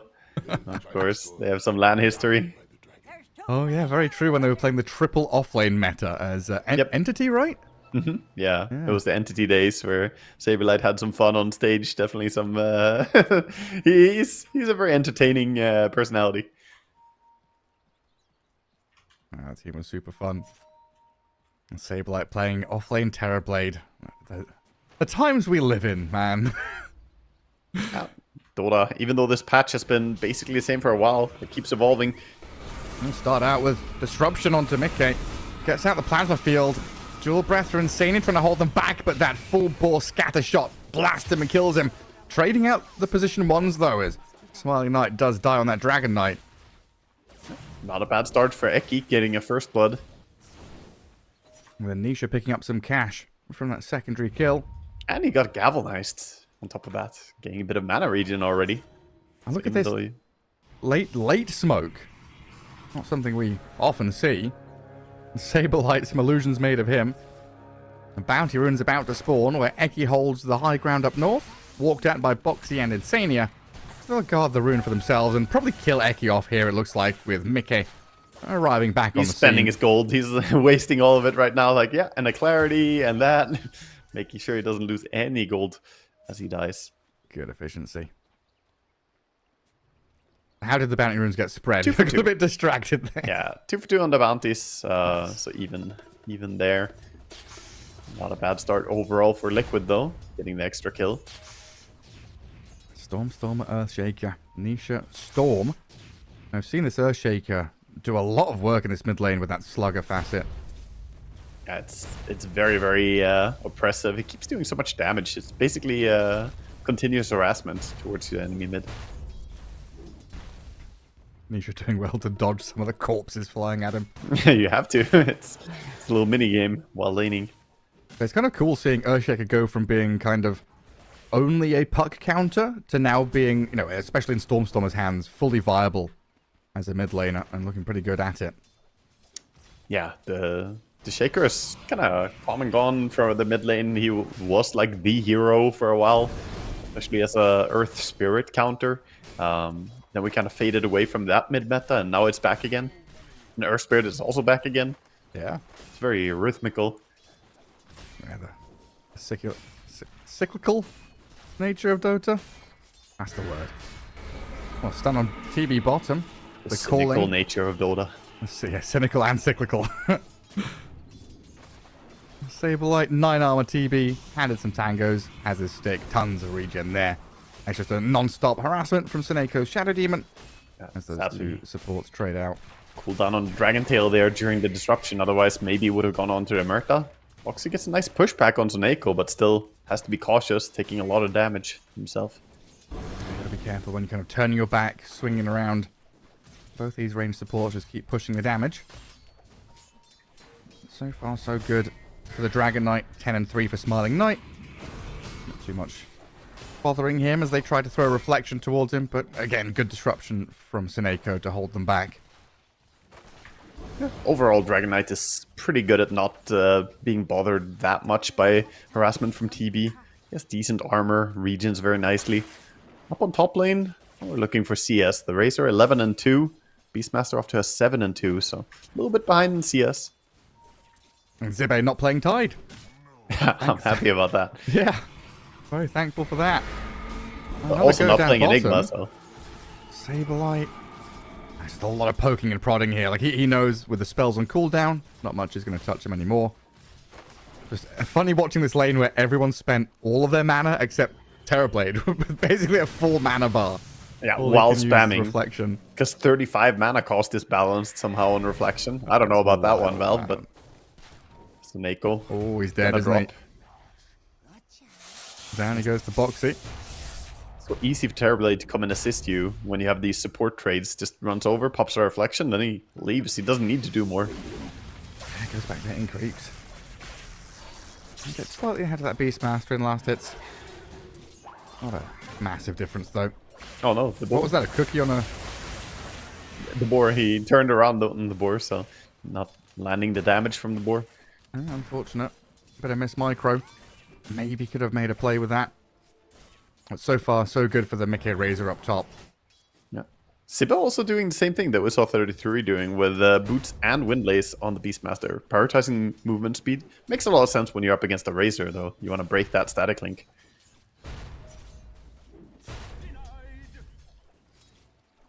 Runes being controlled. Is Soneko in time, though? I think he's a little bit late. Nisha's got it, but might still be dropping here. No one's coming in to help him. And Nisha, yeah, just kind of walking down the river, hoping to turn a bit of damage back onto them. But a 3v1 is never a battle he's winning. Nope. That does mean that both the cores were alone for quite a while on the side lanes. But looks like they're decently okay. Did allow a pull up top for Liquid, where they denied a lot of creeps to the stacked big camp. And Zibe doing pretty much what 3-3 was doing on Beastmaster, right? Yep. The Windlace, the boots, being able to run back and forth, get away from Static Link in particular in this lane. And he's prioritizing getting some movement speed for himself first. See if he goes for a full face boots upgrade as well as we had in that game, or if he's just going to go back for the Dominator or Aghanims, whichever he wants to prioritize. But he is the one trailing a little bit right now. Understandably so. Jakiro Razor is a very oppressive lane. If you step up a little bit too far, you die very quickly. And down at bottom, TB with that Metamorphosis. And takes Seneko from 100% down to about 30%. And that was... Seneko had just salved and like used a bunch of regen to heal back up. Immediately down in the dumps again. Yeah, Bison another salve, spending all his gold. Poor guy, not much net worth remaining. So much gold has to be spent on early regen nowadays. And looking at all these heroes with Fairy Fires, Raindrops, Tangos for Earthshaker still. Yeah, minute 6. Yeah, speaking of minute 6, the power rune gonna be controlled here by supports. Support battle in the woods. Boxy and Soneko having some fun. Running away. Where is this rune spawning? Nisha's still level 5. That kill on him definitely hurting, but the haste rune, Vortex dragged back into grab from Nisha, and now a bit of retribution here as both of the dire supports come in, but they've got no stuns to stop him just TPing. No point Ice Path yet. Makes sense as well, he's only level 3 on Jakiro, but it was a nice little play. The push into pole coming in from the dead shot into the Vortex, securing the rune. Shaker having to TP out as well is a little bit time off the lane for him. And 2 bounty runes for Eki. Just walks into the jungle, takes them both. This has left Mickey alone up top a little bit, so he's taking a bit of damage and has to walk away from the wave. Yeah, Nisha comes over. He wanted those runes. Shadow Demon's also up here. They've got that bit of vision, seeing Mickey walk in. Cookie forward on the illusion. Poison stacking up, and Seneko snipes the takedown onto this Razor and gets an illusion for his troubles. Yeah, nice synergy there between the supports. Getting a kill before the Beastmaster hits level 6 is also very nice on this lane. I thought they would have to wait for him to get his power spike, but find an opportunity. Razor just a little bit too far forward. 1 for 1 on the Wisdom rune. Nothing in particular. And a lot of drawing coming out. Scribbling here from Boxy on the top. Yeah, I'm not sure what's up over there. Like, they're all here. They're stacking. They're playing top. They're around this Beastmaster. He's calling where the supports are. He's making sure his team knows where they are, and that's why they're being aggressive bottom. Yeah, right onto Smiling Knight. Turns to the Dragon Tail. A fair amount of damage from this TB and Muerta. He's already used his stick charges, but knowing there are no more stuns, he's going for that TP, and with 150 HP remaining, makes it back to Fountain. He does survive and get out, but there's going to be some farm missed, and TB, now with opportunity to lay into his tower, pops the Metamorphosis even. He's going to pull the Creep Wave using an Illusion, pull it away. His tower might not really fall, but it's going to lose a lot. In the meantime, Storm Spirit's found a bit of a go on Seneko. Ice Path is here now for Insania as he's hit level 4. So a takedown up at that top rune spot. And Stormstormer's still going to get the invis though and bottle it up. And he's got that Echo Slam ready to play if he wants to move down bottom with Smiling Knight and Eki here. They can get onto this Terror Blade with a Dragon Tail stun and the combo out. Didn't even need the Snapfire. Or Saber Lighto. Didn't see that one coming with the Invis rune. Shaker just walking in. Finds a nice takedown. The move is coming out from Storm to go top. Want to focus on Beastmaster, or maybe even steal away some of the stacks being made for him. And so far, very, very close fought game. And Liquid looking for that little edge, like you're saying, getting into this Radiant Ancients area. Take the large camp from them. And not much that Seneko can do. Just watch them die. At least he was there to soak some experience, work his way towards level 6. A 9-minute blink on this Earthshaker, though. I know there's a while until Echo Slam comes up, but still good timing. Even without it, he's still a threat when he ganks. He can blink behind someone, get a nice chain stun going, and Beastmaster does have Roar, so playing towards top lane makes a lot of sense right now. You do see the move coming in. Beast has Mana Boots working on Aghanim Scepter, still needs 3,000 gold. Razor coming bottom. That's a good way to dodge the gank and go for something yourself. Looks like Smiling Knight has a feeling this is coming. Didn't see it, but I guess they do have that ward kind of near the top lane. But watch the Razor run away. Yeah, they know if... Oh, Mickey's coming back for defending. There's a lot of pings around that bottom rune spot, though. Like, Insane is also going back top. But Nisha's the one potentially being eyed up here by Avilus. 10-minute rune. It could be a flashpoint here. As Eki thinks about the Scatter Blast, misses it on Boxy. And Rune is shield top, but the zip in from Storm Spirit trying to catch out this Snapfire. Cookie's away, Disruption's annoying, but Nisha has enough mana to zip back in deeper. Pops his magic wand and gets back to his side of the river. Good kill for Liquid, finding the opportunity there. They realize that the Shaker wants to go for the rune, and they also know he didn't have his ulti yet. So feeling brave and committing. Shaker does have ulti now. There we go. Straight up jump onto the Razor. Need the follow through here from the Beastmaster with the axes and the Roar. They've got him locked up. But Boxy's here now as some backup. Static Link. The damage from Mickey healing all the way back up to full with the Sunder. And Stormstormer pays the price. Nice reaction from Liquid. Very quick at coming in and helping out. And the ulti from Shaker. No creeps nearby. Not really worth it, perhaps, with no extra damage. They thought they could burst him, but with Falcon Blade and Ogre Club, as well as the Seeds of Serenity, this Razor has like nearly 1800 HP. We put strength defense, he does. And it was the Sunder, right? It felt like he got like Mech Hand of Godded, Omni Knight healing, Purification. This massive heal just suddenly burst out of nowhere. None of those heroes are in the game. He got Sundered. It was take number 2 here for the Razor. And they've got Kisses this time. So the chain stuns into Mortimer's Kisses. Mickey far too forward on that lane. Mickey just feeling the love right now. He's getting ganked repeatedly, but he is also being pretty obstinate, staying on the top lane. Does not want to give up this lane. Miss, he says. Oh, misclicked it. Misclicked the tip. Yeah. I've done that too, actually. Sometimes when you hold Alt, you're checking for camps or something, and you happen to click at the top of the map or top of the screen. Accidentally tip someone. Or you're pinging his respawn timer. Yeah. And zip in from Nisha. Stormstormer silenced as he tried to fish her. Well done by Boxy there, but a disruption from Tsuneko. Ice Path, the combo. That's what you were talking about during the draft. The counter to the disruption is this Jakiro so far. And maybe a bit more. Tsuneko's walked in to steal the regen rune, and Nisha did not like that. Out of mana pretty much completely, though, on him and Boxy, so I can't follow through. The regen rune, the SD is getting back up to full. Looking to disrupt the storm. Not quite in range for that Scatter Blast. Very back and forth in the fights. We have Armlet complete on the Dragon Knight. He's queued up the Mask of Madness, so no surprises there. Smiling Knight is gonna do what a Knight does, farm up fast. Oh yeah, you've got to protect all those farms for your feudal lord. That's true, that's true. Make sure the peasants pay their taxes. I guess Saberlight going straight for pipe. We've seen a bit of, I don't know, greedier deviations with Yasha and stuff like that first, but he's just locked in. Bracer, treads, wand, pipe. I need my pipe. There's a lot of magic damage on Avilus. Yeah, he's wasting no time. That does mean that they will have a bit more safety, but lacking perhaps the damage. Speaking of damage, Insania getting disrupted up here and comboed. Pretty much dies to just Tsuneko. A little bit of help, of course, but and that's what we like about Avilus's draft. Like the pairings of heroes they've got can wander around the map and find stuff.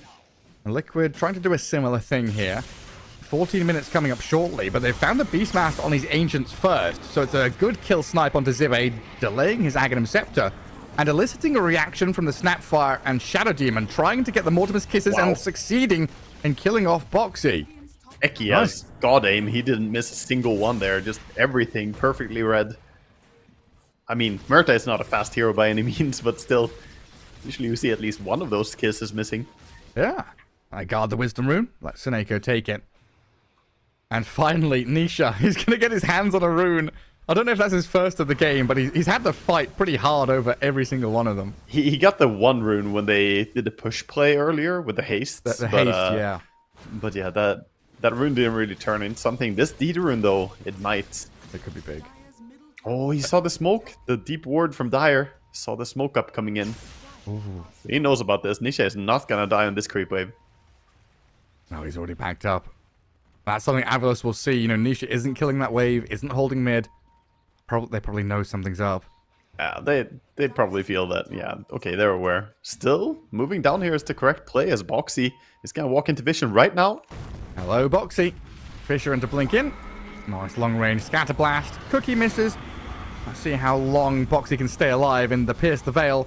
With raindrops and one charges, he's kept himself up until that Demonic Purge pops in, but now Storm is isolated, surrounded by 3. Liquid take him down. Eki going for the TP. Nothing to cancel him. But the chase is on Tsuneko. Spam pings from Nisha. Chase the Shadow Demon, catch him out, and find that bonus kill on top. Yeah, very nice. Another galvanized stack for him. Backpacking everything, getting some bottle charges in. Storm Spirit already with a lot of resources. DD Rune lasting for quite a while. Maybe they can eye up the mid tower. Look for an objective. Of course, Shaker is respawning with Blink and ulti ready, so perhaps scary to commit for a tower. This is such a wildly, monumental timing from Liquid. Pipe TB, BKB Razor, and, Storm has his Kaya, moving into this Kaya Sange, but... And Shard. Oh, he bought the Shard! Yeah. Shard too now. Just sending it out. So they are so ready to fight. Meanwhile, on the side of Radiant, they did just get Aghanim some Beastmaster, but it's not necessarily the immediate fight item. You're gonna get run at. Tsuneko's straight up dead. Nisha's dominating.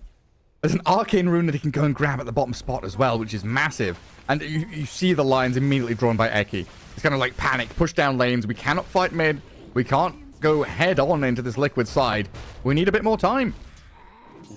Boxy as well, just controlling that top rune. Even if it did spawn there, Stormstormer wouldn't be able to get his hands on anything. In a fantastic spot to take some more fights now, Liquid. But with the Aghanim Scepter on the Beastmaster and control of the top area, they could Roche. So Liquid are now moving up to threaten that. They are so on point with the read. They know Roche is being threatened, so they move top. Cheats What's towards bottom. Insania. What's he up to? I mean, yeah, Insania walks into 3 of them. Storm Spirit zips across, but dodges the Echo Slam. Storm, nice attempt, but Nisha's an absolute monster. Yeah, too quick. Zipped in and he I think he changed his mind mid-path on the way in. He sees, Nah. he sees the support already dying. He already clicked that get out button. But he did see the ulti being used by Shaker, so this gives an even bigger window for them to start looking for stuff. Nope, the hell out of there. Did use up the Arcane Rune, though. They're losing Insania for that Echo Slam. Liquid, again, another opportunity here to go play the map pretty wide. Yeah, we could see Mikken not just running around farming on the Racer. He's moving with his team. I think they want to smoke up right now. Smoke is coming in. Looking for the Beastmaster bottom. Some deja vu. I mean, how many times are we going to see, like, not just from Liquid, but Avilus too. Like, the smoke from mid down to bot. They're trying to come in behind them here. Yeah, See good if they move. know. Little Steven is scouting though. The Kobold creep. He's in. He's looking for them. They can sense something is up. Is Nisha going to walk into them? Nisha, he found them. Smoke breaks. Zips in. Sees them. Dodges the roar. Nice move there. Nisha gets over onto Eki. And they feared out Zibe, cancelling his TP. So it's not just the Snapfire kill, but a bonus one on his Beastmaster as well. Good as dead. Gonna chase him down. Yeah, this is Find him eventually. one-way ticket, I'm afraid, Zibe. No return. Stand and fight. Stand and deliver. Until you die. It's cut down. Meanwhile, Terrorblade happily just farming. He's like, yeah, you guys got that. I'm just going to push out the bottom lane. Me carry. And important to mention, he bought himself his shard as well. So Terrorblade does have that power spike. And that's one nice thing about buying the pipe first, is that you get some HP regen from it as well. So you can afford to use the shard very easily. God, Nisha is so hungry. Did Liquid forget to feed him? He's absolutely starving, just looking for anything to munch on. Sees a Shadow Demon, sees whatever he can, jumps on it and kills it. Snake did a good job to deny out that illusion rune, though. This is the way you want to play Storm. You don't want to go around farming. You want to look for these kills and get more and more galvanized stacks, leveling up the ulti as well. Up to 15 charges now, so 17 mana regen already. Oh, there's Steven. Steven the Kobold. He's looking a bit worse for wear. Only 11 HP right now, but No, Master. he gets you left. left me alone. No, my head is in the fire. He's just heating it a bit. Poor little guy. He's completely abandoned and neglected. Roche still up top, but gonna move bottom soon. We see lines being drawn for taking out the tier 2 tower. Boxy wants that tower gone. Meanwhile, smoke towards mid again. Arcane Rune top. Oh, that's the big one. Stormer's going to get there first. Oh, this time. Oh, he gets the stun on the Storm. They've got him. Chain locked down. The damage is coming. Nisha's still alive. Barely zips away. Does he have Demonic Purge on him? He's going to dodge it all anyway. Gets out there with 200 health remaining. What a good save from Jakiro there as well, coming in. Making sure they don't dish enough damage during the chain stun. The Shaker getting disabled. Couldn't auto-attack into it.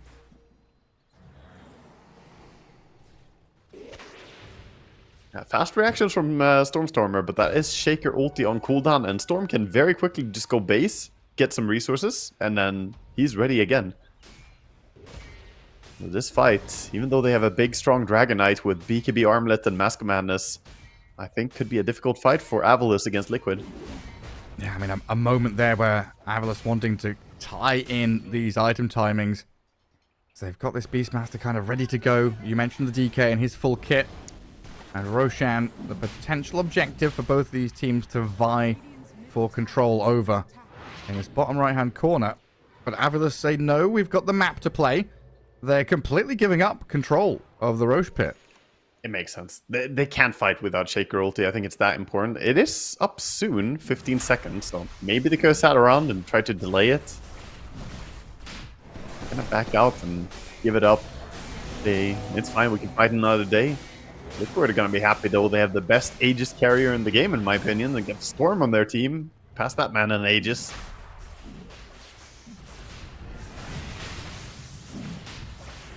At that point, he can really start going deep, and he's already been looking for the Shadow Demon all the time. Anytime he sees him or even suspects that he's in an area, he starts dipping. Right, all they need is one of these kind of fight wards, catch a glimpse of one of the supports playing in the fog. That's what Insania has always been, and Boxy have always been so good at. You know, preemptive vision is nice, but having these really well-placed mid-battle vision wards very handy for heroes like Storm and Razor, just to see a target and gun for them. It's nice to see Liquid play, because Boxy is always showing their intentions to us casters. You see him drawing, you see his targets on the map, makes little Saberlight. instructions. Good pick there. Yeah, Radiant Vision up on the high ground. They realized that everyone had TP'd out and left the TB alone. And we saw Stormstormer get something from nothing. saw the value there as well from the Aghanim Scepter on Beastmaster. Without it, would have been probably prompting them to use a Shaker ulti to bring down the kill, but didn't need to spend it. Everybody down here now. Weird. Coming straight back into this, Boxy immediately blown up. Macropyre and Dual Breath, though, a bit of fire damage returned onto Insania from the Mortimer's Kisses. So Liquid not only lose the TB, but come back in and lose 2 supports as well. Storm now out of mana. I'm trying to zip back towards his base. I don't think Avalos can keep chasing him here. Yeah, just give up on that and go for the tower instead. Don't need to chase him if you just take the buildings. Dragon Knight has a Blink Dagger coming out as well in the Courier. He's gonna juke his Courier by TPing away. Meanwhile, Liquid say, okay, we made a little bit of a mistake. Fall back, take the Tormentor. Is that SD Jakiro illusion smaller than normal? Oh. It's just died now. Oh, I'll have to. I saw it for a little bit, and it looked smaller than I thought it should. I keep my eyes out for it. Maybe it was next to the DK and Dragon form, so it might just have been that Dragonite was so large. Yeah. The Jakiro looked tiny. We can't all compare ourselves to a Dragon Knight in multiform. Well, there's Aki, who steps across the river into dangerous territory. He does get a cookie back towards his side, but Saberlight and Nisha are there. Tried his best to live. Not gonna be enough even with the Lotus popped. Field Rune gets controlled for Nisha, who has been enjoying quite a bit of the rune control lately. Yeah, it's like early game 1, mid game all. Yeah, definitely. Sibe is working on his own BKB. Same for the Shaker next. He has the Aghanim Scepter. BKB is the next priority. I think they had a very strong timing when they have 3 BKBs here as well. The classic Golden City, of course. Rod of Atos into Zip. Oh, this combo. Rod of Atos into Jakiro spells is big and gets Nisha a very nice kill. I was going to say, you know, even with this Aegis, it was a 2k lead from Avilos kind of emerging there as owners of the map, getting a lot of farm on their heroes. But Liquid now able to step out and play, but the gate is held by Smiling Knight. Boxy nearly straight up dies, but the Dragon Knight jumped out there, leaving Seneko completely stranded. Nisha's back in to slay the SD, who in his dying breath drops an Observer Ward. Painful for SD to go down, but still such a nice read by Dragon Knight. Smiling Knight realizing that I can try for this kill. He attempted very, very close to getting the kill, but blinks away, stays safe. Don't go down for a needless attempt like that. Was it just the wand from Warrant that kept her alive then? Yeah, I think so. It was very last second, but either way, Dragon Knight prioritized his own life over committing for that kill. Metamorphosis used, but the tier 2 tower stands strong for now. Boxy back to base. On Eki, he's in his favourite place. Yeah, go out this mid lane, shove the wave. Under dire vision right now. There's a sentry there, but he can't find it. And Storm Spirit, who has found a courier snipe onto Eki's poor little courier. That's not what he wanted to spend all his mana for, though. He wanted to get the little Snapfire, but she snuck away. So Liquid being the active team, chasing across the map, but the gold is dead even. Avalos doing a good job farming up the sides of the map. And that's BKB complete on Beastmaster. Crystal is for a Dragon Knight, so he has a bit more damage than previously. Nisha is just non-stop. Zip over here, zip over there. Just knocking on all the doors, seeing who answers. Oh, smoke. About to be reclaimed. Big knock knock coming soon as the Shaker. A little bit late to This defend is the tier 2. timed. 4 seconds for Aegis. They just need vision. They can't see up that high ground into the darkness. They scan it and they know that Liquid are up there. They don't know if it's 1 or 2 or 5. Or just a TB illusion. That's the annoying thing. Scanning into the Fog of War, you don't really know. There's a lot of scouting here from Liquid. Illusion's mid. Illusion's bottom. Avila's going for the long move. So not going into the bottom lane. Now trying to play into mid. Clear the wave with a Snapfire. Liquid know. Liquid definitely know about this smoke. That's why we see them camping a good position, planting a high ground ward, getting ready to fight, and Razor frontlining, feeling strong with the Reaver. 3.2k HP on him. He's had a bit of a quiet game, but we've seen these Razors, no longer just be the early game anti-carry kind of hero. They can transition into this mid to late game beast. Yeah, worked out really well against the Gyrocopter before, but Dragon Knight is a little bit more front-loaded with his damage. See if it works well for him. Regen on Storm. Massive rune. Smoke breaks. Zip in, blink away. Stormer. He tries to get out. Fisher is there with the DK turning. Storm Spirit. He's dropping lower. Eki. He's dead, but the Storm has fallen. Nisha gets crushed. Boxy taken out. The big hits from Smiling Knight cleared down 2 of Liquid. Still chasing. They're In chasing. pursuit. Can they find them? Mickey, he gets spotted and fissured. Zibe trying to run forward. Another jump in. 2 heroes caught. Ice Path holds them back for now, though. Not sure they can get more. They're looking for it, but gotta turn this into a push. Still 30 seconds on Storm. They don't have a creep wave with them. That's a problem. Yeah, gonna be difficult to take a tier 2 tower without it, so they back up. Did spend the Snapfire buyback for that fight, but still a pretty dominant fight for them, not having to use Shaker ulti and still winning it.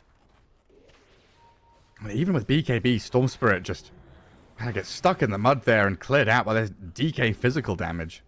Dangerous getting roared when next to Dragon Knight. The Beastmaster was on point, Zippe finding his target. Just roar into hit.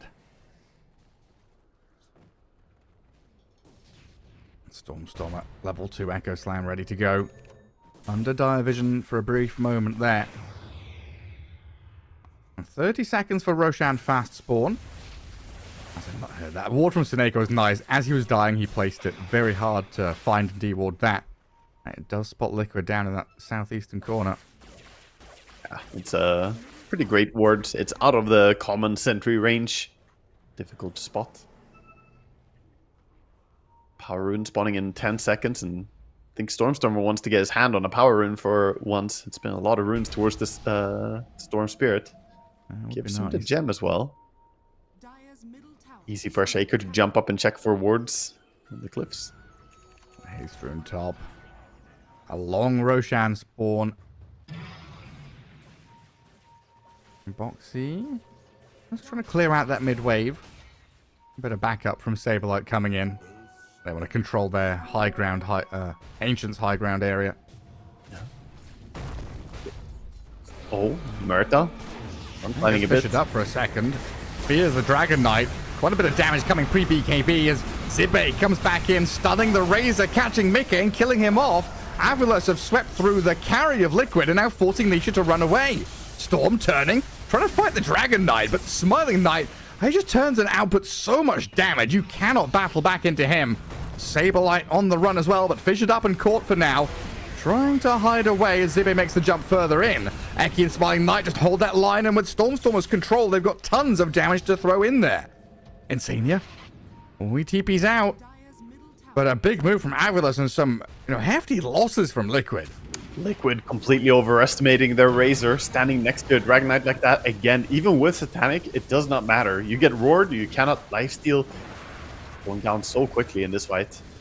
The course of Avilas, this is exactly what I was talking about. The triple BKB timing is fearsome, even if it's just double. He did decide to go for a Shadow Blade on Stormstormer, prioritizing positioning. I mean, it's the same thing as what happened to the Storm, isn't it? Just roar into like 2,000 damage from the DK. Yeah, he's like, damn, that really hurts. Wish we had a saving support, but they don't have that, so The luxury is not there to play that aggressive. Perhaps in this patch you get used to it as a core player. You're like, oh, surely we have some form of Tusk or Shadow Demon or, you know, someone's gonna save me, right? Yeah. But that's a little bit difficult for them. The Glimmer Cape doesn't do much against the gem. Force Staffs can only push you deeper when you're facing the wrong way. Yeah, we need Lincolns. I mean, Saberlight maybe needs to get into range for that Sunder a bit faster. You know what they need? 3 of a certain tier 5 item. Oh, no, not this again. Mirror Yeah, Shield, 60. my friend. That's what they need. Well, they have a bunch of Vindicator's axes and some craggy coats. That might help them out.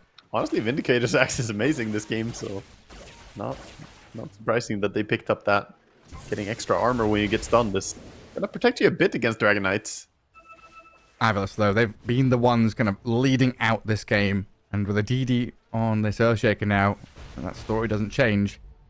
It feels like it's been a little while since we had an Echo Slam. He's not needed to or wanted to use it recently. There's like 3 team fights where he didn't use it. He's gonna walk under Sentry and Ward combination. Careful, Stormer. He does have Shadow Demon behind. Boxy pops the ulti as they go on the Dragon Knight first. Zibe BKB's very early on to blink and roar the Terrorblade on the right-hand side while the rest of them try to jump towards Mickey, but Liquid can turn. Static Link on the Dragon Knight, doing some good work here as Mickey stands his ground and fights back into him. Disruption, maybe a bit of time to buy here for Smiling Knight, but it's never going to be enough against the onslaught from Liquid. Nisha went deep and he's been Echo Slammed up. Can they save him with a full staff and a bit of space? Nisha trying to jump away with a Sunder. They've got him staying alive. Zibe's going to die along with Stormstormer now, and Team Liquid some sick outplays. Oh my goodness. Huge for Team Liquid, and this time Avalus not really on the same page. The roar came out at an awkward timing. Dragon Knight not really close enough to be auto-attacking this time, and we see the blink cancels. This reflection spam from TB is huge against all the blink daggers on Radiant, not allowing them to synergize and get their spells used in the correct way. I can't believe that Storm Spirit survived, my man. That was huge from Saberlight. Yeah, nice little save, and Nisha knowing the exact limits of how far he can play as well. And this is gonna give them again the Roche. Another Aegis for them. And isolating that DK, at first it's like, is this where we want to be? Dragon Knight stepping up to us, waiting for that jump from Earthshaker, and it just never came. Yeah. Liquid splitting the fight very nicely. They're doing a very good job of how they position, especially considering they don't have a saving support. They have to be very cautious about their positioning in the fight, not clumping up and also staying close enough. Yeah, they've got a Hurricane Pike. Boxy Morata, level 16. Starting to scale a bit. Definitely getting a bit of farm.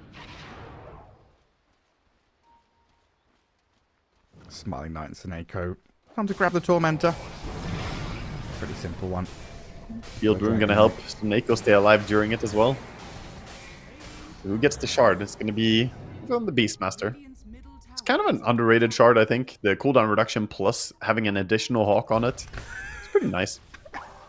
I don't know if you watch. Do you know Dato Leon, the YouTuber? Yeah. Oh, hang on a second. Nisha and Boxy having a bit of fun down here, but roared up on the Storm.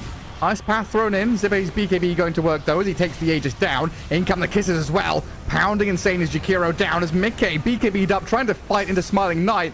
He's got that lifesteal. And he's actually standing and fighting well until the Echo Slam comes in and clears him out. Now Nisha left stranded. Has to zip away and try and TP home, I believe. Off he goes. Yeah, that was a spooky moment right there. I like how the SD illusions were on him because he disrupted him during the BKB, right? Spawns the illusions after he zipped. I was wondering how the SD illusions got over there. I was like, you don't get disrupted, but I guess when it ends, the illusions still appear. Yeah, and Razor not having the Aegis on him, he felt pretty strong there, and he was winning the fight against Dragon Knight, but Shaker just comes in, lands one of those Echo Slams. Been looking for him in the recent fights. Wasn't the big one on multiple heroes, but it was a very decisive Echo Slam to bring down the carry. It was. Keeping this 5k lead now, kind of rebuffing Liquid from any kind of push towards these two tier 2s. And yeah, the Observer there pointing out that 25 talent, which we saw him go for the Echo Slam cooldown rather than the Enchant Totem one, right? In that previous game. Yeah, I think we might see him do the exact same thing again. We already see him queuing up the Octarine as well. Get some CDR for himself. Has the Arcane Rune as well bottled up, speaking of CDR. Very nice. But they hold on to their leads. Back to 5k lead. Swings a bit back and forth here, these team fights. Sable looked like he was trying to sneak in there. Make some illusions and run away. But yeah, I was asking about Datu long because he had that video of like Cottle Beastmaster. Like, Right. Octarine Refresher and stuff. He had 20 hawks or something wild. For like, all the funniest birds. shit I've ever seen. He does some very funny things. He Nisha does. in trouble here, gets stunned up once. That Fisher got him. And the chain Oh stuns no, are he good. has Gem. Did they realize? There's Gem on the ground. Eki They've turns seen around it. for it. I have seen it. Oh, that's a rough loss for Liquid. Storm down for a minute. Gem gone. And this top lane fully controlled up by Avilus now. Dragonite just looks like such an amazing carry. You know, brings the chain stun, has tons of damage, super hard to kill. Top tower has I fallen. don't know, every time I see a Dragonite, I just wonder why don't we see even more Dragonite? He's banned half the time. More than half the time, even. That's very true. I feel like this qualifier we've seen, like, maybe... We've cast, what, like 15 games, and we've seen 2 DKs, and then he's been banned 13 times. Yeah, he's been banned a lot. His win rate is looking like it as well. He's definitely winning a lot of games, over 60%, I believe. What would you change about DK to, like, nerf him, balance him? I think the red facet has to take a Yeah. nerf. I'm sorry to say because I love the idea of him being able to farm, but it's a bit too much, isn't it? Like he seriously farms as though he has a Battle Fury, and I don't, You don't think think, it's like, okay. Transformation, cooldown, or duration on Dragon Form? I wouldn't nerf the other facets is the thing. I don't think green or blue DK, like maybe you buff the other facets and then nerf the cooldown or duration, whichever. It just buff feels like he's permanently Dragon Form, you know? Yeah, that's true. You do pop it off cooldown, 60-second duration and 100-second cooldown, so it's very, very high uptime. Yeah, but maybe you're right, it is just red facet. Yeah. I Cleave mean, too good. even the thing is, even in melee form, he still just farms. Like, look at this. Look at him just farming this camp. This man does not have a Battle Fury, okay? It's not legal. He just clears it way too fast. You have some facets out there being, like, completely useless. Like, Shadow Demon gets an illusion of people when they die. It's like, okay. Meanwhile, Dragonite, you get a Battle Fury. It's pretty sick. Well, an AK lead now for Avilus. And they've got all their green lights ready. A Liquid waiting for something in particular right now? I think they're working on the Parasma for Storm. Maybe get a little bit more damage. They just got the Lincoln's TB finished, and Razor's working on his Butterfly. So I guess Butterfly, Parasma, and then you go. Parasma is flying out right now for Storm. And Butterfly is just 200 gold off for Razor. He's just scared to farm bottom. And Storm's courier coming through the twin gate. Bring the item to him. There are those 2 big ones. So the couriers are allowed to use the gate without paying mana. It's kind of cheating the system, not paying the toll. No, what Dota is a welfare system. Everyone gets universal income. It's all about, you know, equity, not equality. Everyone gets what they need. So you're saying traveling through the gate actually costs just 50 mana, but you're paying 25 extra for the others? Yeah, it's taxes. Lift everyone up. You know what? A rising tide lifts all boats. Sure, man. We have the smoke around coming in. It's clearly written in all of Karl Marx's literature that couriers should go through twin gates without paying a single thing. Oh, look, the banner on the high grip. Does that give vision? It does, right? Trying to spot something out. Storm are being run at. In we go with the Storm and the Razor, trying to catch the back lines of the Shadow Demon, but he disrupts himself as Smiling Knight runs south and Storm jumps in. Echo Slam onto Boxy alone. Not a lot done there as they focus Insania, get the Jakiro kill. Eki's being hunted on the right-hand side as this fight splits 3 ways to hell. Saberlight, I don't know if he can chase any further with Mickey because they've got no more gap close. Storm Spirit can't keep chasing, so a 1-for-1, but a buyback from Jakiro. In the end, a very good fight there for Radiant, as they were the ones getting wrapped around on. It looked like it was going to be an awful fight, but works out in the end. Storm did get a bunch of experience there for that kill at least, pushing himself closer towards that level 25 once the Overlord attack bounce. Further galvanizing his efforts. And moving towards the Scythe of Ice as quickly as he possibly can. Ninja geared racer rushing down bottom. It's a pretty populated area, but he's gonna be fine as the Shaker is back into base. Don't think he's in any danger. And back into the cycle of Dota. 20 seconds for fast spawn on Roche. Dude, Smiling Knight is adding items so fast. He has a Swift Blink, and he also has the full MKB, I believe, coming out. What? Yeah. No. Yeah, he's not holding buyback. He is committing to being strong right now. And by God, he's strong. This is a lot of items. Beast mode Dragon Knight. What was he? 27,000 net worth. And a reasonably fast Roche respawn. This could get spicy quickly. Let's see. Do they have a smoke available on Radiant? The grouping as though they are. Yeah, there we go. Smoke coming in. This is the third Roche. Avalus, they lost the two previous Roches. They want this one. Liquid in position, though. Smoking themselves. I think Liquid are aware. The scan. Bing, bing. Scan on scan. Both teams know. Saberlight Illusions move forward. The Blink Echo straight onto Boxy. Stormstormer BKB's up. Nisha jumps. Smiling Knight forces his blacking bar as Mickey Razor? dropping lower, trying to heal through the Satanic. His Static Link is going, and Mickey's staying winning? alive, standing his ground and winning the fight. He's killed off Stormstormer. Seneco's dropped, and this Razor is able to shred through them all. Smiling Knight's done for. Nisha with a triple, Saberlight a double, and Team Liquid wipe them off the face of the map. And they might not go Roche, might just push here. They got 5 kills. Just rush up, take some barracks. Fantastic time to just go. That fight, you're trying to lead with this Shaker initiation, not looking for the big damage, but I wonder if it's not backfiring for them. They need Shaker to deliver some more. What? Dear Is that how much God. damage Razor... Wait, is that how much damage Razor 18,000? took? No, that's the Dragon Knight damage taken, I think. It was DK's. Okay. Or was it? Was it? Well, it can't have been someone else? I Razor because he didn't didn't die, did he? see. Oh right. It says, Oh, it says Razor's. Razor death. That's why I was confused. It said Razor death summary. That's weird. Like going tier 4s. No DK or snap for a minute. They force a couple of buybacks and now swing back onto the barracks. It was Razor damage taken. Thank you, Patrick. How can you bring up Razor's damage taken without him dying? The observer is hacking. What the hell?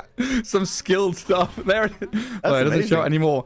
So, well, he took like 20,000 damage or what? Something insane. Yeah, 7,000 auto attack damage from Dragon Knight is what he Oh my what he God. spelled out there. So I mean, what's his age? He's what, like 3,500 HP or something on Mickey? yeah, 3,600. Yeah, but So he obviously took like he took like 4 or 5 times the amount of damage, the amount of HP he has because of Satanic. Oh my God! quite a bit of satanic lifesteal going on. BKB Satanic Sandanyasha. What a hero, my man. And now give him an extra life on top of that, because this time Nisha says, you know what, I don't even want the Aegis. You take it. This Racer is big and he's carrying. With the steel attack speed talent now as well. He didn't have that in the previous fight. Now he's gonna hit even faster.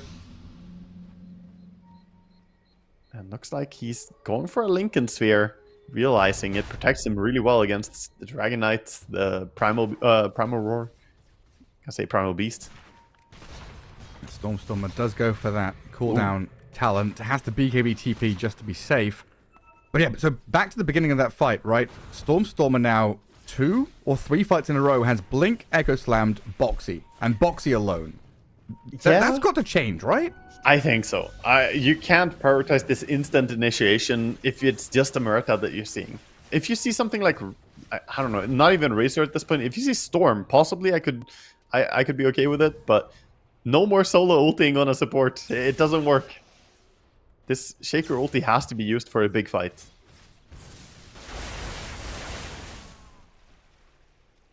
Gem, Lincolns, the cheese in the backpack for Nisha.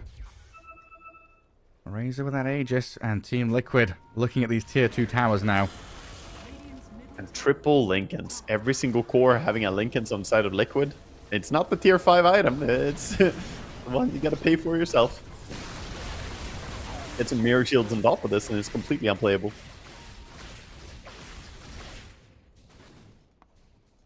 Not going to rash in the decision to push, though. No, tier 2, back up, hold high ground. I think this is the sign of a top tier team though. Liquid not stressing, realizing that we have 3 minutes on this Aegis. they can make it to the high ground. Just take their time, stabilize the lanes, get them to a good position, and, you know, get rid of the rats. Right now, Shaker has been pushing top, and they need to get this top creep wave all the way to the tier 2 tower.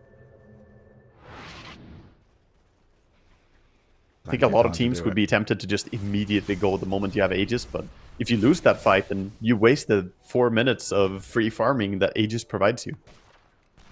Oh, they're going through the system, right? Follow the algorithm. Get the lanes pushed, get into a position of power. Have multiple lanes kind of trending towards this Radiant base.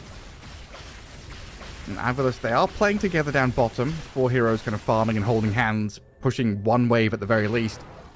Try and open up the map a little for themselves, but they have to come back and defend. The tier 3 about to be breached up at top. TB Illusion scouting in behind, and a pretty massive wave here, just allowing Mickey to whack away at this tower.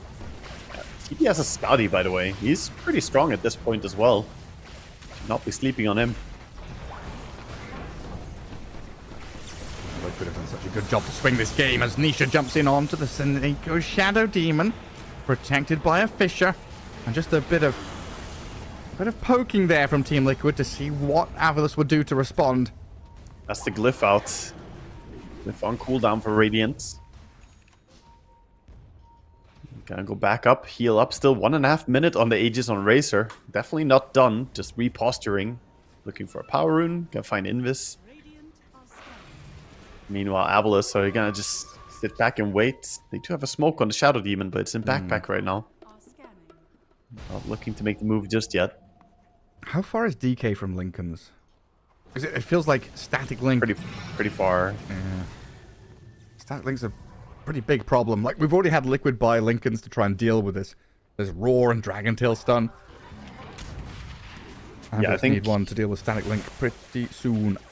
I think it makes a lot of sense to get it. It's either that or even commit more into damage and say that you kill him during the first stun. Shaker was spotted top. He also realized he was spotted. He has a gem. So. Smiling Knight has jumped in onto Boxy, but then Lotus reflects the Roar on the Beastmaster. Zib is trapped in the Magrippire and he's dead. No buyback. Oh, he's boy. He's gone for 2 minutes. He just bought out Refresh Orb, didn't he? Oh no, that's so bad for them. Oh no. He felt because it didn't matter he bought out. It's on cooldown. Yeah, it's tough either way. 2 minutes on cooldown is even worse. They know he doesn't have buy.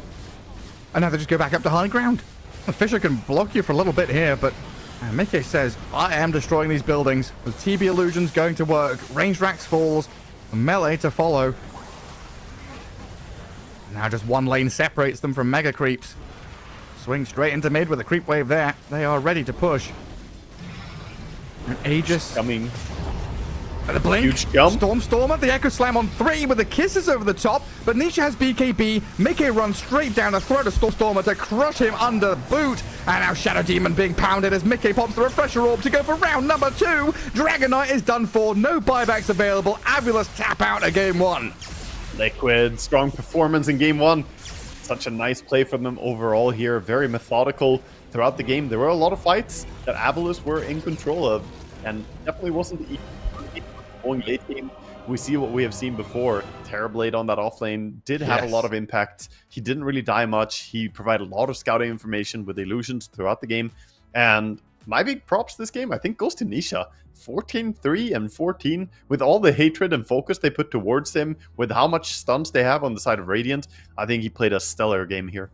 I mean, that's why, right, through these qualifiers over the past few months or so, we've been looking at this Storm Spirit just rise on the pecking order of pick priority.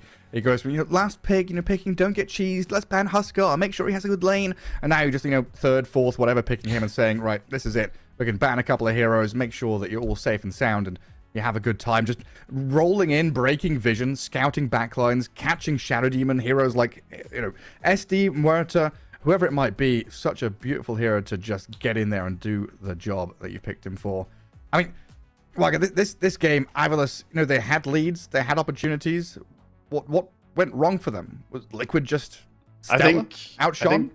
Sadly, I think the real painful moments were the two roars. The first one, bottom by Beastmaster jumping a bit ahead of his team and not really having the backup. And then the final roar there with no buyback on the Beastmaster afterwards. He roared into a Lincoln's Lotus and just got caught. I got 33 flashbacks from yesterday.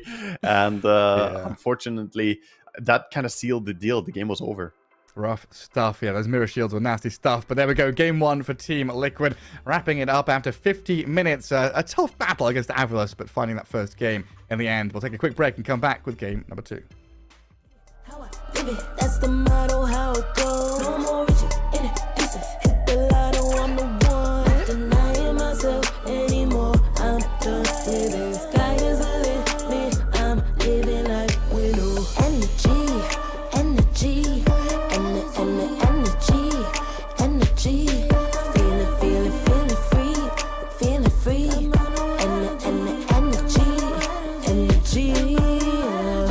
Gotta protect my mind. I'm breathing in new life.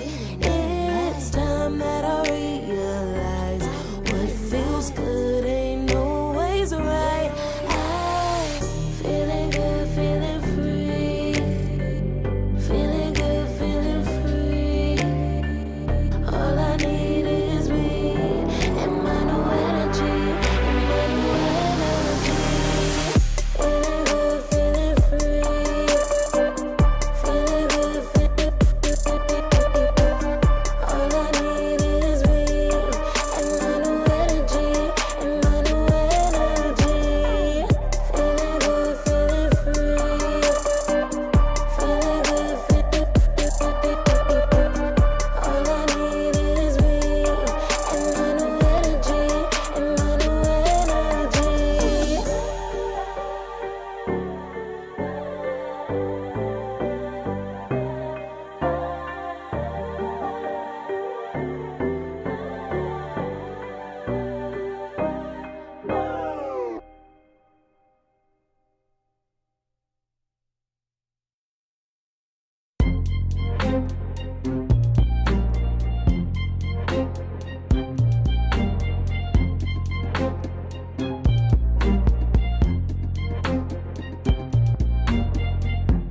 Took so long for me to feel, yeah. Tell me why you're on your knees, yeah. Now my father had a dream, yeah. Kicking off the covers, I'm too hot for this bed.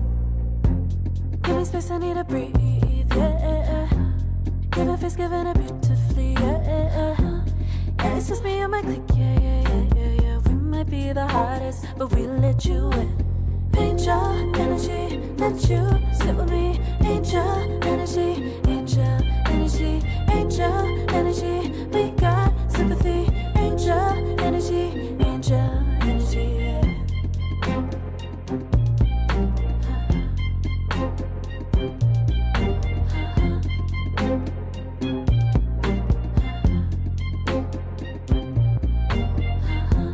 Take the time to breathe and rest. Let yourself feel the best. Feel it all so deeply, so deeply. Divine with how we be, yeah. Aligned with everything, yeah. More than a dream, vulnerable and strong, yeah. We feel everything. Angel energy, let you sit with me. Angel energy, angel energy, angel energy. We got sympathy. Angel energy, angel energy, angel energy. Let you sit with me. Angel energy, angel energy, angel energy. We got sympathy. Angel energy, angel energy.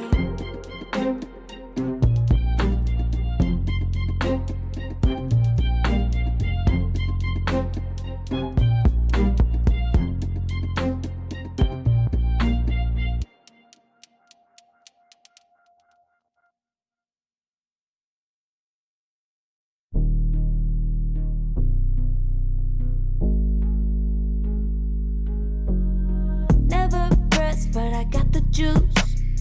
Taking the lead, that's just what I do. I made mountains move with one hand tied, and still this world ain't satisfied. Everywhere I go, they stop and stare. I tell the truth, I take it there. Call me vicious, persistent, overzealous, that's fine. Main character energy, I stay taking what's mine. You need a foot on the gas, or put my name on the line. Main character energy, I'm just taking what's mine. And it's written in the stars, I'm a king like my sign, yeah. Raising the bar, the jaws drop like a surprise. Don't be mad about it. Don't be mad, don't be mad. Don't be mad about it. Don't be mad, don't be mad. I don't play the game, nah, I make the rules. Cards close to the chest, and I don't play no fool. Don't be mad about it.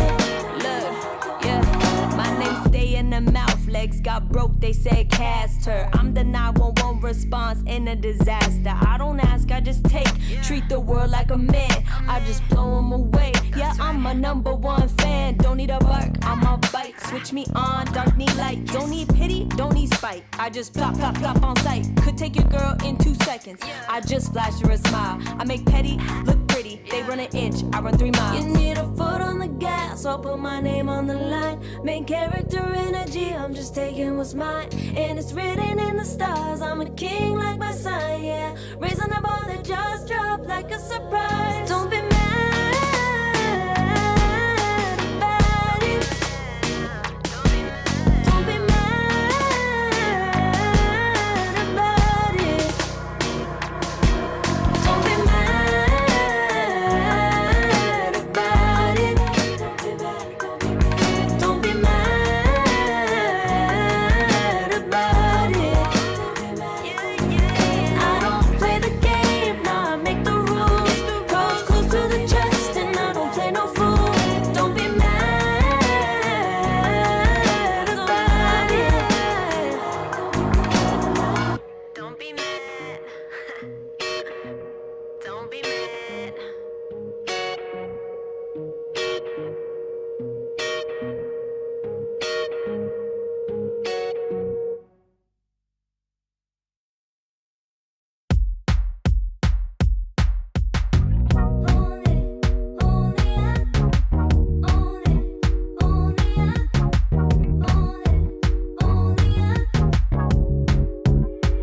Like a moth to the flame,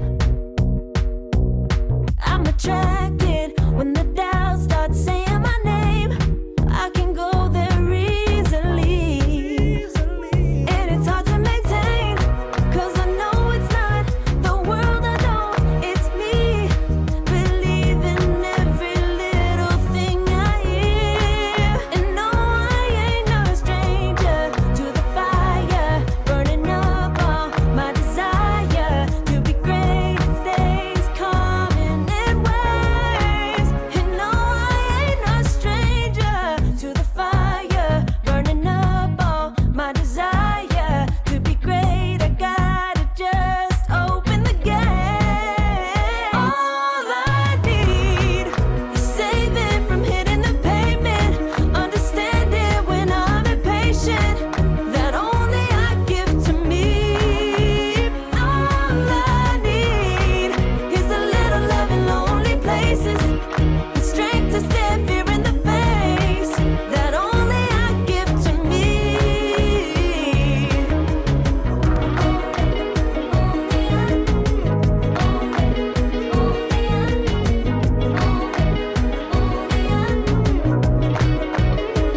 Now I'm running this race, yeah. Stallions couldn't catch up to me. I'm running till I get first place. I'm running till I get everything, everything I ever wanted in my dream. No, I ain't no stranger to the fire, burning up all my desire to be greatest days coming in waves. And no, I ain't no stranger to the fire, burning up all my desire to be great. I gotta just open the gate. All I need. Welcome back, folks. Here we are with the ESL One Bangkok close qualifiers for Western Europe, and Game 2, Wagga, coming up between Avalus and Team Liquid. Another 50-minute banger here between these two teams, but Liquid, they emerged victorious. Yeah, Liquid were, in the end, the ones who managed to eke that one out. It was definitely hard fought. There were moments where Avalus looked like they were going to run away with the game. The Dragon Knight hit some big power spike, but ultimately the Razor just standing his ground, not dying. We saw some really nice use of the Terrorblade as well, and ultimately one I gave the sort of MVP after the game, Nisha on the Storm. Huge impact, and I think Storm proving again to be just a high-value hero in this patch. Yeah, I mean, such a pivotal pick there to have, gap close, reach, play the map pretty wide, and then still find these catches on backline supports. And, we've seen Falcons for a while now use this Razor to great success, and it seems like more and more teams kind of catching on and finding that he's not the same Razor he used to be. It isn't they've picked Lifestealer, we pick Razor anti-carry moment. He is absolutely a mid to late game monster as he gets these big stat items and can just stand there hitting people, fighting against the best of them. Seeing that kind of fight recap in that game 1 where he took tens of thousands of damage before mitigations against DK and stuff, Satanic and Butterfly kicking in nicely. Razor doing a tremendous amount of work there, but Team Liquid across the board, good draft. Avalus, kind of well drafted, well played, but falling short with some of their team fight initiations. Game 2, does anything have to drastically change in the draft, or is this more just go in game 2, refresh yourselves, play your style? I think it's really just moments. There were these key moments where they made small mistakes, so it's execution error mostly for Avalus. It looked really good, but then they fell hard on the times that they did slip up on the initiations, and like we kind of pointed out during the game, would have loved to see perhaps a little bit more patience from Shaker to be the counter initiator. He often did have the role of initiating first, and that did hurt them. They didn't have that big Echo Slam. We saw one huge Echo Slam, but that was when everyone was already dead at the very end. So far, Naga, Bat, DK, along with the Sand King and Magnus banned, and then the Chen gone. So the Dragon Knight, a bit of respect there. Taken out by Team Liquid. So this leaves in still, your Terrorblade, your Pugness Enchantresses and things like that. Invoker as well. Yeah. Sort of intentionally leaving a lot of different strong options. Meanwhile, Avalus are going to ban out the Sand King, Magnus, and even banning out Nisha's Puck. That is some respect in the first phase. And then taking the Invoker as a first pick. We'll see what Team Liquid go for as a response to this. Of course, they did ban the Invoker away from Stormstormer before. I mean, that is a statement, right? Saberlight drops that no in the chat. We'll all chat. You know this is coming, right? You've not banned it. Stormstormer's very likely to pick it. Yeah, for sure. He wants to play it. He's not going to be happy with them banning it in the later phases. He wants to play this hero. But I think Team Liquid, with a good read, just take the Terrorblade. This hero is absolutely busted right now. Saberlight was having a very good time in the previous game. Didn't really die much. He wasn't necessarily a focal point because we kept our eyes peeled on the Razor and the Dragon Knight kind of showdown. But in the background, the TB was having huge impact as well. It's just wild that you have such great stat gain on a hero with massive armor, and you just need to buy Treads Bracer Pipe, and then you become unkillable. And then your spell kit gives you enemy heroes. Yeah, the Reflection is for sure one good spell, especially in the current patch. Some of the carry heroes get pretty destroyed by it, as we pointed out. I don't even have to mention Sunder or Metamorphosis, and Mirror Images, who cares? I mean, Reflection. He did have one really nice Sunder onto a Storm, but honestly, most of the time he didn't even use Sunder in the last fight. So in the last game, he mostly just had impact without Sunder even. So the hero is definitely in a great spot, and I don't see a reason not to use it. Liquid opening up with that. Avalus now had the pressure that they need to have good tools to deal with him, and we've kind of gone through that before, but tons of burst damage, chain stuns are needed.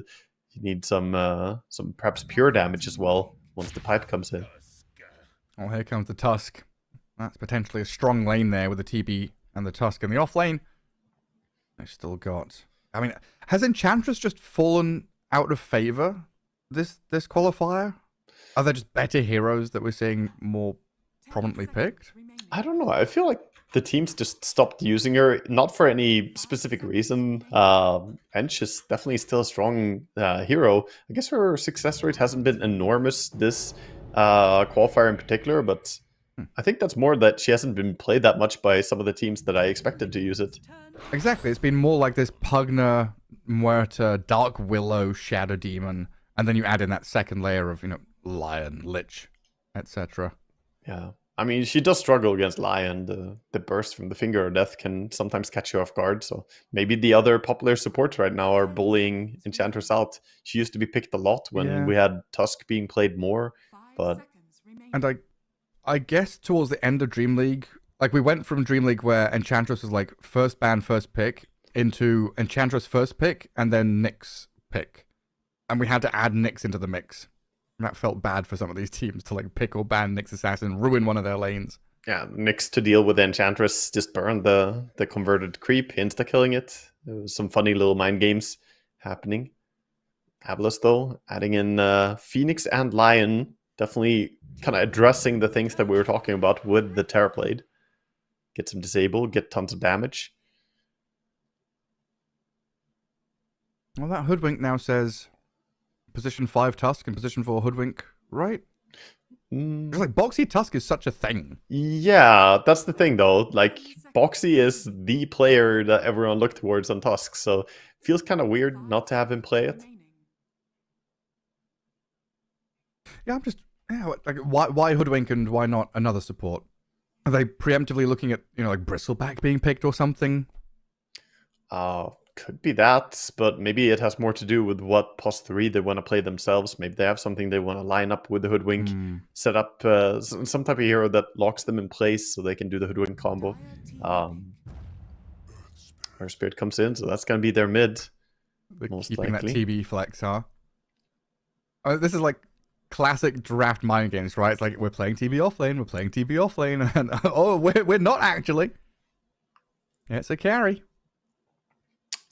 Yeah, and at this point, I'm not sure what it is. Lion could, of course, kill the illusions and be annoying for a carry TB, kind of slow down his farm rate, but something tells me the carry TB fits nicely here for Liquid.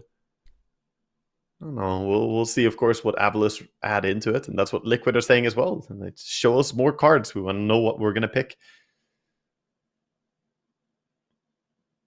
So Invoker mid, Phoenix 5, Lion 4. And you've got this double pick for Avalus. Is it? It's not Storm time. They've got their Invoker. I got so caught up in it. It's out Alchemist time. is still not banned. I was just about to say because they banned him in the last phase in the previous game. So I was looking at it now with the one more pick available. And Alchemist is a pretty damn good hero to get a grab on here. Hero that ramps up very quickly. He also Do you still have to ban Doom? Yeah, they will cover it with a Doom ban most likely. No reason not to. El Cebrolite, though, would be happy to play that.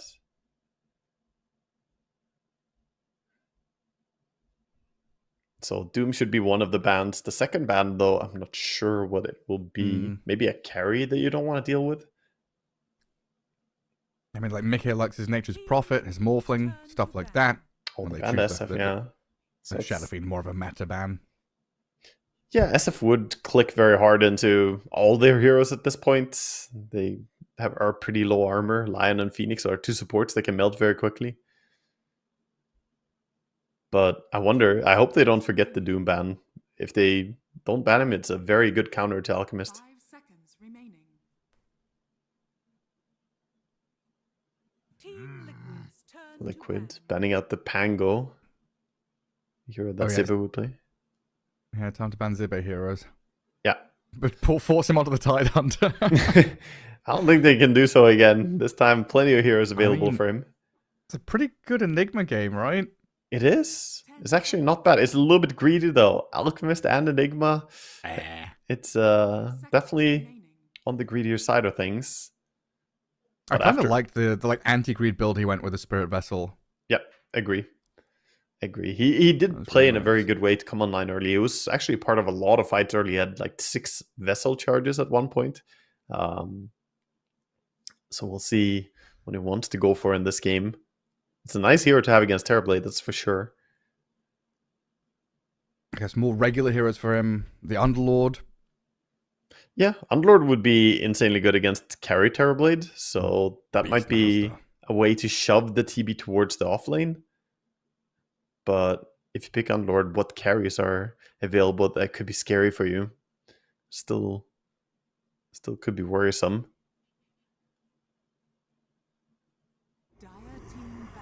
Oh, they actually ban it. Respect. I was gonna say, like, are you ever scared of an Underlord? Like, do you ever want to ban an Underlord? And I was thinking, no, you don't really wanna. I would never ban an Underlord. Screw that Exactly. hero. Fight him instead. Yeah. That just makes so much more sense. Just ban the Enigma. That's the scary hero here. Yeah, they watched the series that Avalus played up against Tundra. 5 seconds remaining. Oh, what's Avalus read? Doom, right? We're still on the Doom. But if it was Doom, wouldn't they have banned him already? Wouldn't that have been the first ban instead of SF? Yeah, I don't know. And the fact that it's not instant ban makes me feel like they either are not thinking about Doom because he's usually banned in the first phase, so maybe they're forgetting about him, or they're onto something else. They're like so sure it's TB offlane, and this has to be a Mickey hero. Yeah, maybe. Like, I don't know. They're gonna ban Nature's Prophet or TA or something. They're gonna ban Gyrocopter and then regret it. Okay. They Ban ban the Razor. Razor, and they pick the Underlord. Okay. So kind of as expected. Yeah, the But shoehorn. now the Doom gets picked, right?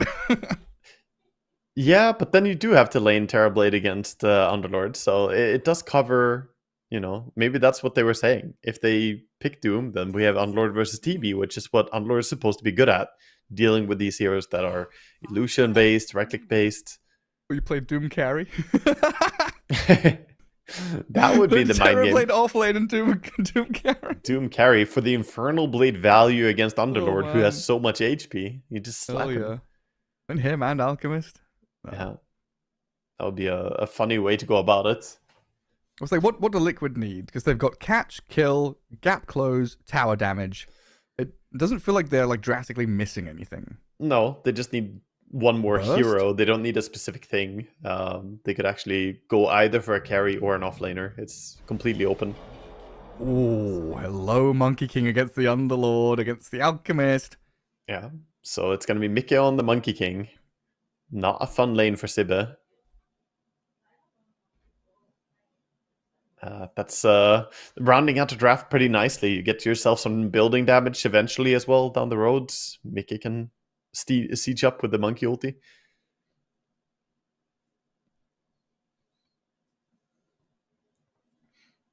Kind of nice against some of these slower heroes too. Yeah, they have a zone lot of control of Supernova versus Wukong's command. They have a lot of mobility on their team. We already know how Earth Spirit works. He's rolling around nonstop. Mickey on Monkey King is gonna jump around on a tree line. Tusk will snowball in, and they have Terrorblade running around hasted. So the only one that I'm not mentioning being mobile is the Hoodwink, who can scurry through the tree line all the time. This is a very, very quick team on Team Liquid, and that can be scary when you're playing the backline spellcaster like Invoker. Maybe he will struggle repositioning. And scary, kind of early game-ish for Alchemist as well. If he ever gets dumped out of lane and has to go jungle, there's the potential for Boxy's Hoodwink to scout you, leech experience, steal some creeps, stack contest here from Nisha's Earth Spirit, who can very quickly come into your lane or into your jungle. Yeah. One thing to say about Avalus draft, though, is that they have good setup around the Lion. If Lion smokes up together with Phoenix or something, or together with Alchemist, then the Unlord can ulti in, Sunstrike from Invoker can come in. So they have this sort of semi-global team, which is similar to what they were running against Tundra when they played the Dawnbreaker, I believe it was. So again, they're looking to have this, everyone is able to join in and help easily type lineup. And that has been Avalus' strength, right? Is their team play together, their team fighting, and like you say, this kind of global presence where they just bring 5 heroes. You see one, and suddenly there's 5. Yeah, and that sort of can catch you off guard. Maybe they see people on 2 lanes, and then suddenly you get ganked by essentially 4 heroes still with that Lord ulti and Sunstrike. So that can be hard to play against. You see instant smoke from both teams rushing out to the lanes. Liquid, a game away from qualifying to ESL One Bangkok. And Avalus needing a couple here in this best of 3. It's upper bracket time. No elimination on the line just yet. It is a qualification series. Both teams smoked up and getting out there on the map.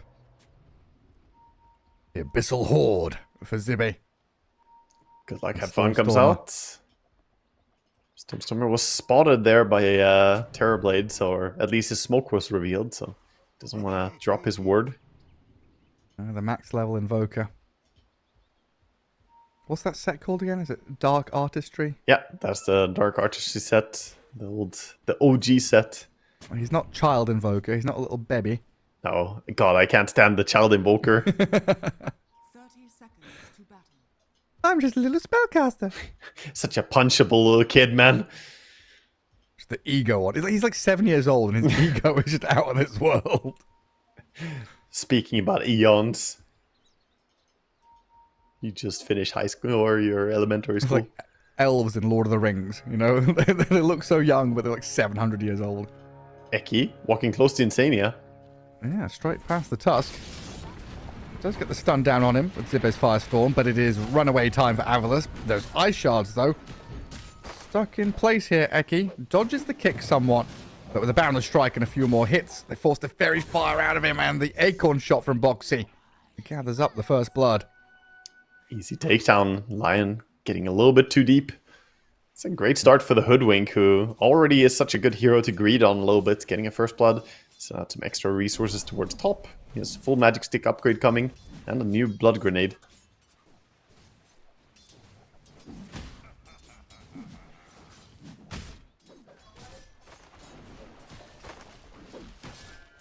Mickey on this Monkey King. Yeah, Boundless Strike level 1, normal stuff.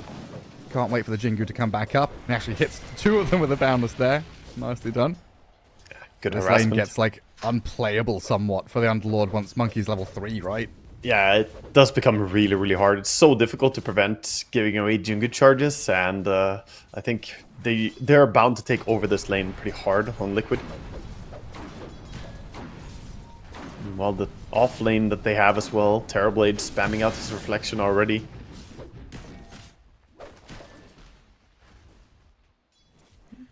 Keep a little bit of an eye on mid as Stormstormer versus Nisha.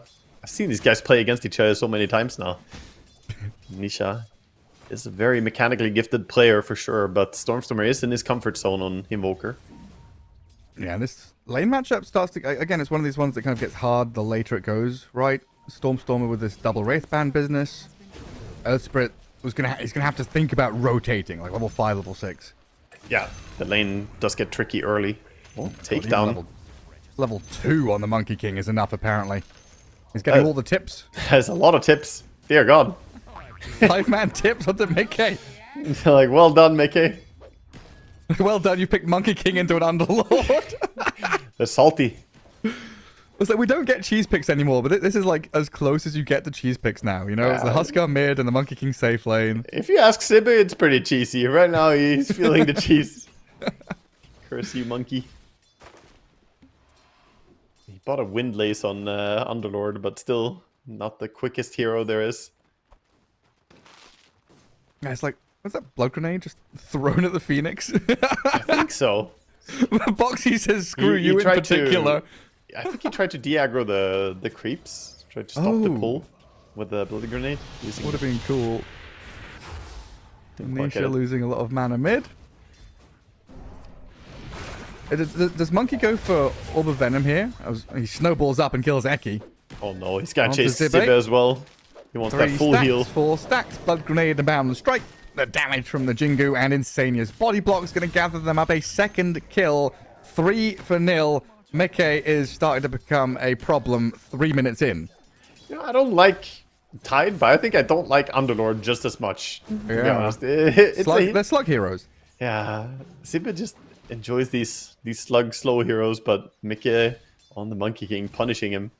I think Orb of Corrosion will come out. I think Power Treads, and then he will just destroy. Actually, he's just sending out so much already. Magic Stick upgrades and almost the full Power Treads.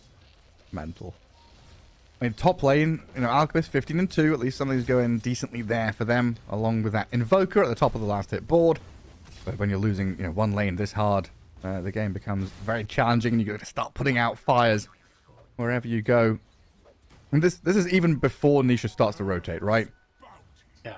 Yeah, Nisha so far just focusing on himself. Too early for him to make his moves. He does go and take a bounty rune. Him coming in, sees the stacks Zebe? being made. Oh no, not again. Yeah. This is the thing. Like, jungle? what's the play at this point as an offlane on board? You can't jungle this early, and your lane is just Monkey King, and it will keep being Monkey King, no matter how many times you close your eyes and open them again. It's still Monkey King there. Boxy just got 2 courier snipes as well up top, by the way. This is like disastrous. Looking to be a completely free Mickey game on Monkey King. Already 2.9k net worth. And what's the build for Monkey? Is it Gleipnir still? Yeah, we're gonna see him go for Maelstrom at least. He could go Battle Fury build if he wants, but more than likely we're gonna see him activate with Gleipnir and just hunt the Alchemist. The real answer was Radiant's Aghanim Scepter. Oh, yes, yes. We had this discussion yesterday Naturally. about our love for Radiances. And we've seen some Radiance. The Radiant Sanking. That was cool. It was. I mean, a 5-0 start here for Liquid is an uphill battle for Avilas, and like a lot of it rests on Stormstormer's Invoker mid, but Smiling Knight Because Monkey. like this. Mickey on the Alchemist. Is it going again? Yeah, through the Twin Gate onto Smiling Knight. This Radiance is going to be delayed, and it's so imperative that Alk and Invoker have good times because the Underlord has been crushed, and you come in with a kill like that and steal a stack. Oh no. This is illegal. Not the triple stack. They worked hard on this one. Unconstitutional moves from Team Liquid. This goes against everything that mankind has stood for centuries. They've got a bushwhack here onto the Phoenix. Monkey King's getting involved. Saberlito, El Saberlito stealing the kilo, and Eki in trouble as 3 stacks of Jingu not going to be enough to get the 4th one up. And Stormstormer's rotation doing a lot. The auto attacks though, they're tickling him. Saberlight. The Too much armor. concoction comes in, finishes him off. There we go. First kill of the match for Avilas. Finally something, but meanwhile the small camp being taken. Liquid, they retreat, but they also do so while stealing some of the backup money here for a Smiling Knight. Zibe got some breathing room though, right? He got to see some creeps for a second. Yeah, for a while he's been on the lane, but he's too scared to even stay on the lane. He's now sitting back at the Ancients. And Still Monkey's playing even top. there. They go back onto the TB, but he's got raindrops. He's tanky, and Liquid, they've got a response to this. Stormstormer tried to be aggressive along with the Alchemist, but Nisha's arrived with his level 6. Magnetize and a kick over the bow of Smiling Knight's Alchemist. And Boxy can keep on chasing this one as well. Another bushwhack well placed and well timed. Catch out Smiling Knight as he tries to wander through the jungle, but he's been found and killed. Looking for a Eki? deny, not gonna get it. Eki, though. Eki? Sneaky Eki. Oh, he realized that he doesn't want to stack. He just wanted some mana. Oops, accidentally stacks. He tried to prevent it by walking in. When you're just too efficient, you can't help He's it. gonna die for this. Oh, he's gonna die for this. Monkey King's here. So that's the 10th kill for My Liquid, God. and it's the 10th kill that Mickey has been involved in on this Monkey King. So it all comes back down to that liability of an offlane. I haven't seen a game like this in a long, long time. This might be a quick one, honestly. It's looking rough. Look at that Perfect can. stun. Oh, the neutral creep. Oh, The Centaur Conqueror conquers the kill. that's a victory for Avilas. A small one, but a victory nonetheless. So technically, Mickey has been in 11 kills. Doesn't get an assist for that one, sadly. That's dumb. He should do. Yeah. Stupid centaur. And there should be a neutral kill count. Is under attack. Smiling Knight stacking camps. Dire's top tower He's stacking Trying. them, but Monkey has no intention of going back to farming. He is just playing as an overfarmed +4 at this point, just running around and bullying people. When Hoodwink's farming bot. Insane, you got to farm bot for a little bit as well. This is Steal OpenAI some camps moves. away. Yeah. This is so smart though. Mickey has enough power treads and orb of corrosion. All you need to start hunting. Invokers That's the thing, right? There's like coming. pushing from like 3.5 to 5k is nice, but like if you're a 7k net worth Monkey King, you're just a pinata at that point. Like yes, you have a bigger item faster, but you're keeping your you're removing slices of the pie from your opponent while giving to your teammates. Oh yeah. What he's made is such a huge move. He took away tons of gold from Alchemist. Alchemist is supposed to be super high net worth carry, and he's only at 3.5 at minute 9. And then you've got Terrorblade as well from the offlane, who's up there. 4.2 for Saberlight. Yeah, going for that pipe again, queuing it up as first item. Well, it's a 4k lead. Avila still getting towards some timings of their own. You know, level 6 on Phoenix is always going to be big, alongside that Lion Finger of Death. Invoker, obviously, always a threat, but they need time. Time for this Alchemist to farm. Underlord is going to be an Aura bot no matter what happens. It needs to get to those key items, and Liquid are not going to allow you to relieve the pressure. You're going to be killed whenever you show on the map on a lane. You're going to be rolled on and slain like that. And Stormstormer can throw some spells at Nisha here. And with Eki there, they're just not going to offer resistance to this tower push. Nisha, just way too tanky to be killed, and mid tower already taking a lot of damage. This is at least a lot of space for the Underlord, but again, this fight mid. Yeah, I mean, he's going to use the Fiend's Gate to try and come in here, but Eki and Stormstorm are both shredded. 13-1. Team Liquid, they're not mucking around. I mean, what is it? It's getting close to 10 p.m. I don't know if El Saberlito's got bedtime at 10:30 or something. They've got to send him off to his room because Zippe dies to neutral creeps off the right-hand side. Team Liquid just pedal to the metal at this point. Just pushing into mid tower. 2 kills now for the neutrals, keeping a score. See if they can rack up a rampage for themselves over time. TB does have Sunder. Almost on a killing spree, huh? Yeah, working on it. EMP onto Boxy. Just trying to hold back this push for as long as they can. You know it's bad when your offlaner can lose the lane in about 4 minutes. Hard enough that the enemy carry activates, runs across the entire game, ganking everybody, leaves the offlaner for 7 minutes, and the offlaner still doesn't feel like it's gonna do anything. Like, Under still less farmed than everyone on Liquid. Well, Alchemist got his ulti off. 12-1 charges. Talisman of Evasion. Concoction into Sunstrike. Earth Spike. And actually saves Smiling Knight from severe damage and death. Alright, keep him alive. Regen from that ulti. Keeping him alive for now. Zippe, I've not caught up with you in a while. You want to go have a cup of coffee, mate? No, you want to come back here, Zippe? That's a clear no from Zippe. He is running away. Ghosting him. This is slug body language or no. Mickey's left on red. Like, no. Don't even respond. Stormstormer is looking for a move down towards bottom, thinking maybe Monkey King is going to be down here. It's just him, though. He needs some more help if he's going to kill this. I mean, maybe he can farm some neutral camps down here. Monkey King with the Echo Saber now. Even more damage output. Oh, Lion coming through. Has the finger. This could be dangerous for Monkey. Mikke. Oh, this Cold Snap, maybe? There it is with a Tornado EMP. Earth Spike from Eki. Rainbow Finger of Death TP. Not enough. He's too tanky with the Strength Treads and Echo Saber. And now they come in with Boxy.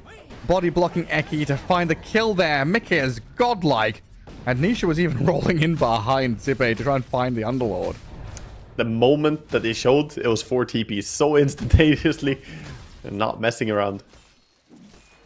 Aaron, how much gold do you get from this monkey kill now? He would give a decent amount, but I think it's like 1100 maybe total. Alchemist. He's going to throw the stun. I don't know if it does a whole lot here. Phoenix with a supernova might, though. Mikke realizing this isn't a fight to take anymore, and they do lose Boxy. Second kill of the game for Avulus. They force the Monkey King away.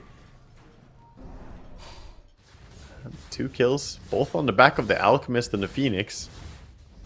Meanwhile, Terrorblade just doing Terrorblade things, having a very free time. Avulus just moving together now.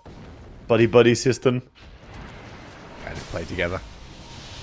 And try to not give too many opportunities here to Liquid. And another good kill mid, potentially. Snowball picks up Nisha, but they're still stuck in the Pit of Malice. A punch and a hit onto Seneko, not enough to finish him off, so the 5-man group up play from Avulus works out. They've doubled their kill score. So they have got a lot of kills. 3 of their kills in the last minute now. 20 seconds for the Wisdom Rune to spawn. I think they desperately need to go and grab that. Alchemist is top of network. Oh, he was. For a moment, Monkey King still contesting him. Monkey went for Echo Saber with the active playstyle that he's running. I definitely agree with this as well. Gonna give him more kill potential.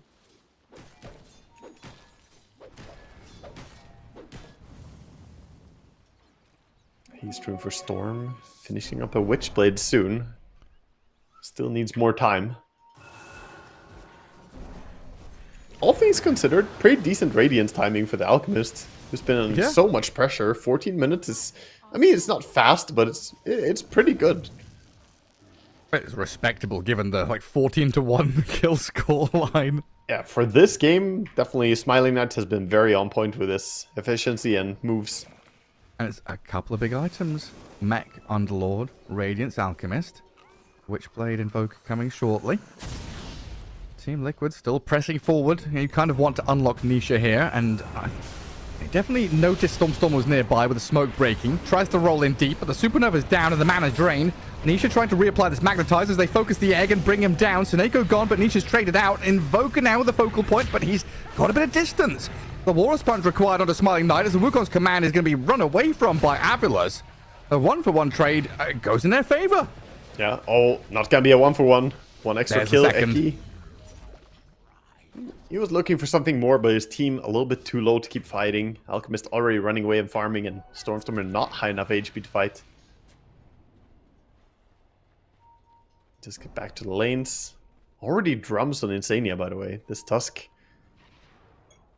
bringing a lot to the fight. Yeah, plus 800 gold. And he's going to be spotted by Seneko and Stormstormer, though. All alone. In this neck of the woods. Attempted TP. Was that... Oh, cancelled out by the tornado last second. Optimistic in front of Invoker. You never know. Might as well try. Nisha now. Stunned and sunstruck. Blade Mail comes out a little late and the Earthsparks clipped him.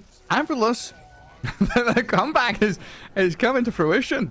That's such a huge kill as well. That's going to push him towards Blink Dagger on the Alchemist. Only 100 gold to go, so get that Blink and he can start looking for more kills. Finally, they have something to play around. The game has definitely worked back from what looked like an absolutely horrible start. Now it's in striking distance. They just need to keep playing off their cooldowns. Finger Death down for 50 seconds. They have the XP lead now as Avilas? They do, yeah. Wild. I mean, XP swings a little bit harder than Gold's, because dying when you're ahead in levels really feeds a ton of experience. They have not cashed in on the kill on Monkey King yet. Would be a huge pick-off for them to take, so we see the move for it. This is intended for Monkey.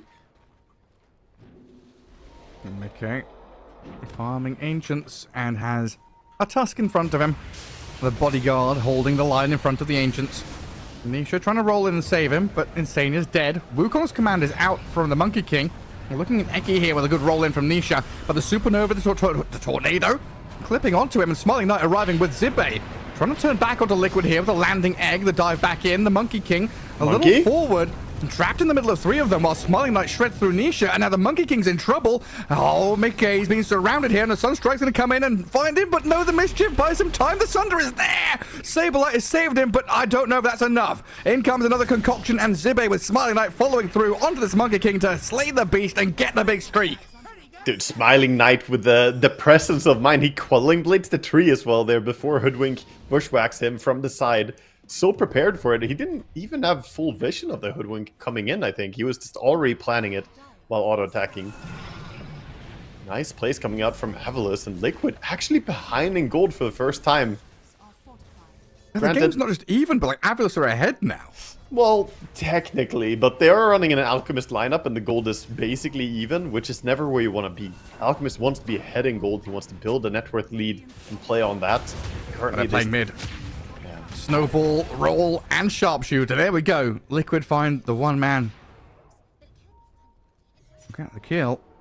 Big takedown for them, and they have nice deep vision planted for this triangle as well. Allowing Saberlight to farm over here. He's working on his own shard. And that fight was also a very awkward kind of terrain to be in as well. Low ground in the river, in a pit of malice. Wukong's was kind of a zoning tool, and then he jumped in pretty deep. It's hard for Monkey King to fight before BKB. He is just about to finish it soon. He needs 200, 300 gold. But before BKB, the Phoenix really counters him. One Fire Spirit and he just could not attack anymore. Minus 140 attack speed is no joke.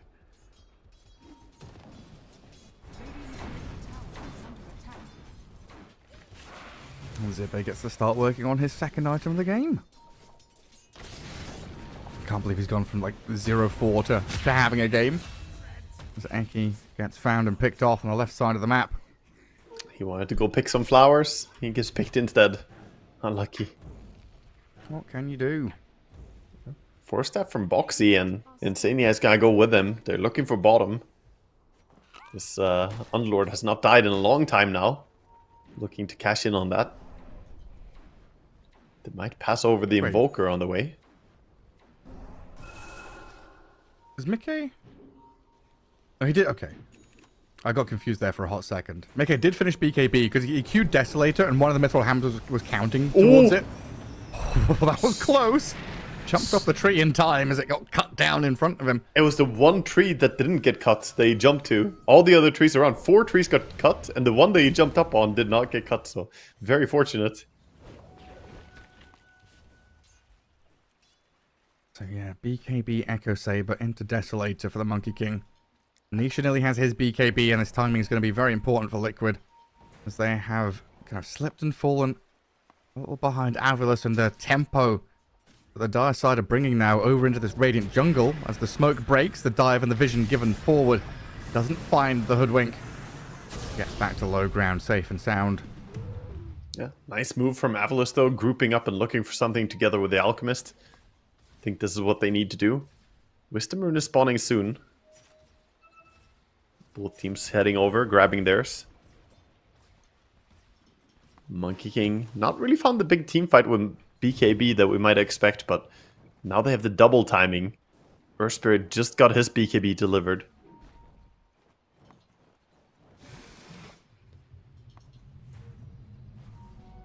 Oh, I see. He put the gate, but he didn't manage to steal the wisdom. Yeah, tried to. Smoke towards mid. They saw the Unlord. He was under vision just now. I don't think he's the target. They could gank someone else. Unlord doesn't have ulti, so hard for him to join his team. Or they just crash down on him mid. Try open tower. Looks like Zippe needs to come across here and save Smiling Knight. Gets off his BKB before the Bushwhack lands. Out with the Wukongs, away from the Sharpshooter, and off he goes. Not the longest stun duration coming out from the Boundless. I think if he had level 10 talent as well, then he probably would have stunned him long enough. The plus 0.2 seconds would allow the Bushwhack, but probably still would be a hard kill. And now Seneko. Good Boundless roll and kick. Stunning him up with the Snowball and finishing with the Fish Punch. Now onto Eki, the force staff to dodge the roll, but in comes the Monkey King. A follow through from Liquid, scary here, but you've got to be wary going high ground. As a buyback from Phoenix, they're in the Pit of Malice. Firestorm doing some serious damage. And Liquid full retreat back to the high ground near the Ancients. Invoker, not really close enough for that fight on the ramp. Tier 2 tower is gonna fall, looks like. They glyph it up. Saberlight still wants that tower. Scouting Sunstrike. Trying to find where they've gone. Smoke and chase. All 5 of Avilus. I'm trying to run down this lane. I like this. Solar Crest on Phoenix. I've seen This is a Zippe dangerous fight. go. Alk doesn't have BKB yet. 20 seconds. Spooky. And Nisha does have BKB. A couple of spells thrown at him as the Monkey King leaping across the treetops towards the Alchemist. On the right, though, they've caught Stormstormer's Invoker, surrounded by the 3 members of Liquid. Finished off quickly, while Smiling Knight has moved in aggressively with a concoction. Thinking about continuing this battle, but Mickey can return, come back in with some good damage onto the line. BKB, Darp, and Wukong's out. And the buyback from Stormstormer here. Avilus really want to fight around this area with a double buyback. They force Liquid to run away. Concoction and Cold Snap catching Saberlight with the Ice Wall there as well, but the shards look decent. Snowball save. Saberlight, can he get out of here? He's got Sunder available, buy some time for himself, but Insania's died for him. They lose the 2 supports, and Saberlight's probably going to die as well. Big chase here. Eki also looking for more, but Monkey is going to be safe. The Underlord Gate looking for him. Not quite in time. He had Pedo Malice, but can't quite get him before the jump away. This is big though for Avalus, turning this into a Roche immediately. Double buyback's expensive, but they get a lot of money from that fight, and like you say, the Roshan. I think it's definitely a worthwhile investment for them. It was a commitment. If they didn't get the fight, it would feel awful, but they knew they have pretty good catch going into them there. Team Liquid have to feel a bit weird about this. They were like, weren't we really strong? How did that fight go so poorly? But buybacks close to a tier 2 tower allowed for this comeback. Yeah, now this Aura bot Underlord getting bigger and bigger. Mech into the Crimson Guard. I noticed he had like pipe queued up earlier on, but this Crimson just makes so much more sense. Liquid are making a move again around their tier 1 bottom lane, not wanting to give up any map space, and the Balance Strike clips the Lion on the high ground. Good catch by the Monkey King there.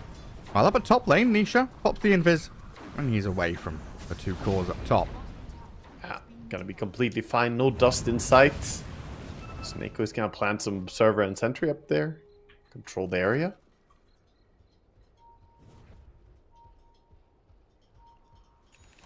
We'll see a lot of positioning items coming in with the 4 staffs. 4 staff on Hoodwink, 4 staff on Invoker, with Blink on Tusk now.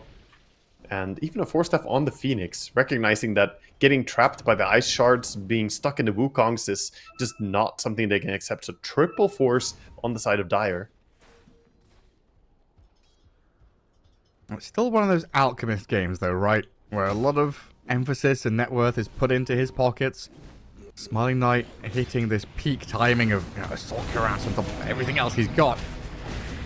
Leaving other heroes a bit exposed in terms of their scaling, as the Phoenix and the Underlord might be finding soon, but a good Sunray Supernova down from Seneko allows Zibe to slip away from the danger that was coming his way.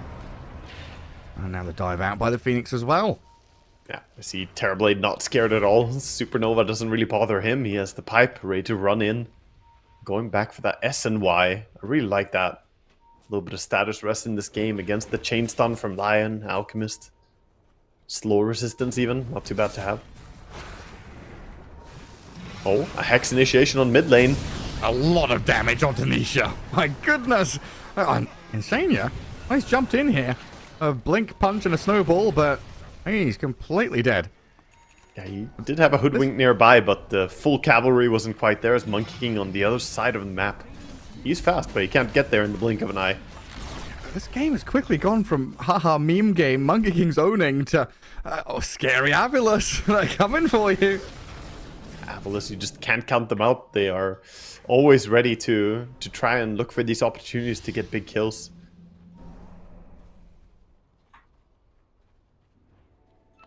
Boxy lurking in the shadows. Yeah, knows there's an enemy hero nearby. Yeah, using his Glimmer Cape. Pings out the Invoker who has ghost walked on top of him. Dodges the tornado thanks to it. Storm is struggling to contend with the TB illusion as well. As Liquid, they've got numbers down here. They want to fight. They're bringing everyone, all 5, trying to group up. Monkey King Gate. caught off the tree with a gate. Cold Snap is there. Underlord comes in, but Eki is quickly dispatched with, and now Zibe's found himself in a danger zone. Middle of the Wukong's command being completely annihilated. Well, Insania, has to contend with the Alchemist. Nisha rolls deeper in onto Seneko, knowing the egg isn't available. So a triple kill for your Earth Spirit here as Liquid. And Saberlight, Mickey, jumping off the trees, pivoting onto the Alchemist, looking for this kill on Smiling Knight, but it's an Alchemist with 2 lives. Kill him once, maybe, but twice, not happening. Tornado clips, but Sunstrike a little bit late. Off the mark as well. Well, Mickey chases Stormstormer back towards his base with an Acorn shot and a Bushwhack. They've taken him down. And this is the situation. The Alchemist has Aegis. He's got 20,000 net worth. He's got 2 lives, but the rest of the team just die. Yeah, he's basically the one hero to lead them all, but they didn't have Supernova for that fight, and I think it's too hard for him to fight if they don't have that big team fight ability. That's basically the one thing they have to counter the Wukong's command, and Liquid, they just sense that weakness, rushing over all of Avilus.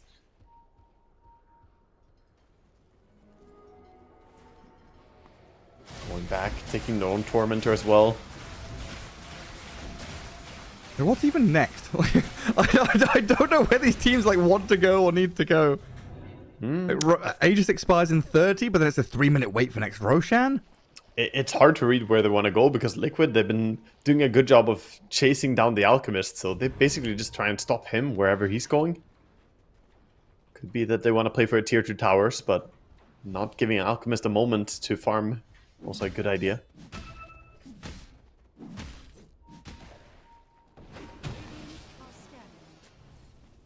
Monkey King added a shard, by the way, so now I can jump in as well. And they got shard from Tormentor on Tusk.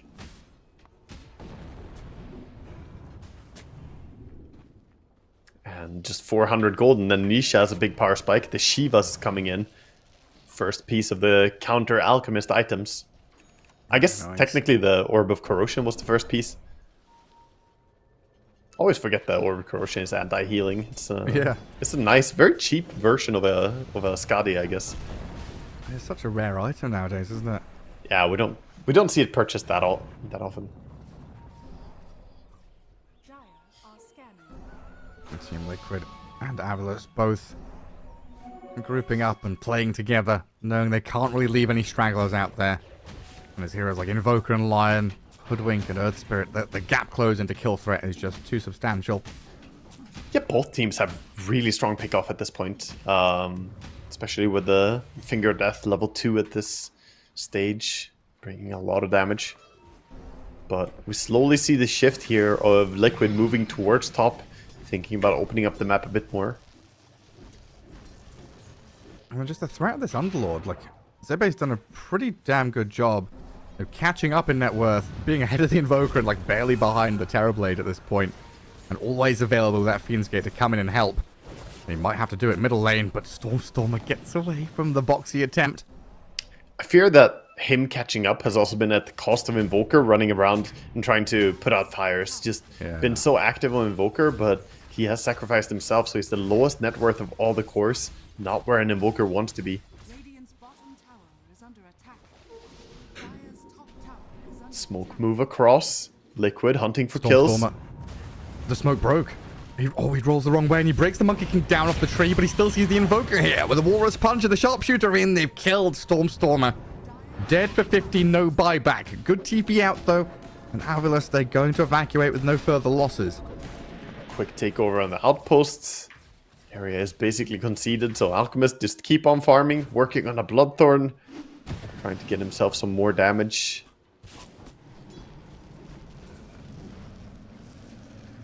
Already we can see Mickey queuing up the Lincoln Sphere next. I like that choice. I think Skadi would have been decent for him as well in Monkey King, but Lincoln's not bad against the initiation on the side of Avalus. Can block Alchemist or Lion. Yeah, Hex is so annoying. It's like guarantee that you get to press the BKB. Yeah, he should be able to react. Even if he leads with like Mana Drain into Hex, you still have a little bit of time there. And double damage for Nisha. Bottled up and ready to go. Feels like the first time in a while Liquid now have that little net worth lead. Little tiny one. Yeah, but even a small net worth lead at 32 minutes against an Alchemist is I stand corrected, Patrick. There was that small... Yeah. True. Oh, the 90 gold difference right there. Yeah, what the hell, Gareth? How could you miss it? It was a whole CS. That's 2 creeps. Well, a minute to go till Roshan. Smoke. Minute 33. We're turning off the Radiance. We're stealth mode. Sneak, sneak. So Radiant, Roshan, both teams looking at this bottom right-hand corner. TB Illusion scouting. What's the vision situation like? There's a sentry on that high ground, and there's an obs and sentry from Dire there. And Liquid are just standing on a cliff, so using Monkey King's vision. Well, they do have that deeper ward back towards the Tormentor, so if there's a chase, they've got that bit of vision to play into. But right now, it's kind of the standoff over the creep waves. Both teams scouting out the Roche, Sunstrike, Fort Spirit, and Illusion. Just hanging out here. Hello. You're not meant to fight. Just meant to be observers. Breaking the treaty. Naughty. That Forge Spear took it like a champ, though. He didn't flinch. Stood there and took the punches. Well, there we go. He's going to bait the illusion one way. Now we have a liquid smoke. Gonna go up and around. I think they have a great read of where Avalos are hiding. And I've got this DD going on Nisha.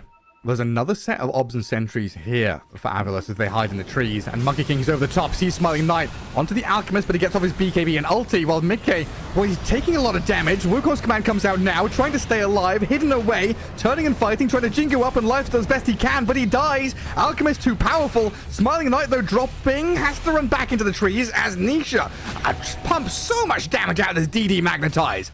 Kills off Stormstormer and Zibe. Eki's about to drop through the Glimmer Cape, and so does Seneko. Yet again, we find ourselves in a situation here where Eki barely surviving, but Alchemist, you know, for all intents and purposes, is the last man standing. Yeah, Alchemist doing so much in that fight. Even though he got stunned immediately, there was no follow-up. Nisha was, sorry, Mickey was very quick on the stun, but his team wasn't really in a position to chain stun up the Alchemist. And because of that, sadly, they do lose Monkey King, but they win the fight.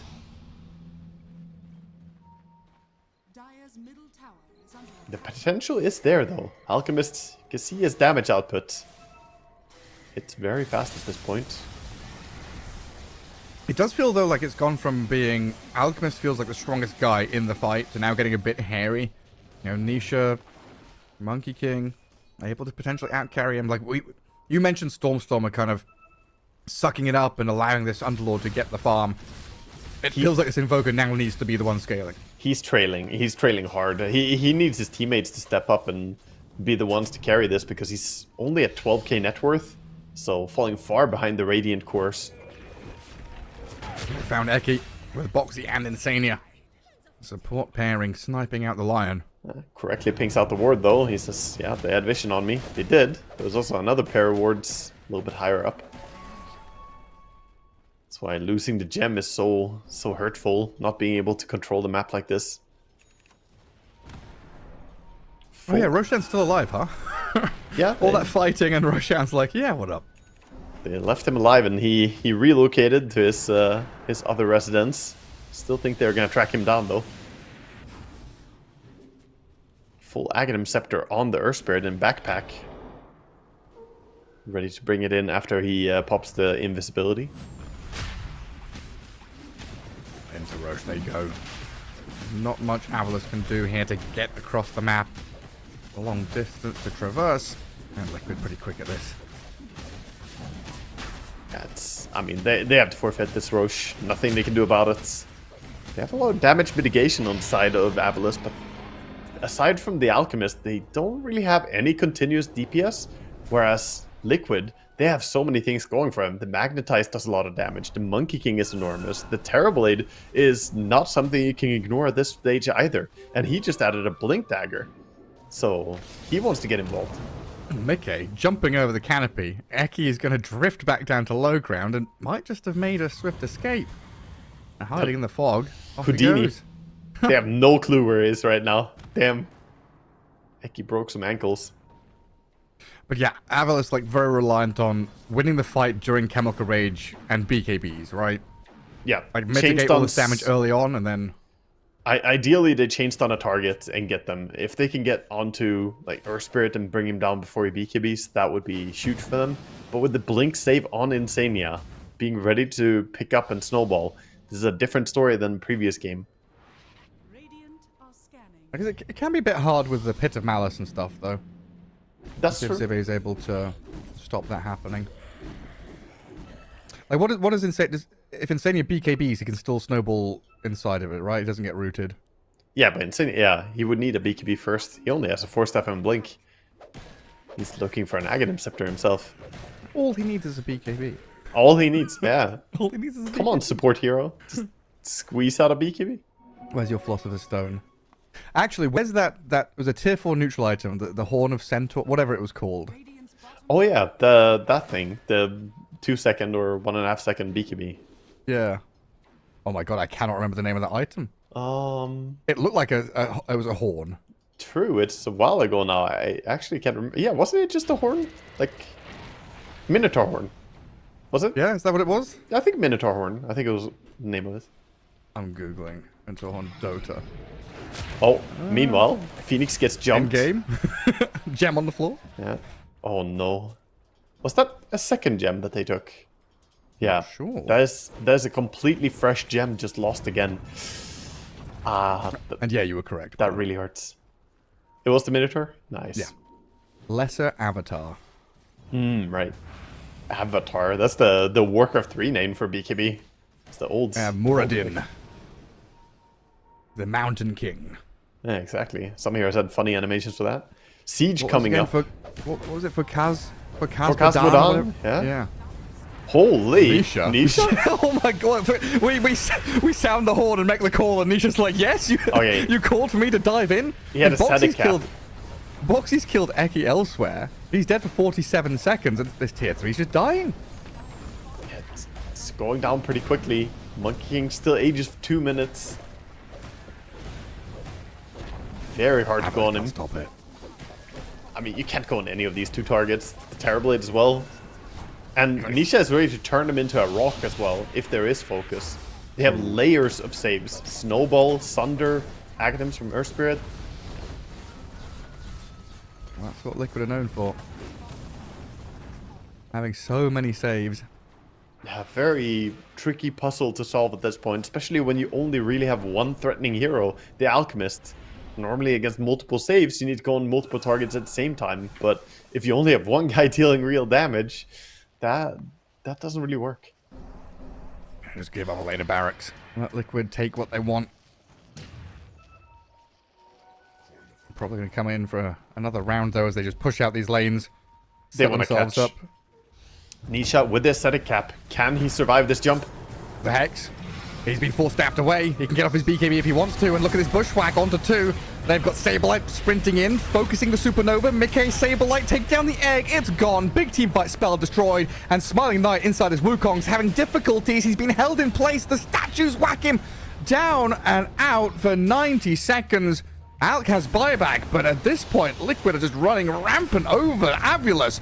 Stormer back behind tier 4s. The defensive BKB not where he really wants to be. And your tier 3 tower is under assault. Yeah, buyback, but he doesn't have ulti on Alchemist, so I don't think they're scared at all of him. Siege is continuing. TP blinks in, Reflection. Pit of Malice and a Firestorm. It spooks Mickey a little bit here. Team Liquid being...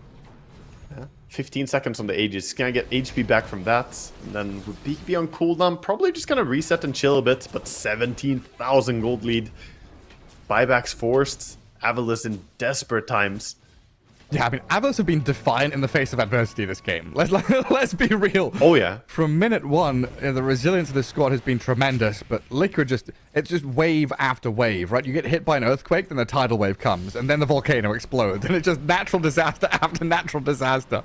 That is such a luxury item on Boxy. He's got the Timeless Relic and an Octarine core for himself, so along with the Ether Lens, he's able to sit back and just cast a lot of spells from a safe distance and have big impact with them. We also have Eye of Skadi completing in just 400 gold for a Terrorblade. Double Mindbreaker on them, so the silences can be pretty upsetting. And another DD rune. Bottle DD, and I believe Monkey King probably has the bar, his bar. Yep, he does. He's got his bar coming in. There it is, delivered. Saberlight pretty fat as well. Skadi. It's done. Backing up. I love the way Liquid are playing this right now. Grouping up as 5, playing safe area. They realize that Avulus should be desperate, so they sit back and don't allow for any pickoffs. So I say that. Insania rushing forward. Smoke breaker. Sorry, Walker. Perfect. Like, really perfect. Just a small move like that gives them so much information. Yeah. Clean read.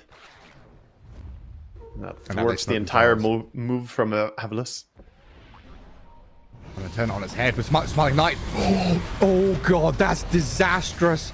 They're going to try and finish him off. The snowball kills off the line. Smiling Knight does get off the Chemical Rage BKB. Alchemist is still alive, but it looks like Nisha's on his tail, chasing forward and dying quickly. The egg was there with the Sunray, but Seneko couldn't save his carry. Dead for 2 minutes. GG called. Liquid 2-0 it. Avalus put up a fight this series, but Liquid just too good. Yeah, Liquid just looking in shape. Mickey dominating this game. I do think they fell a little bit on that last pick counter. The Monkey King coming out took over that so hard early on, really set the tone for the game. They worked their way back a bit on Avalus, and they managed to even out the golds. They had a nice net worth, a little bit of a lead even for a while, but when you're running Alchemist, you want to have like a 15k lead. You don't want to be, oh, we're 2,000 gold ahead. That doesn't matter at all. That's not the kind of numbers we're looking for here. So Liquid, just fantastic play again. On point. Smoke detection, the rotations coming out from both Mickey and Nisha's ganks. And yeah, Saberlight just doing 2 games back-to-back of Terrorblade and having a pretty good time. Carrying them to Thailand, right? Qualified for ESL One Bangkok here and dropping Avalus down into that lower bracket. I mean, Team Liquid very well deserved going through this upper bracket. What, 2-0ing OG? No. 2-0ing Maus, and then 2-0ing GG, Gaming Gladiators, and now, of course, 2-0ing Avalus to get themselves one of the 2 slots for Western Europe to head to Bangkok. And Avalus dropping down, they've got to face the winner of Gaming Gladiators OG tomorrow, which is going to be a real spicy one. So that's the 2 matches we have coming up tomorrow. It's going to be starting out with Gaming Gladiators and OG, who's going to have a shot at qualifying. But only one of these 3 teams can make it. Avalus waiting for them in the lower bracket finals. I think OG are, you know, a little bit on fire here after taking down Tundra as well. Probably feeling pretty good. So they have a fair shot, I think. But Gaming Gladiators still my favorites for that first round. Yeah, I think so, looking at it. But, man, you know, going into this qualifier thinking, okay, Team Liquid, Tundra, Gaming Gladiators, the top 3 vying for 2 slots. Now we've lost Tundra already. Gaming Gladiators and OG going to fight it out, like you said, and Avalus waiting for them. There's potential that OG or Avalus are going to be taking one or the final slot that remains for Western Europe. But that wraps up our second day of the closed qualifier here. Team Liquid, congratulations again for their nice rampant run through that upper bracket, getting the slot to ESL One Bangkok. And we'll see you all tomorrow for the last 2 series and that final winner. See you then.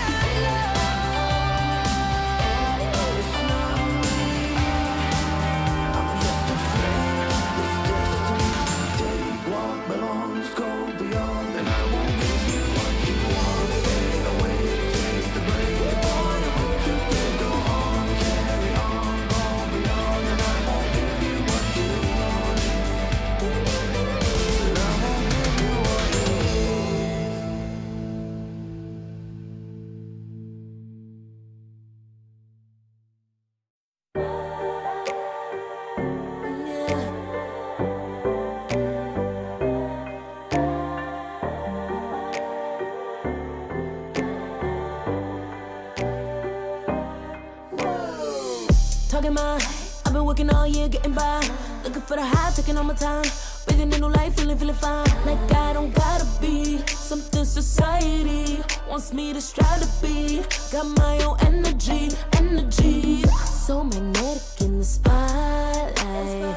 Shaping my own world with my own mind. Don't talk about me unless you alright. You gon' see I'm finna real free, protecting my energy. Gotta protect my mind. I'm breathing in new life.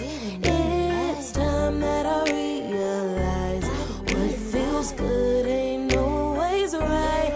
I making changes, I got me a new strut. No more settling, I'm running out of good luck. Never chasing, I attract, I'm busy going up. If you see me come correct, then keep it on the book. Get it how I live it, that's the motto, how it goes. No more reaching in the distance, hit the lotto, I'm the one.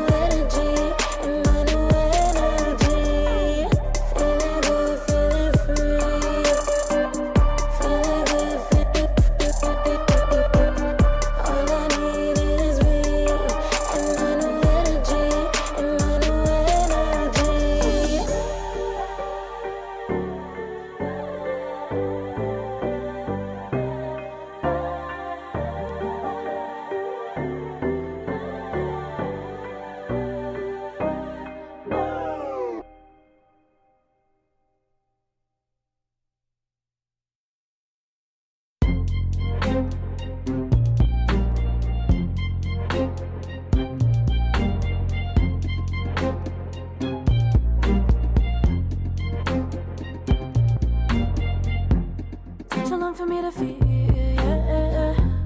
Tell me why you're on your knees, yeah. Now my thought I had a dream, yeah. Kicking off the covers, I'm too hot for this bed. Give me space, I need to breathe, yeah. Give a face, giving it beautifully, yeah. Yeah, it's just me and my clique, yeah. We might be the hottest, but we let you in. Angel energy, let you sit with me. Angel energy, angel energy, angel energy. We got sympathy. Angel energy, angel energy. Yeah.